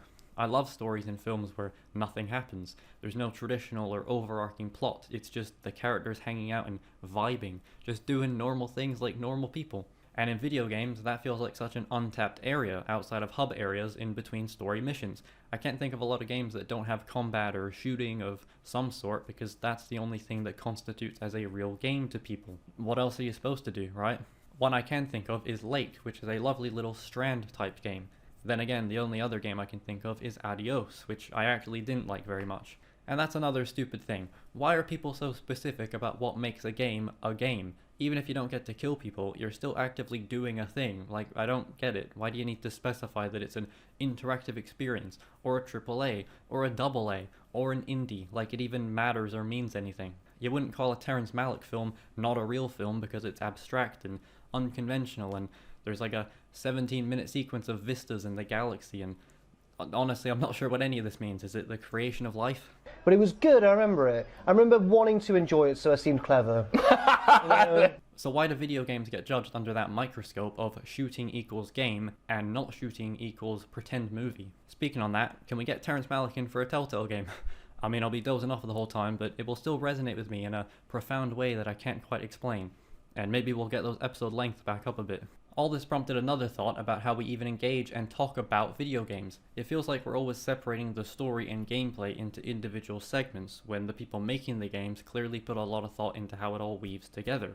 Even in a not real game that is trying to be a movie and has retroactively been made into a TV series in The Last of Us. Just a few hours after I wrote my recommendation for Terrence Malick to helm a Telltale game, I found this video of Jacksepticeye talking about the show, but what he said at the end about part 2 and how they were very conscious with gameplay in mind really opened my mind. Like, I was thinking, going between Ellie and Abby, would it have been better if you switched between their perspectives more often and got a better picture, because people got pissed off that you play so much as Ellie and then suddenly have to play so much as Abby. But then I thought about, wait, the upgrade system, and Neil told me that, well, if you switch between them, you would get your upgrades reset between them all the time, and that would be way more annoying from a gameplay standpoint. And I was like, right, I didn't fucking think of that because I'm not the one making the game.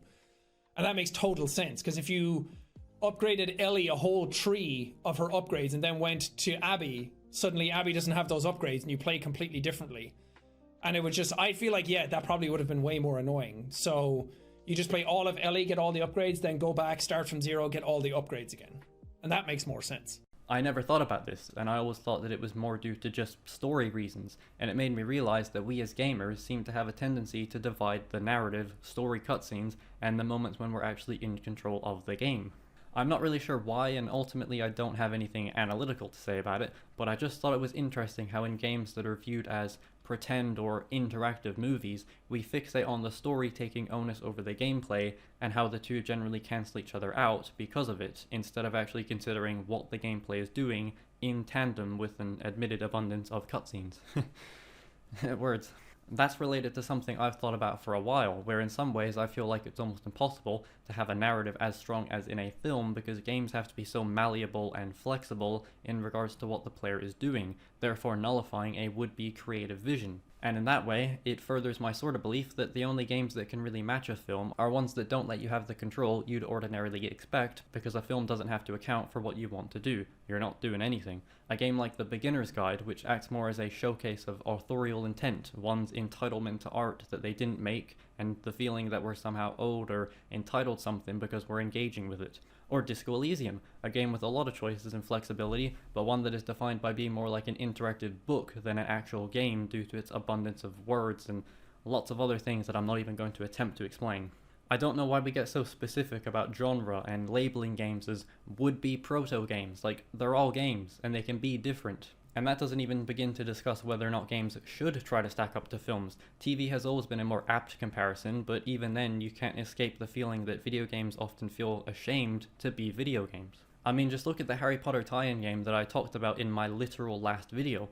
All they could manage there was a shooter because that's the most basic bitch fundamental game type. You just shoot things, but now with a wand. I'm not sure anything could have helped that game, but the fact that we just default to this and we're still doing it now is odd to me, especially because we're not even doing movie tie-ins anymore. Yet we still insist on boring, vapid, tedious gameplay that doesn't even really make sense a lot of the time, and is just there to pad the game. I even made the case there for a less emphasized gameplay approach for that Harry Potter game, which I know sounds stupid, but why not put all the focus into a Telltale style game, or just make something up that isn't related to the source? Storytelling and writing has generally gotten better, I think, who am I to say, but we're still stuck in the same gameplay loop, feeling like our games need it because what is gameplay if not killing people? I think they can be more than that, and they're routinely not. Nerdcubed made a great point talking about Thomas Was Alone in his Greatest Games series that I just rewatched, where he says that the over-reliance on super high-def 3D models doesn't emotionally engage you to a game. Meanwhile, a game with shapes does it effortlessly. I don't even really like the puzzling element of that game, but I totally agree otherwise. It works because it's a silly idea, but the game commits to it. Modern video games seem unwanting to embrace their silliness. They want to be prestige and art in a specific way, and hey, that works sometimes. I do enjoy games like The Last of Us, so it is a more nuanced conversation than just saying everything is bad, because there are absolutely exceptions. I just think it's interesting that the games we highlight as being standout for the medium are often trying to emulate a whole other medium, and maybe that game journalist buzzword ignorance, where being compared to a film is the end goal of a game's perceived worth and quality, is why other people say games like Last of Us actively don't work as video games. So what does that all mean? I don't know. Well, the short version is that if you can't find a thematic way to naturally coalesce your narrative and gameplay, which I think the Last of Us games do wonderfully by the way, maybe one of those elements isn't actually necessary for a game. I don't think it's a coincidence that this issue is usually prevalent in AAA games either, since no one would okay a Guardians of the Galaxy game if you weren't shooting things. I guess the fact a game has shooting at all isn't the problem really, it probably makes sense for the Guardians. That's just an example that has no bearing on anything going forward. I know it became a massive meme, but to be perfectly honest, the press F to pay respects moment in Call of Duty Advanced Warfare is a genuinely clever and neat interactive moment, but everyone just laughed at the game. But I think this is just a nice touch, you actually getting to do it yourself, and also the very tasteful camera work that is utilized in reference to the protagonist's now lack of arm. Yo, shout out Advanced Warfare by the way, I fucking love that one. So all that's really happening in the end is the same gameplay loop, but now with a story that usually just ends up muddling that gameplay in some unnecessary attempt to explain why it's happening because ludonarrative dissonance. And I guess that's inevitable, because again, what is a game if not killing? Am I just forced to ignore these inconsistencies and shortcomings? Am I even making any sense? Even a game that does this sort of marriage incredibly well in Hellblade's Senua's Sacrifice still has combat and murder, but there's something really artful and beautiful about the combat in that game and how it reflects with Senua's inner demons. There's a great moment near the end where I'm pretty sure you can't actually win the encounter, but you just keep fighting because it feels like so much more than a usual battle where you can respawn and try again. It feels genuinely thematic and appropriate. Yeah. The same goes for A Plague Tale Requiem, which as of writing I just finished yesterday, but I will mention it later and I hadn't played it yet, figure that one out. Requiem does a far better job at contextualizing your actions and violence in the gameplay and tying it to the story. It also actively and invisibly watches how you play and without your input determines your play style, which is such an obvious thing to do, but I swear no games ever do it, instead just giving you skill points to spend that you'll forget you even have. I won't spoil the game as it's still relatively new, but if you want to know nothing then skip ahead like 30 seconds. There'll be a timer thing on the screen, you can just click skip there. But the story and characters do a great job of questioning if the journey you're on is even worthwhile. It's kind of the inverse of The Last of Us Part 2, where that game just keeps going and you, the player, want to stop, but Ellie can't let it go. Here, it's the same with the characters around Amicia that want to, inverted commas, stop playing the game, but you, the player, and her, see eye to eye in that connective way and want to keep playing. Does that make sense at all? Maybe you get what I mean. Basically, with Ellie, you want her to stop because you get it and, like, let it go already, lass. But with Amicia, you want to keep going because you think you're doing the right thing and it will ultimately help. Also working in a meta way where you want to keep playing the game, as I say. That's how I see it anyway. Getting back on track, basically, I just want these Telltale games to be walking simulators at this point. Stop acting like you are a supposed real game with your shitty quick time event action and trying to fit the mold of a AAA, and just give in to your atmosphere and music and the vibes. Telltale do these things so well, and they just have to throw in some generic, annoying adventure story and action that feels like it's there to pad the runtime now. When all these games start to feel the exact same, I want something completely stripped back and devoid of the usual tropes. I'm just finding with these games that I'd much rather walk and dick around the worlds and environments instead of being forced to press one of two button prompts so I feel like I'm involved. Well, I don't feel involved. Why do I even need an objective or violence or anything that is seen as moving the plot forward? Unfortunately, I'll come back to that a bit later, as it was once again exacerbated by a specific episode, and then by not a Telltale game at all. But anyway, yeah, that's The Walking Dead Michonne, I guess. Looking back on the game, I just wish we'd never left the bastard boat. And I get seasick. Shut the front door. I have no idea why. And we're back with more Minecraft greatness, now finally on episode 5. This was a very confusing episode in terms of actually playing it and the structure of these additional episodes. As already mentioned, episodes 6 to 8 were not on the disc, and given how first episode the 5th episode feels, I'm unsure why it is on the disc also. My guess is that they didn't want people to feel shortchanged by receiving one less episode, and while it again feels like instead of first episode to a new season, I kind of enjoy its place in the base game, acting as an entirely standalone adventure. I think that's pretty unique, and I'm surprised Telltale didn't experiment with stuff like this more. Harkening back to 400 Days of Vignette style, this game could be more defined as arc-like. Arc-like. That's easy for me to say. In the sense that the first 4 episodes follow one story, and the additional 4 follow a different story. That's arc-like. Before that though, you ever heard of that PlayStation Stars program? Well, for some reason when launching episode 5, I got 2 notifications via the PlayStation app regarding my pre-order of God of War Ragnarok. I didn't pre-order God of War Ragnarok. In fact, I still haven't even played the game. I somehow got points for doing so, even though I didn't, so I thought I'd been hacked or something. But no, it was all fine, and that just kinda happened for some reason. But what was a lot more troubling to me is that my enchanted diamond hoe was gone, so this shit already sucked. I decided to rage quit the episode, stop everything, cancel the video you're watching, and go off into nature to live the rest of my days in a small wood cabin, giving in to my masculine urges that are probably there somewhere. Yes.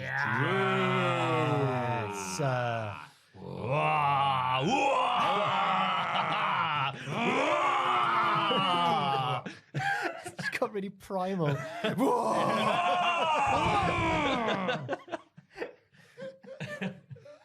Yeah, I think it might be alright.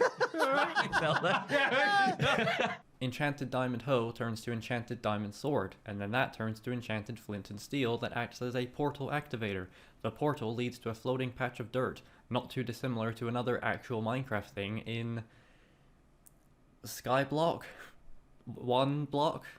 Honestly, I don't know, but I know of it, and I'm sure you do also. Either way, the gang dig down and build their way across to find a floating city where unsupervised building is unauthorized. Imagine that. It's like the done thing in Minecraft. You build that, innit?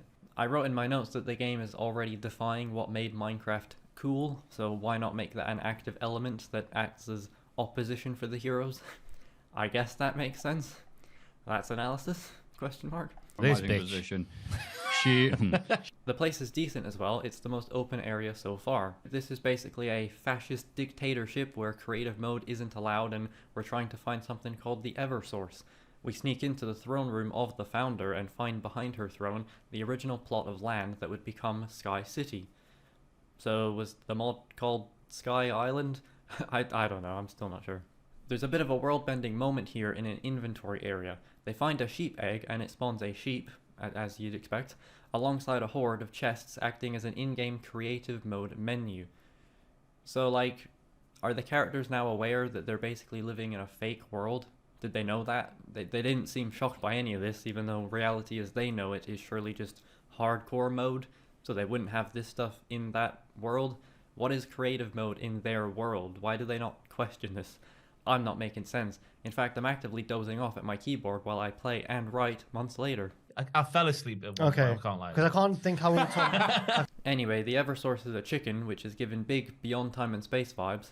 We have an adversary in this episode by way of Aiden, or Aiden, I don't know, who takes charge of the formerly Ocelots and now Blaze Rods after Lucas saved them in one of the last episodes. I think yeah. And he very unnecessarily announces his departure with the chicken.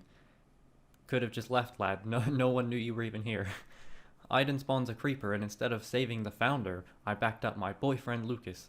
Then the founder falls anyway, and I was shoved off also by Aiden, but in slow motion, which I initially interpreted to be another classic game over death screen thing. But no, there is actually land beneath the flying city, despite what its residents believed. Of course we make our way back up and oh yeah baby, it's atmosphere time. I went full vengeance mode and defeated Aiden, even tossing him off, pause, the side. Apparently he will remember that, but I'll be playing the redacted version, so fuck you Aiden. Then we escape the city by falling down the waterfall, cause the city is fucked. I thought it was decent. The Sky City idea carried it. Do you get it? Carried it? I don't think I even meant to make that as a joke. And it felt the most like a real thing that would exist in Minecraft. Whatever that means.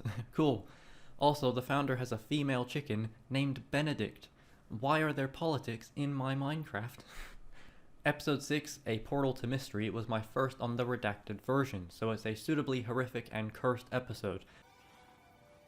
Oh dear, we are in trouble.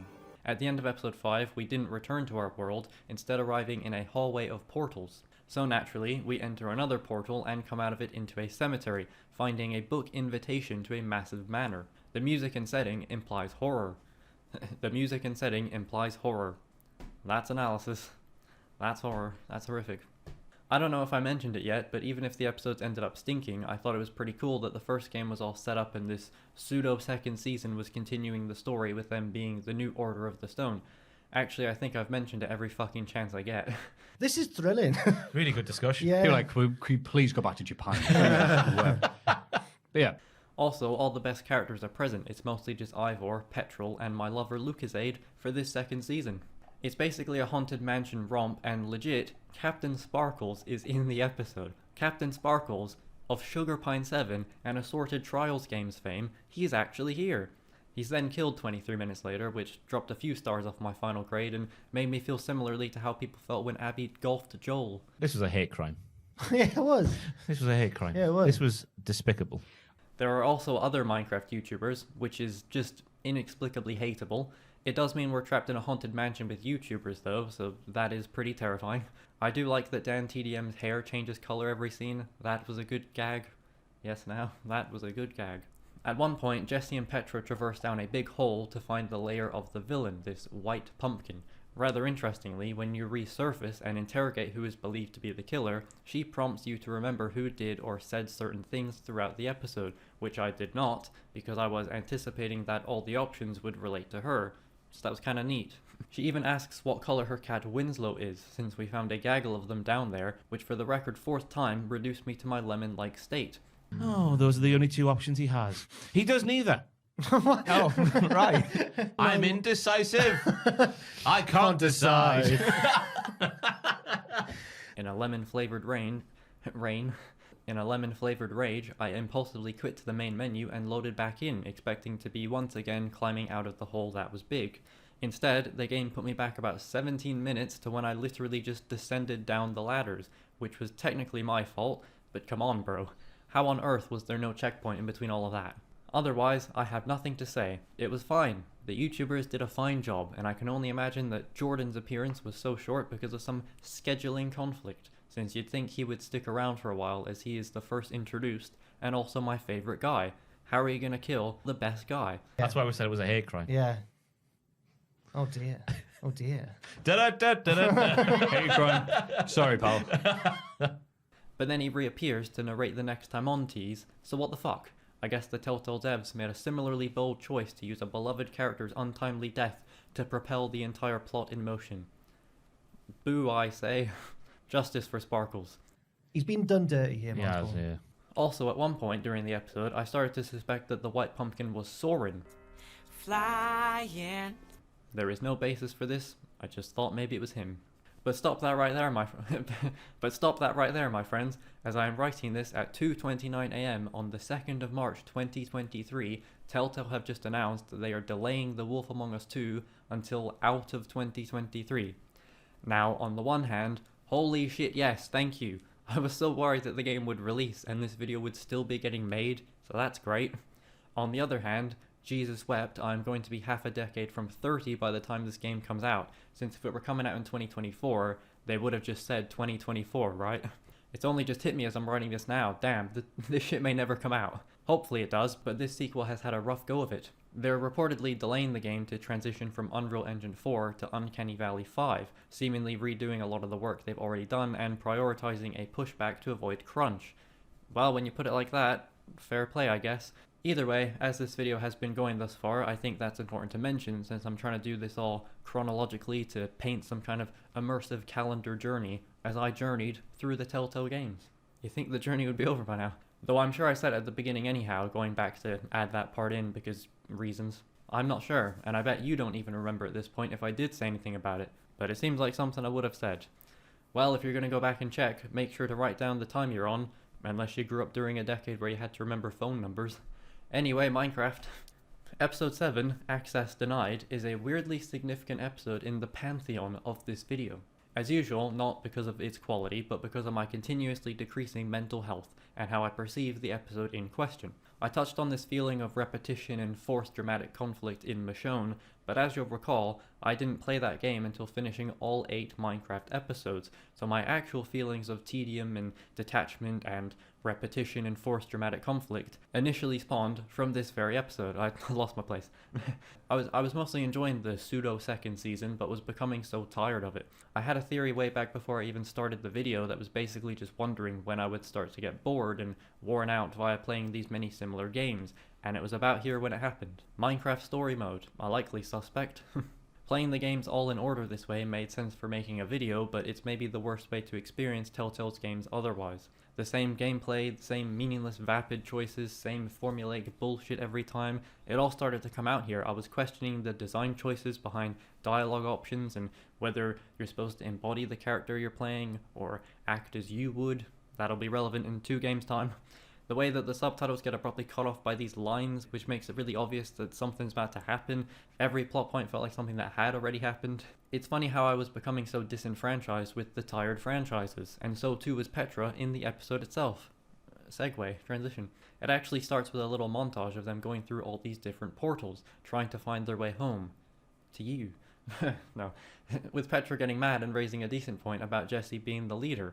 Why is he even the leader? Who actually made that so? Petra was already the experienced one and the reason we were ever involved, but yet Gabriel bestows the honor onto us for some reason. This is escalated into an argument that is forced upon you, in which you pick between 3 vaguely similar things that all insinuate the same thing, before either apologizing or doubling down. And there's no point in choosing the more radical or insulting dialogue because the characters have short-term memory, which isn't new when puzzles are concerned. There is a choice to assist Petra during a struggle, but even if you don't help her, she will still gladly follow your lead in following these weird zombies, where it feels like she should just take off on her own or something. To be fair, the entire conceit of this episode regards an AI who enslaves a community into becoming useful, with Petra and Lucas being made so. And at one point, you can save and unchip one of them, and I chose Lucas even though Petra is far more capable and useful.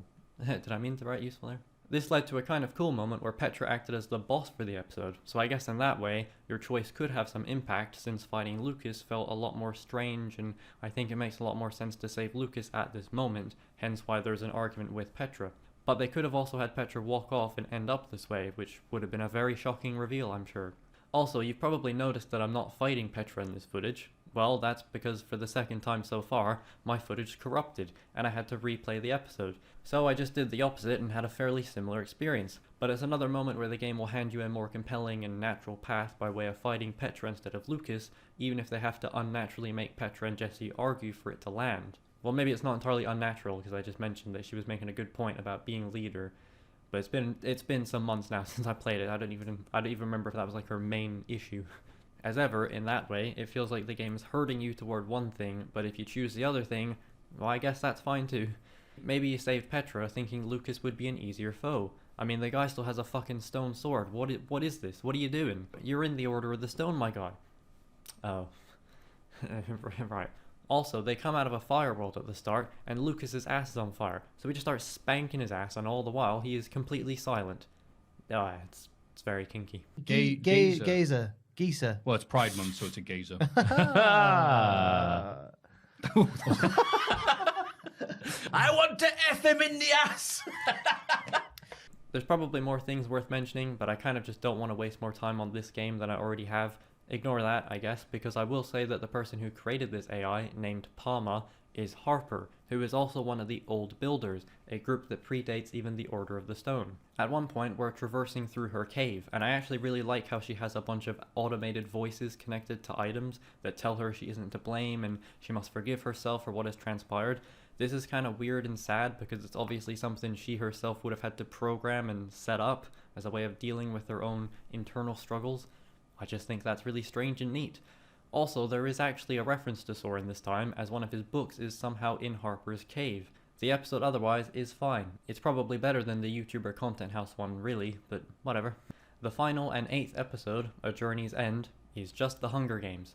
Turns out the Old Builders are another fascist authoritarian group led by Colonel Sanders, pitting us all against each other in pointless games in the hope that we'll escape their training grounds.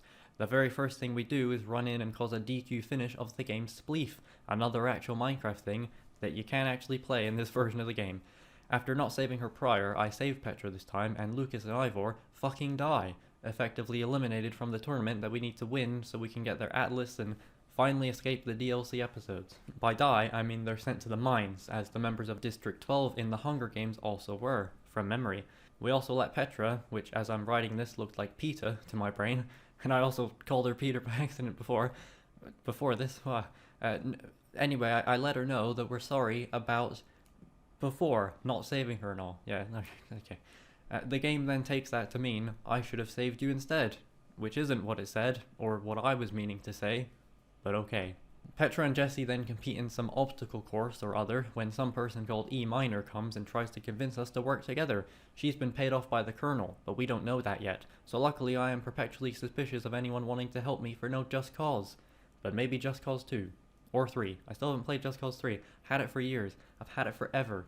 And I've been hearing like NerdCube blabble on about it for like the last 8 years. Well, not really that long. Well, no, that is 8 years. Like, well, you know what I mean. Anyway. No noise? Easily 100. That was a noise. Wow, are you alright? I don't know, I just think I had a stroke there. 100% better build.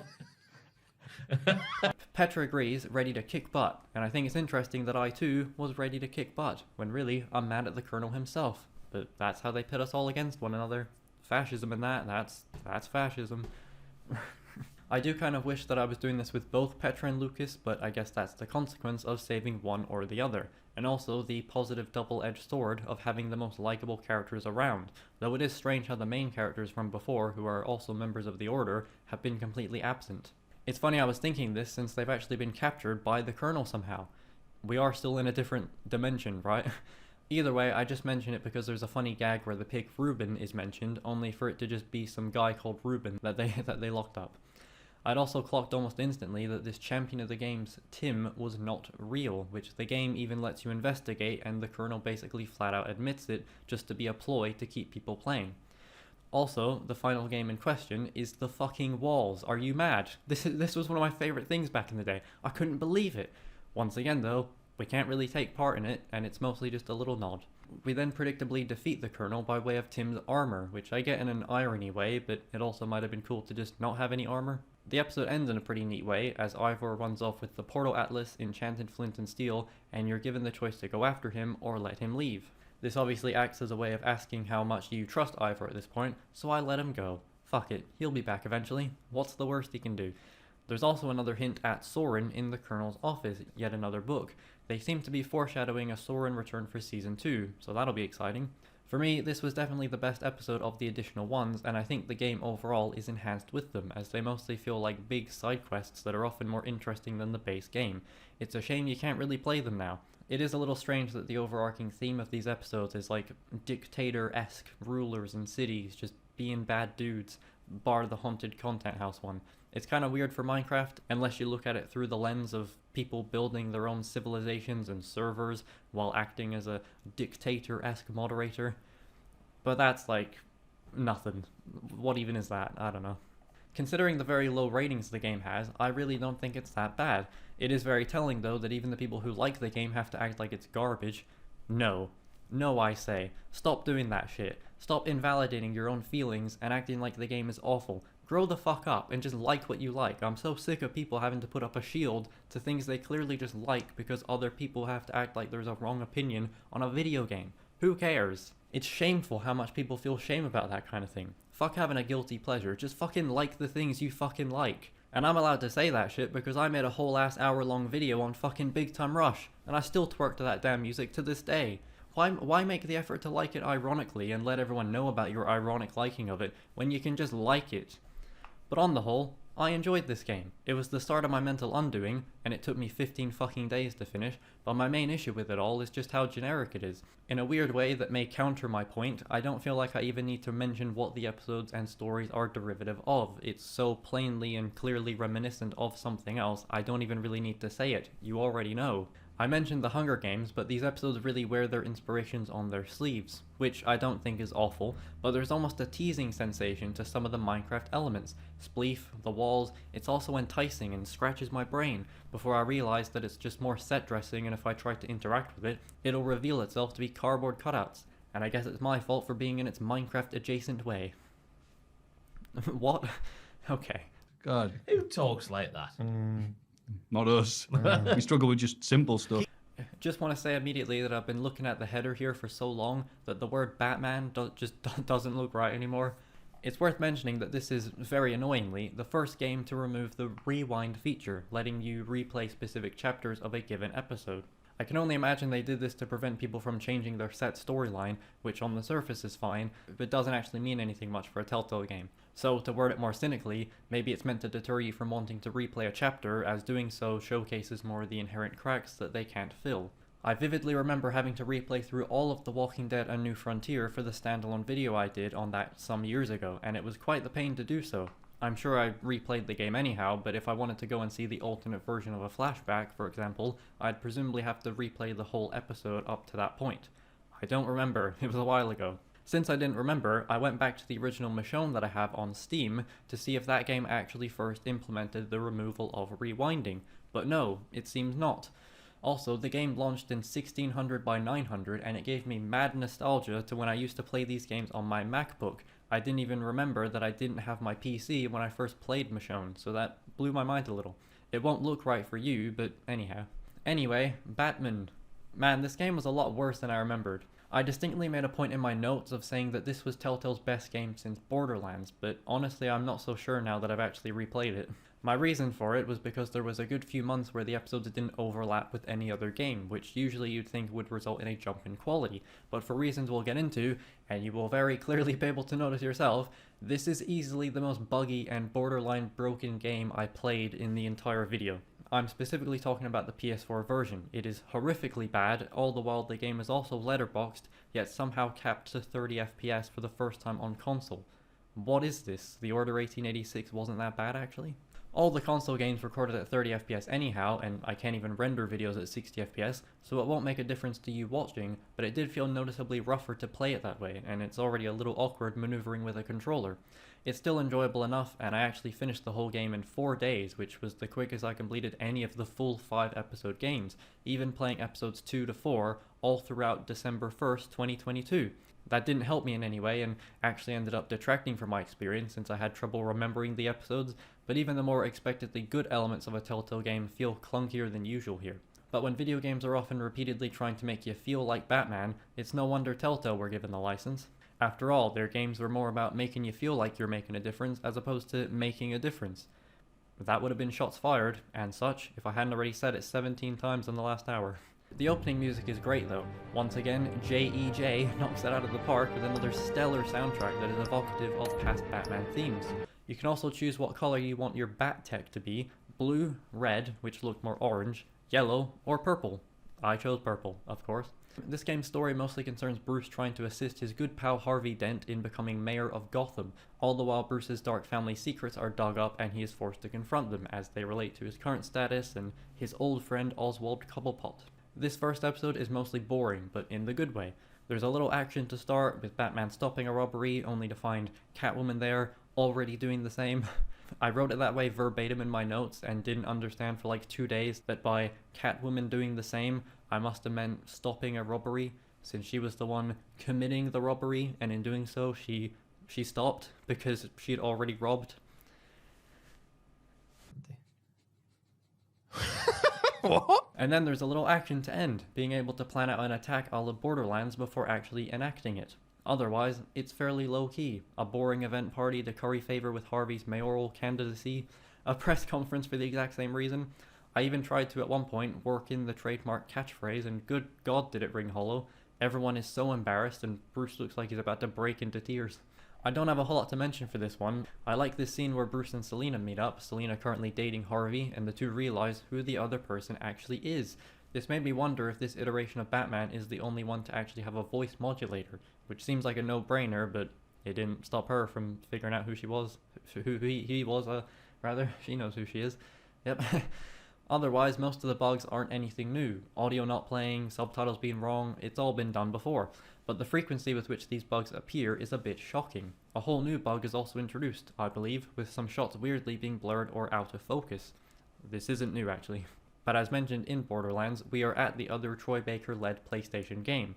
Anyway, who cares, the ending sequence takes place at the Skyline Club, and they weren't kidding because holy fuck, it's floating in the sky. What the fuck is this game on? Even if more prevalent in other episodes, this has to be one of the most outrageous things I've seen. It's even more funny that the game is letterboxed, and yet the shot doesn't start high enough so that it'll be covered by the black bars. It looks so damn funny. Oh my word. Episode 2 starts in a consistent manner, by showcasing Bruce's manner in shadows in the previously on video. I know, it's just a previously on, but it didn't even look this way in the original episode. How did this happen for the dadgum recap? And this one was kind of a stinker, pretty dull throughout, besides one decent action sequence in a bar. You could see a bar brawl happening in that particular bar, couldn't you? Nah.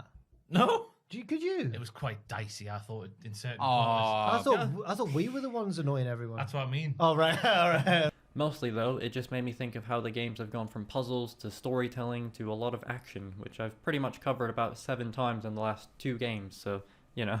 At one point, you can go to the current mayor's office as either Bruce or Batman. I went as Batman, but I don't remember who I went as last time. It was in 2016, around my toe surgery time. Actually, have I explained that? I know I mentioned it in the Borderlands bit, and I know no one cares, but basically I bought a discounted Telltale collection pack on the PlayStation Store, and then just kind of played through a bunch of those games in 2016, resulting in many a platinum. Except I've realized some days later that I didn't actually play this Batman game until 2018, since the first episode released in August 2016, and my toe surgery was like June 2016, so I physically couldn't have played it in the same year as Game of Thrones and Borderlands. The speed at which my memory is already failing me is very fun. I say back in the day. When that day was, I've got no idea. Could have been 2 years, could have been last month. Anyway, my point here wasn't related to the scene, since I was writing something about Arkham Asylum. Good game, that. It was actually related to the excruciatingly long load times in this game. They are seriously bad. This one took a total of 25 seconds. It was so long I thought the episode was about to end. The actual ending moments of the episode are fairly significant. We find out that Bruce Wayne's father, Thomas, was putting people in catatonic states and then locking them up, a part of some alliance he had with Falcone. Unless I got that all wrong, that's what I could comprehend. Apparently he was the top dog in Gotham, and it resulted in a bit of damage. Oswald also shows up to this mayoral debate, injecting Dent and Hill with a truth serum of some sort, with Hill revealing that he had Thomas killed because of it. I think Hill's the mayor, by the way. I don't know if I mentioned who the mayor was, but I did mention a mayor. You're then given the choice to save Selina or Harvey. Saving Selina gives Harvey his second face. I guess that has to happen either way, so I was mostly wondering what would have happened if I just saved Harvey instead, but I guess I went with my boner. We saw it teased, loved the tease, got really excited. And so, yeah, I want to see that. So Now, all of this does seem fairly significant, you might be thinking, and you might also be thinking, well hey, if this is so important, why am I not seeing any of it? Yeah, I want to see that. So, well, because the episode decided to fucking crash on the next time on video. Are you mad? This resulted in the recording being corrupted, so I don't have footage to even show. Surface level bugs are irritating, sure, but this is just obscene. The fact it's at the very end as well, like, literally it was a minute away from me exiting the game of my own volition, and the game crashes. I also can't show footage for Gordon apparently lambasting me for being too violent, as the game seems to interpret your choosing of Batman-related things to instantly be seen as a negative, even though I'm barely attacking people as is. Maybe it's the game's way of commenting on how no matter what he does, people will view Batman negatively and blame him for even trying to help. Also, at some point in the debate, I'm presuming, someone said incumbent Mayor Hill, which prompted me to start making wordplay jokes about the word incumbent, essentially deconstructing and rearranging it. Some of the examples included bent in come bent in, and come in bent. My personal favourite was come bent in, and that was kind of my highlight of the episode. Avatar, the last come bender. That's a thing I've written down. What does that mean? Why have you said that? Where's that come from? Episode 3 begins as they all do, with the previously on video. Wait, the interrogation room in episode 2 wasn't supposed to be pitch black? I mean, I guess that makes more sense. I then had a weird amount of trouble choosing between Harvey and the officer in that pitch black room, after she brutally shot Falcone in the last episode during a drugged frenzy. The drugged frenzy isn't important right now. I went for Harvey, but then inevitably turned up to find Montoya instead. Montoya after, rather. Instead, I found Gordon's laughably bad cigarette smoke effect and a fucking invisible person. Where the fuck is she? This game is broken. Oh, there she is. You're not on the screen. You're not even on the screen. Yeah. Leave me alone. What the holy fuck? I kid you not, at this point I was barely even holding the controller. I was so distracted by these constant hiccups that I just had my arms crossed, only moving them when I actually needed to press something. That's how unfazed I'd become. I couldn't even be bothered to hold the controller. Again, the game isn't bad, but the Telltale sensibilities had already gotten old, and now there were previously unseen issues adding to it all. I then complained some more in my notes about how these recent games have missed the point and just continuously sucked off my beloved Walking Dead Season 1. You know, the usual. But since we're here, and Catwoman is trying to hold up her end of the deal with the antagonist group, who themselves are trying to use the skyline to infect people with their nerve agent, we of course enter combat with them. Catwoman will tell Batman to catch something, and I decided not to, just to see. Of course, he caught it anyway. This led me down the unfortunate path, realizing that despite the meme, this game really is all about making you feel like Batman. Though it felt like the game wasn't too concerned if I actually cared about that, or even pressing buttons. To be fair, as even I have said in this video, these games and your role in them is more like that of an actor playing a role. You don't really have any say besides a few lines here or there, otherwise it's all in the script, and that script ain't gonna change. Sorry, Jenna. I'd love to be there watching these filmed, just to see like one that say cut at the end. God damn it! I'm sick of this crap! You have to almost allow the game its fantasy in order for it to be any interest at all, which I guess could be said for many things really. It's just rare that the main element of those things is what requires suspension of disbelief. Or maybe not. Who am I to say? I've only been talking about these fucking games for a week. It's interesting that following this, Bruce and Selina go back to her place and there actually is a moment of choice that caught me off guard and had some impact for the rest of the game. Basically, you can shag her, but for some reason I turned her down even though she was already on top of me, and I'd instigated a smooching. The game presents a usual free dialogue choice, so I chose the one that seemed the most resistant, obviously anticipating the game to just shrug itself to its shagging ways despite my input. And then they actually didn't shag. Bruce removes Selina from his crotch, and nothing happens. In a rare moment, the game handed me a choice without revealing that it was a yes or no, one or the other type of choice, so you know it matters now, and then actually stuck with it. Initially, I didn't know how to feel about that because while it's probably something I've alluded to, it so rarely if ever happens. But that's kind of why this is a good moment. You don't expect it to actually mean anything because that's just how these games work, so the fact it did mean something was kind of nice. It made me want to not be so complacent with even simple dialogue prompts, and just prior in the episode I was barely touching the controller. It felt like a genuine moment where I had gone off script and instead of absolutely shitting the bed and just throwing a game over screen in my face, the game organically carried on as if it had actually considered the other option. An invisible choice. A la Borderlands, you might say. Yes, Jenna, we did it. Come on. I don't care. What a bitch. Yeah. Instead, they unmasked. Up the gin, we're taking it. Okay. It's still a little strange that the sex scene is what had the most attention, but hey, I'll take what I can get. I'm probably giving it more praise than it deserves, but that's where we are. And I guess it is sort of cheap because it's only playing out this way so that Harvey can show up in the morning and either rightfully or wrongfully presume what must have happened. But I don't really mind that either. There's also another cool choice moment to end off the episode. Somehow, Bruce is ousted as CEO of Wayne Enterprises, and Oswald is subbed in so the company can save face amidst Bruce's family woes. The actions directly relating to Oswald's mother, I think. They have a whole statement planned for him, which I disregarded, cause I'm Batman. Vicky Vale, who I haven't mentioned to this point, then reveals herself to be Lady Arkham, the true antagonist. You saw her earlier, that's her. There she is. Doing so, she stabs Bruce with a pen, injecting him with the nerve agent, and he goes into a rage. It's a small thing, but you're given some dialogue choice, and no matter what you choose, he won't say anything. He can't muster the strength. And you know I'm all about the little things. Then out of your control, he goes for Oswald and seemingly brutalizes him, which is a really great idea. Remove the choice entirely and lean into how illusory they are to really punctuate the threat while also tying it into the game, as I was convinced there'd be a way to resist its effects, but no. So that's pretty neat, I guess. Fine episode overall, one of the better ones. Then the previously on video fucked me like I should have fucked Catwoman, showing the two making out, but in this version, Bruce says, "I think you've misinterpreted things," which is really cunty, and also I didn't say it. Anywho, the first 30 minutes of episode 4 are mostly great. Bruce awakens in Arkham Asylum after beating on Oswald, unlike that police officer who killed a gangster whilst under the same influence as I. Look at my veins, man, what am I doing here? In my veins. 7 years ago today, in my veins! In my veins! In my veins! In my veins! Oh, that's a good one. So I mentioned it a little earlier, and you've certainly noticed this continued blur and out-of-focus look to some shots. This is absolutely, for me, the most defining trait of the game at this point, and as if it wasn't already bad, it is really accentuated in this opening section.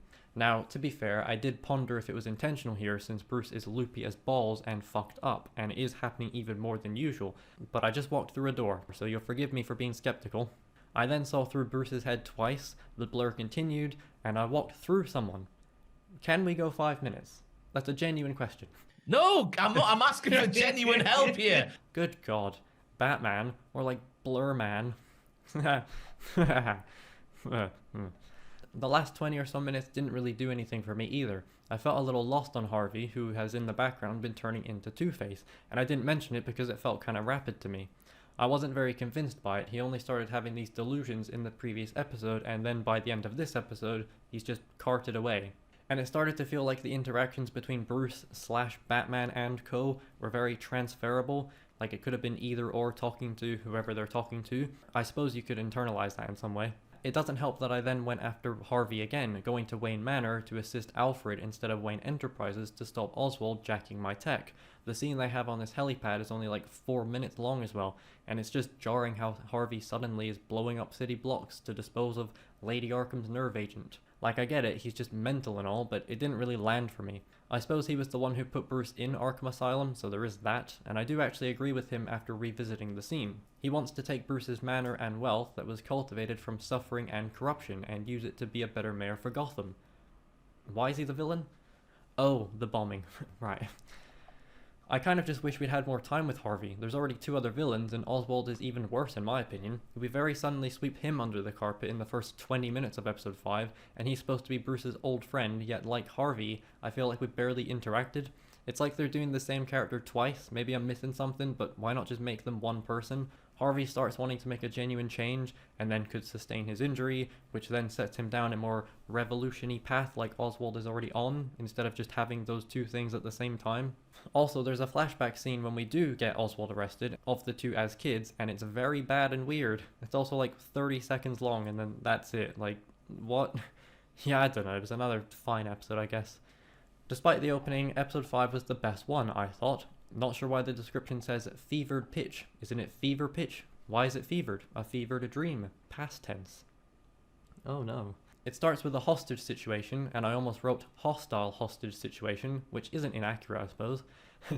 I presume, given my choice last episode to not stop Oswald, that my tech and gear failing me is what the kids call a consequence. Or maybe it's this thing. He clomps into the... Clomps. He's walking like he himself. I guess at some point I decided to start recording my cat who was in the room, cleaning herself. Let's take a look, shall we?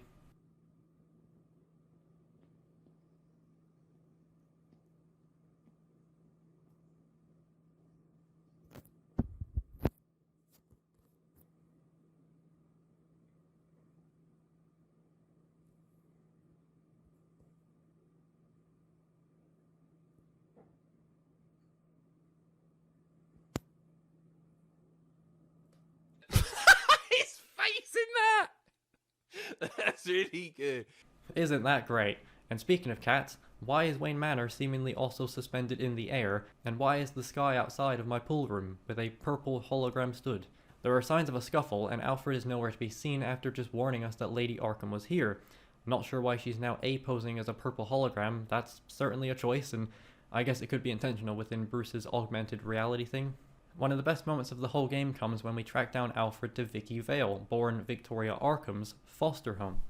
In the previous episode, I didn't mention that we investigated the home and found her once foster parents dead, and in a fairly gruesome way. There was even a child underneath the staircase behind a hidden panel, a la Harry Potter, seemingly harmed by Vicky as he is bruised. So in this episode, we go down into the basement and essentially uncover a torture chamber where Vicky was locked away and presumably beaten by her foster parents. There are drawings from crayon covering the wall, there are shackles and belts, there's even claw marks which suggest Vicky tried to climb out. That is fucking dark, and a hell of a reveal. It's also a wonderful recontextualization of the prior episode sequence, because you realize that the kid was probably already trapped in there, probably not by Vicky's doing as well. It does a great job of adding a lot of depth and dimension to what's come earlier. You even find a doll of Lady Arkham, her alter ego seemingly cultivated in this Pits of Grick. Yeah. Yeah, got him. And I also love how the choice of color for your tech actually comes into play here, as Alfred uses that color crayon to give you a clue. That's just such a wonderful little moment. The literal first thing you choose comes back all the way at the end in really minor fashion. You know I love that shit. The only annoying thing is that all this detail can be missed if you only click on the crayon, as it acts as the trigger for this scene. Luckily, I quit to the main menu before it was able to autosave me, so I got to really appreciate those details. But it is also a nice touch that you can even miss it at all. That's very Walking Dead Season 1 of you, Batman. Also, Batman gets a sweet strike.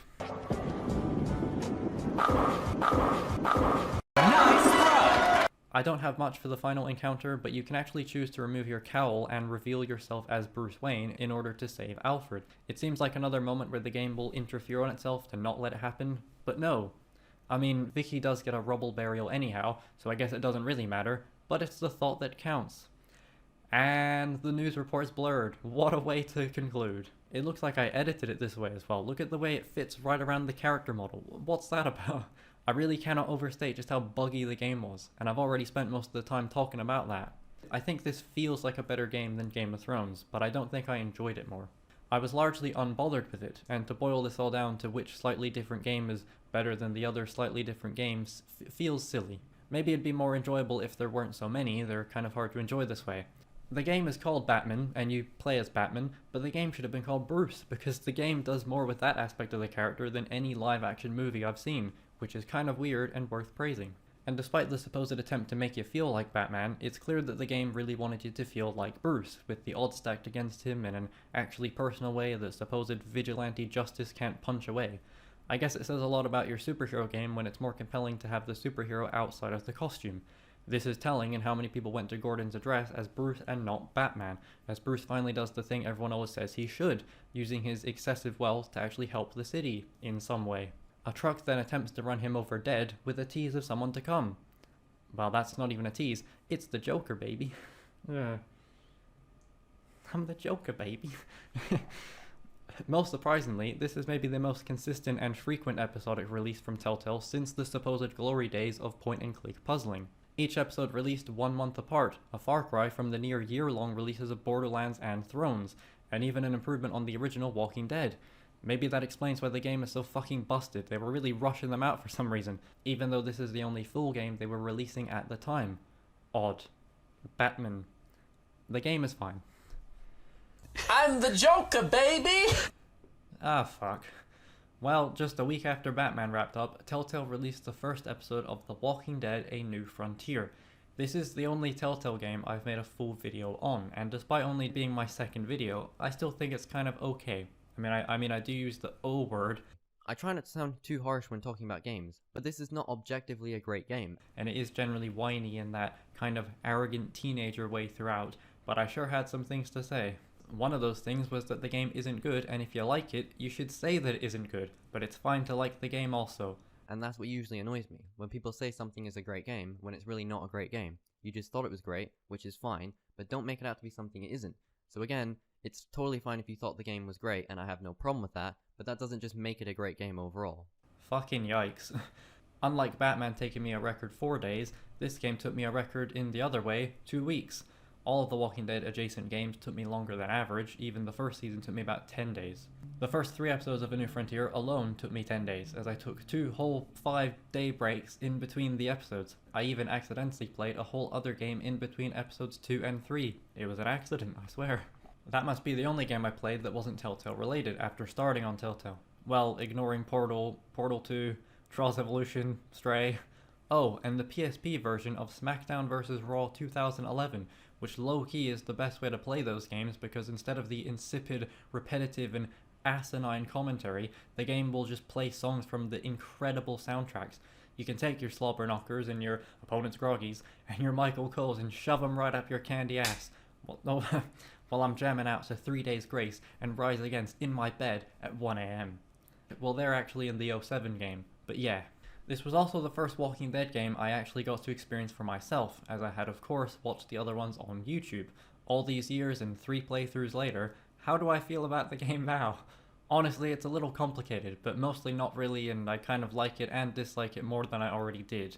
This one is going to be tough for me to write, because more so than usual, because I have a lot of random scattered thoughts that would probably serve more in a direct sequel to the original video, but we'll try our best, because that's the video, that's analysis. I agree. Yeah. Good analysis. That is, as Ross says, that is analysis. That is analysis. Yeah. I found myself coming back to my notes for this game a lot. In fact, the very last thing I am going to talk about with this game was something that I didn't even realize until I'd finished every other game, like a whole month after the fact. Though I will say now that I think this game kind of jumps the shark for a Telltale Walking Dead game, and it won't even take that long to explain why, since it occurs in the first episode. And I gotta say, good golly above, this opening sequence deserves serious fucking praise. It's a big book. While it is jarring that the game is momentarily smoothly animated due to what I can only imagine is actual motion capture, the introduction to this game is genuinely incredible. We immediately see a unique perspective on the beginnings of the apocalypse, and the scene and musical are wonderfully unsettling. The little girl who becomes Mariana going to fill up her dead grandpa's water, the grandpa standing in the bedroom after she says that he's awake rather, but that's the same thing I guess. Javier grabbing a bedpost like a baseball bat, which has meaning later, to do him in after not making it there in time for his death. It's fantastic, like, holy shit, you'd think the game would be good after all that. Har har. Seriously though, I can't overstate how well done this opening is. And there goes all the budget, I presume. Weirdly though, the quality continues. The very next scene jumps to present day, and it's a very clever one indeed. We're here with Kate, David's wife, and David's 2 kids, Mariana and Gabe, after we were all separated in the intro. Kate has figured out how to track a herd's speed by making a fire and seeing how long it takes them to catch up to the camp. 4 hours, she says. I know a thing or two about 4 hours. This means that they were waiting around for 4 hours just to make sure that they had that much time whenever they next stopped, so they could always be hours ahead of the herd. That's really smart. Why hasn't anyone else done that? Genuinely something new, and the following scene of the 2 smoking weed and chatting is also pretty good. Some good banter is had. I especially like Javier's boner line. The second you start getting boners, the whole world starts to get dark. I'm not hating this so far. Far from it. We arrive at a junkyard to siphon gas, and the surprisingly refreshing slow pace is more than welcome. Mariana is trying to find a pen so she can write things down that she doesn't want to forget, since she realizes that her mother's old bedtime story that she once hated has abandoned her memory. Gabe is being fucking annoying, and that won't stop, and Kate is trying to temper her perpetually palpable panic about the herd. All was looking well thus far. Honestly, these first 45 minutes have been good fun. But the game then drastically drops in quality to the point where I swear I could almost feel it within me. It was so palpable and predictable what was about to occur. Javier is run up on by some goons for trying to steal their gas that I guess they just left in an ambulance in a junkyard for some reason. Also yogurt. Or pudding, as they call it. Javier is then separated from his family and being driven away in a van with some guy who tells you to be quiet, so I did, and the game didn't account for my being quiet.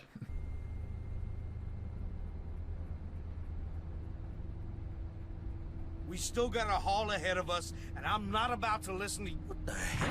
Skipping past meeting Clementine inexplicably eating an apple because cinema sins are awful, and Clementine accidentally shooting a guy who gave her blanks and slowly lumbers to attack in a strange scene that I already talked about in my prior video because it's a very confusing choice, what with Clementine not really being in the wrong, so why would you side against her? Anywho, the two end up in a makeshift jail cell of sorts. The immediate dialogue here is kinda perplexing and posed a strange question to me. One of the options is overly positive and the other two are vaguely negative, so you'll probably choose the overly positive one. I don't think this works at all, Javier having just met Clementine and reacting this way, but it does work with us already knowing her. So are we meant to be embodying Javier, who we've only had 40 odd minutes to get to know, or are we supposed to just pretend that Javier is Lee again and we're back with Clementine? I don't buy Javier being so quick to bond with Clementine, and part of the issue with having a new character who doesn't know Clementine is that the game almost seems to test you on what you're willing to let her get away with, since we'll predictably be on side even if the person we're playing as wouldn't or shouldn't be. That could make for an interesting disconnect where Javier is strangely drawn to Clementine because of the player input, making it so, especially since she is introduced to our character in a cold manner, but it instead feels like the game knew it had to have Clementine with us the whole way, so they put in a nonsense choice to make Clementine trust Javier and not the other way around because we already do trust Clementine outside of Javier. Does that make sense?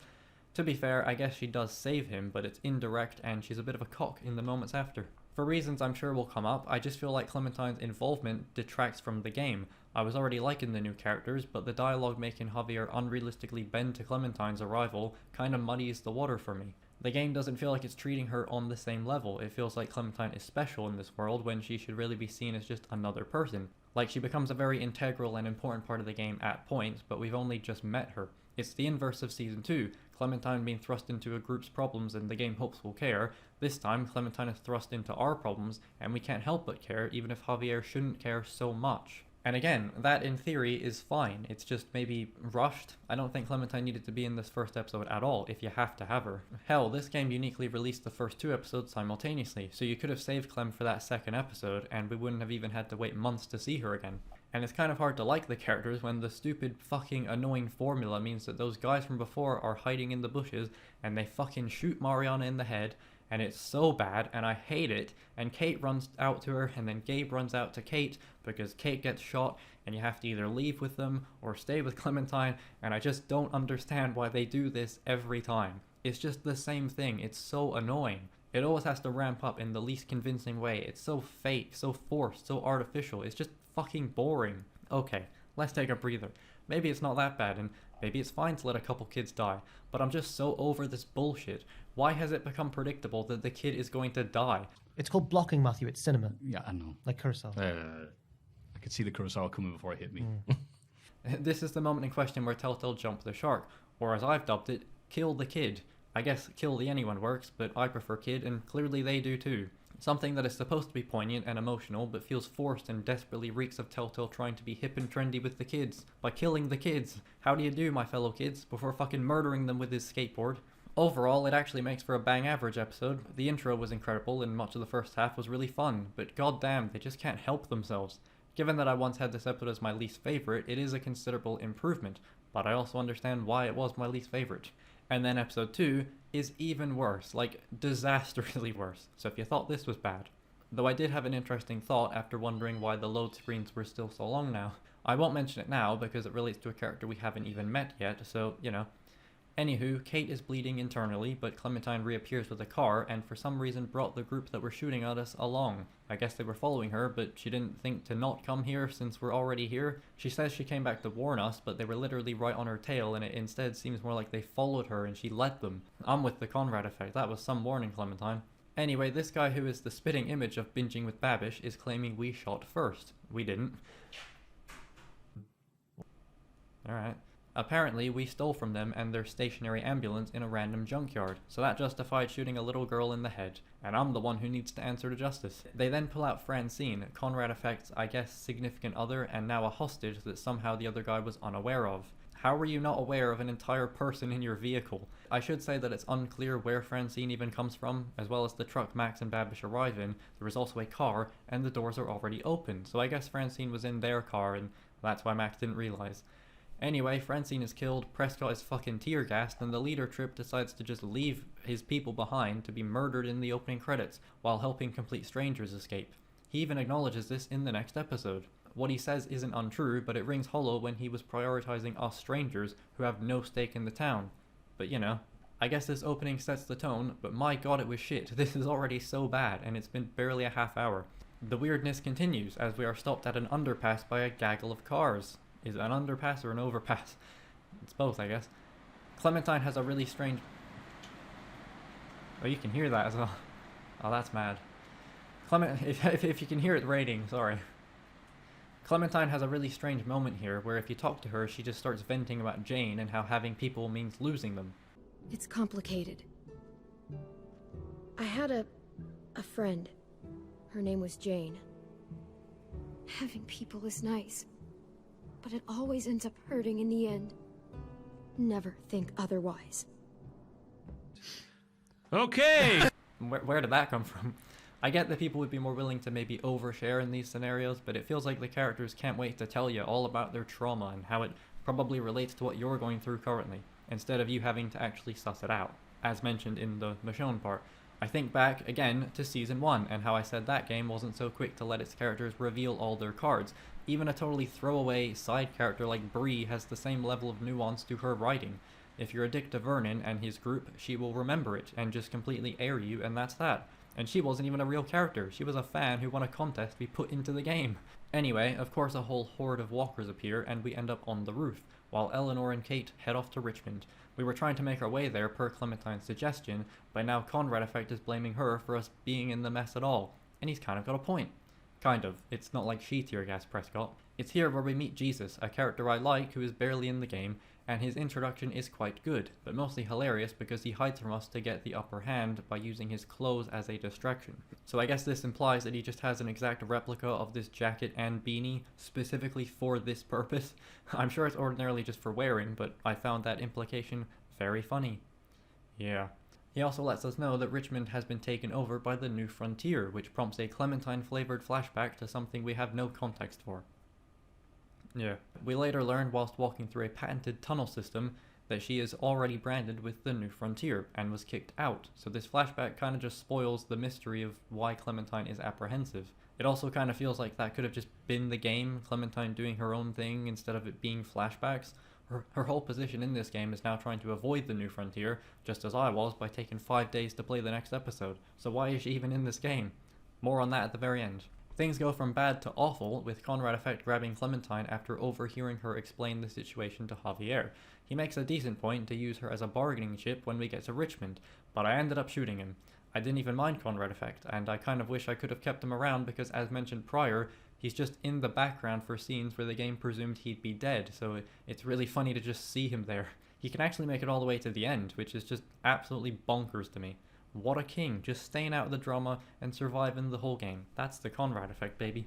Iconic. What a queen. This wasn't a choice I wanted to make, and not in the good way where you're conflicted because it's hard to decide and you really care. Here, I was just rolling my eyes at how forced it was. Anyway, we get to Richmond, and there's some more useless and vapid bickering before Javier's brother David appears, and the episode mercifully ends. Terrible episode, just awful. I wasn't even mad, it was just a massive stinker, kinda shocking. I didn't think I would enjoy the game arguably less than I already did. I thought I was being too harsh on it, but it's just proven me right so far. I only really like the intro flashback with Kate, which I didn't even mention. Michonne Episode 2 may still have the stupidest moment, but it at least had some atmosphere. I can't lie, if this game was as buggy as Batman had been, this episode may have been my second half-star rating, alongside presumably Jurassic Park Episode 3. Fuck Jurassic Park Episode 3. Oh, and that cool idea I had was essentially me wondering if the game would be better were we playing as David instead of Javier. As I mentioned in different words, the game almost seems to be conveying some sort of cognitive dissonance with playing as Javier. When interacting with Clementine, we may as well be Lee again, or self-inserting ourselves into Javier.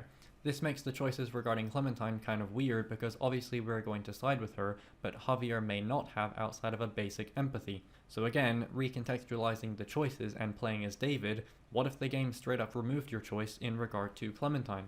You don't get to decide, David just decides for you, and since he is a bit of an asshole, there'd be a weird dynamic playing as him. Again, it's not great or fleshed out or even makes sense, but as I said at the beginning of time when the video started, we're seeing how these games have changed or even evolved, and thus far, they don't feel like they've really done that, instead regressing and doubling down into their worst, most tired and unimaginative sensibilities because they were forced to pump several games out. So if Telltale are unwilling or unable to change or evolve, we have to work with what we have, and that's what I'm trying to do in recontextualizing the choices by changing as little as possible, and usually all the tools are already there to implement it, though admittedly less so in this case where I'm basically reimagining the first 2 episodes. And remember, not that we know about it yet, David has already had prior run-ins with Clementine, so if we were playing as him, it actually makes sense for him to already be stubborn about her and it's out of your control because you weren't in control of him then, during her flashbacks. Think back to my axing plotlines idea with Game of Thrones. Let's say you do spit in David's face in episode 3's flashback,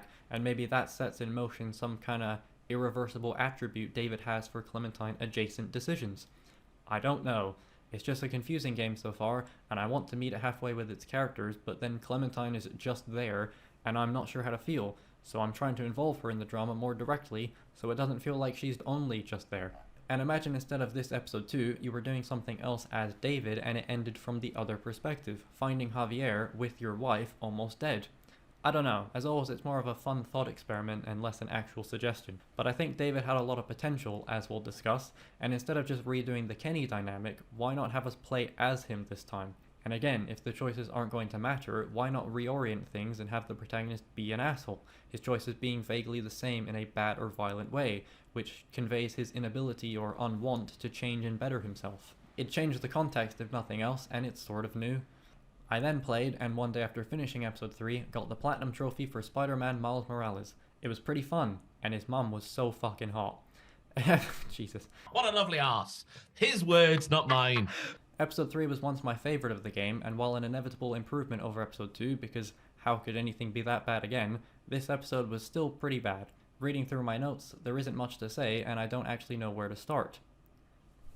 Just give me 1 second there, guys. Is this hold me like lift music? While you're on hold, we appreciate the cultholicshop.com. Adam Cole. Baby. Sacrificial lamb Yeah, is what we'll call this one. 100%.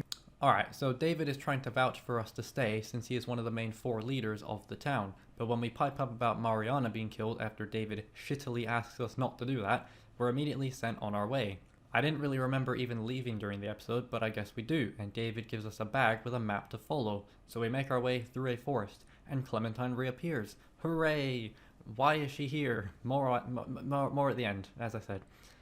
More at end, is what I wrote. Anyway, the aforementioned Clementine flashback is also here, and the main thing I didn't mention is that they kick Clementine out of their new frontier for stealing medicine because of AJ, but then take AJ off her.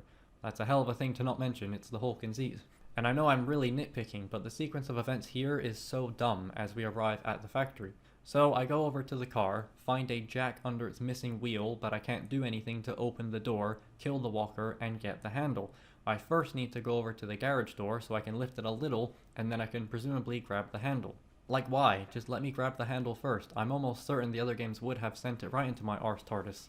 Why is the game being so strict about something like that? The game doesn't even recognize that the walkers are coming, and my screen is jammed until I try and fail to open the garage first. At least this little jaunt animation is hilarious. I enjoy this a lot. Come over. I can't, I'm busy. My parents aren't there. Me. Otherwise, this was just really boring. I was going mute a lot more than usual because all the Clementine-related dialogues are based off of me, the audience member. You just looked at the 3 dots at the end and went, that's enough now. There's a bunch of shit from other towns in this factory, and it seems that Binging with Badger and Max had a little squad that raided and stored their findings here. Despite Binging and Max being under David's head of security, he didn't know about it. This guy Binging with Badger is honestly cartoon levels of villain, saying he'd pop the little bitch's head again just to see it. Who is like this? Like, come the fuck on. Unprovoked and just chatting with your mates about the little girl that you murdered. Like, fucking hell, lad, get help. Even in this world, I don't buy it. And then a shotgun goes off next to Javier's head, which doesn't do anything, yet a pistol in the last episode does. We return and get captured. David is pissy because we tried to leave without him at Kate's request, which was brought on by a record 5th lemon-like moment. Not that I could tell him my lemon side of things. Oh, those are the only two options he has. He does neither. Oh, right. I'm indecisive. I can't decide. Other leader of Richmond, Clint, is initially disgusted by Kenny Omega's actions, but then very quickly decides to side with her. Cool. There's a CM Punk brawl out joke in there somewhere, just as I'm reading that, but I don't know where it is, so I'll just say that and move on. Shut up, The haters came out, did they? Shut up, I dress up as CM Punk ironically every day. Jesus, what? Whoa! What's We've happening? turned a work into a shoot, brother. Oh, do you mean like out of Shades character? of late great CM Punk. Do you mean like out of character CM Punk? Yeah, whatever works. What? I don't understand. Are there any dogs in here? Get the dogs out of here, Just quick! got the hat and the hoodie. Oh, right. My word. I think Joe's dressed quite like CM Punk at the minute. Do you leave Joel out of this? No. He's a good boy. Not Yeah, Joel. Yeah. Listen, I just. Oh, no, He doesn't share a bank account with his mum. You leave him alone. He's gonna main event next year's Wrestle Kingdom CM Punk. I can't wait for it. So, Cookie Monster, what Oh, did you that should have think been of the magnificent Elimination Chamber? Sorry, why wasn't that in the news? That was big news this week, wasn't it? CM Punk. We just get done, basically, and now I'm missing Michonne because even that felt low-key in comparison. The main family drama is more than enough to fill it. Clementine just confuses things. Maybe David just has a small group like in the flashback. I don't know, it's not my job.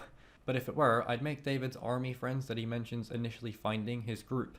I started thinking about this funny juxtaposition of these super serious, dedicated soldiers acting like they're at war, when it's just zombies and it's not that deep, because at this point, the people you run into are more trouble than The Walking Dead. Less is more, or something. I don't know, I like it. Also, blueberries aren't blue. Oh, nice. Whoa! Blueberries aren't blue. Picturing ovulation. Sean McCain's daughter is in Toronto. Keep the marker away from face. What is this? What the fuck? We're in the right place. We're in good hands here. I feel much safer. Whoa! Holy fuck. I don't know why that got me so much, but we're in a flashback of David and Javier playing baseball, and some kid comes up asking for an autograph. I said, not right now. Javier obviously made it sound super aggressive, and the kid responds, I'm glad they kicked you out. That's the most I've been invested so far, good god. This is in reference to Javier playing baseball and being kicked out of his team for a gambling issue, or a drinking issue. I think it's gambling. It doesn't really matter, though I will say that writing this made me think of Disco Elysium's roll of a dice percentage choices and how that could have been used here. I mean, you've got a character with an actual gambling problem. How did they not do something more with that? What they try to do something with is David and Javier's dynamic, which, while a neat idea, is really undercooked. And I've been letting them cook since December 2016. I think the house is gone. Javier is fine, I guess, but David is just a grade A asshole at all opportunities. I guess the idea is that he is excelling in this role and world. The whole flashback is about him not being happy with his job and wanting to go back to the army. So I guess in that survival environment, he's thrive where most suffer. That's interesting, but it's kind of just it. Like, that's it. That's all there is to it, just the fact it's mentioned or implied. Also, his whole thing is family and how Javier is selfish, as we see immediately at the start of the game. Yet he wants to leave his family behind for the army, thinking it'd be best for everyone. Like, bro, you got kids to raise, that's not Javier's responsibility. And there isn't much nuance to his argument, he's just kinda wrong if you ask me. Never mind, I guess I'm wrong for viewing David as a person first and a brother second. Maybe that's the idea, he'll defy the rules when it suits him and his immediate family, but only then. And I guess Clementine's inclusion acts as the game asking if you should trust her because we know her, or if we should trust David because he's family and Javier knows him. Whatever that means. The dynamic of Javier, Kate, and David is a decent one. I mentioned that as a high point in my initial video, but it mostly feels too concerned with another boring faction plot that has slightly different machinations or methods, but are ultimately all the exact same. I'm starting to feel like maybe there was a reason why in Season 1 Crawford was actually empty, and we didn't need a direct group or villain to oppose us. There is a really intriguing story here regarding family and how far gone someone is and how far you're willing to go to potentially save them because they are your blood, but it just isn't as highlighted as I wanted. David has legitimate reasons to be angry by the last episode, depending on your choices, so it makes sense for him to throw family in your face when he believes that you, his family, have betrayed him. But I'm also torn between David being written as a hypocritical asshole intentionally, or if it's just, well, not intentional. There are serious parallels with Kenny, but his descent is so tangible and apparent because he started as a meek, cowardly, all-talk fisherman, and by the end, he was a violent monster. David, comparatively, is kind of just like this most of the time, already a bit of a dick, and then it really randomly ramps up in the final episode where he's borderline an abusive parent. But we're not there yet, and it does have its reasons, so I mainly don't know why it feels like the game is trying to be shocking about it. What is there yet, and currently, is the herd. What? which has somehow followed us from that first episode. That is very silly, and I like it a lot. Anyhow, we find Clementine in the doctor's office after Javier is stabbed. It doesn't matter. And this is weirdly, not at all weirdly, the most compelling stretch of the episode, where Javier finds a pack of tampons for her. It's a kind of cute moment, Clementine asking Javier why she started bleeding, and we get to see her be more the Clementine we probably remember, as opposed to this more hardened badass she's become. It doesn't ever feel weird, it's a good detail and a very natural, genuine moment finally. Also, there is a working computer in here, which excited me very much because it's so very mundane to any of us, and that of course works well in these hyper-bleak misery death games. Yeah. Clementine then patches up Javier's wound. His torso is flawless. Fantastic scenes. That was several hours ago. That's a callback. I like callbacks, that's all I've got. Before entering a flashback with Jane. Yeah, I totally forgot this game had flashbacks depending on your Season 2 ending. That's important later. The two are tossing walkers down a hill outside of Howe's. Carver's body is even there. It's a decent little scene, but once again, walkers appear from out of nowhere. Clementine falls down into the hole, and I'm just baffled that this even happens anymore. I alluded to it earlier in Season 2, but why do we need this? Why can't we have a few minutes of characters just talking without walkers showing up in this way? Jane turning around in surprise when we can already hear them right there. It's just so stupid and disappointing. There is such a lack of tension in Jane being worried for Clementine. You can even say that she really doesn't need to be. Yeah, why would anyone be at this point? It makes everyone look so dumb that they're still being caught off guard by these slow, loud, lumbering meat sacks. I can excuse this kind of ignorance in Season 1 because the characters don't know what they're up against yet, but by like 2 years into the apocalypse, these guys should just know better. I don't know how anyone gets overwhelmed by them. Or maybe that's the point. The characters at this point have become too comfortable and it only takes 1 or 2 walkers to run up on you and you're done for. I'm doing that thing again. It is a scene I've never seen before, but why do we need that caveat, that asterisk over an otherwise fine scene? I'm not saying there shouldn't be walkers around, what game do you think we're playing? But the reactions to it and the way the game just feels afraid to let nothing happen for a while, or one scene, when those were once the most treasured and memorable moments. It's so disappointing to see this lack of restraint. Yeah. Anywho, we return bandaged up and suddenly, Gabe decides to reveal that we shot a Conrad effect. For reasons.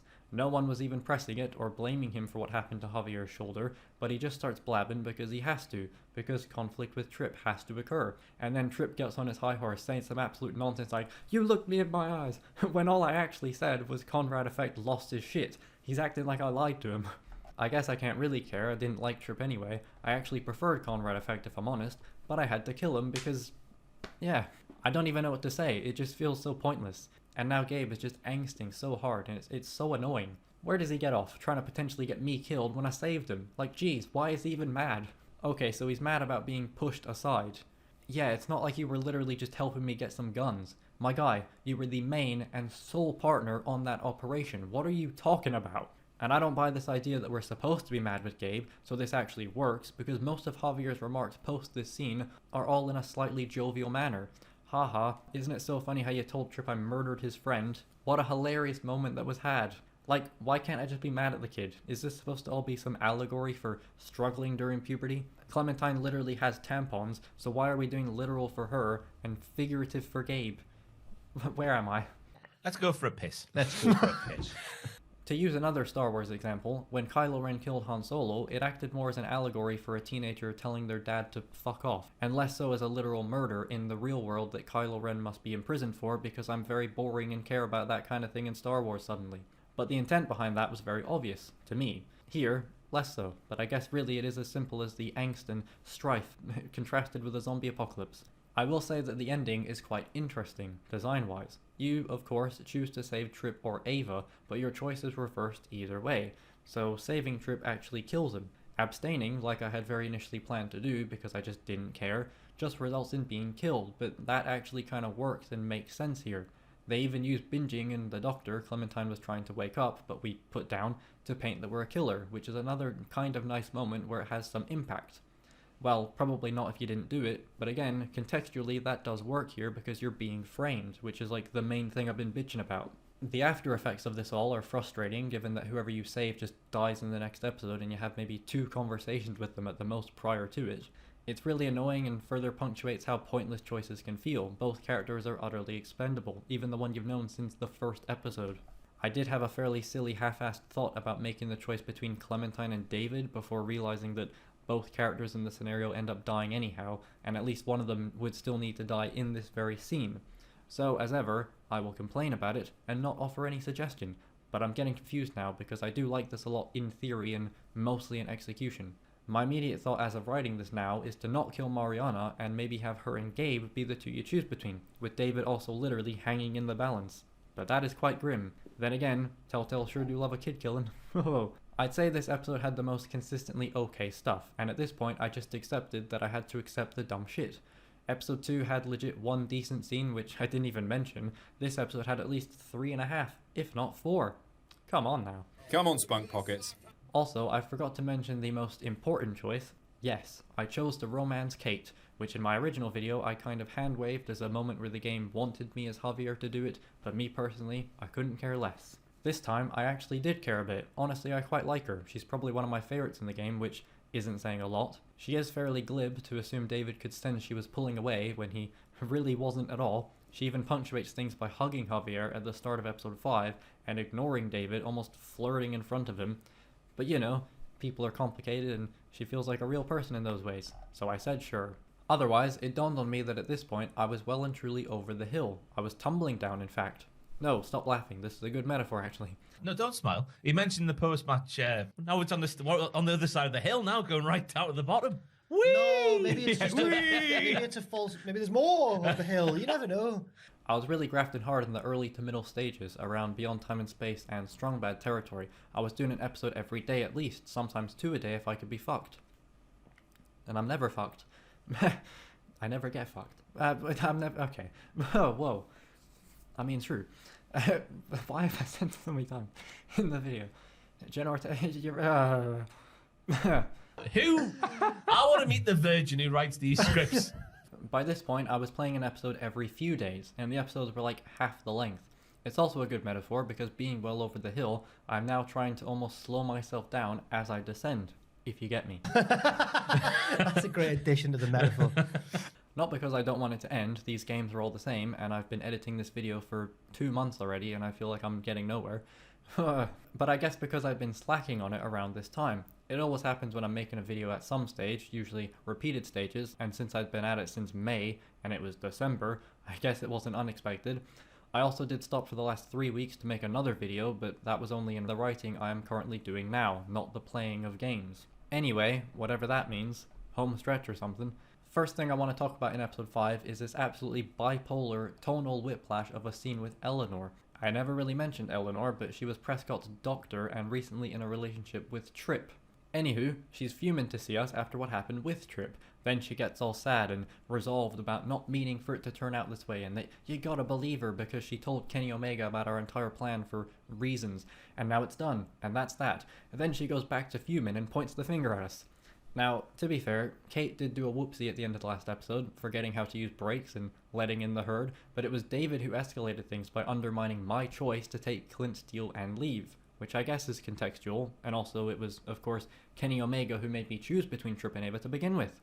Keep in mind, I did technically save Tripp as well, at least in intent, so what the fuck? What the fuck, Eleanor?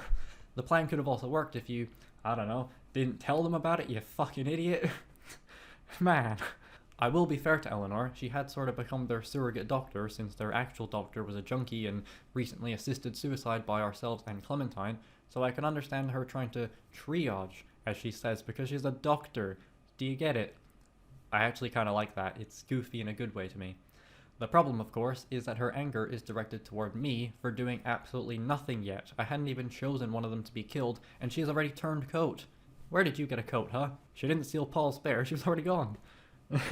So I just forgave her because I can't take any more of this pointless forced drama that makes no sense, and it won't matter anyway because she literally disappears from the game after this point, trying to help the others. And I guess a positive worth mentioning is that we do see the effects of what's happened within the town. People are pretty mad with us for letting the walkers in, which is something, I guess. A woman then asks you to cut a guy's arm off, the same guy who told me to be quiet in the first episode. I said no, and immediately was like, actually I will do it, just for the banter. So I restart to the menu, and now I'm back 10 minutes ago when we just got inside. Why do these games have such awful checkpoints? The scene itself is idiotic as well, there's no plan for the aftermath, so the guy just predictably bleeds profusely and instantly dies. Javier could have aimed a little higher as well, I will say. She then decided to pull a gun on us, but now I'm confused if it's because of the guy we just mutilated or her daughter, though she does mention the daughter, so I'm being intentionally misleading. Haha. Haha!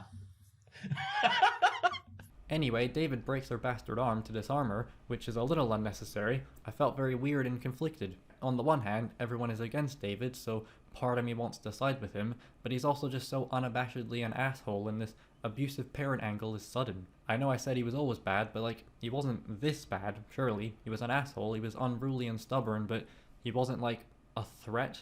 I wasn't conflicted because he's a complex character who is conflicted and messy. It just felt like he was one thing and then another. The accompanying scene is good. David stands on the rooftop, and if you trust him, you can join him as he surveys the scene and points out all the possible military tactics, wondering if he can really change who he is or if a soldier is just a soldier. At this point, I'm convinced he is written to be intentionally a hypocrite, but it all feels a little rushed still. The opening flashback exemplifies it, as their father is found to have cancer and is unwilling to treat it, while David says, fuck the pride, just get better by any means, which I actually totally agree with, but didn't hear for reasons. Their father has a great line about all that you leave behind being Legacy and Bones, which is the game they're playing. Not Legacy and Bones, the game is just Bones. The scene opens, though, with David, as usual, being an asshole, calling out Javier about his baseball and gambling mishaps, then not being able to take it when we throw it back at him. A scene later with Gabe harks back to this, as David would tell Gabe to never be like his uncle Javier, relying on others to solve your problems somehow not making you a real man. Yet he wanted his father to do exactly that, unless it's meant to be a criticism of his father since he gets pretty angry with him in the scene.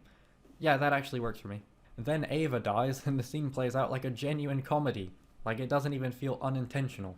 Ava stops Javier from falling and tells him, bro, you gotta be more careful, like. And then a walker instantly appears, and they both fall off the highway, and it is hilarious. Why is it funny?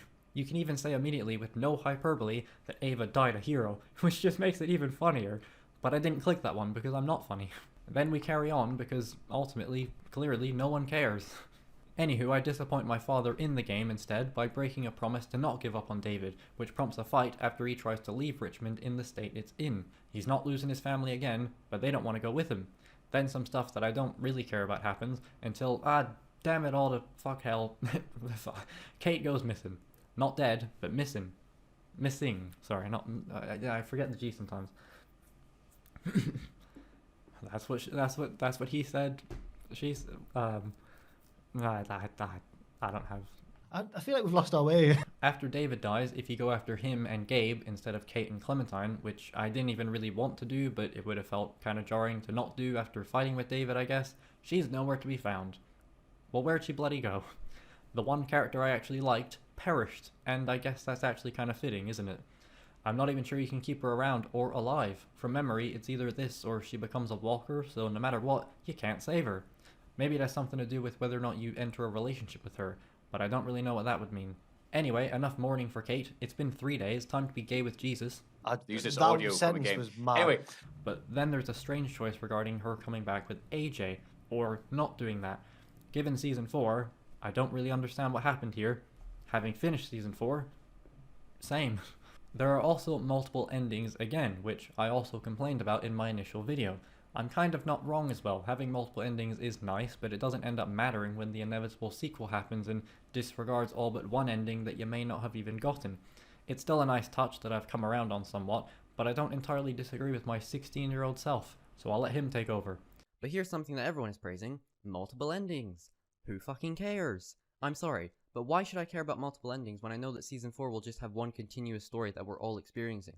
I'll admit, it is cool that there are different scenarios that can happen, but did we really have to wait a whole game to get it once at the end? And does anyone actually think it's going to be different depending on your choices? Especially when you look at how much Season 2's endings impacted this season. Oh no. Oh wait. They were the worst part of each episode. Ooh, gotta say, I'm not feeling the hype, guys. But if we're actually being serious for a moment, I'm really just worried that what happened with the multiple endings in Season 2 will happen with this season, since I really don't see how Telltale could pull off a bunch of different stories all at once. Like, I'm not wrong, but the way I say it makes me want to just beat that kid up. Actually, I am sort of wrong, because really, the endings aren't any different, it's more just how Clementine ended up going into Season 4. The actual ending for her, at least, is the exact same thing. It's just changing the context, which is what I'm always saying they should do. I'm not sure I realized this in my video, since my point of criticism seems honestly more aimed towards Season 2 for this. Okay, so in theory, A New Frontier is my favorite Telltale game, I guess. The stuff that does change depending on your ending doesn't even matter as well, since none of these characters return in Season 4, which sounds like a bad thing, but is actually a good thing. That's not a bad thing. That's a good thing.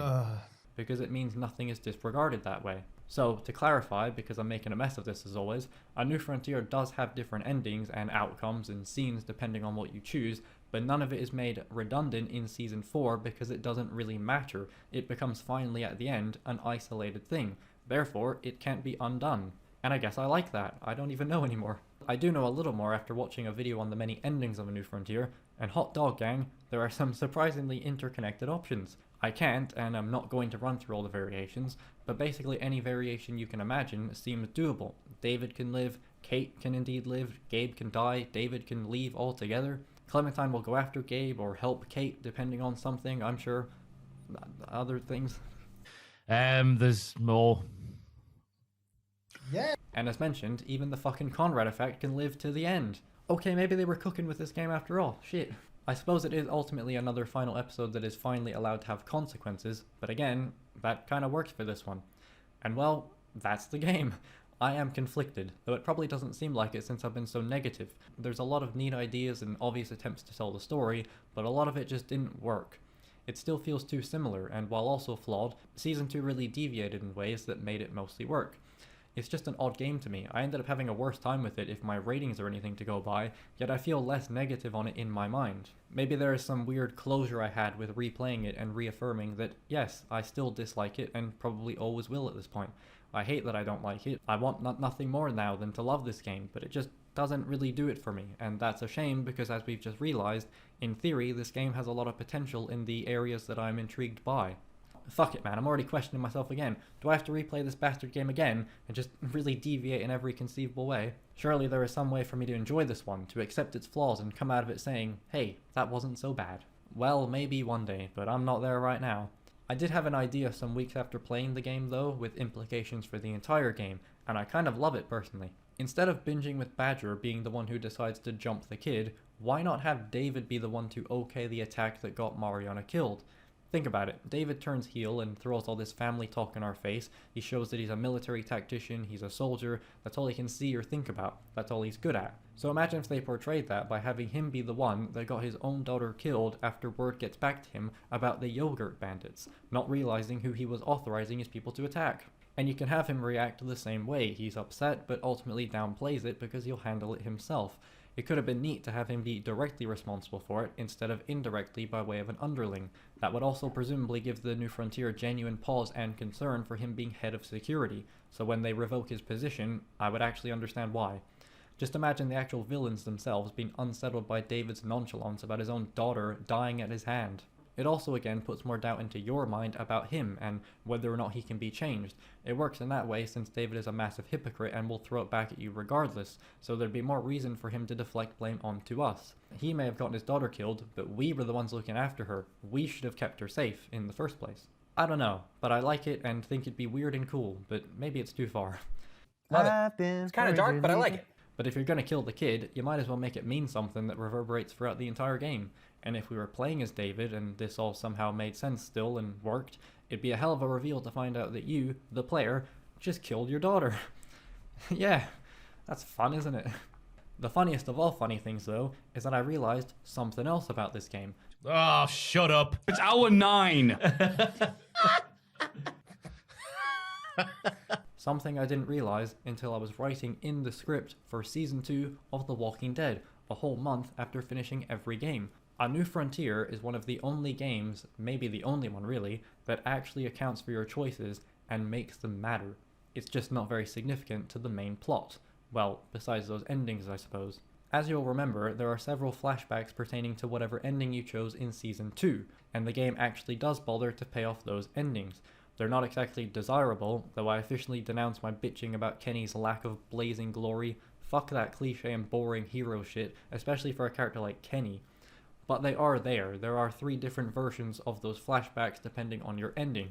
It's clear to me now why Clementine was even in this game. They wanted to tell a new story, but didn't want to leave fans without resolution to their choices, so they put Clementine in the game and had those flashback sections because that's a lot easier than making a whole other game with 3 individual storylines per episode.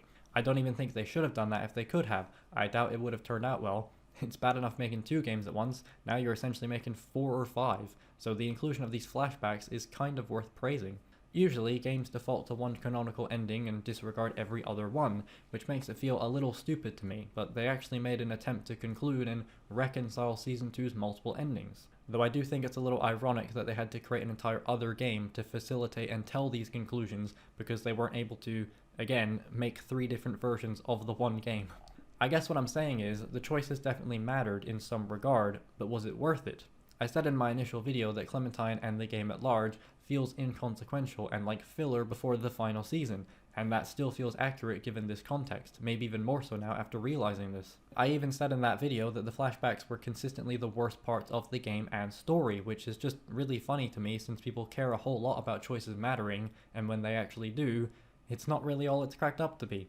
Admittedly, this game isn't exactly the gold standard in any department, so I guess it's more the game being kind of bad and less the concept of choices mattering. It's how you do it, at the end of the day, not the fact that it's just there. As I've probably mentioned, even the first Walking Dead game wasn't immune to that. None of these games really work in that way, and they never have. So I do find it funny that people complain about it as if it's something that is now missing from these games, when it was never actually there to begin with. You just thought it was because it was a lot more convincing how they got around it. I think what may have been a neater idea is to have another 3-episode mini-series revolving around each ending. One with Jane, one with Kenny, one alone. Tell it as a canonical thing depending on what episode you choose to be that, and then just throw the other 2 episodes in there for people to also play. Or just do a whole episode in A New Frontier that is a flashback. Either way, things get wrapped up for the final season, and they do pay off the choices. There's only one section of the final season that calls back to this game, and even then, you could just still have it in there without needing to elaborate on what's happening. I'm not sure, and I don't think they were either, but it sure seems like they tried, and frankly, I'm just tired of bullying this game now. And my voice is just tired of having to be spoken with words. Ugh. Alright, I guess that's that then. Jesus. There's some analysis for you. Wow, Jesus that's some Christ. Oh! For the rest of the show. No, okay. it's gonna fall. It is gonna fall. I've been Adam Pacitti from Cultaholic. We're not finished yet. We've got about 2 hours left. Marvel's Telltale's Guardians of the Galaxy, the Telltale game series, may just be the most unremarkable and forgettable game in the entire pantheon of Telltale games. Here's another pointless cash grab that no one cared about, trying to bank in on the newly relevant Guardians of the Galaxy. I'm not even sure if I heard of it, and I don't think I'd fallen off Telltale right after A New Frontier, so I'm kind of amazed that I didn't know about it. Especially since I knew about Minecraft Story Mode Season 2. Like, I literally mentioned that in my original Walking Dead A New Frontier video. And this game came out before that. So,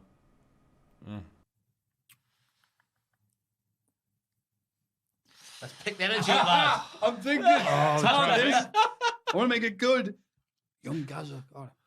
Can't have any dead air. I'm going to fill all the dead air. The first episode released, of course, during A New Frontier's run, the month before it finished. Yet I've never seen or heard or found anyone talk about the game in any way. At least as of writing. And with its soon after status of not being available to legitimately buy, this game was very suddenly swept under the rug. As mentioned earlier, I was faced with a pirating dilemma because I didn't feel like paying $800 dues. Fortunately, I found a pre-owned copy for PS4, and it wasn't too expensive at all. Unfortunately, I planned my entire day around going out and getting the game, only to phone up the place and find out that it wasn't there, and because I'm so spectacularly awful at being an adult, I completely froze up when I wasn't sure how to get to this other store via bus, so I gave in and finally just got the game delivered. Funnily enough, the game is actually pretty decent, and I'm not sure I can call it forgettable because that would mean someone first remembered it. The actual most forgettable Telltale game, in retrospect, is easily Game of Thrones, so at least in terms of my memory. It's also the first game in a while that I had never played, alongside Minecraft Story Mode. That's kind of exciting. I wonder if this one will be exactly the same. I think it's an understatement to say that the Guardians of the Galaxy... I can't say that. I think it's an understatement to say that the Guardians of the Galaxy are some of the most characters of recent pop culture, so I guess if they can nail them, this game may be worth remembering and not forgetting. Yeah. Despite having never played the game, I then remembered that I actually did play the trial, which was of course part of the first episode, but that would have been a while ago, so the only part I recalled was this inner temple area. Hold on to your hats and socks, ladies, and everyone else, because they can fly now. Yes, you can hover and fly around as Lord of the Stars. The actual gameplay is exactly the same, but now I'm floating, and that felt worthwhile to relay. After the prior soapbox. I don't know if I said that right. Ah, well. He must be plucking pubes when he's doing it, because that's the only way you can get that sort of face where, like... Like he begrudgingly want to do something. One more time for people to make gifts, please. Thank you, Ross. Sorry for the audio listeners at home. What is a little more neat is that you can talk to your crew by holding L2 whilst doing all of this, and to my surprise, Star-Lord will even say, hold up, when you interact with something, instead of the game jarringly cutting itself off when you've hit a trigger. That said, it does kind of slow down the moment-to-moment gameplay, since doing anything will interrupt the flow of that conversation, and it's not like in Uncharted 4 where Nate will resume the conversation once back in the Jeep if you jump out. I'd still take it rather than not, but it is a little jank in that Telltale way, and it's not exactly better than just walking up to someone, though again, context. I then got a spam text regarding a parcel that I wasn't waiting for, because it was spam, and the group, I guess, started to descend achingly slow down an elevator. The game cuts away, but I think it would have been funnier if it didn't, and the heroic music just kept on playing. It was around this time that I started to realize that combat is a lot more engaging on console, which I've alluded to prior. The PC games, as mentioned, feel so much more concerned with button tapping, or at least the ones I played, so the combat ends up being better on controller, yet the movement is better on keyboard and mouse. How about that? It's a little bit of bad in every moment.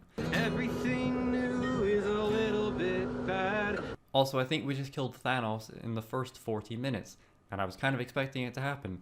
Not to say it's predictable, but it's a coin toss type thing once you see him, and I just guessed they'd do it, and they did it. Wow. Gamora even predates that one line from Elizabeth Olsen. Isn't that groundbreaking? The gang take to a bar for some celebrating, with Quill even drinking out of this Eternity Forge that Thanos had his hands on, which was quite funny. Ho Yeah. It was mostly just conversations thus far, which I did not mind. I was hoping that the game would be more about the gang trying to stick together after defeating a common enemy, maybe now feeling like they had no reason to not split up. It is in some ways, members of the group almost immediately start bickering about the specificities of killing Thanos, but that's not the overt intention, and I was left presuming the game would kick off again in some annoying fashion. And while always a little annoying, I guess it made more sense here given these characters, they seem like they're always arguing. And back on the ship the next day, the objective just reads, check in on your friends. Praise be. After deciding what to do with Thanos' body, and a reference to Howard the Duck trying to slide into Groot's DMs, some blue lady tries to steal the Eternity Forge, but I don't mind because it seems valuable. I'm not sure why Gamora is surprised that this warship and its people are Kree when Drax just moments earlier said as much, but according to Rocket, they're supposed to be extinct, so maybe she just hand-waved what Drax said as him being super literal. That's his thing, right? I imagine there aren't a lot of blue people, beside her. Wait, she's green. Oh, that's the other one. so maybe he just thought she was Kree, in reference to Drax. Wow, that is some next level straw clutching, even for my viewing it from every perspective ass. Like to view that ass from every perspective. Okay. What a lovely ass. His words, not mine. Before all this nonsense, though, there's a really cute scene in which Peter grabs the Eternity Forge and has a sort of flashback with his mother, with the two mostly just laying on top of a car and looking at some stars. You can't have a nice boring scene like that in The Walking Dead without a walker or two ruining things now, so I appreciate it. He's also kind of there, in a sense. He starts to hear her voice saying to come and find her. It's like he's been sent back to a memory, but it's now changed and influenced by something in the present. So is the plot going to be about him trying to find his actually not dead mum, and Thanos is just gone? That would be pretty mad. That would be pretty mad. But will the Guardians help? They'll band together for a murder, but what about love? Anyway, Star-Lord dies. He actually dies, for a time. He is revived, but he was dead. What the hell kind of first episode is that? Thanos dies, the main guy dies, and it was pretty damn good. I quite enjoyed that. Unique next time on as well, presented more like vignettes from interviews that seem to take place after the game. I also think it's quite cute that the game ends with him being cut off as he tries to say, "Holy shit," the next episode beginning right there. Shit. Whoa! I then got seriously burned out. Not from playing the games, not even at this moment nearing the end of 2022, but instead writing the video that you're watching right now. I'd managed to go 216 odd pages before really wanting to just stop writing, and now I'm at that point. Obviously I won't, and didn't if you're watching, but before we go into episode 2, I just wanted to let everyone know that I was really struggling to give a fuck about the video at this moment. Precisely, March 20, 2023. I haven't much enjoyed episode 2 of some games for some reason. Strong Bad, Monkey Island, The Wolf Among Us, which in retrospect watching Sips was actually pretty great. Lucky him. And me watching, I guess. Walking Dead Season 2, Game of Thrones, Minecraft. Well, actually, Walking Dead Season 2 wasn't that bad. I don't know if that needs to be included. Well, anyway, Game of Thrones, Minecraft Story Mode especially, Michonne Regretfully, and Batman, My Footage Corruptively. Oh, and A New Frontier Decisively. This episode, while not bad, was my least favourite once again. Also, I got something wrong. Peter wasn't technically revived by his mother, instead by the Eternity Forge itself, but maybe his mother was acting through it. That's what seems to be implied. Did I say that his mother revived him? I don't even know if I said that. This does open a can of worms. What are the parameters of someone being brought back? Is there a time limit? It requires a sacrifice, but do you have to actually kill someone? We killed Thanos when he was holding the thing, so did it stick around until we needed to use it? Or does it have to be an immediate transference? All of these questions are probably answered, so I'm not sure why I'm posing them now. I like that all the characters are going through some stuff. Peter is confused about these visions he's having, Gamora is worried about Nebula, Drax is having an identity crisis because Thanos is now dead and his conflict resolved, Groot is Groot, and Rocket is pissy and wants to leave. It's stuff. Though it's fair in Rocket's case because he wants to revive an old friend of his with the Eternity Forge. Unfortunately, Nebula hears of Thanos being dead and is going after his body, so the game makes you choose which one to do first, even though I already promised Rocket. So, as one would, Rocket just takes off on his own, and I started to realize that Peter Quill looks an awful lot like the scout from Team Fortress 2. No! Doc, come on, man! Yay! Do you know what? That'll be good. I'm excited for that. Are you alright? Malfunction at the junction again? What's happened here? Ross? Ross? Hey, you never listen to you. I thought you were doing a comedy pause. No, I was just being a dick. Bless you. That's being a dick. That is harrowing. Once Nebula is dealt with, we go to get Rocket and have a flashback as him, seeing where he was experimented on alongside some female meerkat. Whatever they were, they died trying to escape. It's a decent scene, and it is nice to see Peter and Rocket reburying her after the Eternity Forge fails to revive her. And I always like when Telltale mess around with those informational prompts in the top left. It was an otter, not a meerkat. We head back to that same temple after Nebula scans the Eternity Forge with her brain cipher thing, and I bugged the game by activating my jetpack whilst on the throne area where we killed Thanos. The game just keeps playing this animation. It's kind of funny, I guess. They're definitely going to bring Thanos back, aren't they? Back to the main menu I go. Basically, we just end up at another temple and then get flashbanged. The end. It was a fine episode. Definitely a step down, but nothing bad. Oh, that. Panda. I got in Atlanta whipping the panda. Not relevant, sorry. Not relevant to the podcast in any way. But we liked hearing it. Cheers.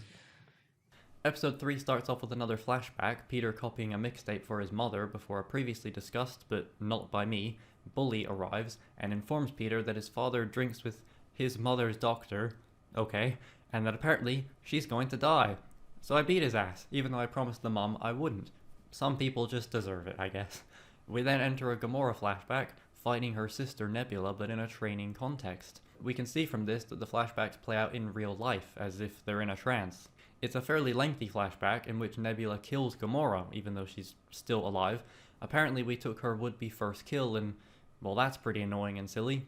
Anywho, I guess we're back now, having a slap fight with Gamora, which was actually very funny, but very strange. Oh yeah. Oh my god, yeah. No analysis yet. Wow, there's not much analysis to be found here. Can you read out my first bit of analysis there for this segment? No. No, we can't read that. There is a cool diegetic moment where the intro song plays inside a church before it transforms into the temple that I guess we ended last episode in. You know, being flashbanged and all. It's here where we find out, well, it's vague, that Peter's mum was never here, and it's instead Mantis, who I'm a big fan of. I think she's great. Apparently Peter is the celestial one, and she's been the unintended cause of these flashbacks. Or was it tended? Why did my mind immediately go to tended and not intended? Now, why am I already on chapter 4 then? It's been half an hour, relax. Anyway, we take Mantis back with us and immediately start probing into our group's emotional problems, having Mantis read their minds. Eventually, we'll be able to use the Forge to bring back anyone at all, ever, and also something about a shrine. Funny thing is though, Mantis can't sense the shrine through us because of the emotional unrest in the crew. If I could write better, I'd say that meant something. Then the entire goal or objective becomes to talk to your friends and sort their emotions out, which is nice. Drax has a weirdly wise moment where he says that it was wrong of us to use Mantis's ability to read Groot without permission, and that their feelings are their own. He's kinda right, and he even makes mention to a choice in the last episode regarding who will guard Nebula, which wasn't him. It's not a big moment, but I like that the characters seem to be reminding you of the choices, they don't just immediately brush it off. Rocket also makes a good point in saying that we already killed Thanos to bring Peter back, so what's the harm in killing someone again if it means we can bring anyone back? Kind of a good point, especially if it was someone who deserved it. It started raining, sorry if you can hear that. Ooh, things get very interesting, as now we're playing that same flashback, but as Nebula. Thanos uses our dialogue as Gamora against Nebula to continue pitting the sisters against each other and perpetuate their abusive feud. And now I don't know what to believe, as we saw Gamora's perspective as if she was saving Nebula about to be killed, but Nebula actually unshielded this Tarval and did have him on the proverbial ropes. Nebula is even contacted by Thanos, who tells her to kill Gamora or else he will, painfully. This explains why she actually says father in the scene during Gamora's version. She was literally talking to him. Wow, that completely changes the... Where am I? Where have I gone? Oh, I've gone, okay. Wow, that completely changes the perspective of the scene from being annoying and silly to being really clever. It really works, and they didn't even cheat by having Gamora's perspective vastly different so as to surprise us. It's the exact same scene, but from a certain point of view. Someone was playing Tales from the Borderlands. Ho ho ho. Yeah. Let me talk to you. I then told Nebula she should stay with us because their entire argument is built around caring for each other, but the other person can't see it. It's really funny and kind of sad all at once. Gamora seemed to believe that Nebula only lived to serve Thanos, while Nebula believed that Gamora had deceived her. It's good stuff, and I really appreciate the presentation of it. I really quickly came around to Nebula following this. Things continue to be absolutely charming and weird as balls, with Mantis listening to Peter's mixtape and being so overcome with how much joy and sadness it brings him, to the point where the two just start crying at each other. What the hell, man? Why is this so endearing? I was consistently surprised and invested in the continued depth of the characters. The vibes were immaculate also. And there's another good montage here where Peter is trying to get the Guardians to chill out so Mantis can direct them to this shrine, but she keeps getting distracted by his music, dancing to it. Nebula and Drax even have an arm wrestle at one point, with Gamora pushing against Nebula's cyborg arm. It's just really charming character stuff. I was having a blast with this. I also appreciated that I already knew what the big choice TM was going to be. Do we destroy the Forge or use it to bring back loved ones? I reckon I'd destroy it, but I imagine either way it'll be activated because of what actually happens. What? I guess it seems unnatural to bring back someone from the dead, or is it? Maybe that's just some religious propaganda. You know, they're in a better place now. Who says? How do you know? Maybe it is right to bring back someone before they're meant to go, but I guess that's also not anyone's decision to make. Anywho, them Kree fellas appear and basically I destroyed the Forge, but because Nebula killed one of their guys, his soul energy went into the Forge, and Hala's son momentarily came back before burning up and dying a second death. Bit mad all things considered, and also the best episode by far. This one was great. Mantis is such a good addition, and the character dynamics feel really well fleshed out. Ooh. And also, Rocket is voiced by the Nolan North, and at one point says, "Aw crap." Ah, crap! And that was very funny because he was standing on something that started to fall apart. I also quite like this moment where the Guardians have to all stand on top of each other to activate the Forge with these mirror-like mirrors. Yes, that's a hard word for me to say. Mirror. Episode 4 starts a little weird since we just ended with action and now it's begun much the same way, but we do fall down a crevice here and that gives way to the neat intro sequence with Peter catching Mantis as they fall through one of the letters of the title, so I imagine that's why. Hala has also absorbed the power of the Eternity Forge, which seems a bit bad since she's trying to kill us and one of her goons just died from touching her. There's a bit of an awkward moment when Mantis is laying on Peter as he awakens, but it isn't too much of a Joss Whedon moment since they don't make it weird. They share one odd look which actually just explains why we had another flashback with Peter's mother. Mantis accidentally activated it because she was on top of him, which I thought was neat. Also, Nebula got kind of fucked up at the end of last episode, and I wondered what would have happened had we told Nebula to not stick around. As ever, that's how the choices work. The game assumes what you're most likely to pick, but if you don't pick that, I imagine she'd just show up anyway, but maybe still be mad with Gamora instead of having reconciled things.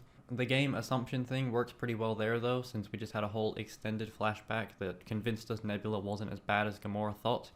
Again, as ever, they're tunneling you down a specific, tunnel, and hopefully you don't veer too much. As I've probably said, I have no real issue with that. I've just found a lot of the games and their attempts to not be convincing. But this was. Mantis continues to be the absolute best, and we eventually make our way to the others after separating from them with Rocket, and they are caught in some cocoon type things. There's a very interesting gameplay tweak here as well, where you have to slowly tap X to free them, where usually it's a quick tap. I even did that instinctively before the game told me to not do that. It's something. I guess the most significant moment of the episode is that you can let Drax sacrifice himself during a chase, and doing so leads to some interesting but kind of strange ramifications. So I did that, and the group ends up fracturing because of it. Mantis leaves because it's hurting her brain to hear us all bicker, Gamora fucks off after getting mad that we let Drax quit on the group, Groot takes off to be with Mantis so she isn't alone, and it ends up just being Peter and Rocket alone, which is especially funny since Rocket was the one always saying he would leave. As the episode 5 synopsis details, we have to rally them against their greatest challenge, themselves. Decent episode, it came together in the end and was weirdly consistent since I went after Rocket and not Gamora, but I'm a little fuzzy on her reasoning. Her whole argument is that we're the leader and we are supposed to keep everyone together, yet we let Drax sacrifice himself, which a leader shouldn't do. That's not wrong, but it really feels like it comes out of nowhere. I could totally be missing something, but I was kind of confused why Gamora had such a reaction to this when I can barely recall a moment where this idea of Peter keeping everyone together is touched on.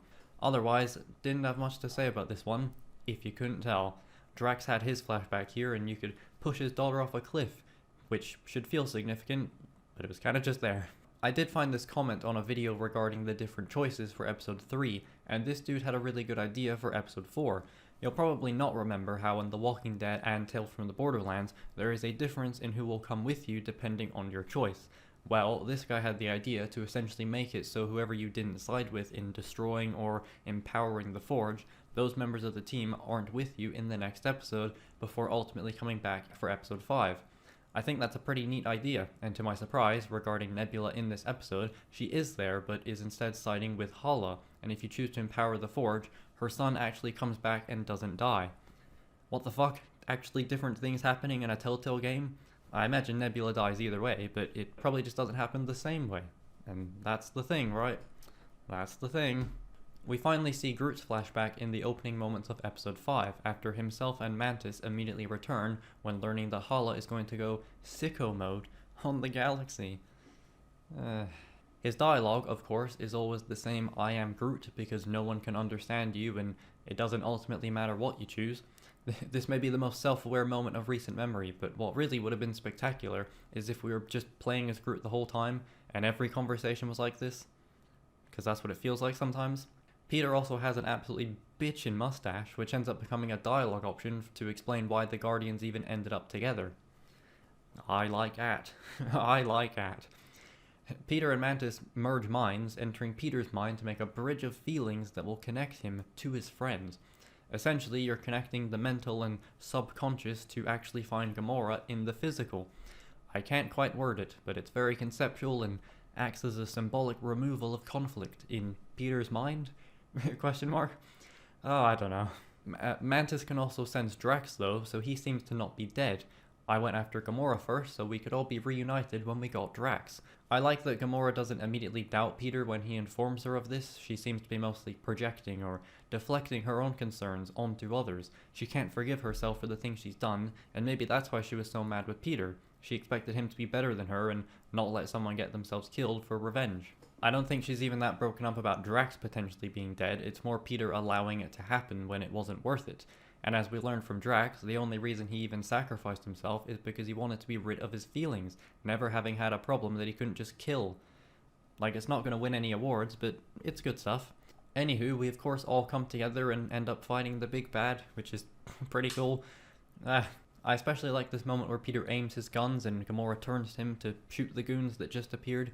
Good teamwork. It all ends up prompting a flashback where Peter's mother continuously asks him to build up the fire, implying some serious mental degradation.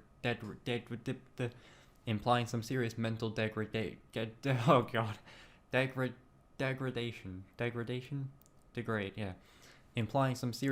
degradation. Just reading that, I realized how silly it was to say. But that's analysis. Stupid prick.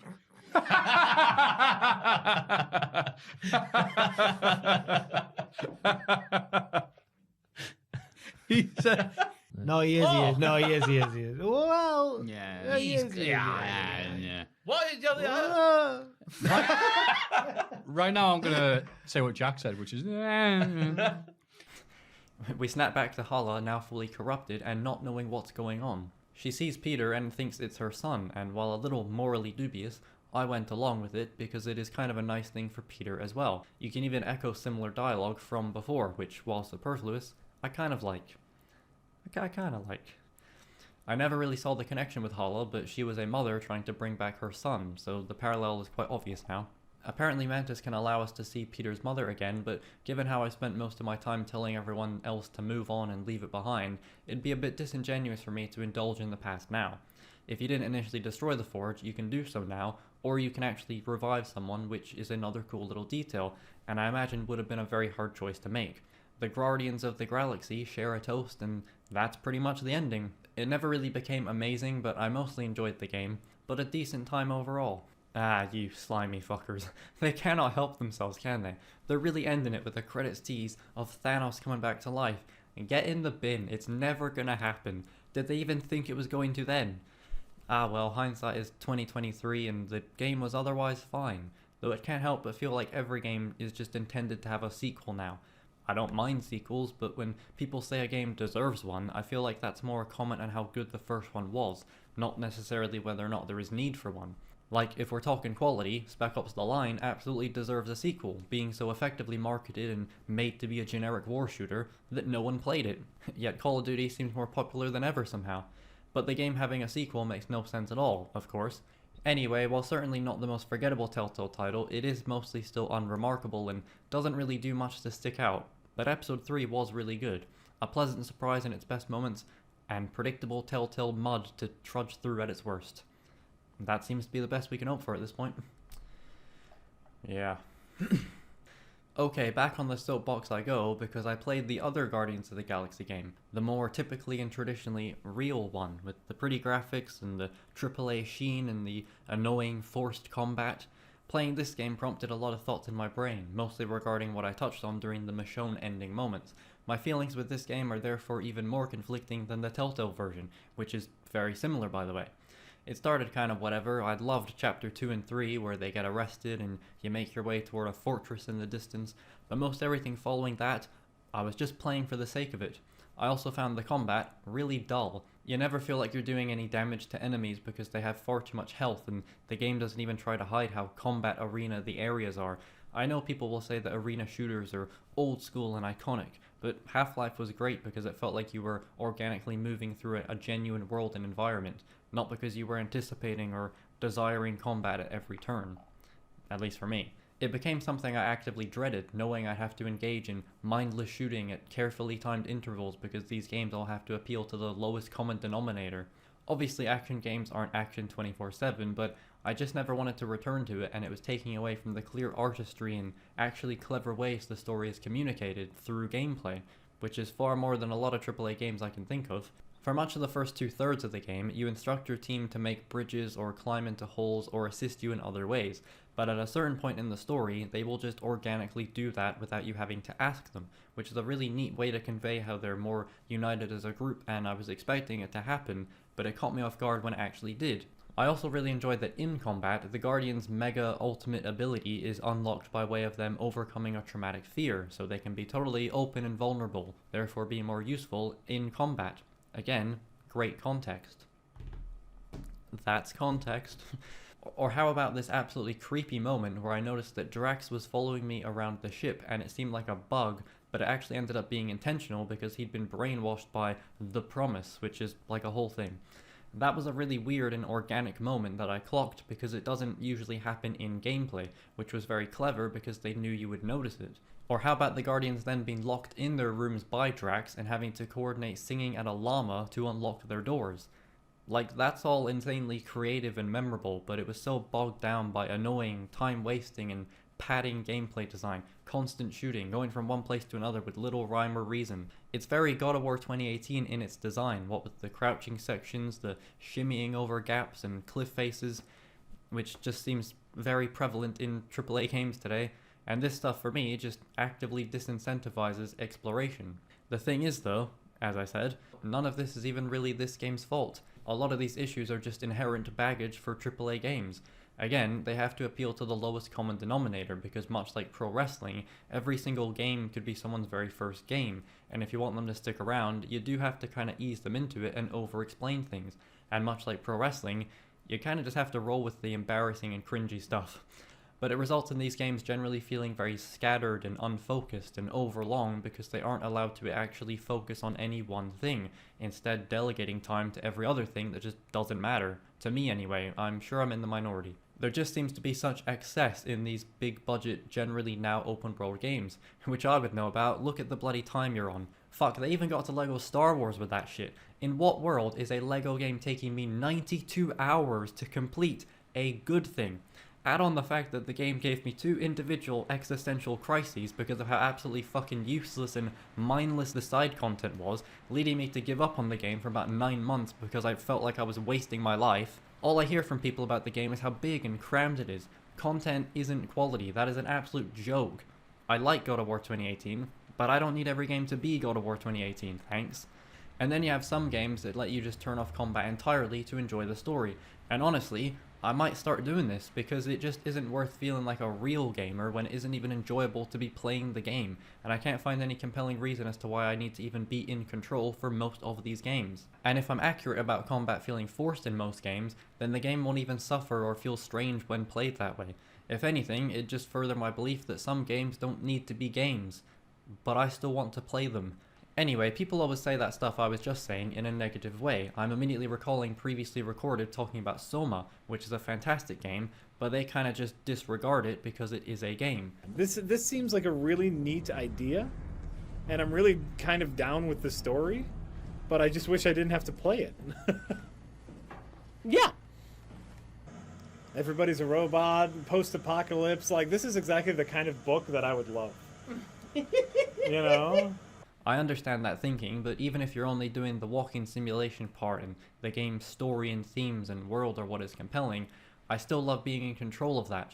I was gonna save this for the ending somehow, but fuck it, we're already here. I just want games that are books, but I don't want to read a book. I have this awful habit of reading ahead whenever I do read a book, so I end up reading the next page before the page I'm actually on. Yes, I am mentally challenged. I want to hold a controller or a mouse and experience it in an interactive way, where the game doesn't even really need to be a game. Basically, I just want Disco Elysium 2. But as if I'm gonna play it, what with the creators being outed from their own company. Yeah. Anyway, I think the point was supposed to be that AAA excess has infiltrated and corrupted my beloved Telltale games, just as it has infiltrated my video on Telltale games, since this kind of shit was just not nearly as present in older titles, and now they feel like they're trying to fight with those top dogs when they just shouldn't. Like, I'm not going to creatively tell someone to stay in their lane and not try to muscle up to the big boys, especially when they've already done that, but they did that by not willfully falling into the same traps as those games. They were better than that. They took more risks and let the game breathe. They let the player give a damn about what was happening, and they were confident enough in their vision to restrain the player where usually it's all about their input. And it was a genuinely unique title for its time. I'm talking about The Walking Dead, of course. And I guess what I'm saying there is that Telltale have always been an indie dev making indie games, but they're now an indie dev trying to make AAA games, multiple of them at once. Maybe they had too many people to be called an indie dev, but they didn't seem to have the polish or budget or specifically time to feel AAA, whatever that is supposed to feel like when most games seemingly can't even be relied on to work when you buy it day one and people still pre-order these games. I don't want to be that guy because I don't agree with that guy that says gaming is bad now, but when the prices keep increasing and the quality in every aspect besides graphics seems to decrease, I mean shit. It's even funnier as well when people act like, oh, we don't care about graphics, we just want good games, but then we'll go out of our way to make fun of the games that look like shit, which just tells people, oh, I guess we need to spend an extra 5 years whittling away at this game and just killing our employees to make the game look halfway decent, just for no one to play it in the end anyway. Anyway, all that said though, I can't act like I'm exempt from the pre-ordering hype. Usually I can restrain myself, as I still haven't gotten to the aforementioned Ragnarok, or an even more anticipated game in A Plague Tale Requiem. And yet, guess who just pre-ordered the new Star Wars game? It's this fucking hypocrite right here. And I totally understand why, because we're all miserable and depressed and we hate ourselves, so we hate everyone else by association, and pre-ordering a game and fully buying into the hype is just very exciting and nice. The game comes out in 2 days as of writing this, and with the expected download day one patch thing, I'll most likely be able to start on the game when I return from something and I've had dinner, and the very thought of that just made me all giddy inside. And I guess that's why people pre-order, because it makes them excited like they were when they were a kid. Largely, I'd still say it's a scam, but despite EA, I actually have full faith in this game because I absolutely loved Jedi Fallen Order, and this is seemingly that, but more and better. I figured that was worth mentioning, given how thoroughly I've stomped on the soapbox. Okay, now I'm gonna go have some cereal at 1 AM. But hey, at least I didn't buy that Harry Potter game, which is probably just like every other open world game, but now it's transphobic. I am hovering above the soapbox at this point. I love cereal. What is this? I then played the game for 2 hours, didn't play the entire next day, before playing more Last of Us Factions the next day. I am off. Granted, the only reason I ended up pre-ordering Jedi Fallen Survivor is because it was uncharacteristically cheap, and I knew I was going to buy it anyhow. Australia's pricing for games has always been fucked, and for the Sony exclusive stuff, we're paying upward of $125 dues, despite the fact we were already paying like $20 more when games weren't 70 USD. I guess this isn't really the place for it, but I honestly don't know when else I'd get to talk about it, and since I like to make these videos full of random tangents that probably relate in some way and allow me to express any batshit thing, yeah. And as they say, everything's sports washing. Everything's sports washing. There is no ethical consumption under capitalism. So who really cares?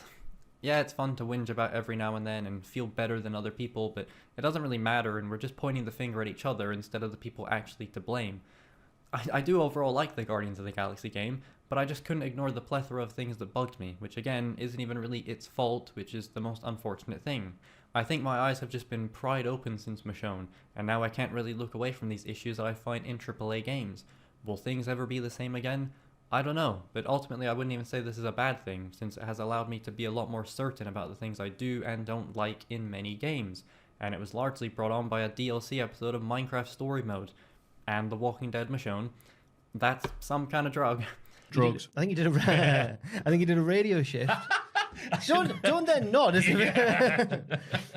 Anyway, what's next? Hopefully not another pointless entry in a franchise that I've become disenfranchised with. Nah, it's just Minecraft Story Mode Scene 2. I love it. Nice to take a load off and appreciate the little things.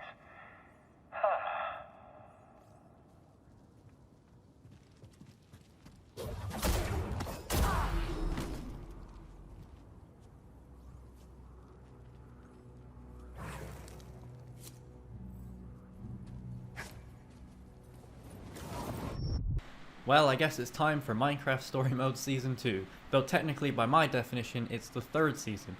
This is another strange game in the lineup, more for how it chooses to present the choices that you choose. There is a very specific attempt to make you aware of moments where your story is deviating or altering, instead of just leaving it unspoken and letting your mind wander about what the other path might have in store, if anything. Mostly, I was just wondering what we were even going to do in this one. Will Minecraft's limitless potential finally be matched? No, but you weren't really expecting anything different, I'd bet. I'd also be remiss in not mentioning that the defining reverberations and feelings I had with this game in the end were me lamenting on a real-life loss and lots of penises. The two things do not correlate. I just realized that this sounds like I lost my penis or something. See you later, cock! Well, you can't lose it if you can't find it to begin with. I mean, I wish that was true. It's like my hand is fucking grafted onto the thing. To start, though, we had some problems. More so than usual. Despite playing episodes 1 to 5 on PlayStation, I had no save to transfer over, so my Jessie was a different character model. I actually kind of preferred this one, and Patton Oswalt is still present, so all was fine, and I guess I just did a reverse Michael Jackson. Oh my god! Oh god! Oh god! Oh good god! Oh, that was criminal. Oh my god! Oh! Oh! Anyway. Anyway, the first thing I really did was make a fucking penis in the game. I don't know why I went horizontal with it, maybe they'll see it on Minecraft Satellite. So, as you can see, there's some more in-depth building, which feels a little weird for this game. I don't know if it's a good thing, I kind of still feel like the game should be more removed from it in a weird way. Again, I could just play Minecraft. Luckily, I played those bonus episodes on the redacted version, so Beacon Town is just littered with people that you may not even know. I say littered, it's like 3 people. We also meet Jesse's intern, who looks like Psy, and is the worst part of the game, mostly. I'll spoil it now since I wrote in my notes. If he doesn't turn heel, I'll be amazed. He did not turn heel, but he did make me want to turn my head around in a killing fashion, and lots of exhales were had. You also get to walk around the town, helping citizens with menial tasks for the Founding Day celebration thing.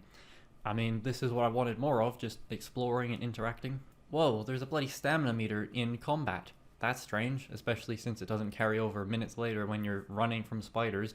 It also just alternates between this and QuickTime events for seemingly no reason. Like later, you're fighting creepers and it might have been a good challenge to actually fight them since you have to time it or whatever. Petra is bummed that everyone is too busy to hang, so we start terrorizing the miners who are just trying to work, even stealing one of their cakes. I then promptly fell in lava via missing a button prompt that I know I pressed, but it's okay because Petra's entire quest was just to find a llama.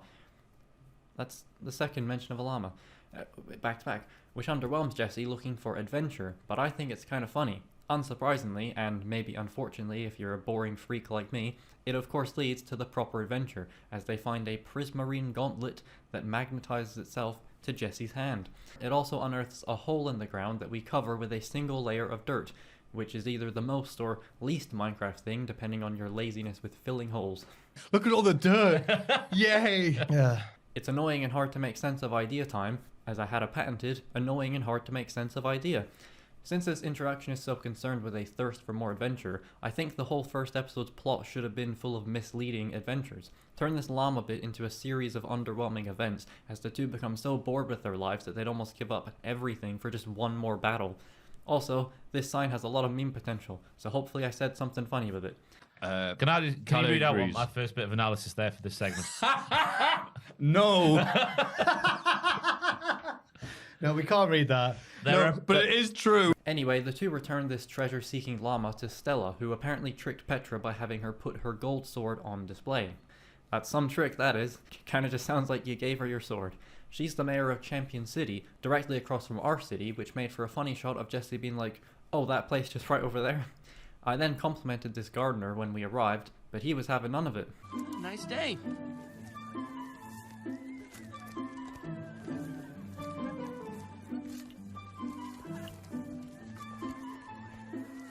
Nice technique.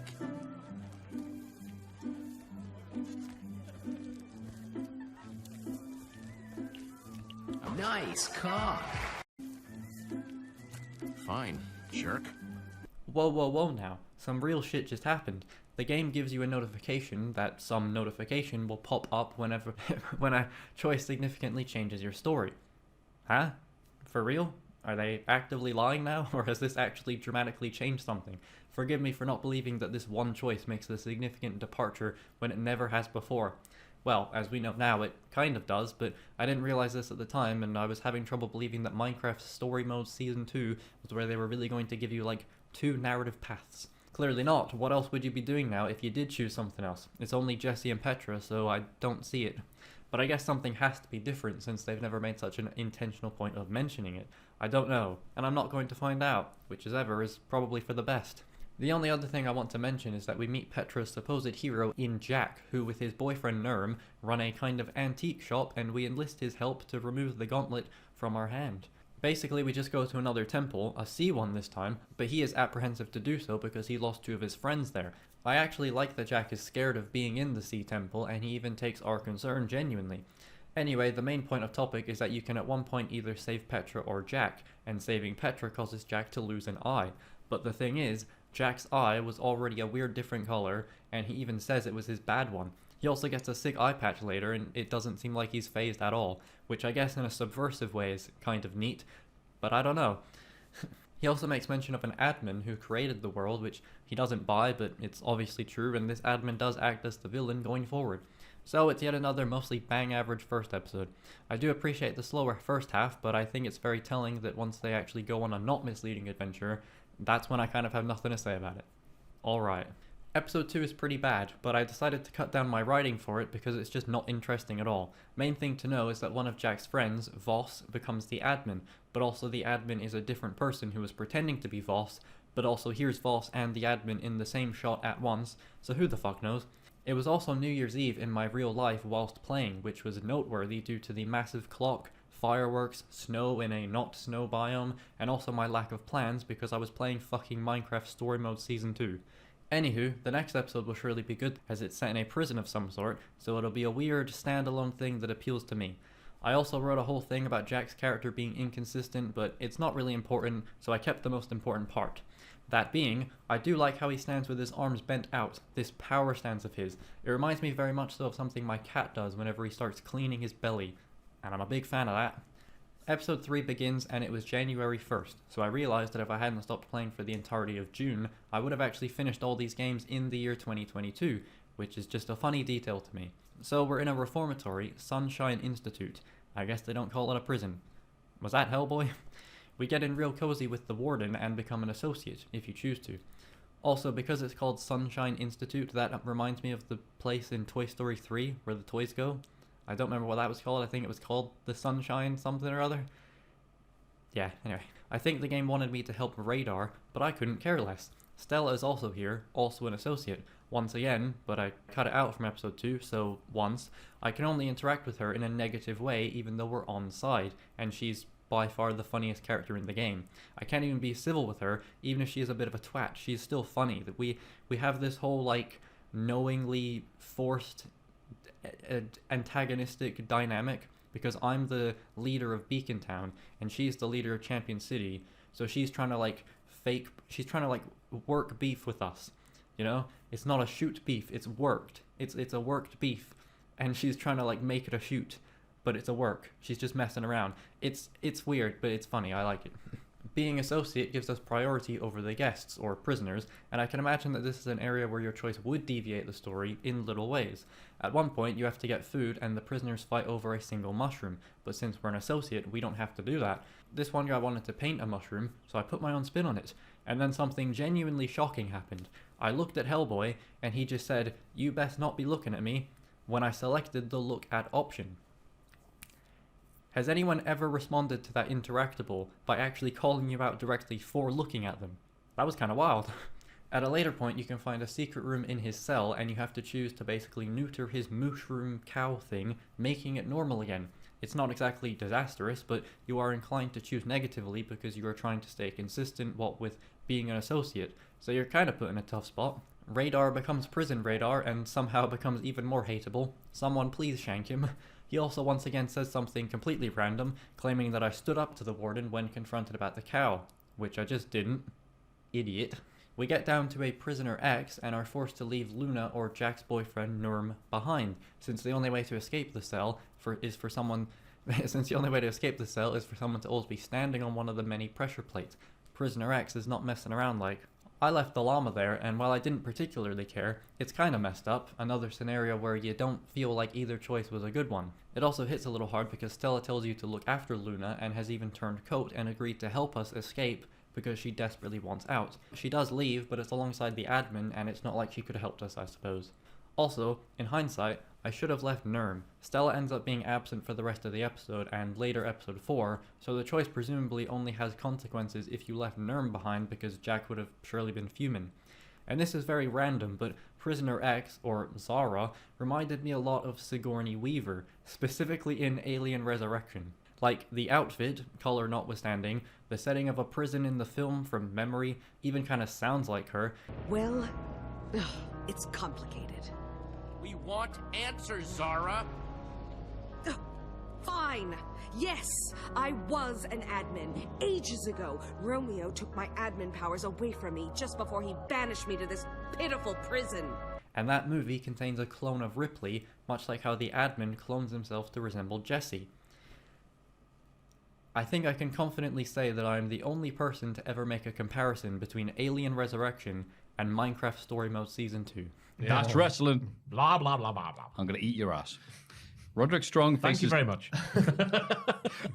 Also, they bully her in the next episode for not being able to sleep, which in-universe is kind of horrible.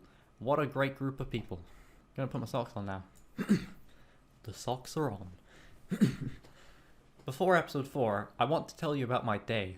It was a Wednesday morning, and I woke up from a maximum of 3 hours 45 minutes of sleep, or an average episode of Monkey Island. I was dog sitting for my brother, which I'd done a few times at this point. Mostly I'll just watch a movie for the first few hours while he's asleep, and then I'll try to tire him out again once he's awake, because I am not good with dogs, and it stresses me out having to attend to a living thing. However, the internet was off at his house, so I mostly just sat on the couch watching YouTube on my phone while the dog slept beside me. Anyway, I planned on catching the bus home since we live relatively close, but due to another one of my classic mishaps in adulting, not to be mistaken for adultery, I missed said bus and had to walk back in all the heat whilst sporting an unnecessary jumper that I was too stubborn to stop and unsheath from my gangly, lanky frame. Who do I think I am? A pretentious prick, that's who. I continuously checked the bus times to see if I'd made a mistake on my mistake and to see if it was getting close, but I figured it'd be better to just continue walking, so I did. As I did, I passed by a fair few familiar sights, like the house of a girl I used to have a major crush on. But not in a cute way, more in a creepy way. I was basically if you couldn't tell given the comments I've made towards Jenna Ortega throughout the entirety of this video. Which is just a weird thing that kept happening. I don't know why I did it. I'm sorry, Jenna. Okay. But not in a cute way, more in a creepy way. I was basically the definition of a nice guy, not realizing how I was coming across because I couldn't make sense of the feelings I had and I didn't know how to, for lack of any better way to put it, make her like me. Oh boy. I carried on and passed another house of an old friend. I never really thought about the fact that I never even went inside his house, despite him being the first person from that period of my life to sleep over at mine. Just past his house was the school that I met him and many other once friends at, and it dawned on me that I haven't even walked around my own suburb, I guess you'd say, in years. I hadn't been anywhere near any of this in a near decade, which was met with my typical momentary shock and inevitable apathy. I say back in the day. When that day was, I've got no idea. Could have been 2 years, could have been last month. And sad but true, but you're exactly right, mate. As I walked past the school, I noticed that a rugby ball was outside the fenced area, and right as I did so, some kid gestured to me to throw it over. And that's what I did, in an underhanded manner. For some reason, this very tiny and inconsequential moment kind of made my day. I had actually done something, where usually my outdoor ventures result in me not feeling any better yet knowing that it's good for my health, but still wanting to just die mostly. So I carried on home at that point, and it's here where this becomes all important. I realized that there must be some reason why I'm so drawn to these quote-unquote small moments, the consistently aforementioned little things. The consistently aforementioned little things. I hate this now. Amen. And I think it's ultimately just because my own personal life is so lacking in those moments, those brief and unspoken and seemingly forgettable moments that don't change your life or define you. It's more just happenstance. Accidentally matching someone's path as they walk and you try to get past each other, or someone asking you to help them remove something heavy from their car, only for you to blatantly lie and say you're in a rush because your mind immediately goes to the worst case scenario of being kidnapped or killed, and you just gotta get that copy of Jedi Fallen Survivor home. I think where some people desire action or adventure or a great big world to explore, I tend to desire more novel and simple things, because I'm special, you see. And I like seeing that stuff in video games because it's real and it connects me to the world and characters in a way that murder never could. I guess it depends on the game. I will forget about all this, and that's fine. It wasn't a big deal, which is kind of the point. But it was nice to be out and not feel like I should be doing more. I should be rushing to get ahead and catch up in those general life ways that I don't even really care about outside of feeling like I'm supposed to. I could have made that bus and gotten on it and gotten home a lot sooner and a lot less sore in my legs for the remainder of the day, but I would have thought the same things, felt the same things, and by the time I was home, I'd have felt like the day was all a waste, even though I wouldn't be doing anything else otherwise. I'm dog sitting, or I'm aimlessly wandering around, or I'm staying up until 5 AM for no reason. Meanwhile, I'd rather be out in some obvious half-hearted, half-assed attempt at meeting the love of my life, so that's one thing I don't have to worry about anymore. But that's not what happened, and for the first time in a long time, I felt fine with that. I'm sure that I'll continue to stay up excessively late, which with WrestleMania this weekend is not much fun for my brain, but who cares? I've gone through periods of my life of the last few years where I woke up at like 9 AM, and that didn't change my life either. I guess I just have to hope that eventually I'll know what I'm supposed to do, or have some idea of it, and I won't already be dead by the time things start getting interesting. Most of my days are the same, and most of these games are the same, so you really notice when they are different. Then I ordered some food because I like to really punctuate and savor the unique moments of my humdrum life by getting fat and making myself feel like poo for the rest of the day, resulting in more late nights because I don't want to lay down now, just to stare at my phone for another 2 hours once in bed and wake up complaining about how I have nothing to complain about in the grand scheme of it, feeling useless because I'm doing nothing, and continuing to do nothing because I feel useless. Anyway, fuck all that. I saw a cute girl within like 5 minutes of walking back, and it all happened so quick. I didn't even say a word to her, and I was kicking myself for it. This all feels very stupid and far too personal, so let's just quickly move on, because for some reason, Minecraft Story Mode Season 2 is where this video becomes a therapy session. There's more to come. There's still more to come. Episode 4 indeed sees the heroes venture beneath bedrock, because that's the title of the episode, finding another world that was created by the admin, Zara, and Fred, who were both also admins, but Fred was killed by Romeo seemingly laying down bedrock to start over. Also, Romeo is the admin. Early in the episode, a weird scavenger group appear and taunt us as our lives hang in the balance after some rollercoaster shenanigans. Refusing their demands of parting with our inventory seemingly results in Jack dying. Like he falls off this edge, and I think he's actually gone now. The choices do matter? It's a little annoying that the others appear within a minute and this group is never seen again. And I'm not entirely sure why Jack fell. The dirt block just kind of dropped like it was gravel. Well, anyway, we're trying to make our way to Fred's house for reasons that I frankly just don't care to explain, and in doing so we happen upon a town in what they call the Underneath, where Fred's house ends up being. We're entered into a trivia contest to enter the house, since he wanted his legacy to be preserved that way. At one point, you have to build a replica of Fred, so of course I made another penis. It's even funnier than I'm sure it usually is, given everyone's reaction. The host Binta even says that my building represents what's underneath. You're not kidding, like, though I'm unsure why I made the penis bleed.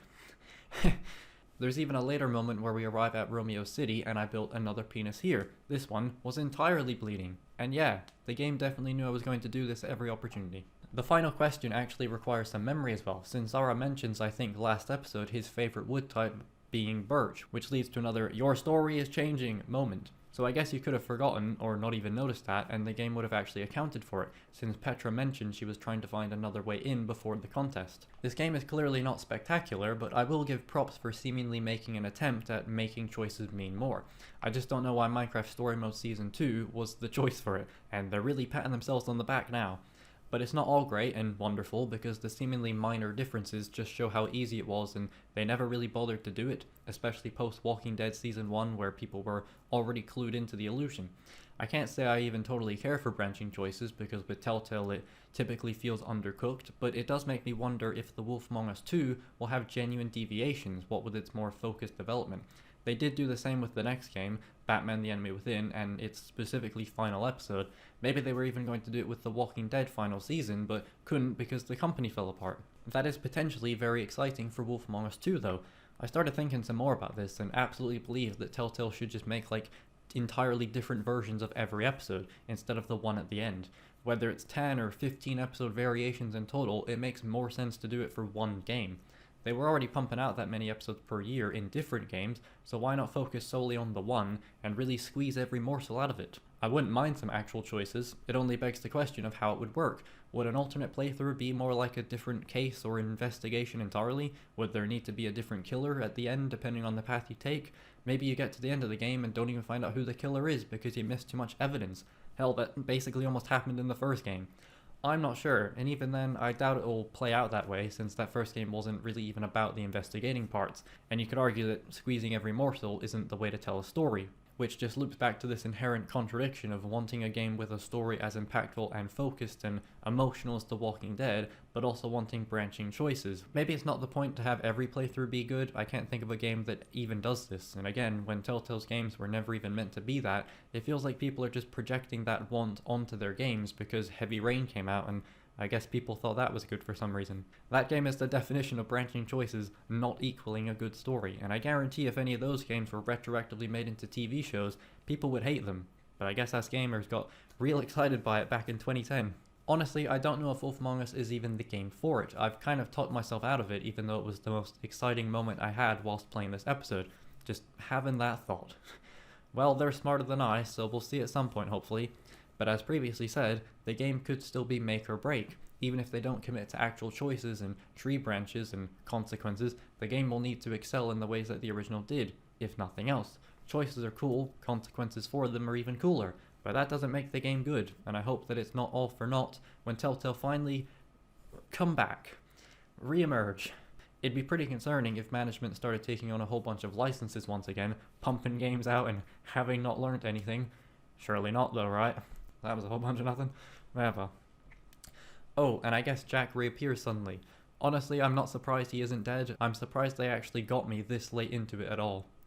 We escape through a portal, which is the thing I couldn't be bothered explaining since it requires a personal item to use. Whatever. This episode probably sounded bad, but I was mostly just unenthused while going through my notes. I actually liked it well enough, about on par with the last one really. Finale time, and it's come relatively quick. The previously on here is also very good, finally illuminating some of the admin's feelings and motivations, as it is from his perspective on the events. We wander through tunnels under the town, oh no, and moments later the admin bombs Stella's champion city.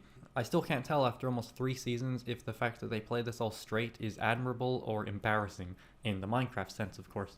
Like, it's played straight, but it's Minecraft. It's a wider issue we've talked about, with the game mostly being generic, fantastical adventure with some surefire Minecraftisms thrown in there, but I don't know. I also find it, I guess, interesting that we spend the first game forming a new order only for the sequel to not include most of those members. It's really only Jesse and Petra since the others seem to have settled down, which I guess on its own is fine since the DLC episodes did act as a second season with us doing adventures. I know I didn't like Olivia and especially Axel much, but we're once again just introducing new characters and discarding the old ones instead of improving those old ones. Also, Ivor is back with Luna from that inescapable prison cell. I guess they got someone else to stay in there. Maybe from this point on we'll just do a rotation schedule where someone is occupying the cell at all times. Anywho, the admin at one point decides to just ditch and create a new world again. Even says, well, you don't really have a choice, do you? If I speak, I'm in big trouble. I decided to very stupidly speak with him instead of just fighting him, but again, it's not like I have much choice. And that's fine when I'm enjoying the game otherwise. My real issue with the admin occurs here though, as Petra starts to feel bad for the fucker inside of this weird, spacey area where we finally use Fred's potato passage thing. It's a long story. Not really, but I don't care to tell it. It's kind of the David issue again, even when being sincere, he's just also a dick. There's no hesitation or crack from the admin, there's no nuance to it. The whole friend thing could honestly be seen as a taunt as well. It's not like this guy did a few bad things, he actively buried a whole world and is trying to do it again. Like, bro, get off the game and go to therapy. So in rare showing for me, I unpowered the admin and left him behind. I'm tired of trying to be the good guy. He's getting left, trapped inside this terminal forever. A Handsome Jack-esque fate. Why can't Telltale just let the villain die? This is so much more horrific. It's funny though, when he tries to explain himself by saying, I just wanted people to, before immediately being cut off by the collapsing debris. Even when he's trying to have something, the game decides no time for characterization here. I know I left the guy behind, but you might as well let him have that sentence. Fuck all that though, really I feel bad for Stella. Her town got 9/11'd and she gives up her llama, if we'll have her, before just wandering off alone. Like, just stay, lass. Where are you going? What are you doing? Anywho, last episode in the crying part, which looks weird with Minecraft characters, which I can't even find in the script now. Good God, what a video this is. Really good, that. Yeah. I promised Petra to stay with her as she once again ventures out, but I'm given another chance to stay and settle down with Lucas. For some reason, I didn't do that, so the game ends with Jesse and Petra heading off together, and it was kind of sad once more. All these friends growing up and going off. Just feels like losing all your friends all over again. This episode was pretty underwhelming though, just a completely unspectacular closer that really didn't feel innovative or unique or massively compelling in any sense. Just another episode of another game, definitely a step down from Season 1, and unofficially 2. Wait a second, what about Soren? Flying. Right, so despite some hints that he may make a return in those DLC episodes, well, he doesn't, you can tell that. Soren just runs off in Season 1, Episode 4, and is never seen again, which is kind of nice, but my basic-ass brain can't help but think it'd have been cool to see the new and old order team up to take down the real villain all along, the greatest builder of all time, Soren. I'm not exactly advocating for it, but it is odd that he never resurfaced after the fairly occasional alluding to him. It's clear they didn't forget about him. Oh well, time for more sad things, I suppose. I mentioned a friend that introduced me to the game and all the things we used to do in it, but despite our own storyline, the adventure maps, the walls, log me in Hamachi, my most vivid memories of playing Minecraft with him actually came a few years after we first started. It would have been around 2014 or 15 when we started hanging out again, and I was starting to wind down my YouTube playthrough videos of the last year, and I distinctly remember playing for hours, just building a house or a farm or mining, the usual sort of stuff. I can still picture that house in my mind. Similar to the double-decker I described in the first game section, unless I cut that part out, except I'm sure this one was a lake house. I even recall convincing him to have the entire roof of the bedroom be a skylight, for no reason at all. The most striking thing, though, is that oftentimes we would go full minutes without saying a single word. My main memory of it all was this comfortable quiet, where neither one of us felt the need to say something to fill the dead air. We could just sit in complete silence and play the game together, and for some reason, I find that really lovely. We'd known each other since at least 2009 by this point, and Minecraft was something that we bonded over and also probably brought us back together. I have some vague memory of us not really being friends too much for a little while because he started staying in more and wasn't so up to go out on a patented bike ride. I distinctly remember him telling me that I'd be the same way in a few years, unwilling to leave my room or the house, becoming a hermit. I vehemently disagreed and was convinced I'd still go out every day.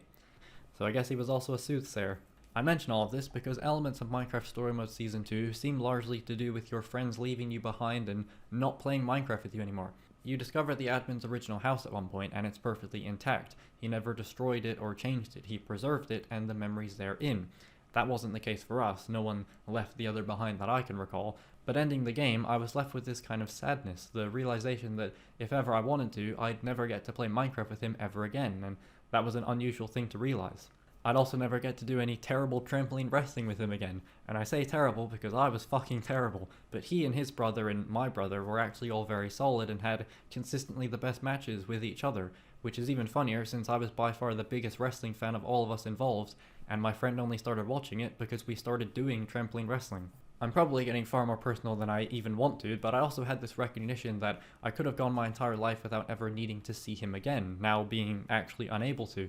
With Game of Thrones, it's hard to put together a better story, but with Minecraft, it's impossible to compete with many good memories. I just wish I could remember more of those memories so I could write something else here that feels vaguely satisfying. It's weird feeling like you should miss someone as opposed to just missing them, but it's kind of hard to miss someone when you hadn't even seen or spoken to them in years. If that even means anything. Oh well, got another platinum trophy to numb the pain. It's also a shame that if we ever did get an ending or a continuation or a reboot of Shadow of Israfel, he'd never get to see it after introducing me to it. And the fact that 1 month after I learned I would never see him again, I was even able to rewatch the entirety of Shadow of Israfel within another month, is kind of sad. To be fair, he used to rewatch that shit in like a weekend. That was already over 2 whole years ago, and I don't really know why I'm mentioning any of it, other than to guilt myself into doing something with my life, since I can, and he can't now. Ever. You gotta be some special kind of fucked up to go through all that and still not have the chutzpah to just fucking get on with it. Also, because our collective consumption of media is only valuably weighed by the unique perspectives that are shared and cultivated from those pieces of media. What? I guess also maybe it's some indication that the best stories in Minecraft are the ones that you create yourself. You don't say. I'm not suggesting me and my friend could have or had created a story to rival Telltale's attempts, but also I definitely am suggesting that because everything we did on Minecraft, we made happen ourselves. We created our own stories. In fact, touching back on the trampoline wrestling, one of the only real storylines I recall was him being the Alex Riley to my WWE champion, The Miz. Except we actually did the storyline better than WWE because not only did Alex Riley beat The Miz for the title in this universe, he also continuously won in title defenses after that point, and I never once got my win back. Well, I guess we didn't really create that story then. I put him over big time and didn't complain one bit. He beat me in a street fight for the belt, he beat me in a TLC match, he beat me in a random no DQ match that actually went to a timeout somehow. Also, the TLC match is legit probably the best match we had. It goes on for like 16 minutes. And the street fight in question, I think the night before, was beautifully structured. Beside a specific spot or finish, we didn't plan ahead any of our matches, we just called it in the ring, as they say, to mostly good effect. And the street fight, very wisely, actually began in our living room, making it feel more like a heated and impromptu backstage brawl turned into a match. Side note, Alex Riley, as we've called him, was wearing my brother's jumper due to us filming the match late at night, and I guess it was cold.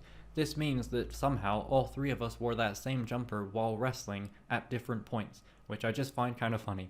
From there, we moved to the back of the house into an empty spare room before moving back through the living room and out to the front of the house where we then finally wrestled on the trampoline. That probably sounds like nothing to most of you, but I just absolutely love that we had the foresight to book it that way. It feels like such a great progression and escalation to have us end the match in the ring instead of starting, going inside the house, and then ending it back in the ring. The match starts with us just scrapping and throwing punches at each other for like 30 seconds. We do some actual wrestling maneuvers in the back rooms, and then the very ending moments repeat the scrap before he backbreakers me to the mat. And it's so good, genuinely. Another side note, to shoot in wrestling means to legitimately connect or hit a move, and the backbreaker was what he called his finisher. He even in the initial stages of the match grabbed a bastard Nerf gun and started shooting me in the head with it, and what makes it all the better is that I actually sold it. I am a better professional wrestler than Hulk Hogan. That worked for me, brother. That's probably true. That's probably actually true as well, but if not me, they definitely were. Legit, my friend was a natural, and my brother was an incredible seller of moves. If I can get his permission, I will... We've got an hour left now. It's been a glorious day. Put in a very specific flying kick maneuver right here because, oh my fucking god, the sell of it is absolutely stunning. I don't even make contact with him here, but he covers it so well that even in slow motion, it looks like a genuine kick to the face. Not to mention I look uncharacteristically fluid and coordinated, bastard soaring through the air to deliver the kick. But maybe you won't be able to see that, I don't know. By god, I love wrestling. Anyway, have that one, Telltale, you bastards. Oh, what a sad life. What a sad experience this game ended up being in this here video of videos. But mostly weird and forced and preachy. But at this point, we're in like what, hour 8 or something? I could start saying slurs and I don't think anyone would notice. I'm basically just speaking into the void. But if I were to speak into the void, I don't think that would be my choice of verbiage. Alright, let's go disable some vigilante scum in the fucking penultimate game. Also, even just today, after a walk that rendered me absolutely drenched in water because I got caught in the rain and my rain jacket did fucking nothing, I was walking back up to my house and I kind of just stopped and had a look at my front garden where we used to do the wrestling, and I realized that the area we used to do it in is so small. Like, when I was younger, it seemed so much bigger, and on video as well, it seems so much bigger.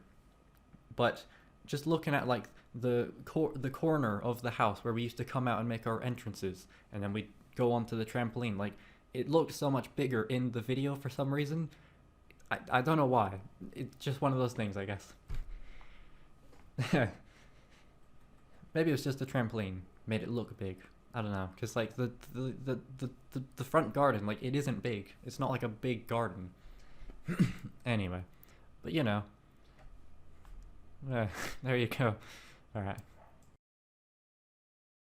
We arrived to disable some vigilante scum in the fucking penultimate game. We're almost done.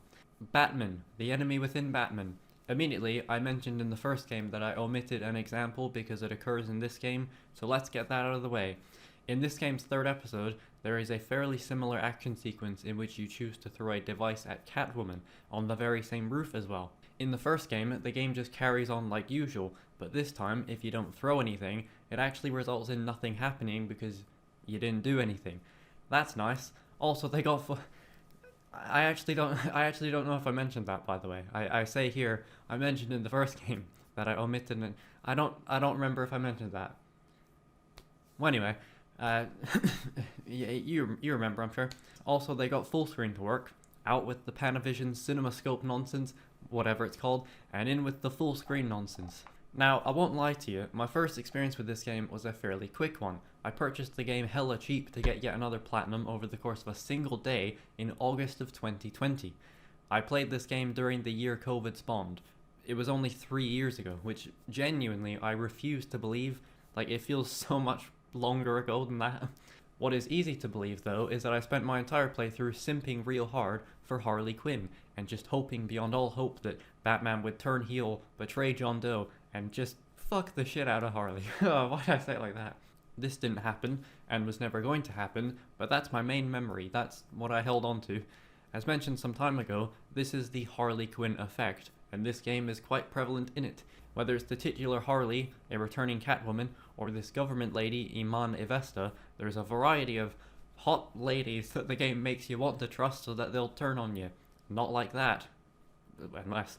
I also held on to this one very specific glitch in episode 2, where all the car windows are grayed out and it's clearly not intentional since Harley points out something that we cannot see, and it persisted into this replay. Very nice. It's also worth mentioning that this is a pretty significant entry into Telltale's backlog because it's the only game that has a significantly different episode. We've seen different endings, but not full episodes, and episode 5, depending on a very particular choice, drastically changes the episode itself and the storyline therein. I was able to get this other episode on this replay, but the first time through I had the opposite, so episode 5 was actually a totally unique episode to me that I'd never experienced, and that made it easily my favourite for those reasons. I'm talking around it despite the fact I've already probably mentioned it, but I don't know if I mentioned the specifics of it. Basically, there's one where Joker is a vigilante that works alongside you for a time, or one where he becomes the villain Joker that we all know and, well, we know him. As much as I did enjoy villain Joker, I think vigilante Joker is superior for this one moment. Like, this is the coolest shit ever. But in comparison to the first game, this thing is a masterpiece in the technical sense. The game immediately just looks so much sharper. I don't know why, but I got major Wolf Among Us vibes from this roulette table alone. It looks so much more stylized than usual, and it really stood out even though I'm not sure there was a single roulette board in that game. And despite this first episode genuinely being better than any episode of the previous season, I actually have very little to say about it. I'm not sure if I've mentioned it yet, but Telltale's games are often very fun to watch other people play. Something I have mentioned is watching Sips or PewDiePie play through these games, years after the fact, and having a good time doing so. Why did I write that? I think given the design, these games would often be watched instead of bought and played, which makes a lot of sense and has mostly been the trend thus far. Walking Dead was so new and exciting, everyone played it because they thought they'd get to have a different experience. People still seem to like it because the game does cater to that in ways, but it's clear that people became less interested in playing the games for themselves. I also wonder how many people actually bothered to replay that first season. Maybe they wouldn't like it now and just remember it fondly. Uniquely, I think Batman the Enemy Within is a real standout in this way. I think part of my struggle to talk about it is that it is a Telltale game that absolutely should be played for yourself, and me doing my usual boring shtick kind of doesn't do the game justice because it is genuinely a return to form and something new all at once. I think that deserves to be experienced personally, even if it's not on the level of a Borderlands or Walking Dead for me. There is a very specific intent, particularly with the final episode, and I think the way they do it is really clever and well done. But honestly, I really struggled to come up with anything to say, and my whole philosophy with this video has been that if I don't have anything to say, I just shouldn't say it and waste even more time. But I'm sure I've gone wrong there somehow. Oh no! No! This is two-parter. No! He says it himself. Thank you for watching. Always, man. Thank you, man. Cheers, man. Ross, what have you got for us? Always, man. Always, man. Yeah, that thing. Moment. So it's for that reason that I'm officially skipping Batman the Enemy Within. The game is good, and you know it's good, and I literally have nothing in my notes for it. So, I don't know, just go play this one. You'll probably like it. I know there have been individual episodes throughout the video that I've not spoken on, but a whole game is unprecedented, and I feel bad about it. Ultimately, I got nothing for this game. I really just have nothing for it. I have a lot for the literal next and last game as well, so this isn't me just throwing in the towel so close to the end. As far as the idea of a bunch of videos inside one massive video goes, I guess I just didn't make one on Batman the Enemy Within.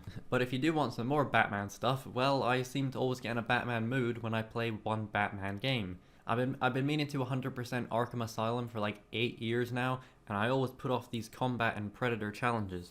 So I decided to finally come back and do it after finishing The Enemy Within, doing so in 2 days and only like 6 hours. It was over so quick that it didn't even feel like it happened. I was quite underwhelmed that I put it off for years and then wrapped it up in such rapid fashion.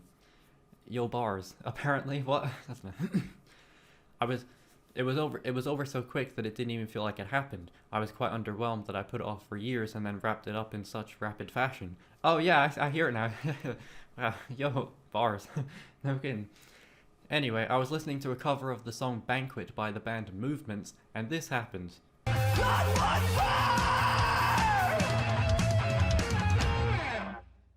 So that's pretty cool. Having music in the background was strange. I started synchronizing my attacks to the beat of whatever song was playing, but I'm sure some have commented on how dance-like Batman's attacks can be. Alright, moving on. You know what? I'll try to say something about each episode. Super basic and short, just to say I did something. It took 7 or 8 hours, but here, this is probably more what you would have expected from a video like this. Okay, episode 1 is legit better than every episode of the last game, and it's nearly 2.5 hours long, which felt so big and significant to me at this point. Episode 2, Strongbad makes a reappearance and is still on the performance enhancers. I'm hard for you. What was that? My Bane impression. And the music is some of the best from Man Like Jared. There's an obvious precedent, but it's still unique and has a good mix of Wolf Among Us' more synth flavor and the usual, I don't know, choral Batman. Mostly I was just bummed that you can't break bad, so to speak, because you're Batman and now Bruce undercover in a silly little outfit. Look at his hat. It's kind of genius to have him be undercover since the previous game was all about him supposedly being involved in some gangster crime, and I'd also argue it's a lot more fun to play along with the villains. Truly, we are the enemy within their operation. Episode 3 sees the return of Catwoman, and it's immediately an improvement. Their chemistry and dynamic is one of the best. I'm not sure why they changed Selina's face model, especially after I agreed to actually try and be in a relationship this time, so I felt a bit had by whoever this is. You can also sell her out and remain undercover, which again makes it all a little more interesting and exciting, but I already did that the first time because frankly I didn't care about Catwoman and I was all up in that Quinzel. Or at least wanted to be. Episode 4 was wicked short, and the confirmation of either Vigilante or Villain Joker was the only real highlight. I still kind of prefer Vigilante just because it breaks convention a little more, but both are great. And episode 5 was a roller coaster of emotions, with Bruce and Selina being subjected to some great shithousery in a fun house. There's games and revelations, a whole sequence where you match up tombstones to who killed who, and Joker laughing at everything was genuinely funny and unsettling.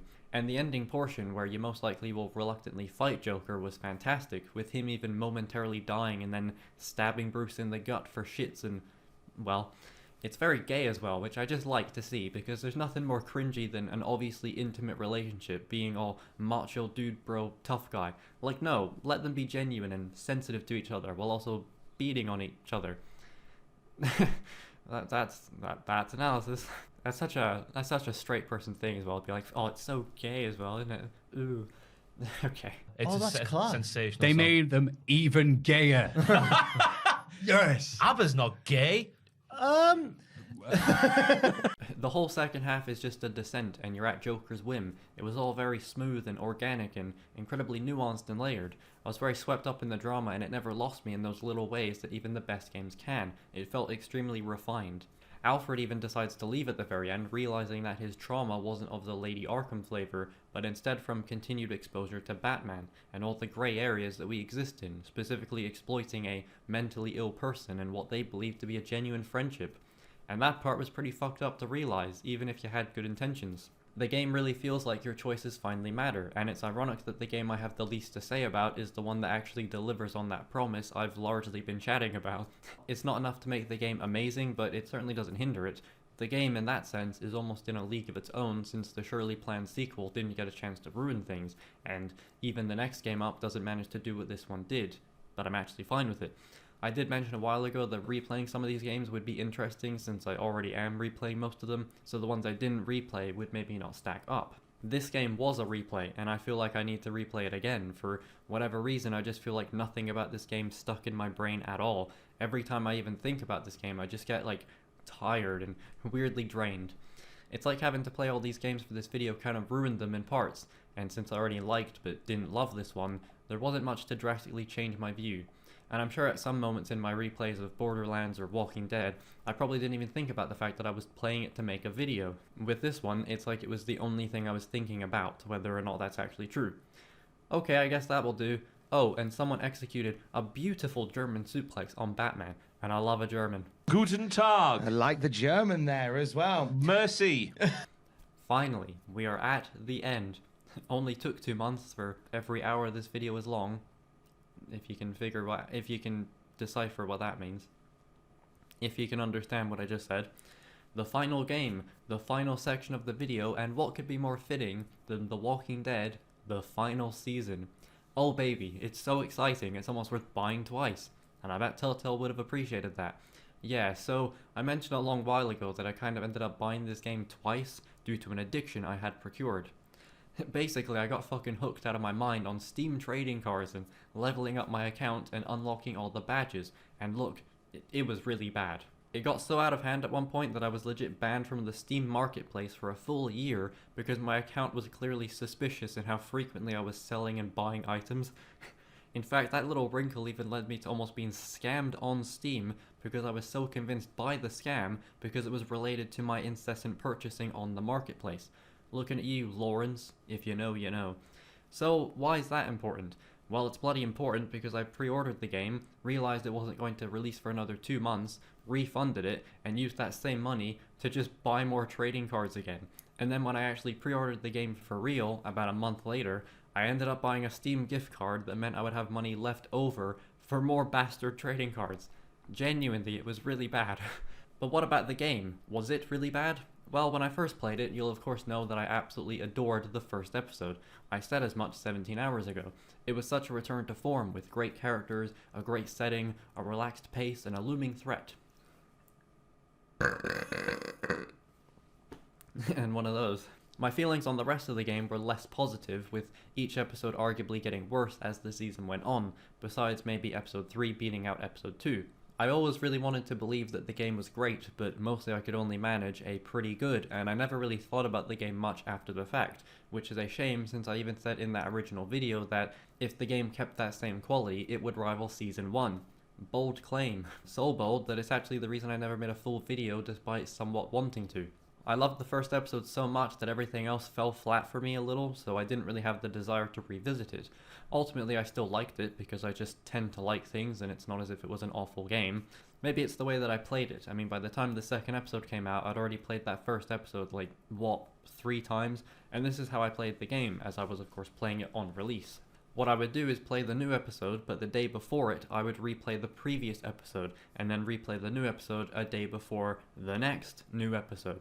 I don't know if that did anything, but like most things really, waiting a few months to do another bit of something isn't preferable to just doing it in a week or so.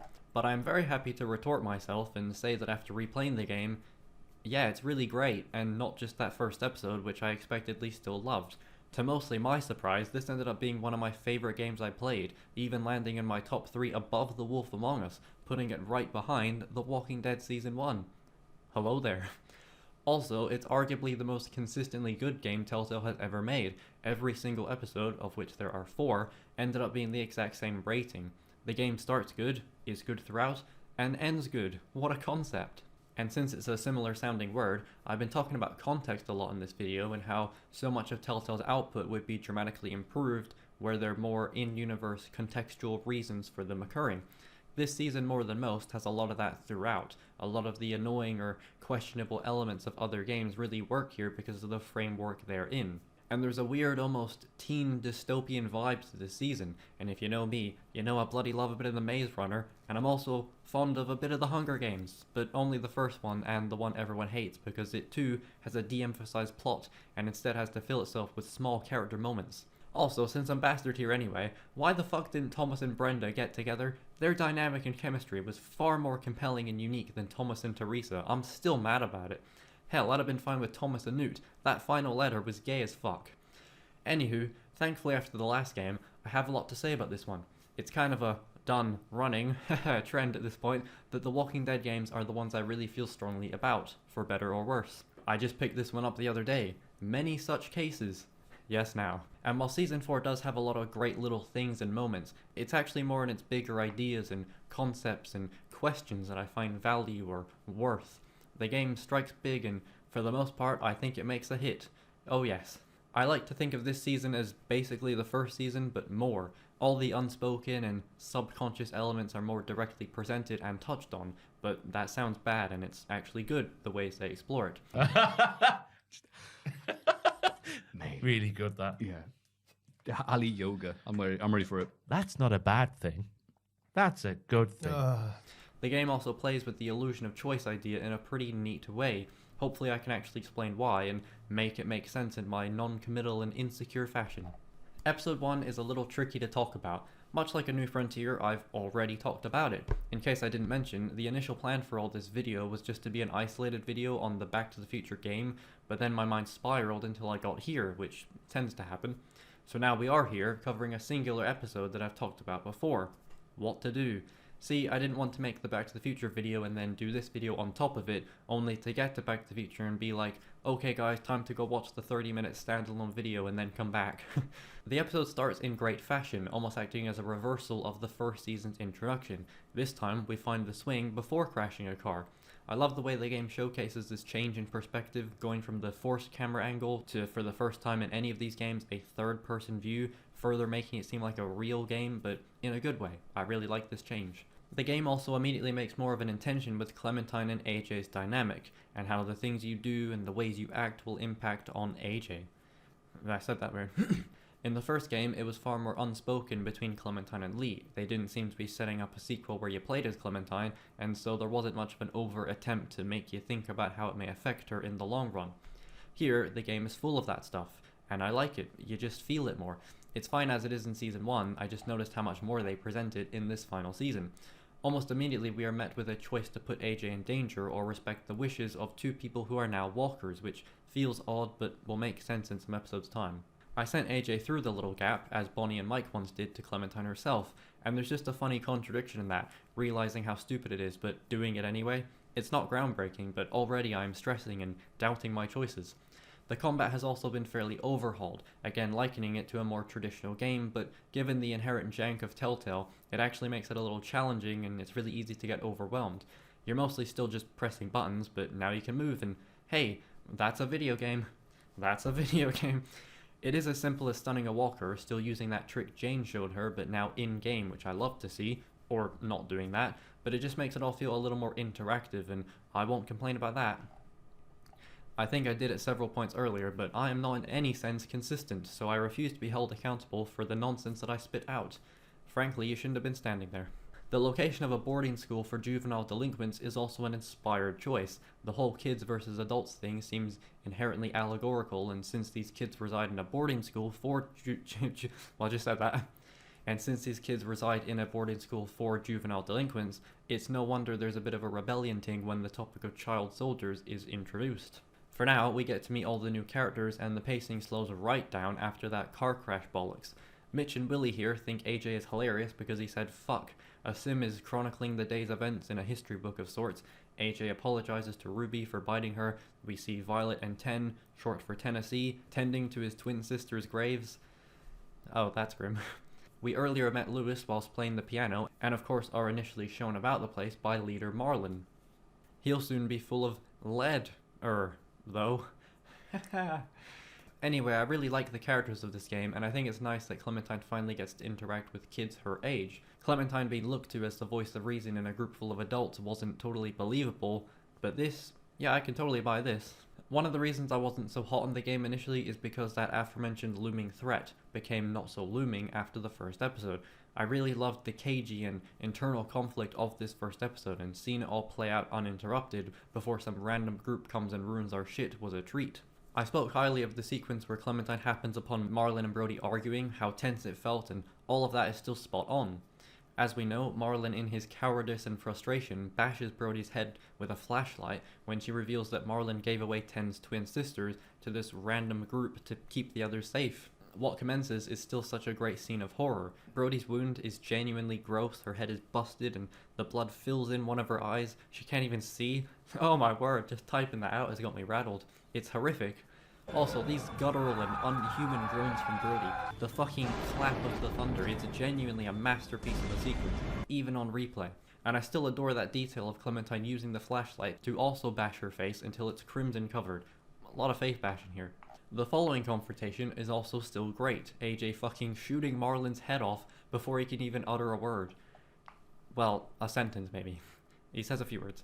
What a moment. I aimed for the head. Oh, this little psychopath is something else, and they do some really compelling shit with him and the general idea of raising a kid in a world like this. You'll also notice that he repeats whatever you said to him, and he even finds the bullet that he uses in this very beginning, as he didn't have any beforehand. This is also such a great inverse of my kill the kid thing, you know, Telltale jumping the shark in some feigned attempt at poignancy and emotional impact and shock value. Now, the kid is doing the killing, and I love that more than words could ever describe. And going forward, it's only going to be kids dying, so it won't ever feel like they're trying to kill the kid, even though they are, literally. Great episode, though not as fantastic as I first thought, but this doesn't surprise me because I really fucking went to bat for this thing way back when. So it's not quite the world beater I once thought, but it's still very good and very long. This season overall ended up being also the most consistently long game, I would say. Each episode is near 3 hours, and each subsequent episode is like 4 minutes shorter than the last one, so it's really tight. I would still consider this episode better than most of Season 2 and all of A New Frontier, but I've also probably played it far too many times now. Episode 2 starts, and it's a hell of an awkward way to do so, interspersing Clem and AJ awakening from the previous night with moments that immediately followed AJ's murdering. Awkward in a good way, seeing everyone losing their minds about it. And I love how if you tell AJ he is a murderer, he will try to rationalize it by saying Clementine also is because she killed Lee. Obviously not meant with any malice, but it's just interesting to see him not realize the difference and context of these moments. And there's a lot of great weird stuff like that in the game, seeing these mature and horrific things from a child's perspective, having been raised amongst it all. I also wondered what might happen had you endeared yourself to Lewis instead of Violet. Lewis was Marlon's best friend, meanwhile Violet was in a relationship with one of Ten's sisters, so if Violet ended up covering for Marlon or being really mad about it all as Lewis was, that'd be strange. But I'm not sure that does happen because I leaned toward Lewis initially and I do believe he has the same reaction. All this to say, that's good. The characters don't just exist to fill certain roles that facilitate the story. They actually have their own set positions and won't randomly switch up on you because the choice demands it. Why would Lewis side with us as Violet does after what AJ did? He wouldn't, and he doesn't, as far as I can tell. In fact, he's one of the main supporters of kicking Clem and AJ out of the school, which actually happens. We just bastard got here, and we're already being evicted. While it is more internal squabbling and not seeing the bigger picture, it is understandable that they see it like we've ruptured their little haven, killed their leader, and brought raiders in tow. It'd be hard to just be hit with knowing that your leader traded or gave away whole people to protect himself and you. It's such a conflicting situation. In that way, I suppose the choice doesn't matter or change anything drastically, unless I'm completely wrong about all this, but it makes the story and characters far more consistent and believable. And it's not like what happened was because of a choice we made, so what would even be undermined here? This comes up again at some point, the game sort of negating your choice, but as I've been saying, I think it can work contextually. Otherwise, the first hour is okay and I don't have much to say about it as the episode really comes together in its second half. I guess Lily does reappear for the first time since Season 1 Episode 3, but no one cares about that. In an attempt to fortify the already fortress-like school, we go all home alone and head to the greenhouse for some supplies. I don't know how the greenhouse relates. Oh yeah, we end up coming back to the school because AJ got shot, so they mostly welcome us back with arms wide open. Whoa! That was pretty good actually. I've never even attempted to do that, but that was actually pretty alright. God. Man like Mitch does have a good rebuttal to my saying, why would AJ have been shot if we were raiders, with maybe he shot one of their friends. Love that from you, Mitch. Earn that paycheck. He doesn't trust us, you see, and why would he? I actually quite like the bickering here, the childish shit-slinging insults, maybe because they're kids this time. It's not Season 1 levels, but it's patient and feels genuine. I like the interactions as Mitch prepares to make a bomb and Ruby wants to bury the nurse who stayed when all the other teachers left them behind. The greenhouse is swarmed with walkers, at least 2 of them. The combat continues to give me surprising and welcome challenge, because goddamn, you really just die if you don't break them up and try to get in a good position. They come at you from the side or back when you're killing one, it's an instant death. Earlier in the episode I stunned one of them and took out 2 more, only for that stunned one to get back up and eat me. I even paused the game momentarily, I must have shat myself. Again, the combat is relatively simple, but it's also super fluid and at least requires some effort. It's been 2 weeks since the House of Green, and my word, they've been hard at work, because this courtyard looks hilarious. What the fuck? They've got walker heads stumped on, well, stumps, a flagpole with a sign saying, "Fuck Raiders." I guess they're not a fan of that first one. There's even a massive sign strewn across the main balcony saying, "Leave or die." It's so childish, it's exactly what a bunch of kids would probably do. As if a walker head is going to scare them, that's great. Bless them, they're trying. Lewis will also apologize and opens up about how he left Marlon to do all the heavy lifting while he slacked off, made jokes and dicked around. He's probably feeling like it wouldn't have come to what it did had he helped out more. There's also another nice scene of the characters just hanging out and playing Truth or Dare. At one point 10 reveals that he believes the walkers will just die out and things will go back to normal. The tone of my answer was not as intended, but it's true that they'll all be dead before that probably definitely happens. It's this weird blend of childlike despair and misery as opposed to wonderment. Since usually a child character in a post-apocalyptic game acts as a beacon or symbol of hope or change, where here everyone is just already resigned to the world as it is. It's further exacerbated by a peculiar scene where AJ wants dibs on Abel, even asking to... Have I mentioned Abel? Have I even mentioned who Abel is? Ladies and gentlemen, the weekend. Anyway, even asking to play rock, paper, scissors to be the one that kills him. Even after Marlon and trying to atone, it's just very morbid and weird and funny how childish and unfazed he is by that. I mean, hell, the stoners from 400 Days were using the same system just to decide who would leave the car. This kid wants to add another body to the list and does so through games and asking permission to do a murder. It's strange. The final battle that we've been building towards is also good, and I think it's really neat that so much of it is dictated by the characters. The way it plays out is an extension of them, with Mitch's bomb and either Willy or Sim's trap, and the aforementioned whole design here. Once again, we just go full Home Alone on their asses. There's even a choice to kill Lily abruptly, which naturally ends in a death. I know I complained about it a lot in Game of Thrones, but when it's this quick and obvious in terms of plausibility, I really don't mind it as the game giving you the choice to do it, because you would realistically die straight away. Still mad about it in Game of Thrones though. Anywho, Mitch does get 360'd by Lily in a very sudden death that she does seem regretful or at least shaken by, though I imagine it's more her realizing that's one less soldier they have. And Abel has a really bad day as things escalate. He also sounds exactly like Nolan North when he's exerting or in pain, but it wasn't him, and I knew it wasn't, so that was distracting. Dude totally gets mauled and then fucking speared off the balcony. Goddamn, is this Wolf Among Us?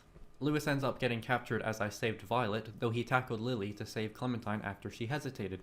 We were like family once, you see. Oh yeah, Lily is still here. Despite being genuinely likable in Season 1, it is kind of a masterstroke to have Lily be almost the villain of this season. Admittedly, it's a little odd, and even if you cast Lily aside way back when, it might be kind of jarring or hard to believe, but I think it's kind of clever to almost mirror Lily's return with Kenny. Lily was always more outwardly an asshole, but Kenny had to unravel and lose everything to reach that point, and it felt depressing and avoidable. With Lily, it feels far more natural to become someone that will survive at any cost, especially after what she went through. Not to say Kenny's like a great person, he killed her dad, you know. They're all, you know, shades of grey. I don't know if that even means anything, but I guess it's just neat that the character who was maybe unfairly sidelined in favor of Kenny now returns as the asshole that those people would have always seen her as, siding against her and backing up Kenny at every point. I can imagine some not liking this for that same reason though. I just think it's interesting. She's completely unhinged, and Clementine only serves to remind her of the earlier days. There's seemingly no hint or sense of redemption, unlike with Kenny. It kinda made me wonder what it'd be like if we ran into Lily in Season 2 instead. Would she still be this way, or would we be able to reason with her? After all, the player character could have been explicitly involved in Lily's downfall in episodes 2 and 3 instead of it being implicit, so maybe she would be reasonable. Because as alluded to in Season 2, I think all this Lily stuff is just to show how certain people devolve and lose themselves further into the apocalypse we go. I That's what he said. That's what he said, Ross. Yes, have faith. You're speaking words. You're like, you sound like a pretentious arsehole. I guess we'll move on then, will we? Yes. Good episode. The second half kind of evened out to be about the same exact quality and length as episode 1. And with that, ladies and elves, we are finally done. The video is over. Goodbye.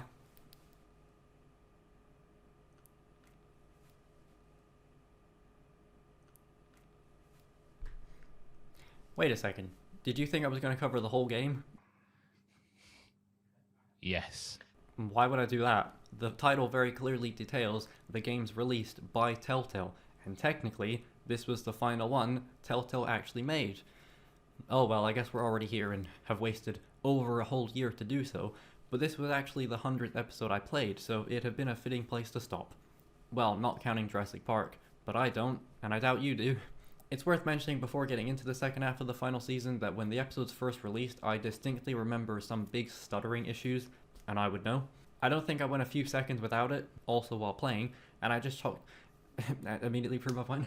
And I just chalked it up to the episodes being maybe cobbled together after Telltale's collapse. Luckily, it is not an issue now, at least in the definitive edition. Also, worth saying that it is absolutely fair fucking play to the people who worked at Telltale, were told they had to pack up and leave within 30 minutes, only to move to a whole other developer to continue making this game, all the while awaiting severance packages that may or may not have come anytime soon. That is unprecedented levels of dedication and commitment, so honestly, shout out for that. That's going above and beyond, and then some more to finish a game for us smelly moronic virgins to play, so it's a job well done, and a job that I hope most would totally understand not getting done. Even if this game ended up being a disaster, it wouldn't matter. The effort involved in making it was tremendous and unnecessary.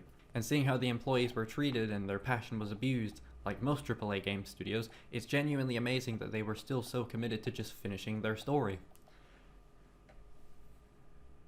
Adrenaline in my soul. Cody Rhodes didn't finish the story.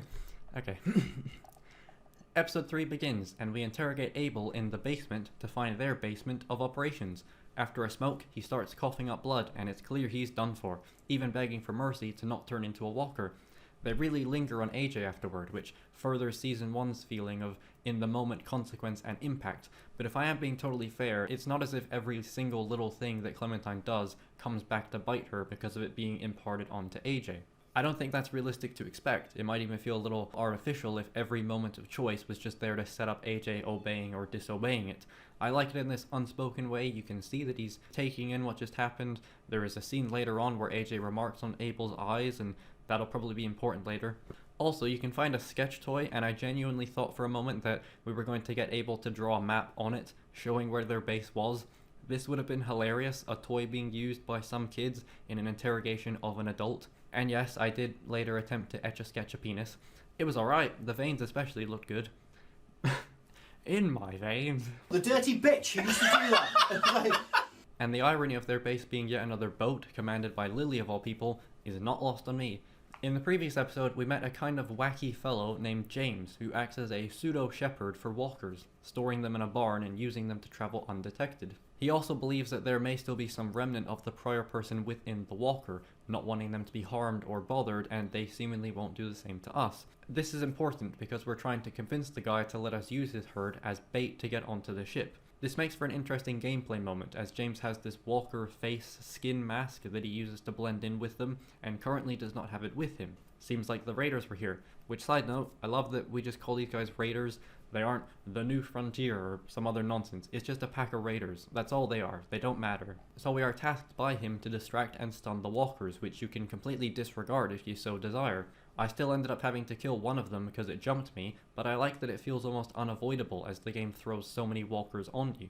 James's philosophy is an interesting one, but clearly flawed. He seems to understand that you can't spare all of them, but that's what he would probably like. And unless you had a big community, you couldn't coexist with them, and even then, you're actively separating yourself from them. We find out later this is all due to a traumatic and violent past, which, as I'm writing this, does feel a little bit like how characters will reveal their backstory and how it relates to your current situation, but I guess I didn't really feel it in the moment. It's also not just some offhand comment. It actually comes into play at a later point and is used to reflect on how we are raising AJ. And even if it was an offhand comment, that'd be fine. It just usually feels like someone is gagging to tell you about their pain, and that's fine also, but Usually I just don't know you like that yet. But given how much I've complained about these forced and uninspired dynamics where everyone is fighting, I'm surprised it didn't resonate way more with James's philosophy. I guess I gave a damn this time about the fighting. All this to say, James asks us to go into his barn to see if up close and personal they really are just monsters. The game goes first person and you just watch them become enamored by a wind chime. I get it, but I still don't buy that there are people in there. Unfortunately, that's exactly what I told him, and then I told AJ that I only said it because he wanted to hear it, effectively lying, which AJ took as being a good thing. The game even tells you that AJ learned there is value in lying. If nothing else, it's a new idea, and I think had we mentioned Jane's approach, we could easily be looking at a cushy compromise here. It's also interesting to recall that very first choice in the train station, and how I left those two walkers alone like they, as humans, requested. I was willing to do it there because I knew beforehand, which immediately made a kind of connection to them, and there's no way to do that with these guys. I don't know, just worth mentioning, I guess. Yeah. Why have you got zombies in there? They're not zombies, they're just friends. Clem and AJ, before all this, have a talk about trauma, and I find this stuff very intriguing. They talk about how AJ has it, trauma, like the other kids do. He can't understand why Ten and Willie don't know the things that he knows, how they make mistakes that he would never make. The episode actually began with Willie chewing out Ten for causing Mitch's death after Lily tried to tempt Ten about his sisters. So AJ is mad with Willie for blaming Ten, but also mad with Ten for making a seemingly stupid mistake. He automatically assumes that they should know better because he knows better. I don't have much for that, but it's again just funny and interesting hearing it that way, from a kid's perspective without considering all the nuances. It's nothing new in idea, but in execution it is.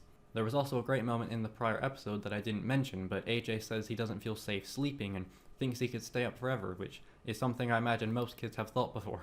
It actually feels like the kids in this game are kids instead of glorified adults, which in and of itself is kind of ironic because of how typically fast these worlds age children in media. After a pretty nice little hootenanny where the kids have one final calm night before the boat siege, which also I was sure took place in the final episode, but I guess not, and also a super nice flashback on the train with Man Like Lee, which all makes for a much needed reprieve in the pacing. That sentence didn't really make sense. I'm not sure how I felt about it before, but I like it and would liken it to the only genuinely great scene of The Rise of Skywalker, where Ben Solo essentially imagines a conversation with his father to reconcile his feelings and say one word for the remainder of the film. Never gonna get over it. Apparently, this is a real-life thing people do regarding feelings of trauma and losing a loved one before getting to say goodbye. Though in Ben's case, well, you know, could have been avoided. Anyway, we learn of James's past. Now, if I were to say the Whisperers, I'm sure that would mean something to some of you. Somehow, I found out that they are a group in the TV show, almost certainly also the comics. If that does mean anything to you, and this little reveal popped you, well, there you go. Basically, he and his boyfriend Charlie used to be ruthless killers, even going so far as to on the spot slit a kid's throat for expressing sympathy toward their enemies. With the kid's final words echoing in his mind, he vowed to never kill again, and it's no wonder he decides to help us since this situation is quite similar to his own, with kids being traded and brainwashed and trained to become soldiers. Even in a zombie apocalypse, we're at war. Yeah.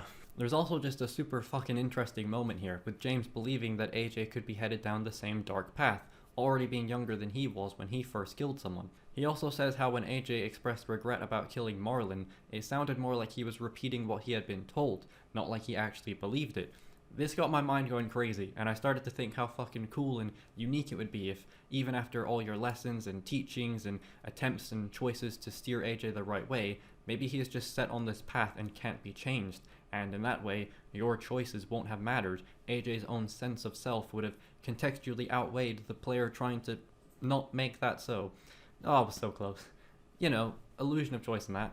So we storm the boat finally, with AJ and Violet, or Lewis, in tow. We are able to momentarily turn Minerva to our side, as we actually encountered her earlier in the episode. This is one of 10 sisters, by the by. Unfortunately, she quite quickly betrays us and locks us in with the others, so brainwashed and believing that we're all going to die, and it's Clementine's fault for putting the other kids at risk. What does she mean? That's not true. Lewis is also in this here padded cell with us, and has had his tongue cut out, which is so painfully ironic. Also, I really like that the cardboard is specifically broken in this way so we can see AJ. That's funny to me. Anywho, Anywho, Lily takes interest in AJ after he reveals that he was the one to kill Marlon. Ten will appear and be goaded into shooting Lily by Lily, but he of course cannot bring himself to do so. AJ, on the other hand, attacks Lily, and it leads to a fight wherein you can eventually tell AJ to shoot and kill Lily. And I did that. And I feel weird about it because he shoots her, and then he keeps shooting her, and he doesn't stop shooting her. On the one hand, good lord, she had become such an evil cunt, brainwashing these kids to the point where Minerva killed her and Ten's sister for trying to escape. It's so harrowing and genuinely frustrating in a good way. I felt legitimately mad at Lily, and against James's wishes, I let AJ kill her. It feels right, but it will undoubtedly impact him. Even if she wasn't a threat in the moment, it feels more complicated than that. Then a bomb goes off and that's our end. Crikey, hell of an ending it was. The way I just threw in that bomb probably seems random and contrived to end the episode, but it actually isn't at all, because it's the first thing we do when on the boat, planting it in the boiler, and they even say it'll blow in like 30 minutes.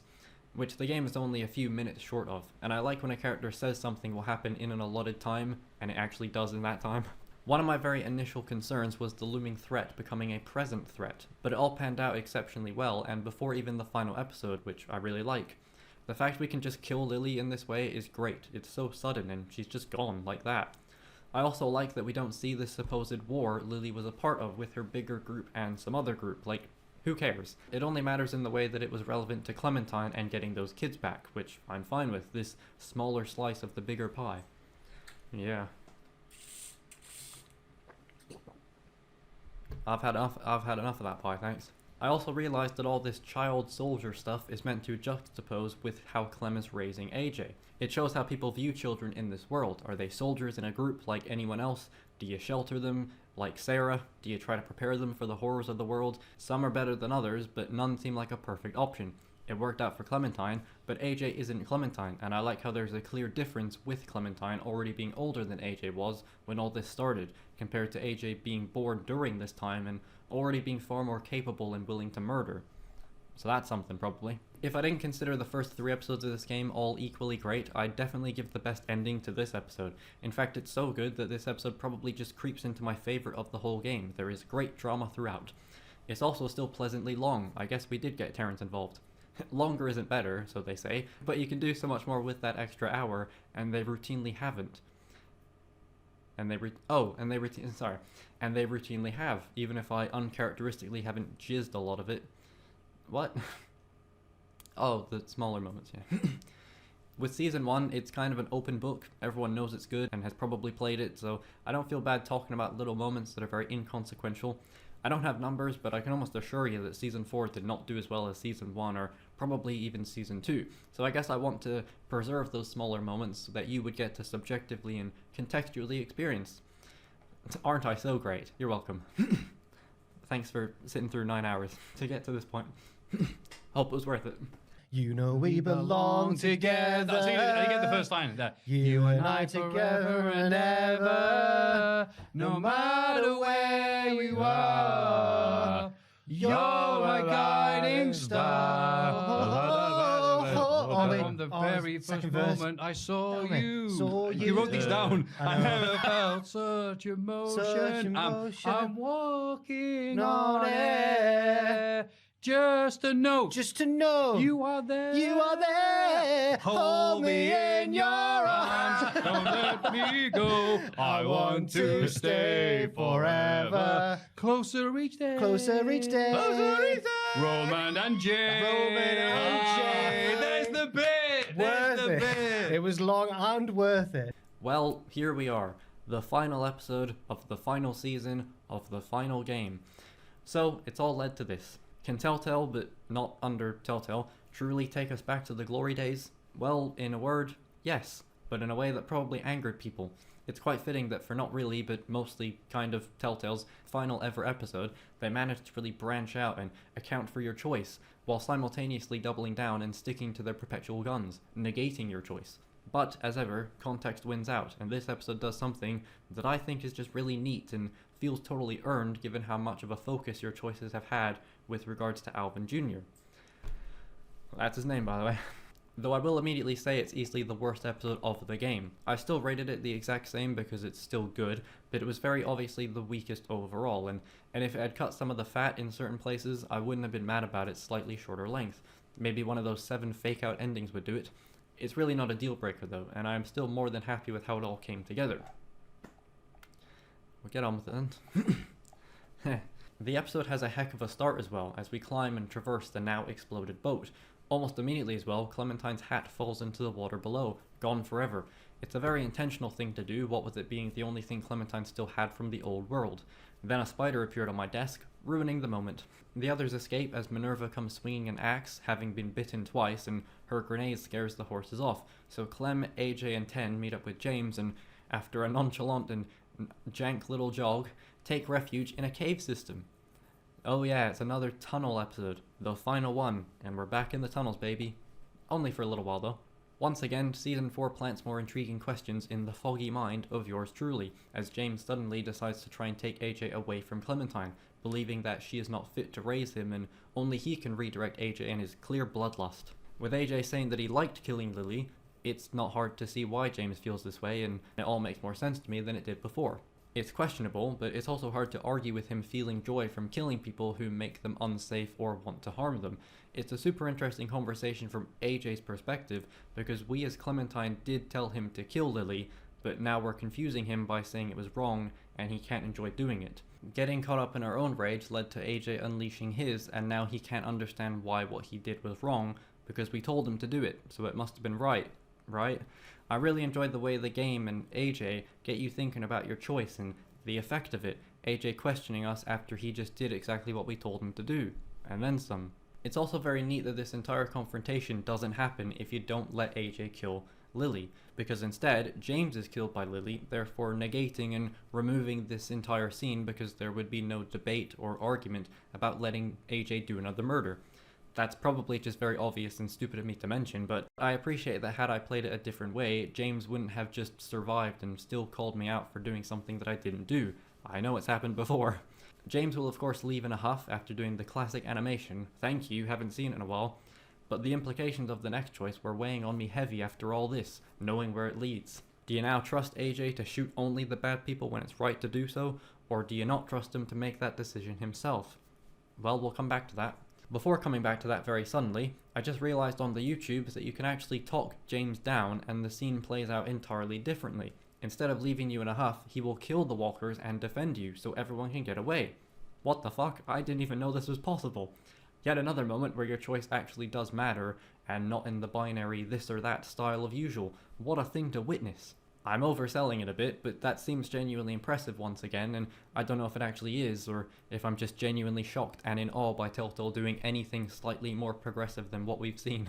We continue back to the school and reconvene with Violet before approaching a bridge and a gap at the end of said bridge. Suddenly, Minerva rocks up singing her version of the song Violet was singing, which I didn't mention. In tow are a pack of walkers, and it's almost an inverse of Lee's march through the walkers to get to Clementine, Minerva parading them around and almost summoning them to her call. It's a really great visual, and hearing her sing from afar is very creepy. There's a really interesting gameplay moment here as you're taking cover from Minerva while also firing arrows at the walkers. At one point, I actually caught the slightest and quickest glimpse of Minerva, so I without thought tried to shoot her, and the game seemingly reacted to it by having her in a cutscene grab a walker to take my arrow. It must have been a scripted animation, but it was fucking seamless in the moment, and definitely preferable to just being shot in the head and having a game over screen because I didn't play along properly. Anywho, this whole moment actually does make your choice matter. If you tell AJ he can't be trusted, as I did, he won't be able to bring himself to shoot Ten as he attempts to reason with his sister, who is definitely just going to kill him. Instead, Violet is eaten by walkers for her trouble, and Ten at the last minute is thrown across by her. But if you did trust AJ to make the call, he will mercilessly shoot Ten and Violet will escape. Either way, someone dies because of what you decided prior, so the choice has a genuine and felt consequence. I remember on my first go, I had this happen with Lewis instead of Violet, and I was heartbroken. I even recalled an image in my mind of Lewis, Violet, and Ten all at the school together at the end, but I guess that can't happen at all. I suppose it is another classic moment where someone dies regardless, but again, it's the context that makes it significant. Though being the weirdo I am, I can't help but wonder if it might have been more powerful and subversive to have AJ doubt himself or Clementine, even if you do or don't trust him, to the point where the opposite happens depending on your choice. Imagine if you didn't trust AJ and he still did shoot 10, disobeying Clementine because he still thinks he knows best, but I suppose that actually wouldn't make sense now given what's transpired. Okay, I guess I talked myself out of that one real quick, and it's actually perfectly fine as it is, but more on that idea later. By later, I mean just probably the next thing I mention. Also, I love this little moment where 10 does the little knee kick stun that Jane taught Clementine. Just seeing that these kids are actually learning from her is neat. Oh, and Clementine is also sliced in the ankle by Minerva and casually bitten by a walker in the exact same spot. I got bit, says Clem, as Nick spins in his grave at terminal velocity. I tried to figure out if there was some nonsense wankery symbolism for Clementine being sliced by an axe, the very weapon Lee is shown using in the poster and Clementine mirrors it, while also being bitten in the same spot as Lee was too bitten on the wrists where at first he was handcuffed. Oh shit, I didn't even realize that until I wrote it down right then. Phew. What does that mean? Not sure what it means for Clementine though, and really the Lee thing was quite obvious. Maybe if she instead had a meat cleaver. I don't know what that means. Yeah, what did I mean by that? I guess he used it at the end, but like, what did I mean otherwise? Alright. Anywho, 10 is separated from Clem and AJ, and it all occurs as they try to climb a rock formation hill thing. It's kind of subtle, the walker bites her shoe, and so you might think it doesn't get through. It's so normal as well, they just got overwhelmed by a lot of them instead of a silly jump scare. As AJ and Clem hunker down in James's barn, the game seamlessly transitions to you controlling AJ. There's a weird feeling that is elicited by the fact that we're controlling AJ, yet also making choices as Clementine. I really have nothing for that, but I just thought it was strange as opposed to playing as Lee and instead telling Clem what to do, here being able to just do it.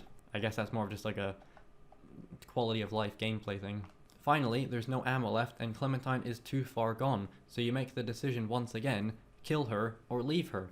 A line here really punctuates that childlike perspective I've mentioned, with Clem saying, "Be a good boy, kill me," which is so fucking dark. AJ goes to bring the axe down and we cut to Clementine on a horse. Well, first we cut to the loading screen for The Last of Us, but then to McCarroll Ranch, where AJ was being kept by someone. Anyway, this is significant because I've just fucking killed Eddie from 400 Days. It was him, the beanie, the earrings, the voice. What is he doing here? I have never seen anyone fucking mention this. I genuinely could not believe my eyes, and we had just prior seen Fireflies. I don't even care if it's pointless fan service. That was awesome. And it can't even be fan service because who is being serviced here? Eddie was in the series, besides me clearly, Eddie was in the series for like 10 minutes, and then they teased him for season 2, only for nothing to happen. Holy shit, what a slow burn build. They really planned this all out. For real though, what is he doing there? Why did they, the fact they bothered to put him there after the season 2 tease and that like episode picture, that's incredible. What a thing they've done there. Anyway.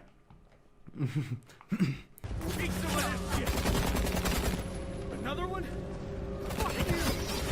After Clementine retrieves AJ, the game cuts to AJ fishing with Rosie, the once headmaster's dog. I don't know if I ever mentioned the dog, but a part of the first episode is literally just about Clementine overcoming her trauma from a previous dog, which I think is pretty nice. 10 will also reappear. I actually forgot he was alive and expected his walker form to appear instead. He was ashamed for everything that happened and didn't return immediately, finding Minerva's body and seeing what the walkers did to her. It made him realize that there is no afterlife, he'll never get to see his sisters again. He doesn't want to be why someone else dies, so you can either teach him what you know, or not do that, and I don't know why you would. I also didn't mention that 10 had his own interesting philosophy on the walkers, believing that they all have somewhere to go when they die and that his sisters would be there waiting for him, seemingly even the walkers that killed them before they were walkers. My mind immediately went to that one Nightmare on Elm Street sequel where they're all connected in one person's dream, but in this scenario it's like everyone that is involved in your death. Sure. Also, just because I'm never going to mention a Nightmare on Elm Street 3 again, you know that movie, you know that X-Men offshoot movie, The New Mutants? You know, I mean, I know it because Anya Taylor-Joy watched it. I was a bit in love with her for a while, so I just watched all the movies she was in. I watched that movie. I thought it was actually alright. I thought it was fine. But the thing that kind of like, the lasting impression I had with that movie was that it's literally just a Nightmare on Elm Street 3. It's literally just a bunch of troubled teenagers in a like mental, psychological place, and they're all just like connected with each other in that way. I don't know if anyone else has made that connection, but I did, and you know I'm right. Now that you think about it, you know I'm right. Rewatch the movie through that lens. It's not that bad, to be honest. You know, watch it as like a Nightmare on Elm Street movie, and that ending part with the bear, watch that as if that's like a nightmare sequence and it's not even happening. It transforms the film. I mean, I don't actually know, but hey, there you go. Anyway, yeah, it's funny I've been mentioning like Jenna Ortega every opportunity, because I'm like someone like Anya Taylor-Joy, like that's far more my jam. I mean, they're both, hey, they're both all right, you know. Okay. Anyway. I'm a sad man writing that sentence down. Yeah. 10 also finds Clementine's hat, and AJ walks back to the school with the iconic Take Us Back song playing. He watches the other kids all pile in, closing the gate, and the camera pans to the school as we end. No, it doesn't end there. AJ walks inside, and Clementine is alive, but with leg missing and on crutches. Oh, I got a lot to say about this. Honestly, I'm glad she's alive. I know people have complained about her being bitten for too long where this wouldn't work, but I kind of just don't care about that shit. Also, Lee was bitten on the wrist and Clem on the ankle, and as we know, the brain is a lot further from the ankle than the wrist. How about that one? How about that one? I don't know if that actually means anything, but, you know. Also, it's clearly more of a thematic narrative thing than an in-game rule or defining piece of lore that is strict and always has to be consistent, otherwise everything is ruined and I'm still so boring. Also, good detail with Clementine's dialogue going back to Pink since we're no longer controlling her. I actually like as well that the choice doesn't matter, whatever you do. Maybe it's just because I've been thinking about dying a lot more in the last years, so I'm kind of fine with her not dying. The game perfectly realigns with Season 1 here, almost copying its entire ending just to have your choice not matter in the end, but in the opposite way. There's a weird contradiction in that, where games are all about the player choice, but they also try to have plots, and this is what Walking Dead Season 1 did so well. It removed your choice in the end because its own story and the impact of that meant a lot more than your own personal involvement in it, in a weird way. It's not all about you, basically, is what I'm saying, and Season 4 does that also. For me, this works because I absolutely believe in the context of AJ doing whatever he can to save her, so the choice being almost disregarded works in that way I always like. AJ's whole thing was defying Clem, defying your choices about things that didn't really matter anyway. I forgot to mention a scene from episode 3, or maybe intentionally left it out to mention here, but at one point AJ starts talking a whole lot of cheese about death, about Clem one day getting bitten and how it's inevitable. Even here, he defies the supposed plan in favor of the two being walkers together, but following the conversation and James's outburst, clearly that didn't seem like a great plan. I love the idea or intent of having AJ throw spanners into your choices, the choices Clementine tries to make for him. The game has almost been posing scenarios where Clementine would have defied Lee or believed that he didn't always have the best idea, and as mentioned, AJ is not a carbon copy of Clementine. Further into the apocalypse and growing up in it, AJ probably feels more at home than anyone else, so why wouldn't he think he knows best, especially when he's only governed by what feels good or safe, regardless of the morality of it. Clementine will leave or shoot Lee because that's what he asks her to do, and she has no reason to defy him, but AJ takes matters into his own hands because either way, Clementine is fairly likely to die here, so why not have a swing? That was almost poignant, I guess. So it works in a juxtaposing Season 1 way, it works in a unique perspective way, and it works kind of in that meta way of contextualizing the game's set outcome. Why'd I say like outcome? The game's set outcome. The game kind of regresses back to Season 1's simpler presentation, where you get the one ending and you can't change it. It worked a fuck ton for that game, so I could see why. If the choices did matter, Clementine could have died, but since the original design philosophy was the illusion of choice, they foregoed this branching opportunity for instead a definitive, unquestionable ending to the series. Well, maybe not ending, because even though the game is literally called the final season, I'm sure they'd have found some way to continue things, but if they really weren't going to, and Clementine is just alive no matter what, I think that's kinda neat. But let's just be totally real here. Did you really think they were going to kill Clementine in any fashion? Would it have been right to? Did you want them to, just for the sake of your own personal choice? I don't know, man. I think I already played that one. And with that, I think we're done. Oh no.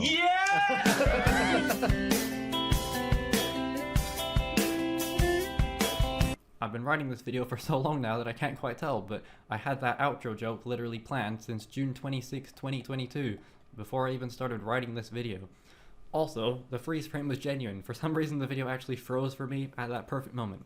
Oh yeah, and you've probably seen these fellas a whole lot throughout these hours. This is the Cultaholic Wrestling Podcast, hosted by the Botchamania guy, the King Comma guy, and the Jobber guy.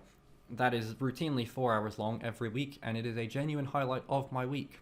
I consistently laugh my ass off at least a handful of times watching these videos, and I've been watching these guys since the days of Name Redacted, or What Culture Wrestling, and I love them all dearly. Join them. Seriously, do it. I wasn't even watching wrestling from 2020 to 2023, but I still watch them religiously. On the most recent episode as of writing, 278, there are 2 standout tangents for me. The first involves Ross and Jack attempting to guess Matthew's middle name after Ross jinxed him, so he was unable to speak. I forget what his name was. Was it Charles or something? The second was the 3 imagining a version of Willy Wonka. Thank you, little Willy! But instead of chocolate, it was the sweet Mary Jane, and the Oompa Loompas would be just normal people, but Weedy Wonka, as Jack said, wouldn't see it that way. Jack also pitched Snoop Dogg to play the role. This is a wrestling podcast. Oh, the football. Anyway, it's a wrestling podcast. It certainly It is. should be about Bloody hell. 5 hours long today because of all... It's like a WrestleMania week, but in June. Oh, God. Right. Waiter, there's some wrestling on my wrestling podcast. Can you please remove it? How are you doing, pal? I mean, you're right, pal. Also, they mention that movie a lot, like the original Willy Wonka Chocolate Factory. They mention that movie like a lot. I swear, like once a month they mention it. Surely there is more to be said, but I've probably actually said it already, and several times too. I'm not really sure what to do now. This is a surprisingly muted feeling, having just finished the script in April that I started last August, and now reading through it all again in June to make sure it's good and ready, already having edited parts of it over the last 2 months, and recording it now in July. I guess I'll just record the audio that you're hearing right now and edit the video that you're looking at right now. That's usually how these things go. I predicted I'd be done writing in April, so if the video is out by August, that's also another accurate prediction. As I just said, I'm recording in July, so doubtful. I think an abrupt end to videos is always a little strange, but I couldn't imagine going 1 more minute here, and I will contradict myself for the millionth time by surely having my usual unscripted ramble that elongates the video even more so. But at this point, you won't even feel it. And also, you don't need to watch that part. It's actually kind of annoying, because like, the Big Time Rush video I made is like 52 minutes, but the actual Big Time Rush video is only 37 minutes, and then the remaining part is just me rambling at the end. Same with my last video. It's only like 19 minutes, and then the remaining like 8 or so minutes is the actual unscripted ramble, but you know, whatever. Okay, see you guys in 2050, since this video acted as about 27 in 1.